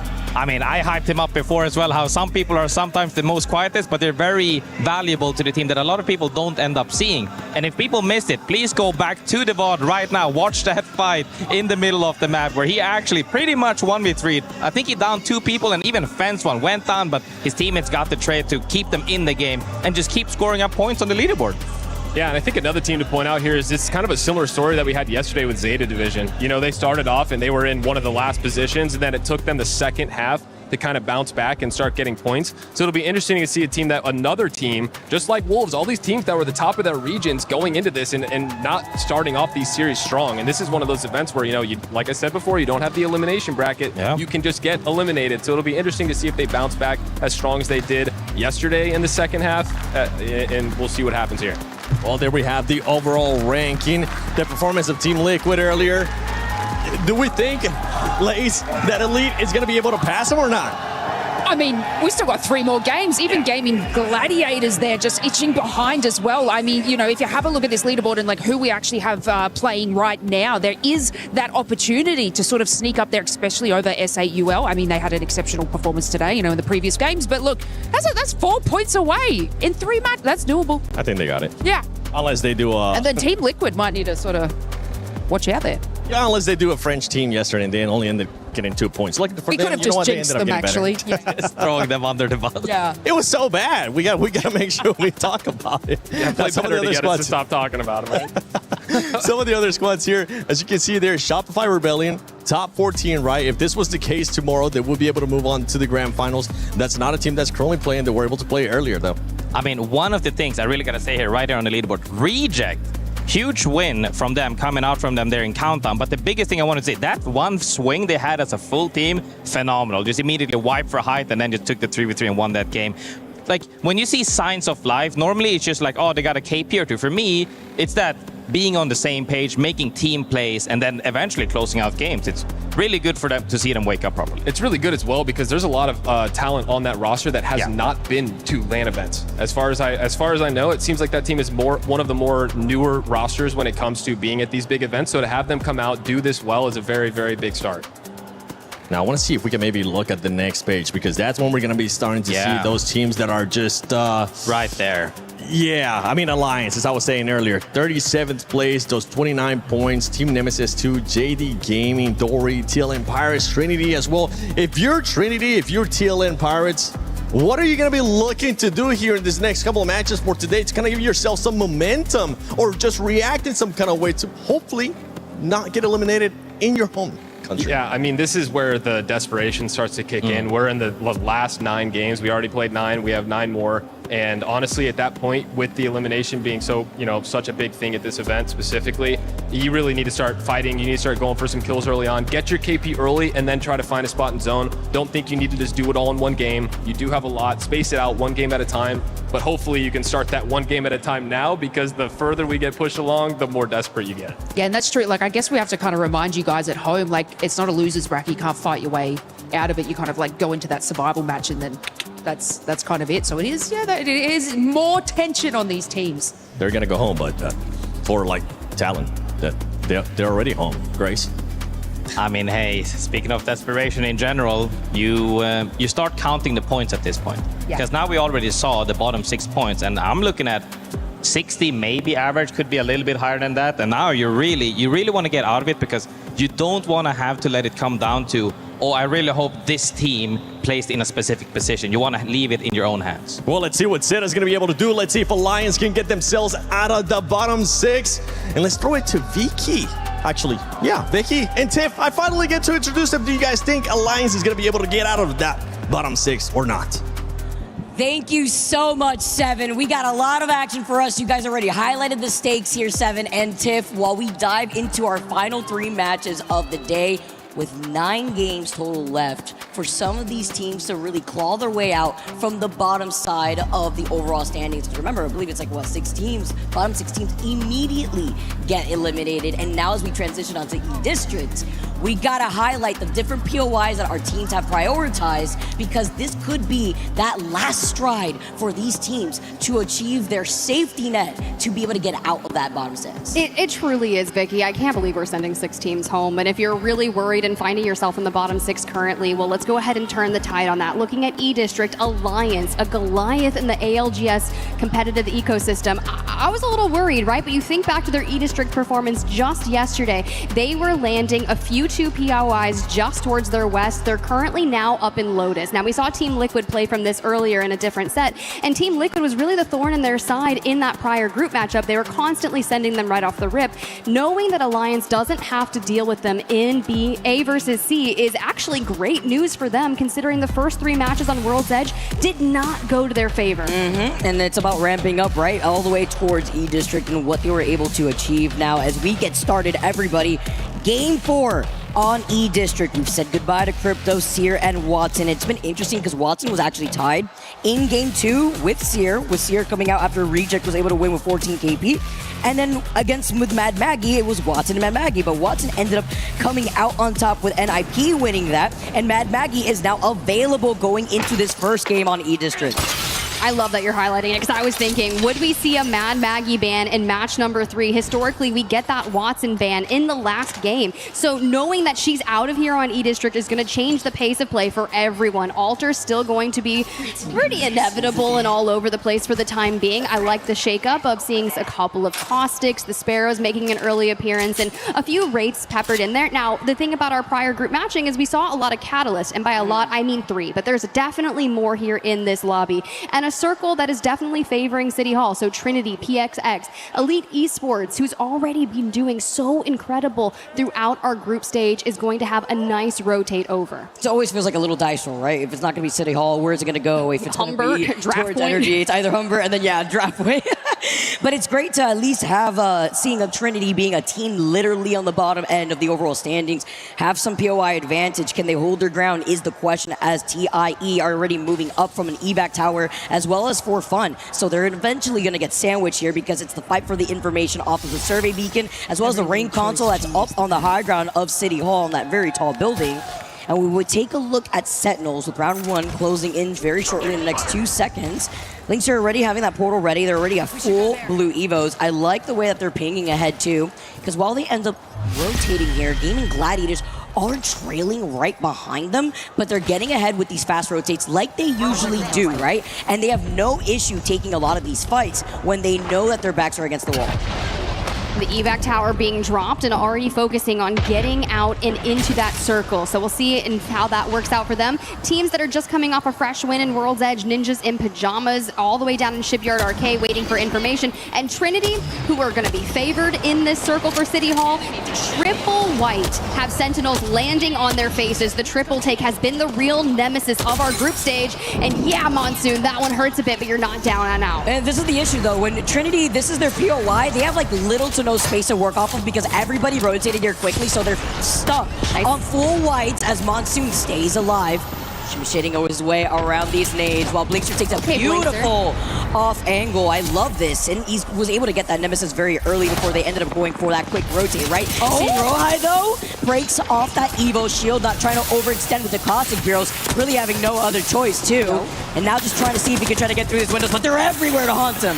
You have activated my trap card and it's feeling really scary down there with the triple barrels, but they do get in, they destroy them and lay claim to the lower floor of this building. For TriniTY, it's really difficult. You do have that caustic. You can isolate those and throw more barrels onto this staircase to prevent them from full sending up. But with Blinkster on that Wraith, can easily just portal, enter the void, and siege if they want. And the teams too, just kind of overlapping them with Keon also right there. ForFun, by the way, the first team out of this lobby. They've only been able to get 14 points over the course of these last 3 games, and even with game 4 in their pocket now, fortunately seeing him back in the lobby while Sentinels are holding it down inside this building. We're able to get Fun to barrel up in here too, because while they do play this safely, they're calling the zone pool over in this direction with so many other teams like GaiminGladiators who went for a quick rotate, AGG who's also looking at TIE, and TriniTY still managing to stay alive. Just over 60% of our teams currently in that next circle, up by City Hall. ZEDI, you know, when you really start to think about a team that you weren't expecting to perform at this level, this is the roster. And I'm really excited to see what they're doing because they're exceeding the expectations of teams that we thought of like Alliance, right? But it's ZEDI crushing the field. Tyler FPS, that replay of seeing them be the first team to exit the lobby. Now, here's why this is a big issue for ForFun Esports, Vicky, is they are on the cusp of the bottom 6 and being sent home early after groups. Right, because after this game, you only got 8 games left to go to actually turn things around. It's tough when so many other teams are going to start playing a lot more aggressively as these games progress to prevent these teams who are showing that weaker stance in the bottom 6 from being able to turn things around, especially when you deem them as threats, depending on how the POI draft goes when it comes to being in that survivor round. So you can already see, too, ZEDI already rotating through Energy Bank right behind RRQ, which, by the way, very surprised to see how quiet they've been thus far over the course of these last 3 games. Trying to turn things around on E-District. Alliance too, as RRQ send one of their members to get the Evo Harvester right there closer to that ring console. And Alliance kind of trailing on the other side of that choke. But while we take a look at AG, love being able to hear from Yanya and his experience. This is a team that has gone through so many changes before they get back into being reunited once again. I love seeing how their journey has brought them to, I want to say, one of the best performances we've seen them put down in group stages. You know what? I'll echo that sentiment because usually that is a team that will qualify on the last game of a last series in groups. And to see them starting in a 3rd place on our series today for this one, that's a great way. For PXX, just inside the top 10 on all whites, moving towards that circle, man. We got to get those Evos leveled up. It's rough out here when you're on the sticks.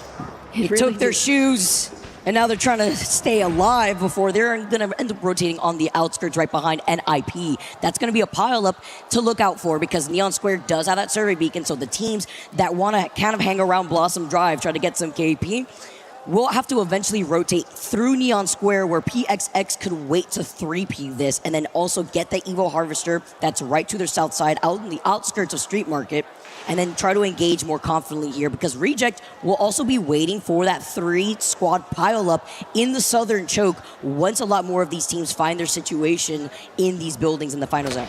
One thing to note when you're talking about that pileup on the southwestern side is ZETA Division is over there on that survey beacon. Now, ZETA is actually one of the only teams to run Bangalore. They threw Yuka F on the Bangalore, and anytime I see Yuka on a Bangalore, things are about to get wild for the lobby. And if you're 17th place coming into the final 2 matches of a series, turn it up. Go back to Old Reliable, do what you got to do. If it ain't broke, don't fix. Sticking to your guns here while Alliance taking a little slow. They're feeling the pressure while we take a look at KNC, who are going to prio getting that survey beacon. It looks like they were able to scan the ring console just earlier. You saw it grayed out, so they're going to be able to take that evac tower, get up onto the high ground. While Team Nemesis are also looking to get aggressive. Saker's going to be able to reset here too. Probably have already put down the TP rather, and while you currently have ZEDI now going through Galleria, they're also going to be able to have the scan over onto that ring console. So a lot of these teams forced to play on the edge are taking their time to play objective since they have further POIs. Well, here's what I'm scared of, Vicky, because when you think about Nemesis, you think about them having a bit of inconsistency. When you talked, I told you, I watched a massive interview that was performed by a Team Nemesis content creator talking about Sacred in particular, and when he joined that roster, he mentioned the high ceilings that that squad had, but they tend to have a bit of inconsistency. And if you can iron that out and not rely on one explosive game, that's how you find success throughout our week. So, still waiting to see that for today, but they did have a solid performance earlier on World's Edge. For JDG, it's a bit of the same, right? They're down in the bottom 6, looking to claw their way out. We talked about Naughty's first year IGLing, floating, being this kind of impeccable young player to come in, and we haven't really gotten to see them shine to their full potential just yet. And we know they got it in them. We've seen it time and time again, but maybe finding those nerves on a land like this, got to be able to shake that off here, lock in and build up that momentum, especially when it comes to a game like Apex Legends. You can see the pings from afar, going to be able to scan that care package and the Evo Harvester right up ahead too, but it's not like they're going to need it. They got the purple Evos ready to go, Nemesis as well. They're looking to rotate immediately with the evac tower. So many other teams still. ZEDI's also looking to pile up on top of Team Nemesis. That's going to be a fight over by Energy Bank, but let's take a look at ZETA currently right now.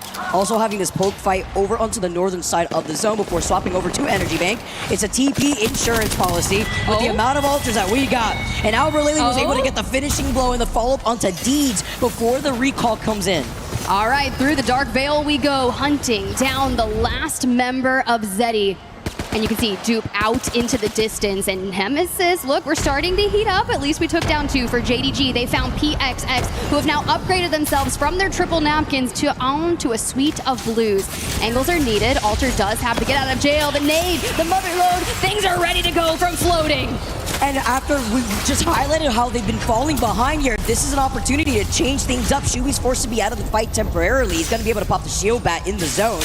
They do have the TP set up, but it's inside the zone right behind them, so it's not going to be that safety net that they can rely on. Now going to be able to prio just moving up instead, and I do think it's important to highlight that Team Nemesis, after completely forcing ZEDI out of Energy Bank, they now get the prio on that Mythic bin, so they're going to have great weapons going into that next zone. And now NIP with Curve, literally one shot, can he pull us off? I mean, he gets right behind the other side of the fence line. Hemlock shot does not find him. Strafing Flame did want to capitalize off of that, looking behind him into the zone. JDG being one of the teams to try to rotate further behind NIP through Neon Square. It's going to be tough here, especially when it comes to coming out of that southern choke. Yeah, at first I thought it was just a solo from RRQ, but they're just taking that much space. Reunited back again alongside one another. ZETA has found themselves taking a fight here against Alliance. We've called out Alliance and challenged them to get out of the bottom 6, have a strong performance. They used to be the group stage warriors. They were the winner of the inaugural EWC and now found themselves with regular difficulty. Different look of this team. a big shoes to fill on for Aku.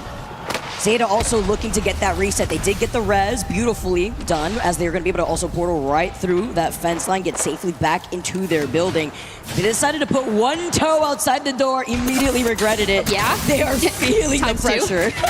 Times two, Satsuki there, running into a bit of a damage now. 5 seconds till he gets that shield bat finished, and we'll be back to fighting form alongside Yuka.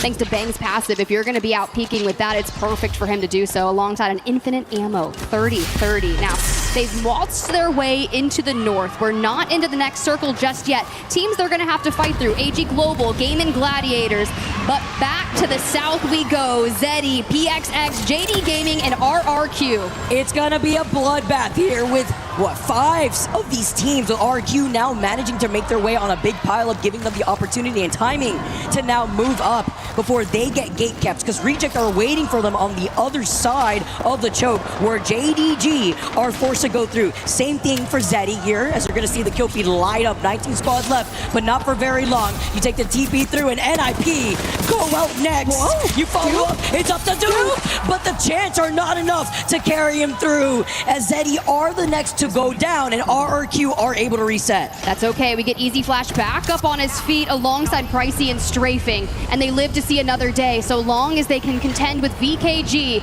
maybe Geekay as well, and JDG having issues of their own. Reject, a former map winner, caught between them as they look to reposition. Moving up here though, Yuris. Nope. Having a great performance, having the fans behind him before getting met on the other side of the longbow. Just one. Devo though, just a little one. bit of retaliation. Elite now moving up. Just one. Nemesis, JD Gaming eliminated to the final 15, and Elite, who were performing exceptional here at ALGS Split 1 playoffs. It's so cool to see Kinda, Henchman, and Light working so great together. I've been so impressed. Think back to when Kinda was 16 and had just entered the ALGS. He has leveled up so much. Crazy to think how fast time flies too. I was there to be able to see that growth. Is that and like now, 3 years ago? Yeah, literally, right? 2? But it doesn't even feel that long, and to be able to see the growth from Kinda is just on another level. We got to keep it up here. They're sitting at 38 points, first place overall ahead of GaiminGladiators, while Alliance, this is a big one. Alive. This is a big fight. Yeah, highlighting the fact that there's 50 spots left. The follow-up is beautiful from Aku and Hockeys, just to paint the path here. Yuko getting knocked, trying to crawl away to get the finishing blow, especially with the TPs in this lobby. But here's the deal, they're not out just yet. A member of ZETA was able to portal back to safety. It's gonna be really tough to make a full reset this late into the game, but for now, ZETA lives to see another one. As a solo, perhaps, you're seeing how they're gonna be able to try to reset. It's just the Sparrow who's alive, while AG now take to the skies. Where can they go? No Valkyrie insight, no human UAV. They're pinging right below. They know they're gonna have to land on top of the bottom side of the building. I also heard a Kraber, by the way, as Kinda does get the follow-up knock in the feed. With 15 squads left, though, it's gonna look hot here, Tiff, because there's teams in every angle as they're just trying to hug the side of the wall with VKG landing, also right to their left. Satsuki figured out ZETA out of the lobby. Sentinels going big. VKG have found GK, and they want their position. Casa grabs dropped, and for now, a 3v2. We expend the veil and shake it up. Dude. This is visual clutter at its finest, my friends, and you just have to stay locked. I mean, you're gonna get hit with a wrecking ball. You go right through the veil. I mean, good luck with that. It's a slowdown. And now stuck as a duo, you have to play a dancing around the nades on top of it. While VKG do find knock, though, it's a trade-off with Keon getting a little bit of revenge. Only 2 members left here for VKG. I love the fact that you have Mad Maggie still available in this game 4. You get that tick damage, you get just enough to finish off Nut, and you dive, and you completely annihilate GK Esports. But now you see Sentinels also in trouble. Blinks are literally one shot. And you had TriniTY playing King of the Hill on top of that building the entire time. We lose out on Reject, but this is where GaiminGladiators makes their presence known. Nice work from Lufka, 1 HP before falling. He drops the Maggie ball, and Zane tries to clutch up against Deep Cross Gaming and gets it. That looks so funny, and he just dropped all over his head, literally. Playing a whole different game while Alliance are holding onto the high ground. They're playing very split. I'm hearing the crowd give them their energy, and they're playing split to take space on purpose, because a team who does have ring priority is KINTROPE, but RQ can capitalize off of this here. As you see Blast playing up that low ground, you see Alliance now trying to hold more of that space, but with one member down, Lufka's not going to be able to fight alongside GG. We didn't get the death box reset just yet. That's why they kept that going. 7 seconds are needed, and Lufka will be back into the game. We can focus on the rotation. When you have 34 seconds to make this from the low ground, Lufka not going to make it back in the rings, taking him down. Blast Cinco likely to play as a duo, but that's okay. 2 points out of the top of the leaderboard, and it's Elite EU on your screen at the top. They could inch forward on the edge of zone. It's still kind of over by that low ground, as we've seen the zone before, but it's that pile of man over in this building alongside Elite. Kaino's going to be able to reset on those shields. He hears the fights. It's Sentinels piled up together with TriniTY, PXX, Alliance on the back end to try to clean up some KP. And they're done. Alliance are out. VKG have fallen. Into the top 10 we go. And the 2 and 3 teams at the top are still alive. Can we talk about the fact that there are 9 squads left? With this final ring about to close behind their backs, GG do end up getting the res. We get him back. Let's go. They're hugging the edge of the zone, but it's going to be crazy to see what this pile up on the southern side where this building is, right where TriniTY is standing on. The team that has this POI advantage, that has been here from the beginning, a team that finds themselves on the back end of the overall standings. Can they start coming alive? They have 1 KP with 8 squads left, 23 seconds to go before this final ring closes. They've had to kind of keep out of sight. They didn't have a ton of nades towards the end game and only so many angles they can take. Obviously, people have been hiding from them to deny them kills, but Ty here, an infinite ammo Kraber to punish anyone who peeks out for just 2 seconds too long. Do it. I see it. Grab that catalyst. He's hungry. Just 1. I was like counting. Oh. I'm like so ready. I'm like, my heart rate is like climbing inch by inch. So they said hasta la vista. They said hasta la vista. They took that portal up. KINTROPE, by the way, who has been here for so long, get evicted while Zane is getting blasted here. Can we hold? By the drill. Oh, unfortunate for both of them. They take too much damage, even though they're hiding right there behind the other side of the Newcastle wall. It's not going to be enough. He TPs through, and TriniTY do get eliminated. They go up in 7th now, and this is the pileup that we were expecting. Sentinels get eliminated next. Elite hold high ground. The team that wins on high ground here easily takes the game, and GaiminGladiators need to stop TIE from moving up. And PXX falls to AG Global just ahead of Elite. Niazul down, and that Devo is going to shred for GaiminGladiators. Back up to a full team of 3. They have AG Global has fallen into the final 3 teams. Last 3, Elite now move up. Light a little bit out of the fight here while Henchman gives them suppressed fire. Beautiful cracks. They're looking to get the kidnap. They're dancing around the portal here. Between Elite and Gaimin, TIE are out of this fight. They don't have the altar. They do not have the ability to TP up. They're just forced to watch this happen as Henchman and Light, the Devo, doing just enough to find Blast. GaiminGladiators now forced to look ahead. They know there's another team that's supposed to come. FJ went for a portal. They portaled. They went back. GaiminGladiators are down, but Elite are so healthy, and Ty make their approach, and they do what they can for now. They just have to find FJ. He has the Kraber at the bottom, but Elite take the win. Fortunately for TIE, they had the race. The difference between having the altar and not meant being able to 3P a fight like this. They even had to go in through the ring there, but it's even better to see how Elite was able to hold their ground. I mean, it was a bloodbath. TIE, though, they did what they needed to do, right? With not having the right composition, they still got 2nd place. They secured extra points there, even if they just got 2 KP, while GaiminGladiators, who were holding the height alongside Elite, did get 4 KP, but with Elite coming in swinging the double-digit KP with 15 kills and that 1st place spot. That is absolutely insane. I sit here, I look. We had this exact same circle yesterday, Vicky. And it truly was the difference between having the altar to yeet them onto the high ground for that. But for now, you think about the just chaosness that E-District brings. And as you look at it, with 2 more maps to go from A versus C, I'm starting to get nervous. I mean, they had 15 kills, Elite Esports. They were like GaiminGladiators and Elite were tied coming into this game. And when you drop a 27-point banger, can we just run that back? There was the portal. We were going to see that here shortly on the left. F-Chan tries to make it. He's so low. Light immediately recognizes it. It's the pressure of having to take ring damage there too, but they griefed GaiminGladiators. They did what they wanted to do, which was get that second place spot, and there's nothing F-Chan could do. That's why he was just kind of zooming around. He's got the Graber in hand. It was just a matter of time as Elite are very thankful to TIE for moving up behind them from inside of zone and going to be able to not only harass GaiminGladiators, who were not expecting it, but allow them to get the placement and then the dub. They were farming that game the way that they were able to clear that side of zone.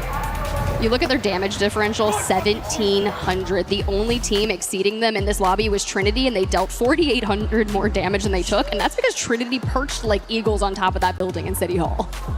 What helps is kinda, we just talked about this young gun legend on Sparrow who dropped 7 kills in that game alone. Jaguares is the next player who actually dropped 7 kills, but we did see them go out a little bit earlier, as you saw here in our match results, falling in 4th place. But taking that dub means everything. Henchman was right behind them, though, in terms of the kill leaders, as he had gotten 5 kills and Light with 3. So it's a great look here for these players, as this is the first game that we have on E-District between groups A and C. And now with no Mad Maggie in the midst, we saw what that drill was doing for the teams with their backs against the wall, whether it be a fence line or a building, the pressure that that drill was putting in. See, here's the tough part as we kind of go to the other side of that match results, and it's Team Nemesis in 17th place. They had 18 points from match number 1, and that, I think, carried them through World's Edge. So getting 2 points here on this match in E-District, I look back to yesterday. Throughout the entire 3 games that we cast, Vicky, they acquired 13 points. It's crazy, actually.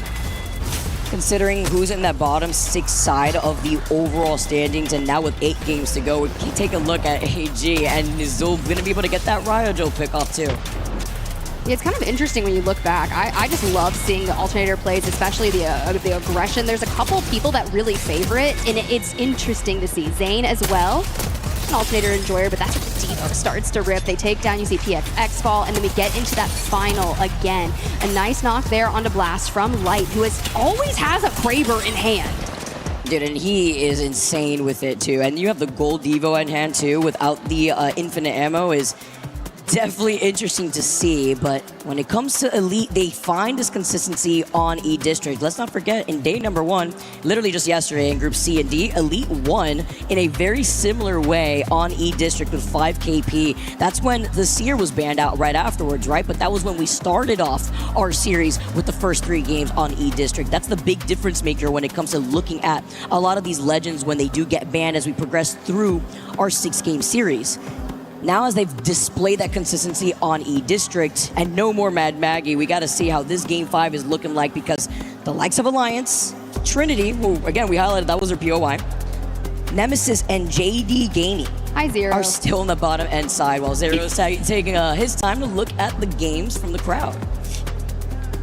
It just made me think of the content piece we ran on break, and it was like, what is the wildest DMs you've ever received? And you see people on phone, and I'm like, what do we check in the crazy DMs? You never know. But as we...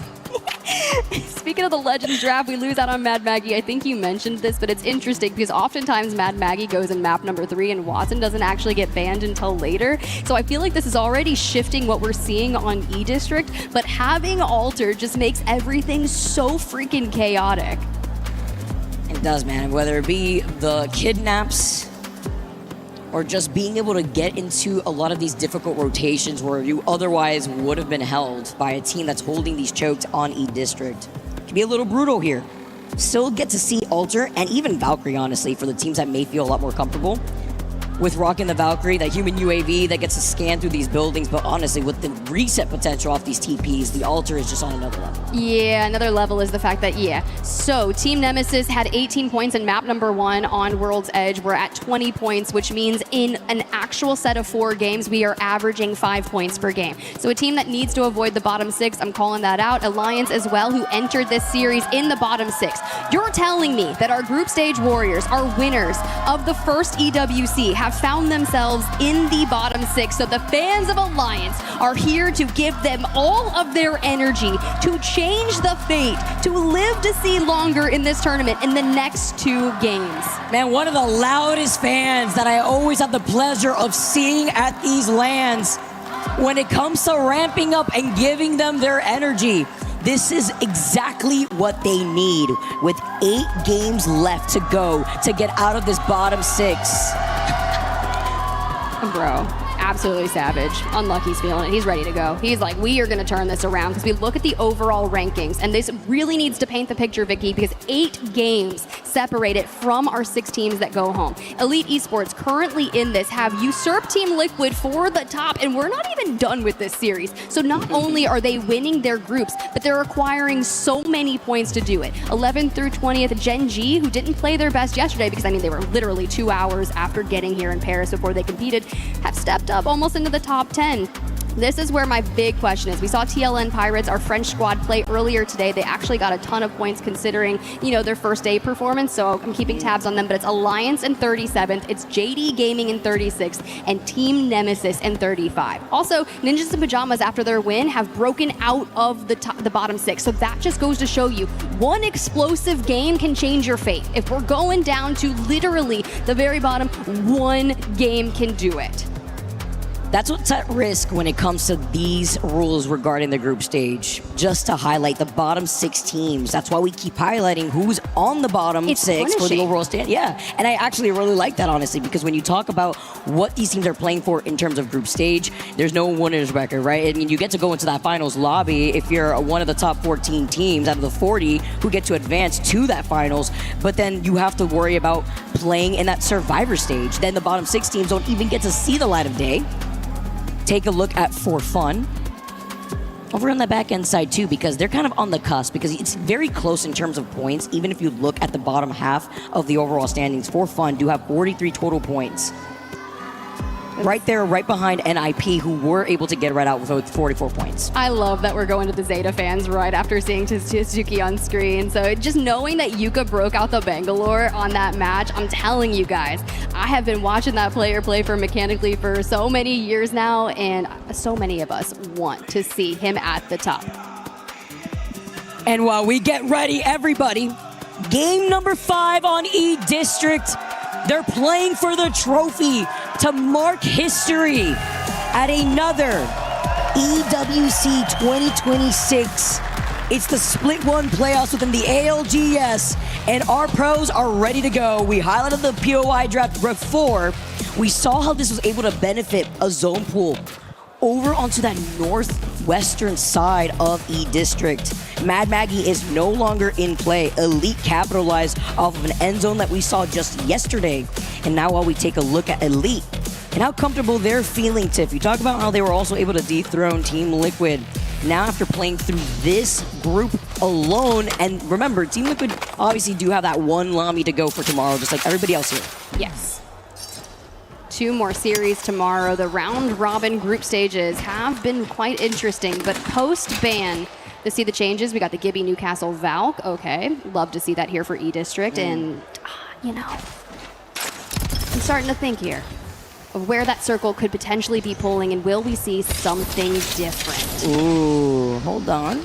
Don't get me excited now, Tiff. I want to see something different. Okay, look, the script writers are working in JD Gaming here. Have a great prio to this circle. We saw what TriniTY was able to do when it pulled over to City Hall. They made it towards endgame. They found a couple of KP. For now, GaiminGladiators, who are one of the quickest teams to rotate, I'm talking we are literally less than 2. We're at a minute 30 into this map, and they're full sending their position they want. I mean, that's a lot of teams who go in for a quick rotate here. It's great for JD Gaming, considering that this is their POI over by Heights, and they prioritized this over on E-District. Having that draft advantage now, as they're also going to have the information off the ring console too. GaiminGladiators trailing right behind, as you mentioned, the really quick rotate. And they won't be the only ones, because Sentinels do something very similar once they get their own ring console. ForFun already on the move, as well as Team Nemesis, because there's a bit of a pile-up over by Hammond. It's the fight for that ring console, or rather over by Humbert, where there's that ring console over on that southern side. And Team Nemesis are looking at ZEDI. There's another team there too to try to go in for a 3P. Triple white, that's all right. Kind of close to getting our ults already in case something does break out here in Humbert. The portal up towards the high ground. I'd imagine they're quite aware of it. Yurice is going to preemptively slam the wall down. Arufa across the way, but they're not the only ones that are going to be in contention, as so many people have moved to the full east. Man, that's going to be a big pile to definitely keep your eyes on, because also NIP are right behind it, while TRN, a team who is sitting on the very end of this lobby standings. PXX are looking for some easy pickings as they find Riot again, being one of the first to go down. Just trying to survive here when you lose out on 2, leaving them down to a solo, but also considering the amount of ultras that we have, to see if that player does manage to get away, but it's PXX looking to clean that up, only leaving TriniTY as a solo with just the Gibby alive. Okay, but AG Global and KINTROPE here now on your screen. Niazo looks to wrap around to see if we can find through the mobile shield we go. The electrified buff is already down. And we've got the PK in hand, Purple Bolt. But we portal through, back we go, behind the wall, a bit of safety, but we've already been shredded apart by damage that we have to invest. The Gibby ult, the defensive environment to slam hopefully down and keep them on their great escape. Also in the feed, by the way, Team Nemesis, VKG, that pilot that we were looking at earlier before is looking a little grim. ZEDI as well as Reject, NIP also in the vicinity, while KNC are looking to rotate on the outskirts of Energy Bank, but would love to see that Humbert Labs pilot that we're going to have with those 4 different teams. AG also looking to get the res here. Nizul's going to be able to get away with that safely for now, but KNC will hear this and try to show face while they bring home Wadis in. Yeah, I'm okay with letting this happen and wait to fight them on the way into the rotation, right? KINTROPE, Deep Cross Gaming. Deep Cross Gaming with a Western POI is likely going to be in the vicinity, but you can see the shots coming through as Yanya takes a bit of damage. We don't have the Mother Load available should the break out, but a Riot Drill will force him outside of cover. Deep Cross Gaming, we talked about it, Roy making an approach, and their comms in particular are very set on like, hey, we can take this fight, let's jump on it, and if your Knuckle Cluster takes down Yanya, you have a 3v2. So we're throwing all of our abilities at them to be able to cross that path in time. Oh, but look who's waiting for them from DCG, now trying to be able to try to hold a split angle, leaving that player to feel the pressure. AG Global now on the run, while Sentinels also farm out, find Stay Naughty. Seeing if they can try to get that reset. Again, remember, you have to consider the altar as the feed is lighting up right now. It's still that pile up over by Labs that we have hinted at. Sentinels have now moved up inside the building that you can expect a zone like this to pull towards, and unfortunately, Shubi is the victim on the other side of Monsoon's rampage. When you think about teams that get the zone pulling to the top of their head, we talked about JD Gaming in Heights already having that. Now with 1 player left on that squad, having to full send and a negative rotate to hit a regain. For now, they're okay. But Sentinels, you inherit power position. ForFun Esports have also moved into there, and Deep Cross Gaming, still on the trek across E-District, have found now AG Global. The fight that's been going on, they meet again. Oh my, they were able to get the knock though right before he was able to take the TP. They try to bring him in and then he gets finished because they're going to prevent that from happening. Yanya said no. Not this time around. DCG now just running around as a duo and getting burned in the back. Elite now in RC, this is the fight that we really wanted to highlight because we saw that kill feed lighting up. NIP were part of the action. Elite 2 now making their way from Old Town. It's because the information that Old Town provides leads them to all the action. The invite may have gotten lost in the mail. Albert Laley is also going to be able to find that next knock onto Deeds. AG is sending. They are sending Deep Cross. They want to evict them from this lobby. Getting me whiplash. You're going to be seeing fights in every angle here because Albert Lily then gets the followed up knock onto Deeds, but it's not going to be enough as AG are also on the hunt. Sure, we're seeing these side by sides, but AG are playing out of their minds. Team Nemesis getting eliminated while Alliance up on the high ground over onto the north side, all the way, by the way, to Electrodime outside of zone. And JD Gaming off the reset. Alliance are sitting here looking for the 3 KP they want. Shubi behind the mobile shield, a Mastiff to the face, courtesy of Aku. Did anyone escape? Where are we running to? Okay, we have 1 player left again of JDG to try to reset elsewhere. Team Nemesis, on the other hand, did fall. Yeah, we saw that earlier with the pilot that we have seen over by Labs, but with a lot of these teams now taking to the sky, Alliance managing to stay alive after playing so deep into Electro. Fight for the survey and the KP, they know what's at stake. JD Gaming are alive just as a solo, it looks like here, and Alliance gets to freely rotate into Galleria where there is that survey beacon. With the side-by-side of how this zone is pulling and the teams that are going to be rotating over to that south side, it was NIP who managed to hold down Humbert Labs. You could currently also see ZEDI, who are going to rotate towards Reject, closer to stadium side. They didn't really like the way that the fight was going. They're feeling that pressure. They do manage to get away with that huge pileup that we saw earlier, and they're going to be able to call in an evac tower to rotate in. This is so scary. You've got an infinite ammo rampage behind an amped cover from ultimate height in a power position in the next circle. Sentinels are looking to get some points here, and it's well needed considering top 2, you know, you're situated around 50 points. We're at 19. We can definitely usurp a lot. And back to the replay we go to see what happened when they took down JDG, or at least a duo, and sent them running. We saw that a little bit earlier, but it highlights how they were able to get up onto the high ground because a lot of these end zones end up pulling onto the outskirts of either that building or even a little bit over to the lip side of the left onto the high ground that overlooks the waterfall. Alliance now moving up. Remember, we highlighted how there was nobody in Galleria when they made their rotate originally. They got the Seri beacon, so they know that there could be teams that come in from their backs, such as AG Global, who were able to get the full reset as a highlight. While JD Gaming, unfortunate for them, not as lucky here, but they're trailing slightly behind, hoping that AG Global do not call them out as they're gonna take a much slower rotate out of Energy Bank. Alliance still carving their path. KINTROPE just up ahead. I saw some GK. We got VKG in the mix. You had 3 charges on the defensive bombardment there from Hackett, so have to be a little wary of what they're going to be able to do. Capsa probably has some as well, with that breach hamlock to try and make them maneuver out into their line of sight. Yeah, that'll do. The triple bombardment perk as well here, just looking ahead while holding on to the high ground. VK Gaming, the headlock, oh my gosh! Holy! Through the window to the wall. And that is the opening that VKG needed. Will they be able to get there? Is Drop still on the ground? Nock doesn't have a ton of shields left, and through the upwards area they go. Electrified bubble down, and they're like, we have a home now. Zooming outside of that, want no business, now flipping sides too. Oh, GK are looking to restabilize VK Gaming. Look ahead! With the 210 off the Kraber. Now get ready, set, go. Not committing onto the zipline because they have the TP instead, rocking the altar themselves to get up onto the high ground just as quickly. Now trying to fully set it. This is going to be important considering they only have 11 points in total after the last 4 games. Looking to boost that up. They see the Gibby Dome though.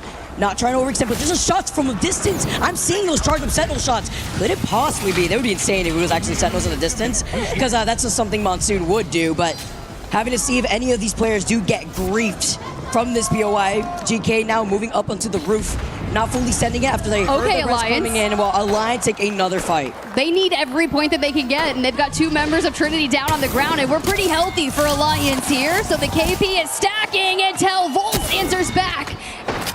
We're delaying the inevitable. You may take Hackus. A death box recovery will be likely, but Aku and Unlucky need to unite together. Do not give him isolated 1v1s. It doesn't. And TriniTY's down. TriniTY going down, it's looking even more grim for this team, and it's looking a little grim right now as Unlucky is the last one alive for Alliance.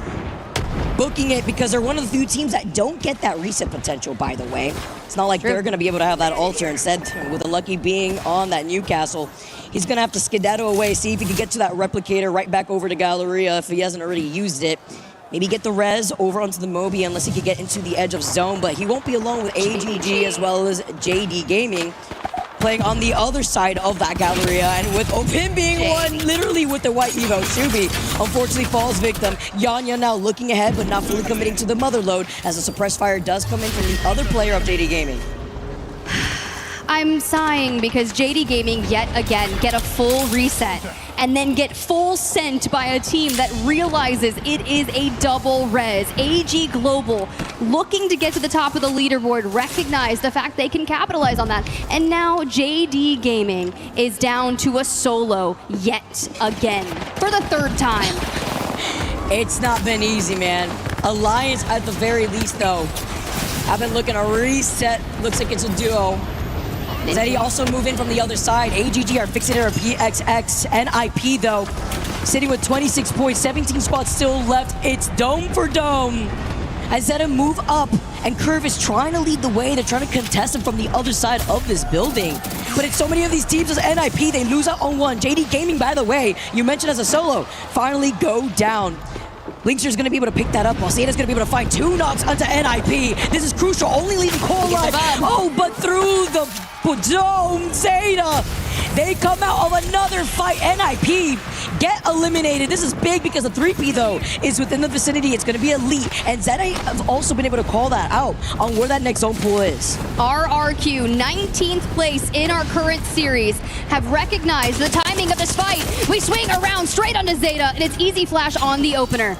A nice disengage for him with a quick portal back alongside the team. They recognize, hey, maybe if we get a quick knock on that, this is something we can invest our time in. Doesn't necessarily go their way. They retreat and recognize we can just go north into the circle. However, though, there's still a lot of teams to fight for such a small space. Well, what came in clutch was having the evac tower right there, because then they would have been forced to be out in the line of sight of RRQ. But AG, we talked about this before, and the way that this pileup is looking like on the northern side of the zone, they can't get a break. Yanya getting eviscerated. Hagwad looking behind. They saw the dome before and they said, all right, let's go for a reset. It's the insurance once again, coming in when they need, because they put down that TP on the edge of that next zone. It's good call now because round 4 is about to close in behind their backs in the next second.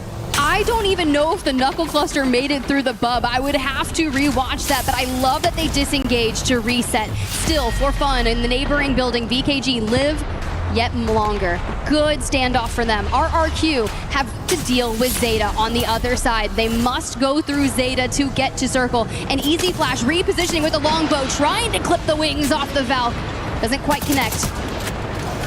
Sentinels were trying to bank on that building that they were holding the high ground for before eventually pulls outside as RRQ. Oh my, one shot literally as he finds a last pick onto Pricey.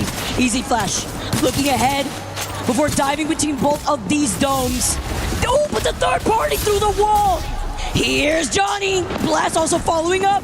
Strafing's gonna be able to go in for a huge nade. He gets a knock. He needs some help. GK, take the portal back. The Void Breacher giving him a little bit of respite before looking ahead, though. And it's gonna be GK, who are now on the other side of this choke. Uncontested, no 3P, because Elite are not moving from their building. They're in that next zone. And with RRQ also moving back because they took their own TP. It looked like a bloodbath. It was incredibly scary. Now we look at the action with AGG trying again, round number 2. And we go again. Niazul down. 1 charge left on the defensive bombardment. And I think we're looking to try and clean this up. But ForFun, they leave the building just ahead of them. They can't afford to leave that building, VKG, to push AG Global without getting third-partied. It makes things difficult, so you take to the sky. They get the death box res here, too. I mean, if you have to reset, why not reset right in front of their face while VKG take to the skies and get the information off the Valkyrie UAV. 12 squads left. By the way, Knocked is going crazy. AG can't catch a break. Hugwadis is knocked again. Look at this. He's literally shielding him while he tries to get another death box res. Yanya, the last one alive after they get the finishing blow here. Hagwadis, can he come back? Nizul didn't look like he had any more of that knockdown shield, by the way, because he had like a white knockdown shield. Oh my gosh, the Kraber! He commits! That is insane to do. No fear. Holding on for dear life. And at this point with RC now getting the follow-up knock onto Tyler. ForFun still playing off this building, and RC giving him some help as Knocked once again knocks Hagwadis. Arufa trying to do what he can as a solo. The ring is collapsing. We have to go. GaiminGladiators earlier had annihilated ZEDI Esports to take their building, so they'll be able to rotate on the other side. You can see them just ahead. But Senetic, Nags, we likely are trying to get Tyler up if we can. We need all our players for endgame and the next battle against Sentinels. But GG, the mother load. Everything invested, the electric bubble. We've got the dark veil down. We want to secure our position. Everything's on the table here. Welcome to the circus. Nade for nade. The Dome Alliance get eliminated. They had one heck of a game though, the way that they were able to survive for as long as they did, but they only got 4 KP as GG Sentinels still alive. 11 squads left. And this is so split up. Really, the less congested side of the zone is the western side, but Sentinels have fought to be here. Look at the house that they've set up with these amp barriers too to add on top of it all, while Kinda finds Lufka. Strafing Flame then gets the Grand Slam, more than enough damage on RQ. Now move up and found GK. And GaiminGladiators have fallen, and now KINTROPE with a third party onto RRQ. Pricey portals back. They live, they reset. but they're separated. ForFun has fallen, and KINTROPE is still hunting down Strafing. And RRQ is out. Elite have fallen, and KINTROPE are now clearing out the side. 2KP and climbing. Playing safe to reset and isolated on the northern side of the zone. To their side is Sentinels, TIE, who are running very similar comps, right? And then you take a look at the solos, by the way. The fact that AG Global is still alive, the fuse is another level. RC2, by the way, with a Valkyrie. Playing on opposite ends. KINTROPE, though, are trying to capitalize off of this. Before moving up, they have the Valkyrie ult, so they probably were also able to get a scan if they could, but they're actually just walking through. They find Rufa, who's trying to hide behind the fence line, sending out that Arc Star here, but not trying to overcommit, especially since it's cleared this side of the zone. 4 full teams of 3, 2 solos. Sentinels with fun on Rampart, ready to let Sheila rip if we can just get behind an amp cover. But first, you've got to rip VKG off your head, and so many Arc Stars are being thrown. It's like shooting fish in a barrel. Blinkster to fall, and Casa letting the PK rip. The push comes in. Sentinels are out. Into the top 5 we go. Has another dome out here. Sentinels out, as you mentioned, and hiding behind the wall here from the Newcastle. It's going to be KNC, TIE. AG is still alive. For how long is the question? With our last 3 full teams, Reject get eliminated. KNC are looking ahead, though. They're seeing at BKG. TIE may look at AGG, but a huge A coming in from the other side. All right, I love a good Skynade. Yanya down and out. That was our last solo. You're right, 3 full teams of 3, and KINTROPE, our final boss status. For now, it's Spider-Man meme across. We're all staring at each other. The wall invested to cut them off from KINTROPE, but TIE sends them. Your former EWC champions are trying to stay alive. That is VKG. But currently, KINTROPE are looking at the pile-up in front of them. Can they clean it up as VKG get eliminated? This is all for KINTROPE to take home. The bombardment, though, having to be careful here. Playing out the dome, you get the L-Star, and that's all you need. As KINTROPE with the pop-off, they take game number 5 with 6 KP. An 18-point game. I'm sorry, but if someone's flying over my electrified bubble and drops down with an infinite ammo L-Star, I'm out. I'm out. Well, that's why they delayed it. You see them floating around. It's just a matter of time before they're forced out right by that zone. Playing it very safe. They knew that they had the advantage the moment they cleared the west side of that final zone. But even getting extra KP, if you're that one lone warrior, the solo left from AGG, you take those and you take the dub on top of it all. That was a really actual good game for them at 15 points. I mean, 6 kills and a win. No, that's 18. My math's bad, guys. My apologies. I'll go take a little class after this. It's been about 10 years. Can't ever do math on live, Tiff. You know how it goes here. Yeah, it is. And it was spread out really nicely between the entire roster. You know, Chappie there on 3. Did a lot more damage than they took. VKG, though, 7 kills. AG Global with 8. To highlight, too, remember that it's the top 14 teams that have found that safety net to make it into finals. Off that dub alone, KINTROPE are situated in top 14, exactly on that 14th spot. Now it's about holding that and carrying on this momentum, because that was just game number 5. There was all the Gibbies in the world in that lobby, as Gibby was the most picked legend. We won't see him into this final game on E-District. It's actually wild, honestly.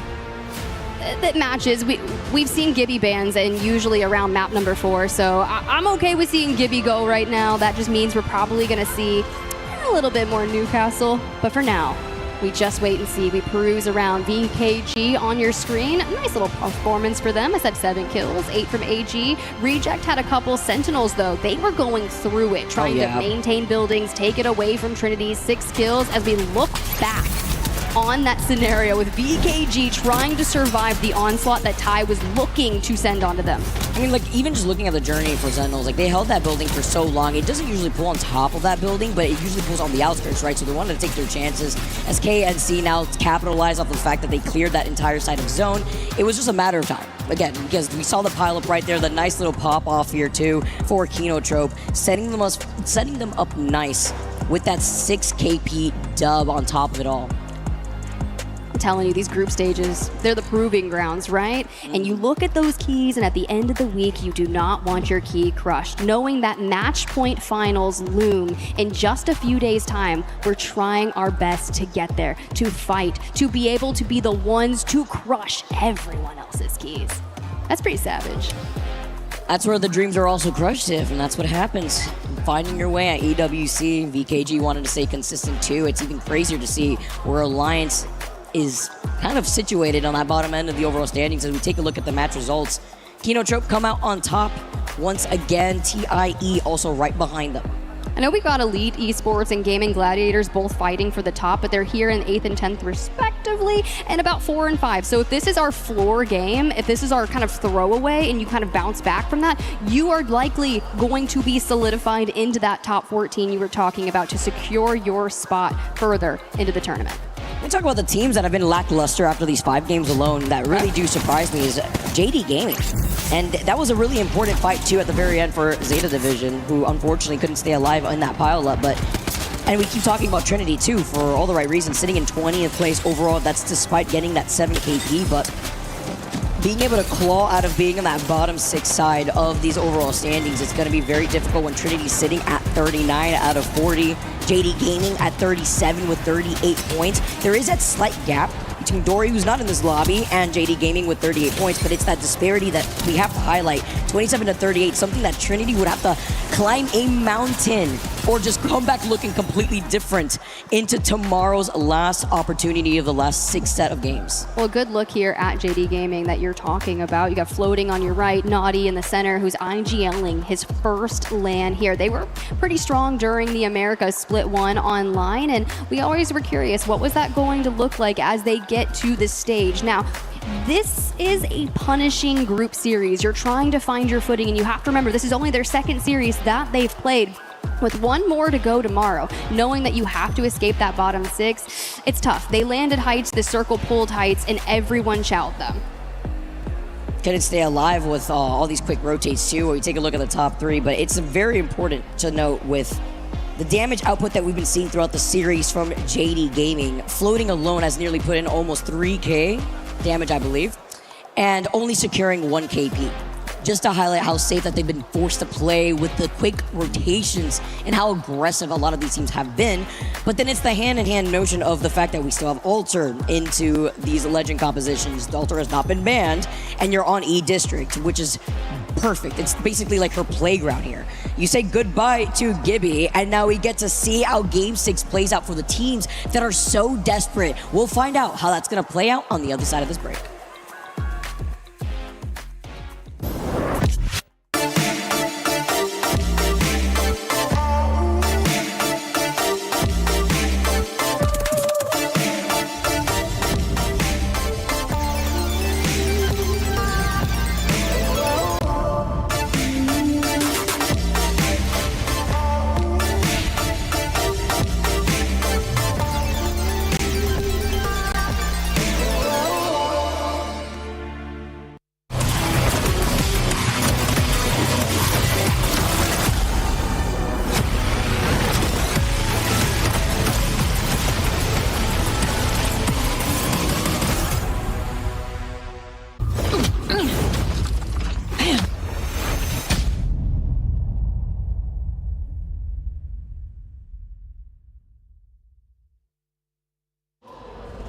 Welcome back, everyone. We got one last game to go to end day number 2 here of the Apex Legends Global Series for Split 1 playoffs at EWC 26.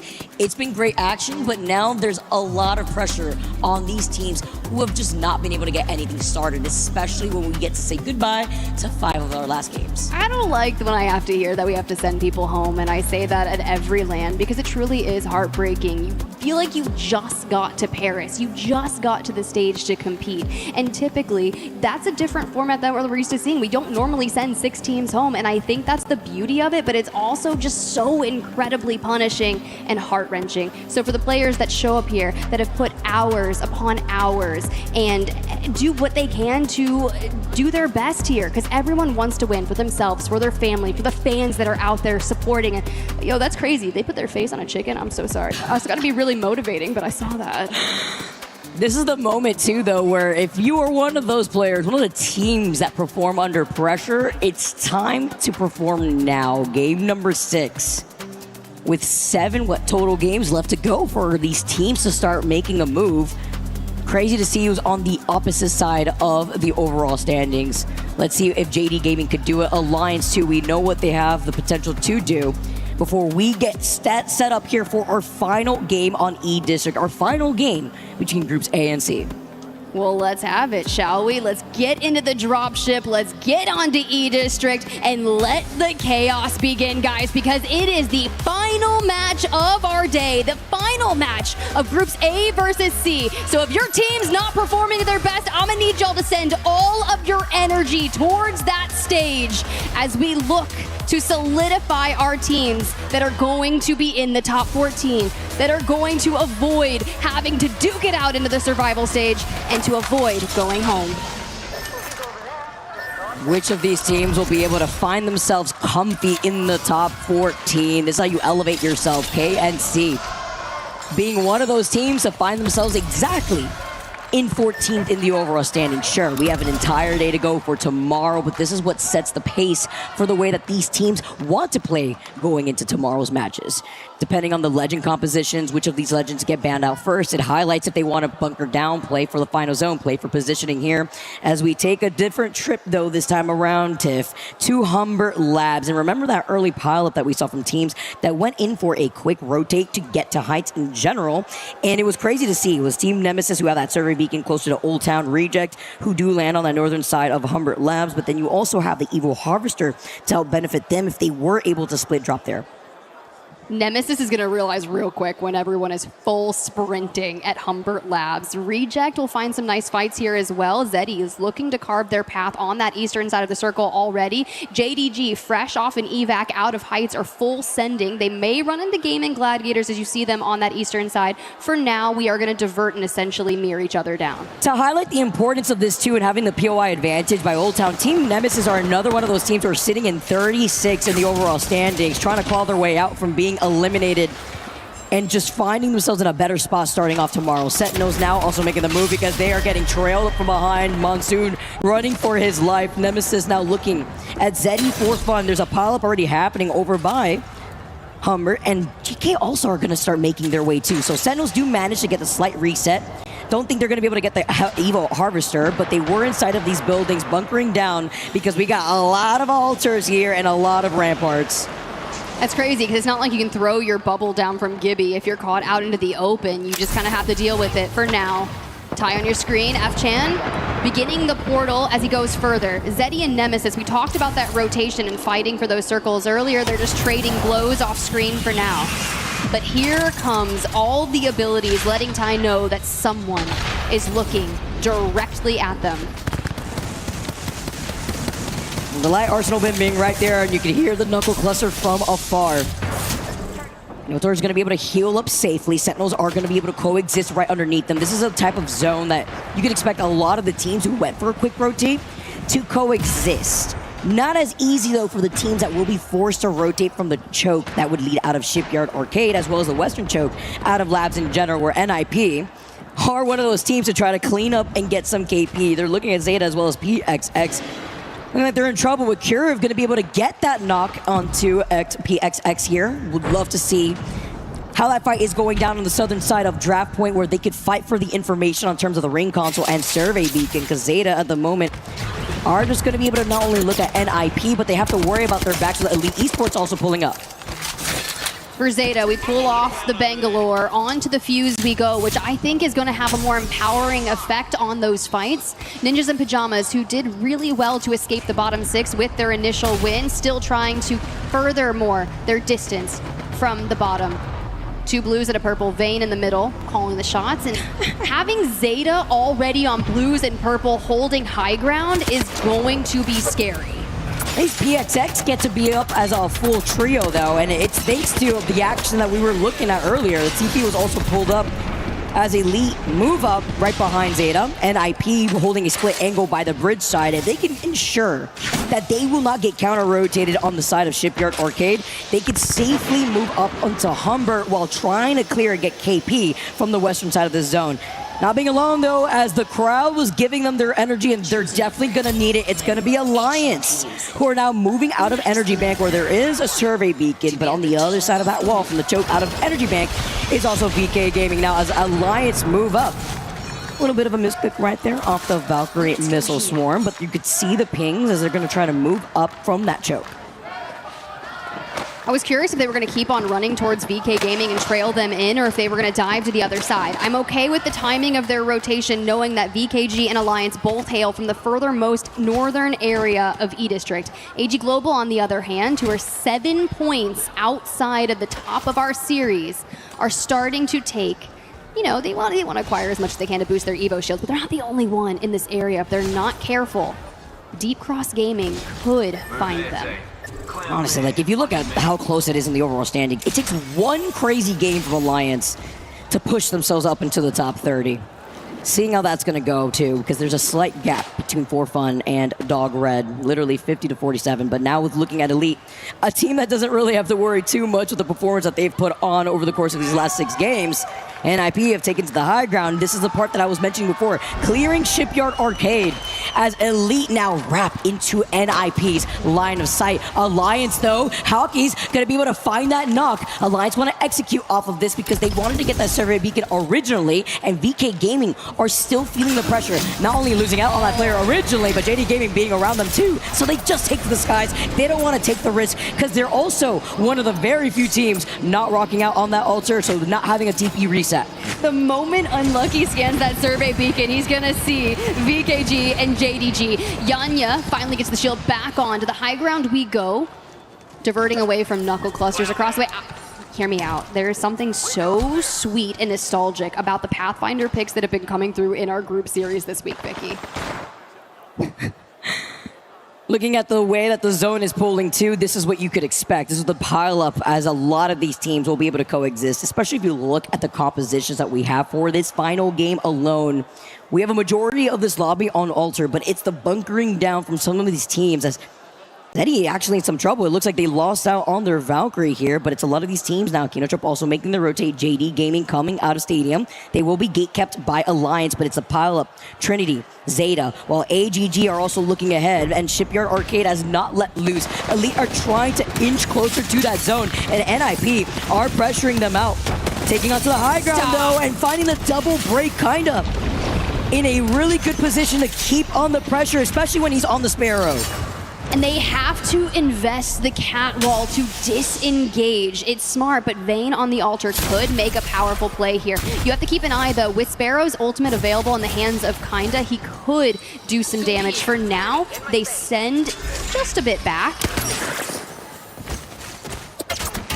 It does get knocked in the feed too, by the way, so it's going to be the little send-off while Elite actually managed to get away from Shipyard Arcade. They're going to be looking down at NIP on the other side of that zip.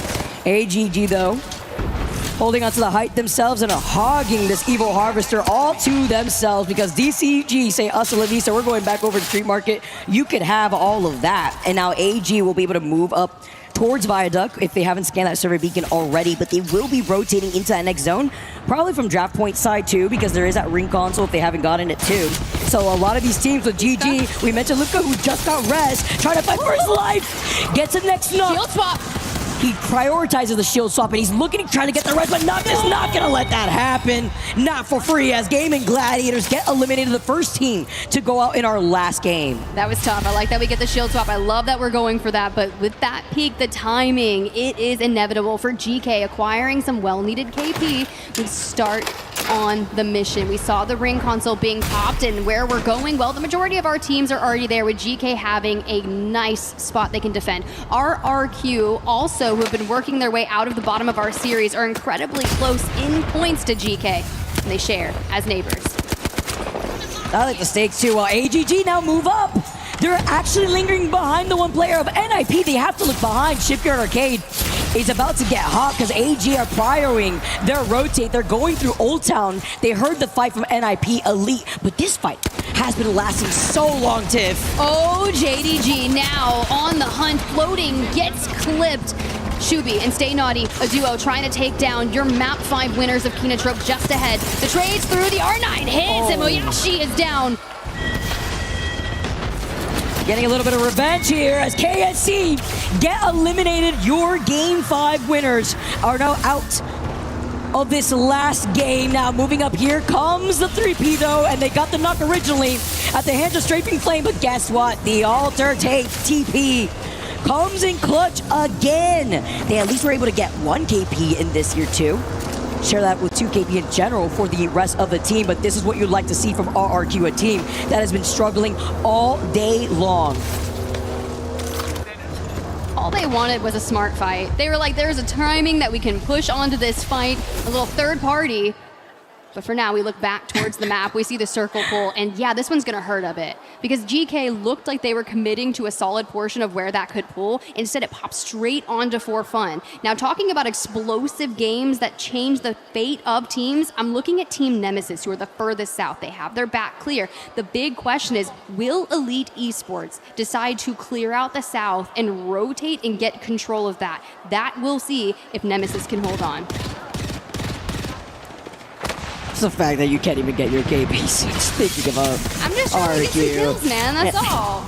Alter is crazy. Remember when we used to put down 2 portal nexuses, by the way? Anyways, that would cover 2 POIs. Thankfully, we do not have that anymore.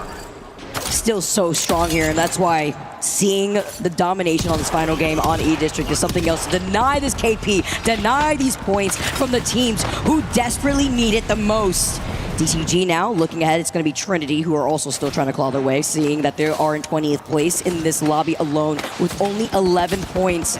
The crowd by crowd. GG already eliminated, but I know Charlotte's still giving them their energy, considering that GG have really gotten the points that they need to be safe. Depends on how they do tomorrow, but they're looking very good in the top 5 in the overall standings. Elite kinda now moving up. Another team who has been farming within this lobby, but a lot of these split fights, it's a really big pileup though over by Labs, because really in Old Town, Elite aren't gonna be trying to send it onto Team Nemesis. This is kind of like a poke off, so Elite are just gonna sit down over on the edge of this side of zone. We can really look at what's happening on Humbert Labs, where ForFun, Reject, and AG are currently trying to situate themselves in that building. ZEDI even too are hearing and looking at this fight, but not trying to overcommit, because they're not the only ones in the vicinity. It's also going to be Sentinels and GK.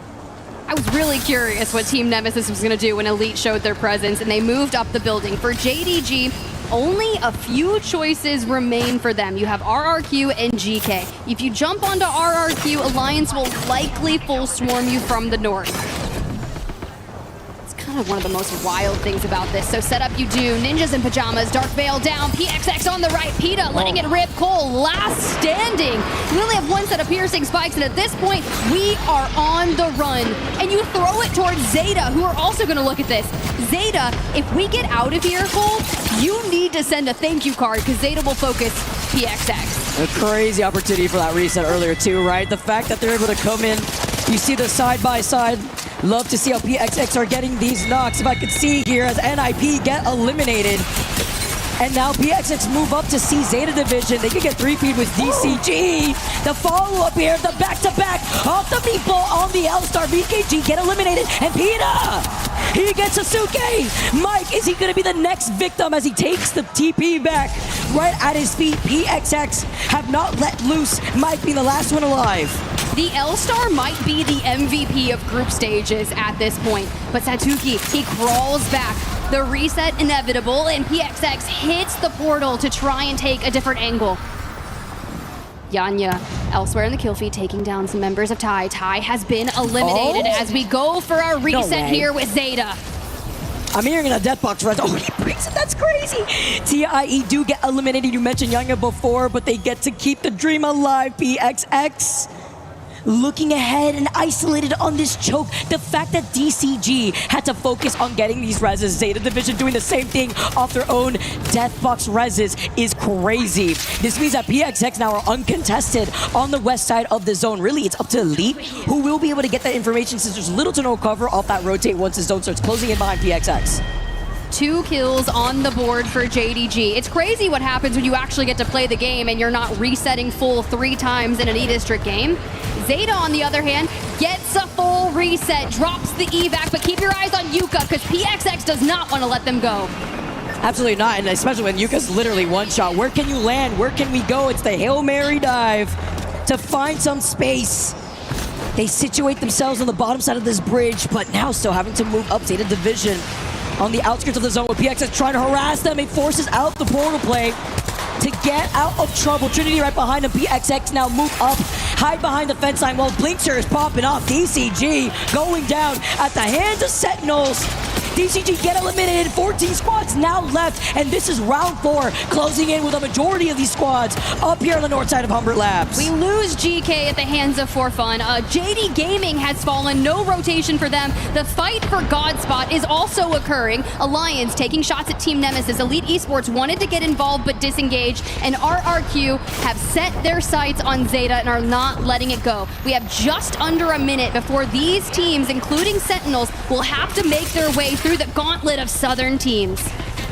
It's so hard with that pile. We talked about the coexisting. AGG are looking at PXX to not be able to get away, playing on the edge of zone for free because they also will harass him. ZETA may actually help them out if RRQ do not stop them. Positions revealed and an alliance down to a duo, but they've stayed alive for this long. 24 total points throughout the course of the day. In just the last 6 games is crazy. They're trying to crawl their way out, especially sitting in that 13th place spot. We know that they could do better. Being the fact that you also have to worry about RRQs on that northern side next to Sentinels is something else, because RRQ are starting to wake up now. I'm scared with the Valks in the lobby that are going to likely look to Valkylt at the end into the south to avoid rotating through the middle of the map. RRQ, you can see them going towards the high ground. They're going to yeet their way south over Reject, over ForFun. AG Global, see ya. Where do we set our landing course? Is it on to Team Nemesis? Because if we drop on Team Nemesis, Alliance will full send.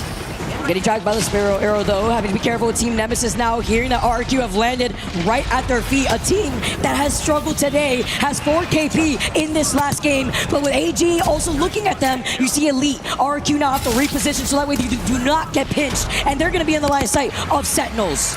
And everyone is full sending. AG Global out, PXX out, ZETA racking up some kills, and Sentinels and ZEDI with the ultimate face-off. The amped covers, v Newcastle walls. Dupe holding steady, Sentinels all up as well, but the infinite ammo in the hands of Blinkster with that L-Star could really change the tide. RRQ do get eliminated. They got some KP in their pockets. It's 5 KP. A little too late while Sentinels uncontested. ZEDI 2 up on the high ground. Team Nemesis, though, have completely held that southern side while Alliance get eliminated at the hands of Blinkster. We talked about Sentinels before. We talked about the pileup over on the northern side of Labs with Nemesis having an isolated fight against Elite. All the stakes, though, on the 14 pileup that we're seeing on the northern side of Labs. We know Elite. They've been doing great. It's really Nemesis that needs this the most, as they've lost out on light if you're looking at Elite. Henchman waiting for them to take that TP, but Outwardly stays alive after losing out on a shield. This is everything for Nemesis. A banger game here in the final game of our series, moving into the last day of groups. Could really keep them in this tournament. Elite are practically safe. Great job. They've got north of 70 points in this series. But Nemesis need this. Oh, now swinging though. Henchman having to reload the RE. Old Barrel here too, gonna have his teammates trying to cover him here. They're gonna have to move up with kind of getting that knock onto Outwardly. That's the advantage that they need. But I mean, be careful! Reject with the 3P! Talk about a timing! They even have the Evil Shields reset. You hear the pings. They don't have the TP through the wall, so that's the biggest difference. They hear the res afar, and they can try to also go for a Deathbox res here from inside the building. But now looking at the far away, it's gonna be Sentinels who have been farming on this side of zone.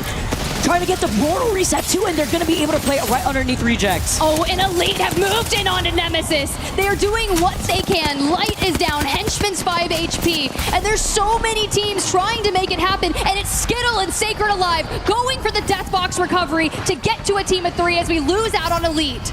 5 squads left. Nemesis gets the Deathbox res, and ZEDI's in trouble. They have no Evil Shields. Dupe clinging up for dear life with a pixel of health before getting knocked, because Sheila has something else to say. Jelly goes for a Hail Mary last-ditch attempt to take to the skies to help Stay alive, the mother load from Sacred. 5 squads left still. It's a face-off. ZEDI only down to that Valkyrie. Sentinels 2 only down to Blinkster. And RC is just looking at all the action with Nemesis are the rooftop to their heads. Blinkster holding it down for Sentinels. Just a boy in an infinite ammo L-Star against ForFun.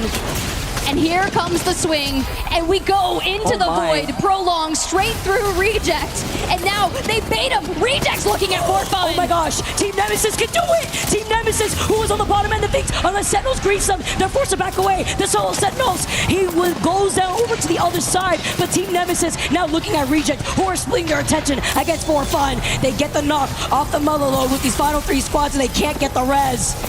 Nemesis ForFun on the low ground. The final 2, Reject, are looking down, and Reject take the win.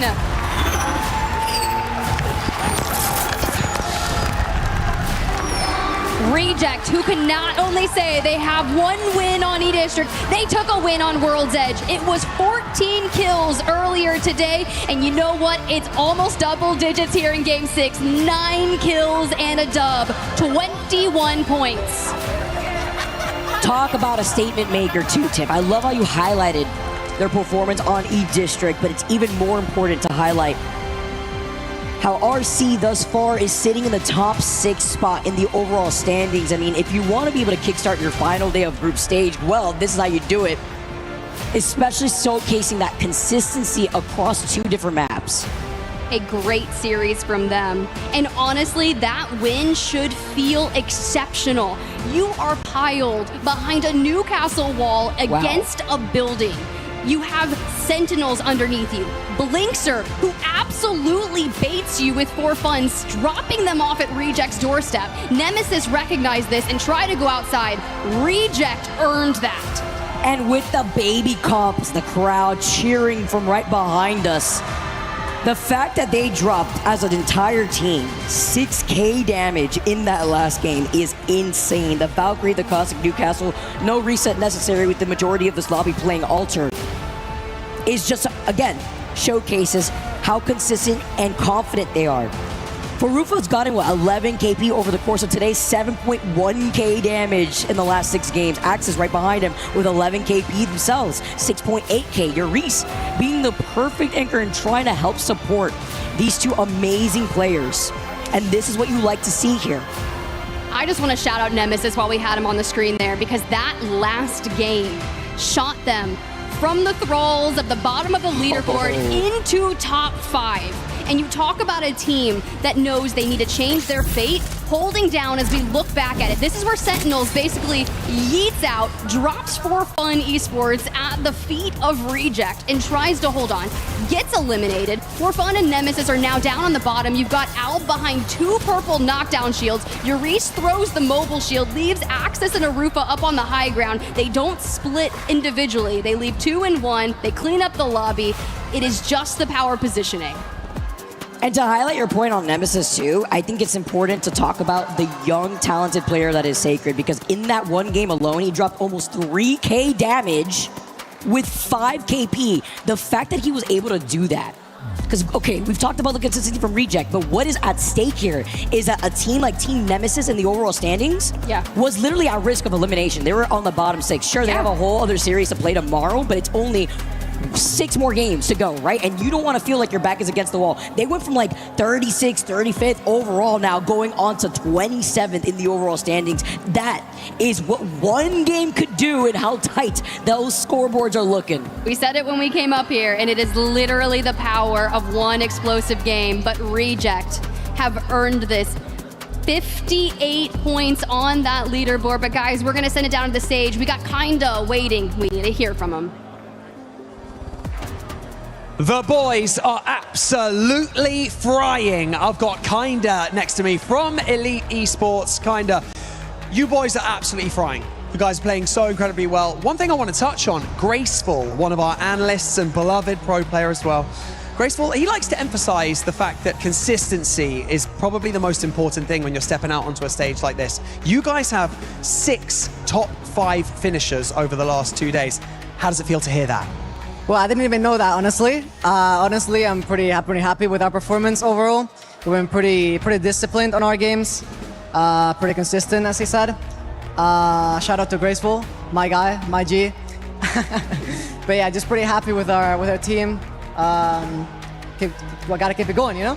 That's very true. You know, you've been in the conversation for being, you know, one of the top fraggers for quite some time now, but you've only really made it to a LAN finals once in your career at this point. So do you feel like this is the team that can push you to like go the distance? And like, what is it like competing with these guys, and how do they kind of help you unlock your full potential?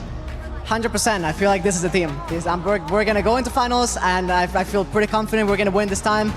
And yeah, shout out to Michael, my coach. He's a GOAT. Yeah, always keeping us on top, on good vibes, you know. And yeah, shout out to Lai and Hench for being the best teammates I've ever had. And yeah, just gotta win it all. What is it about the dynamic between the team, you know, with Light and with Hench? Like, what are they doing that kind of helps you, you know, compete at your highest level? Because you guys are just, it's like you've unlocked a new level of yourselves. Well, Hench and me have been competing now for 2 years. We've been playing since EWC, the first one on 2024. So me and him are pretty, you know, we have good vibes. We know each other for a long time, so always happy to be around him. Light now has been with us for over 8 months, if I'm not mistaken. Maybe more, maybe less, who knows. But yeah, always happy to be around Light. He's an insane IGL. Just a good guy, yeah.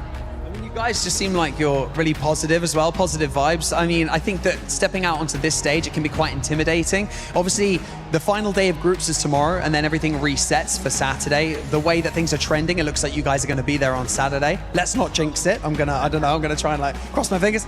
But at this point, how are you guys staying positive, staying motivated, staying locked in before you step out onto this stage? Because like I said, you know, this environment, it can get under people's skin. Yeah, but honestly, this tournament I'm feeling pretty consistent. Even though I changed my controller the first day I started playing, I changed my controller. Don't know why. Don't ask me why. But I was feeling pretty good, so I just did it. It was meant to be, I guess. Because we're doing pretty good, so I'm happy about it. But yeah, just Michael just being the GOAT, always keeping us motivated, and having good mentality is always the key to success. That's true. Good mentality. Now, finally, before I let you go, I want to inform you that you are officially our top fragger in the lobby. So you've absolutely steamrolled everyone. How does that feel? Well, that feels amazing, of course. I've been shooting pretty good, getting a lot of kills, getting a lot of damage in. The boys also getting me into a good spot. And just gotta do my job, you know, gotta shoot forward, shoot straight, and keep going. Yeah, that kids, shoot forward, shoot straight. Kinda. It's been great chatting to you. I really appreciate the time, and congratulations on such an incredible day 1 and 2. We can't wait to see what you and the boys bring on day number 3 of the group stage. But for now, we're gonna send it over to Rain Day, because he's got the big guy. He's got Hackus with him. Oh, the jubilation of youth. Shoot straight. If only it was that simple. Hackus, a man who knows that it is much more complicated than just shooting straight. Obviously, kind of a different tone over here. It was a long interview. I could tell you were kind of fidgeting around. You want to get back out there and prove that you guys can play better than this. What's going on in your head? I mean, there's not much to say. Like, we were one of the best teams from scrims coming into the tournament, but right now we're obviously not getting the ball rolling. All I can say is previous tournaments, we've dominated groups and we've done bad in finals. So hopefully we've changed the script. We do bad in groups and we dominate finals. There's no doubt that you are a writer, and you have driven the narrative of EMEA, and not only that, Apex Legends for many, many years. No one doubts that. You have a huge fan base that is supporting you for a reason. However, you're right, the ball hasn't gotten rolling today.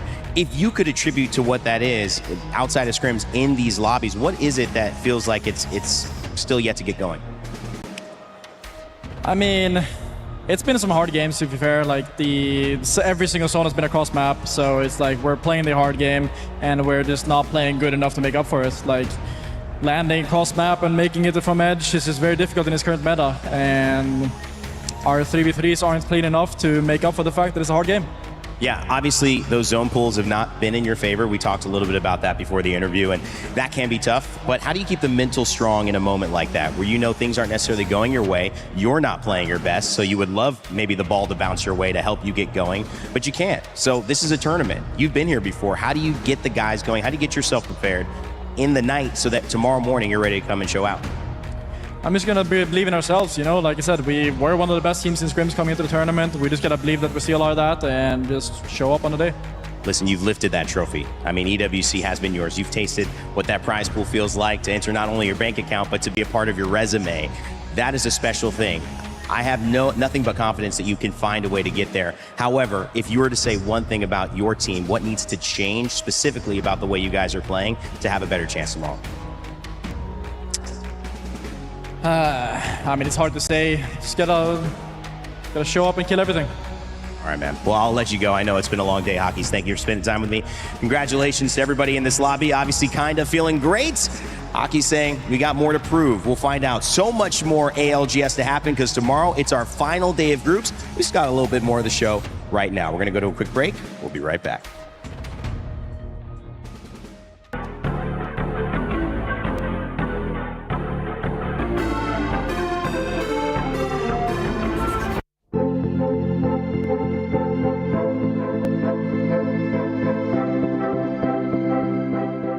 He can come in here and play my game. Let's go. He knows nothing. Let's go! Tyler Wine, you're done. Raw energy. Half a puff and blow the house down. 2 days done of group stages here at ALGS, and they think we're done too. But we're not done quite yet because some of the squads definitely were able to stun us. I mean, we just heard from Hockey's 2 Snipe, and you could tell too, like the body language. Have you been in that position before where Hockey's currently is? Yeah, I mean, absolutely. Throughout my elongated career, there's been multiple moments where, you know, you feel beaten down, you feel like you're out. But like I said, if he's talked about it, they prepared, they put in the work. They were one of the top teams going into scrims. So just stick to what you learn, stick to what you practice, and come out tomorrow with that motivation. And just because they've won tournaments, you know, it doesn't make it easy. It doesn't mean it's given. You know, what the phrase, everything is earned, nothing is given. I think that's going to stand strong for them. But I do think that if any team has the ability to bounce back from something like this, it is going to be Alliance. So it'll be interesting to see that. I'm very just, you know, thankful that he's even taking the time to talk to us after, you know, the mediocre performances. A lot of people just want to get back to the hotel. They want to just, you know, relax and hopefully prepare for tomorrow. So very, very awesome that he steps up like that. I mean, a real professional out, like inside and outside of the game, really pushing it for us to say, hey, we had a rough day. But the most important part is, as you said as well, sometimes that thought creeps into your mind whether or not you prepared enough for the tournament. He knows he prepared enough. He's been performing in Pro League, he's been performing in scrims, and he even says himself, like, we prepared. The only thing we can do is show up on that day. Maybe the new day is today. Yeah, I mean, you know, we've watched these teams before. You know, we're talking about NIP and their sort of comeback here. I was even going to say, VK Gaming and their sort of comeback. I mean, he's still got tomorrow. You know, he's still got tomorrow. And yeah, have to hard agree with you guys. Like this team can do it. If anyone in those sort of bottom brackets, it's Alliance. And if you're in one of those situations that Alliance currently is, right, coming into tomorrow, what are you expecting out of the first 3 games of this series? I mean, it's going to be really hard because already now we were, you know, me and Snipe was already talking about numbers as well. I already said it. I think the cutoff is going to be 60 plus minus 5. I always like to do the plus minus 5 because you don't know how top or bottom heavy it is. And the teams that are right now in the relegation essentially are just looking to say, hey, we need to put scores on the board because last day still 60 points is quite a lot. If you need to put it all in one day, it's a lot. But if you divide it by 3 days, it's not that bad. But hey, it's going to be hard.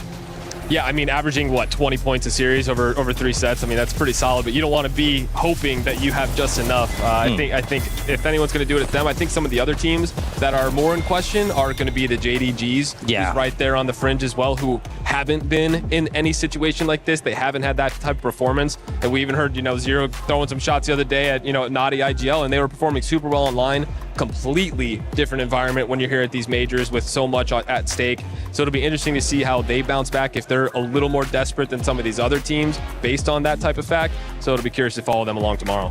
I mean, also here, number 1 for the leaderboard for A versus E. Really big shout out to Kinda for also shouting me out. He definitely is my boy. Always loved having him around. So you're MVP nice right guy. now? Yeah, he is my MVP. Honestly, it's between him and Henchman, and I can't give enough kudos to Light for performing as Nigel, especially with the compared to the top current IGLs, if you make a top 10 leaderboard, his time invested into the game, they are way more experienced, and he's putting out these crazy amount of results. So really proud of him.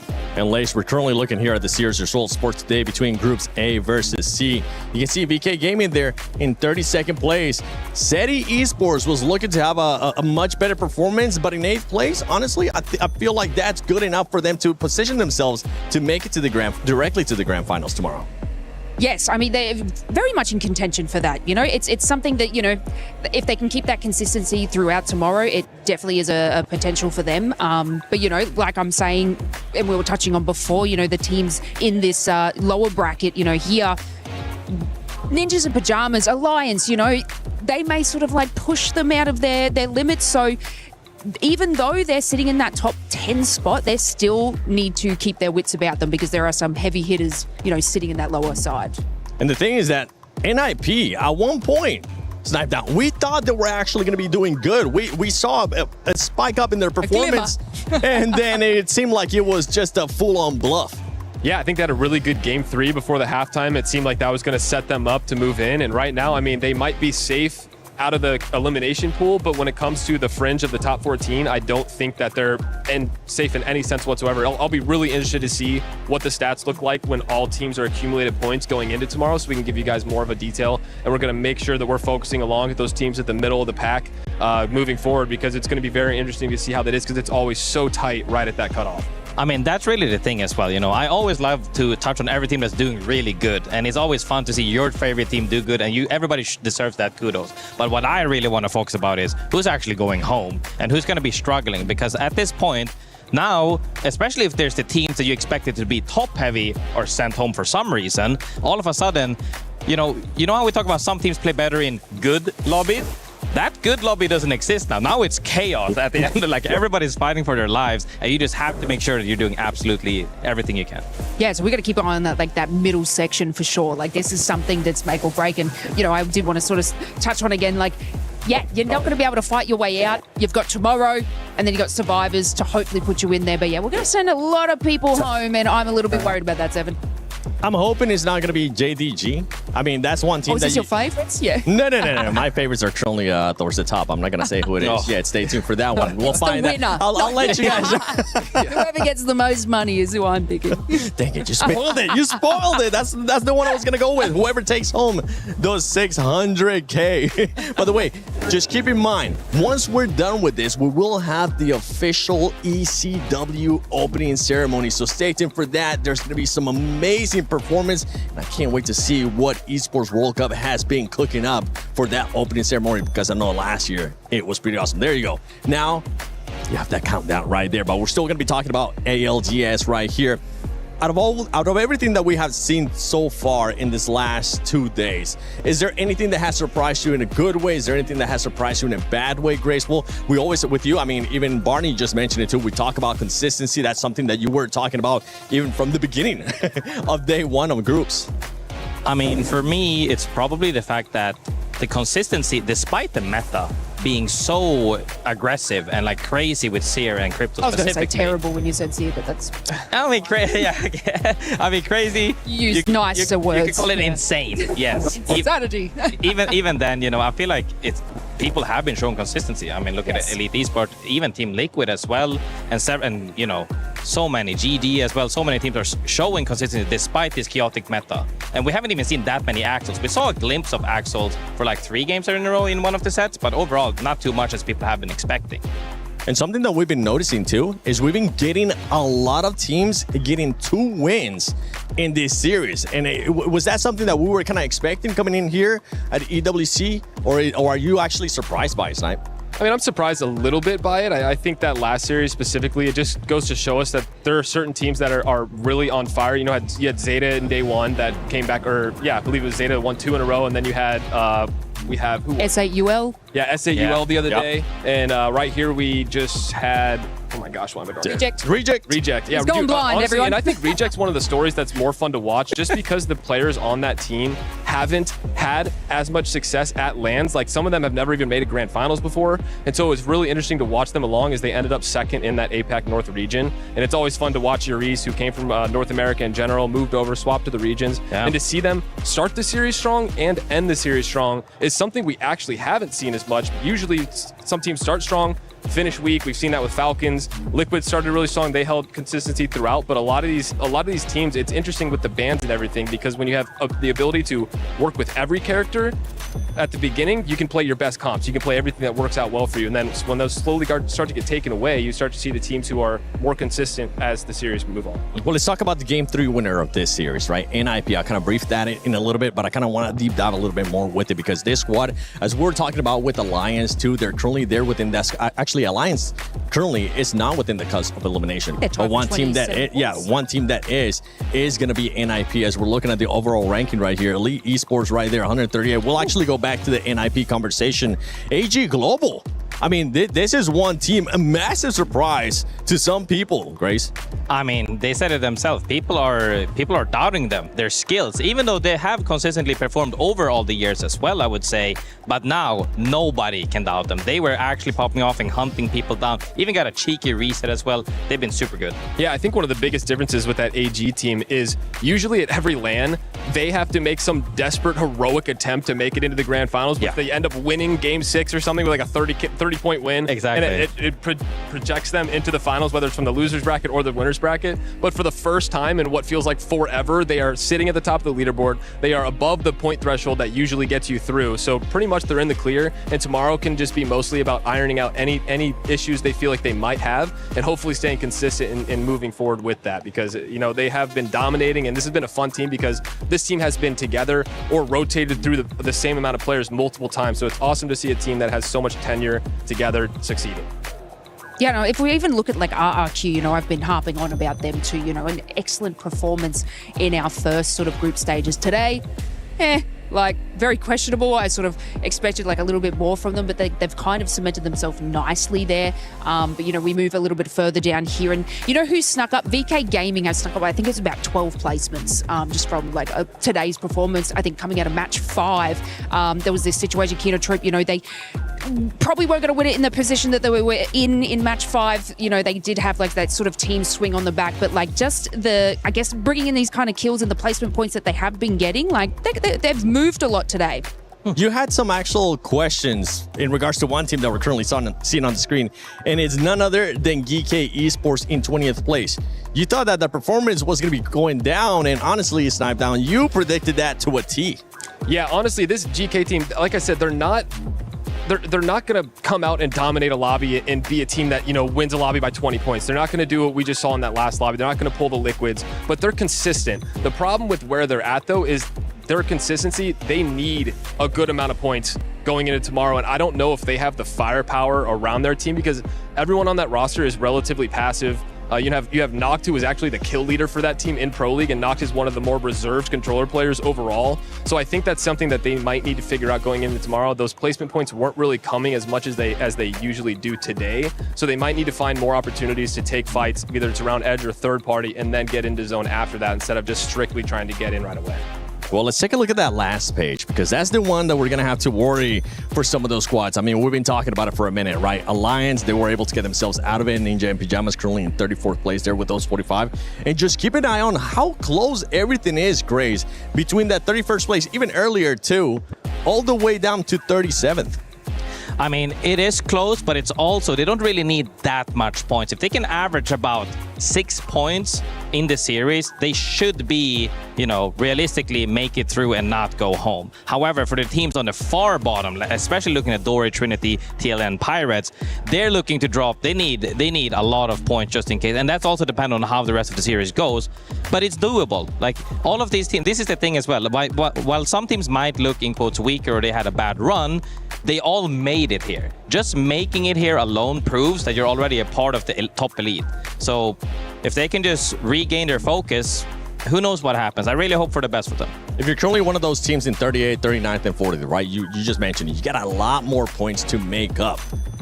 What are you going to be looking to do tomorrow? I mean, you're going to definitely have to hope that some of those teams towards the top as well above you don't end up performing well. Are you going to be going a little bit crazy too, maybe trying to hunt somebody else down? Yeah, I think when it comes to game 1 specifically, I think you play it normal. You try and, get some placement. You try and get some kill points.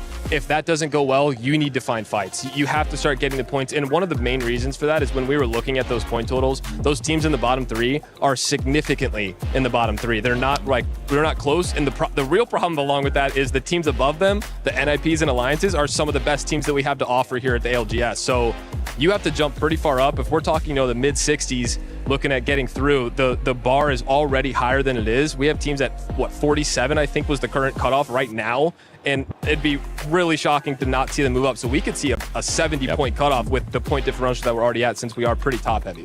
I mean, we might have to see some miracles, but what we're going to be seeing right now is the STC recap for today. In case for some reason you join us late, you forgot to set an alarm, it's okay. We'll let it slide. Make sure you don't miss that tomorrow, okay? Make sure you set a couple more alarms, just like some of us, myself, had to do to wake up today. Because, and just to recap too, I mean, we'll show that gameplay too, but Series 1, we had Falcons, DINOS too. I feel like DINOS was a pleasant surprise too in the first series. Y'all doubted me. No, it's probably just Grace. No, look, there was no doubt. There was no doubt. But yeah, what a turnaround. This is why I knew, I have faith. I know it's crazy. And I know, these guys break down the points and they're like, you've got to get about this much. But like, I've seen some crazy stuff. And that's kind of what DINOS did. They sort of pulled it out from somewhere. And like we've always talked, you get that momentum and it's just insanity. It is insanity. I think we're going to be going... Oh, okay. Oh, my goodness. I got a little bit scared there. I thought we were going to be going to the open ceremony right away. But yeah, this is the STC recap of what happened today. But yeah, DINOS, pleasant surprise. SAUL Esports, I mean, we got a chance to talk to them. They were in good spirits. To Team Liquid. We saw Zero, even though at one point he was getting taunted, Grace. He was able to come back from it, though.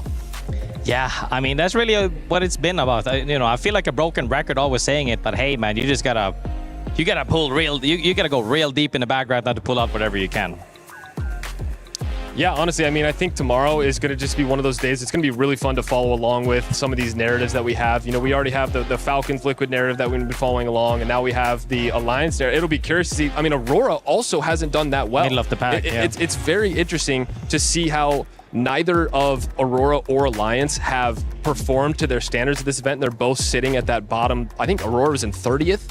You have AURORA #1 in the EMEA, then you have Alliance right after, who's in like 35th, and it's really interesting to see, and we'll see if the grass is actually greener on the other side after the end of this. Exactly. I'm listening. I'm here, guys. I'm present.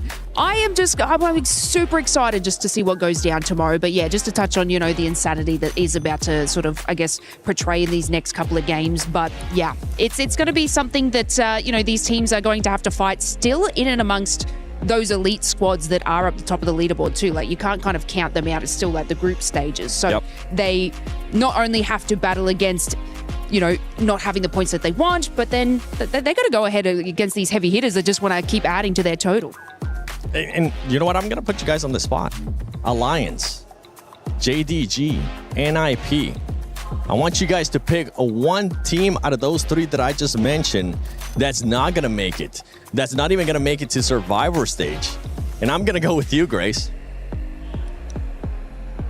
It's okay, you can take your time. No, I mean, if I have to pick one, right? I think I love Naughty, and I have competed with Naughty on, when we played on C9 in Stockholm. We got top 10 actually at that point. Ooh.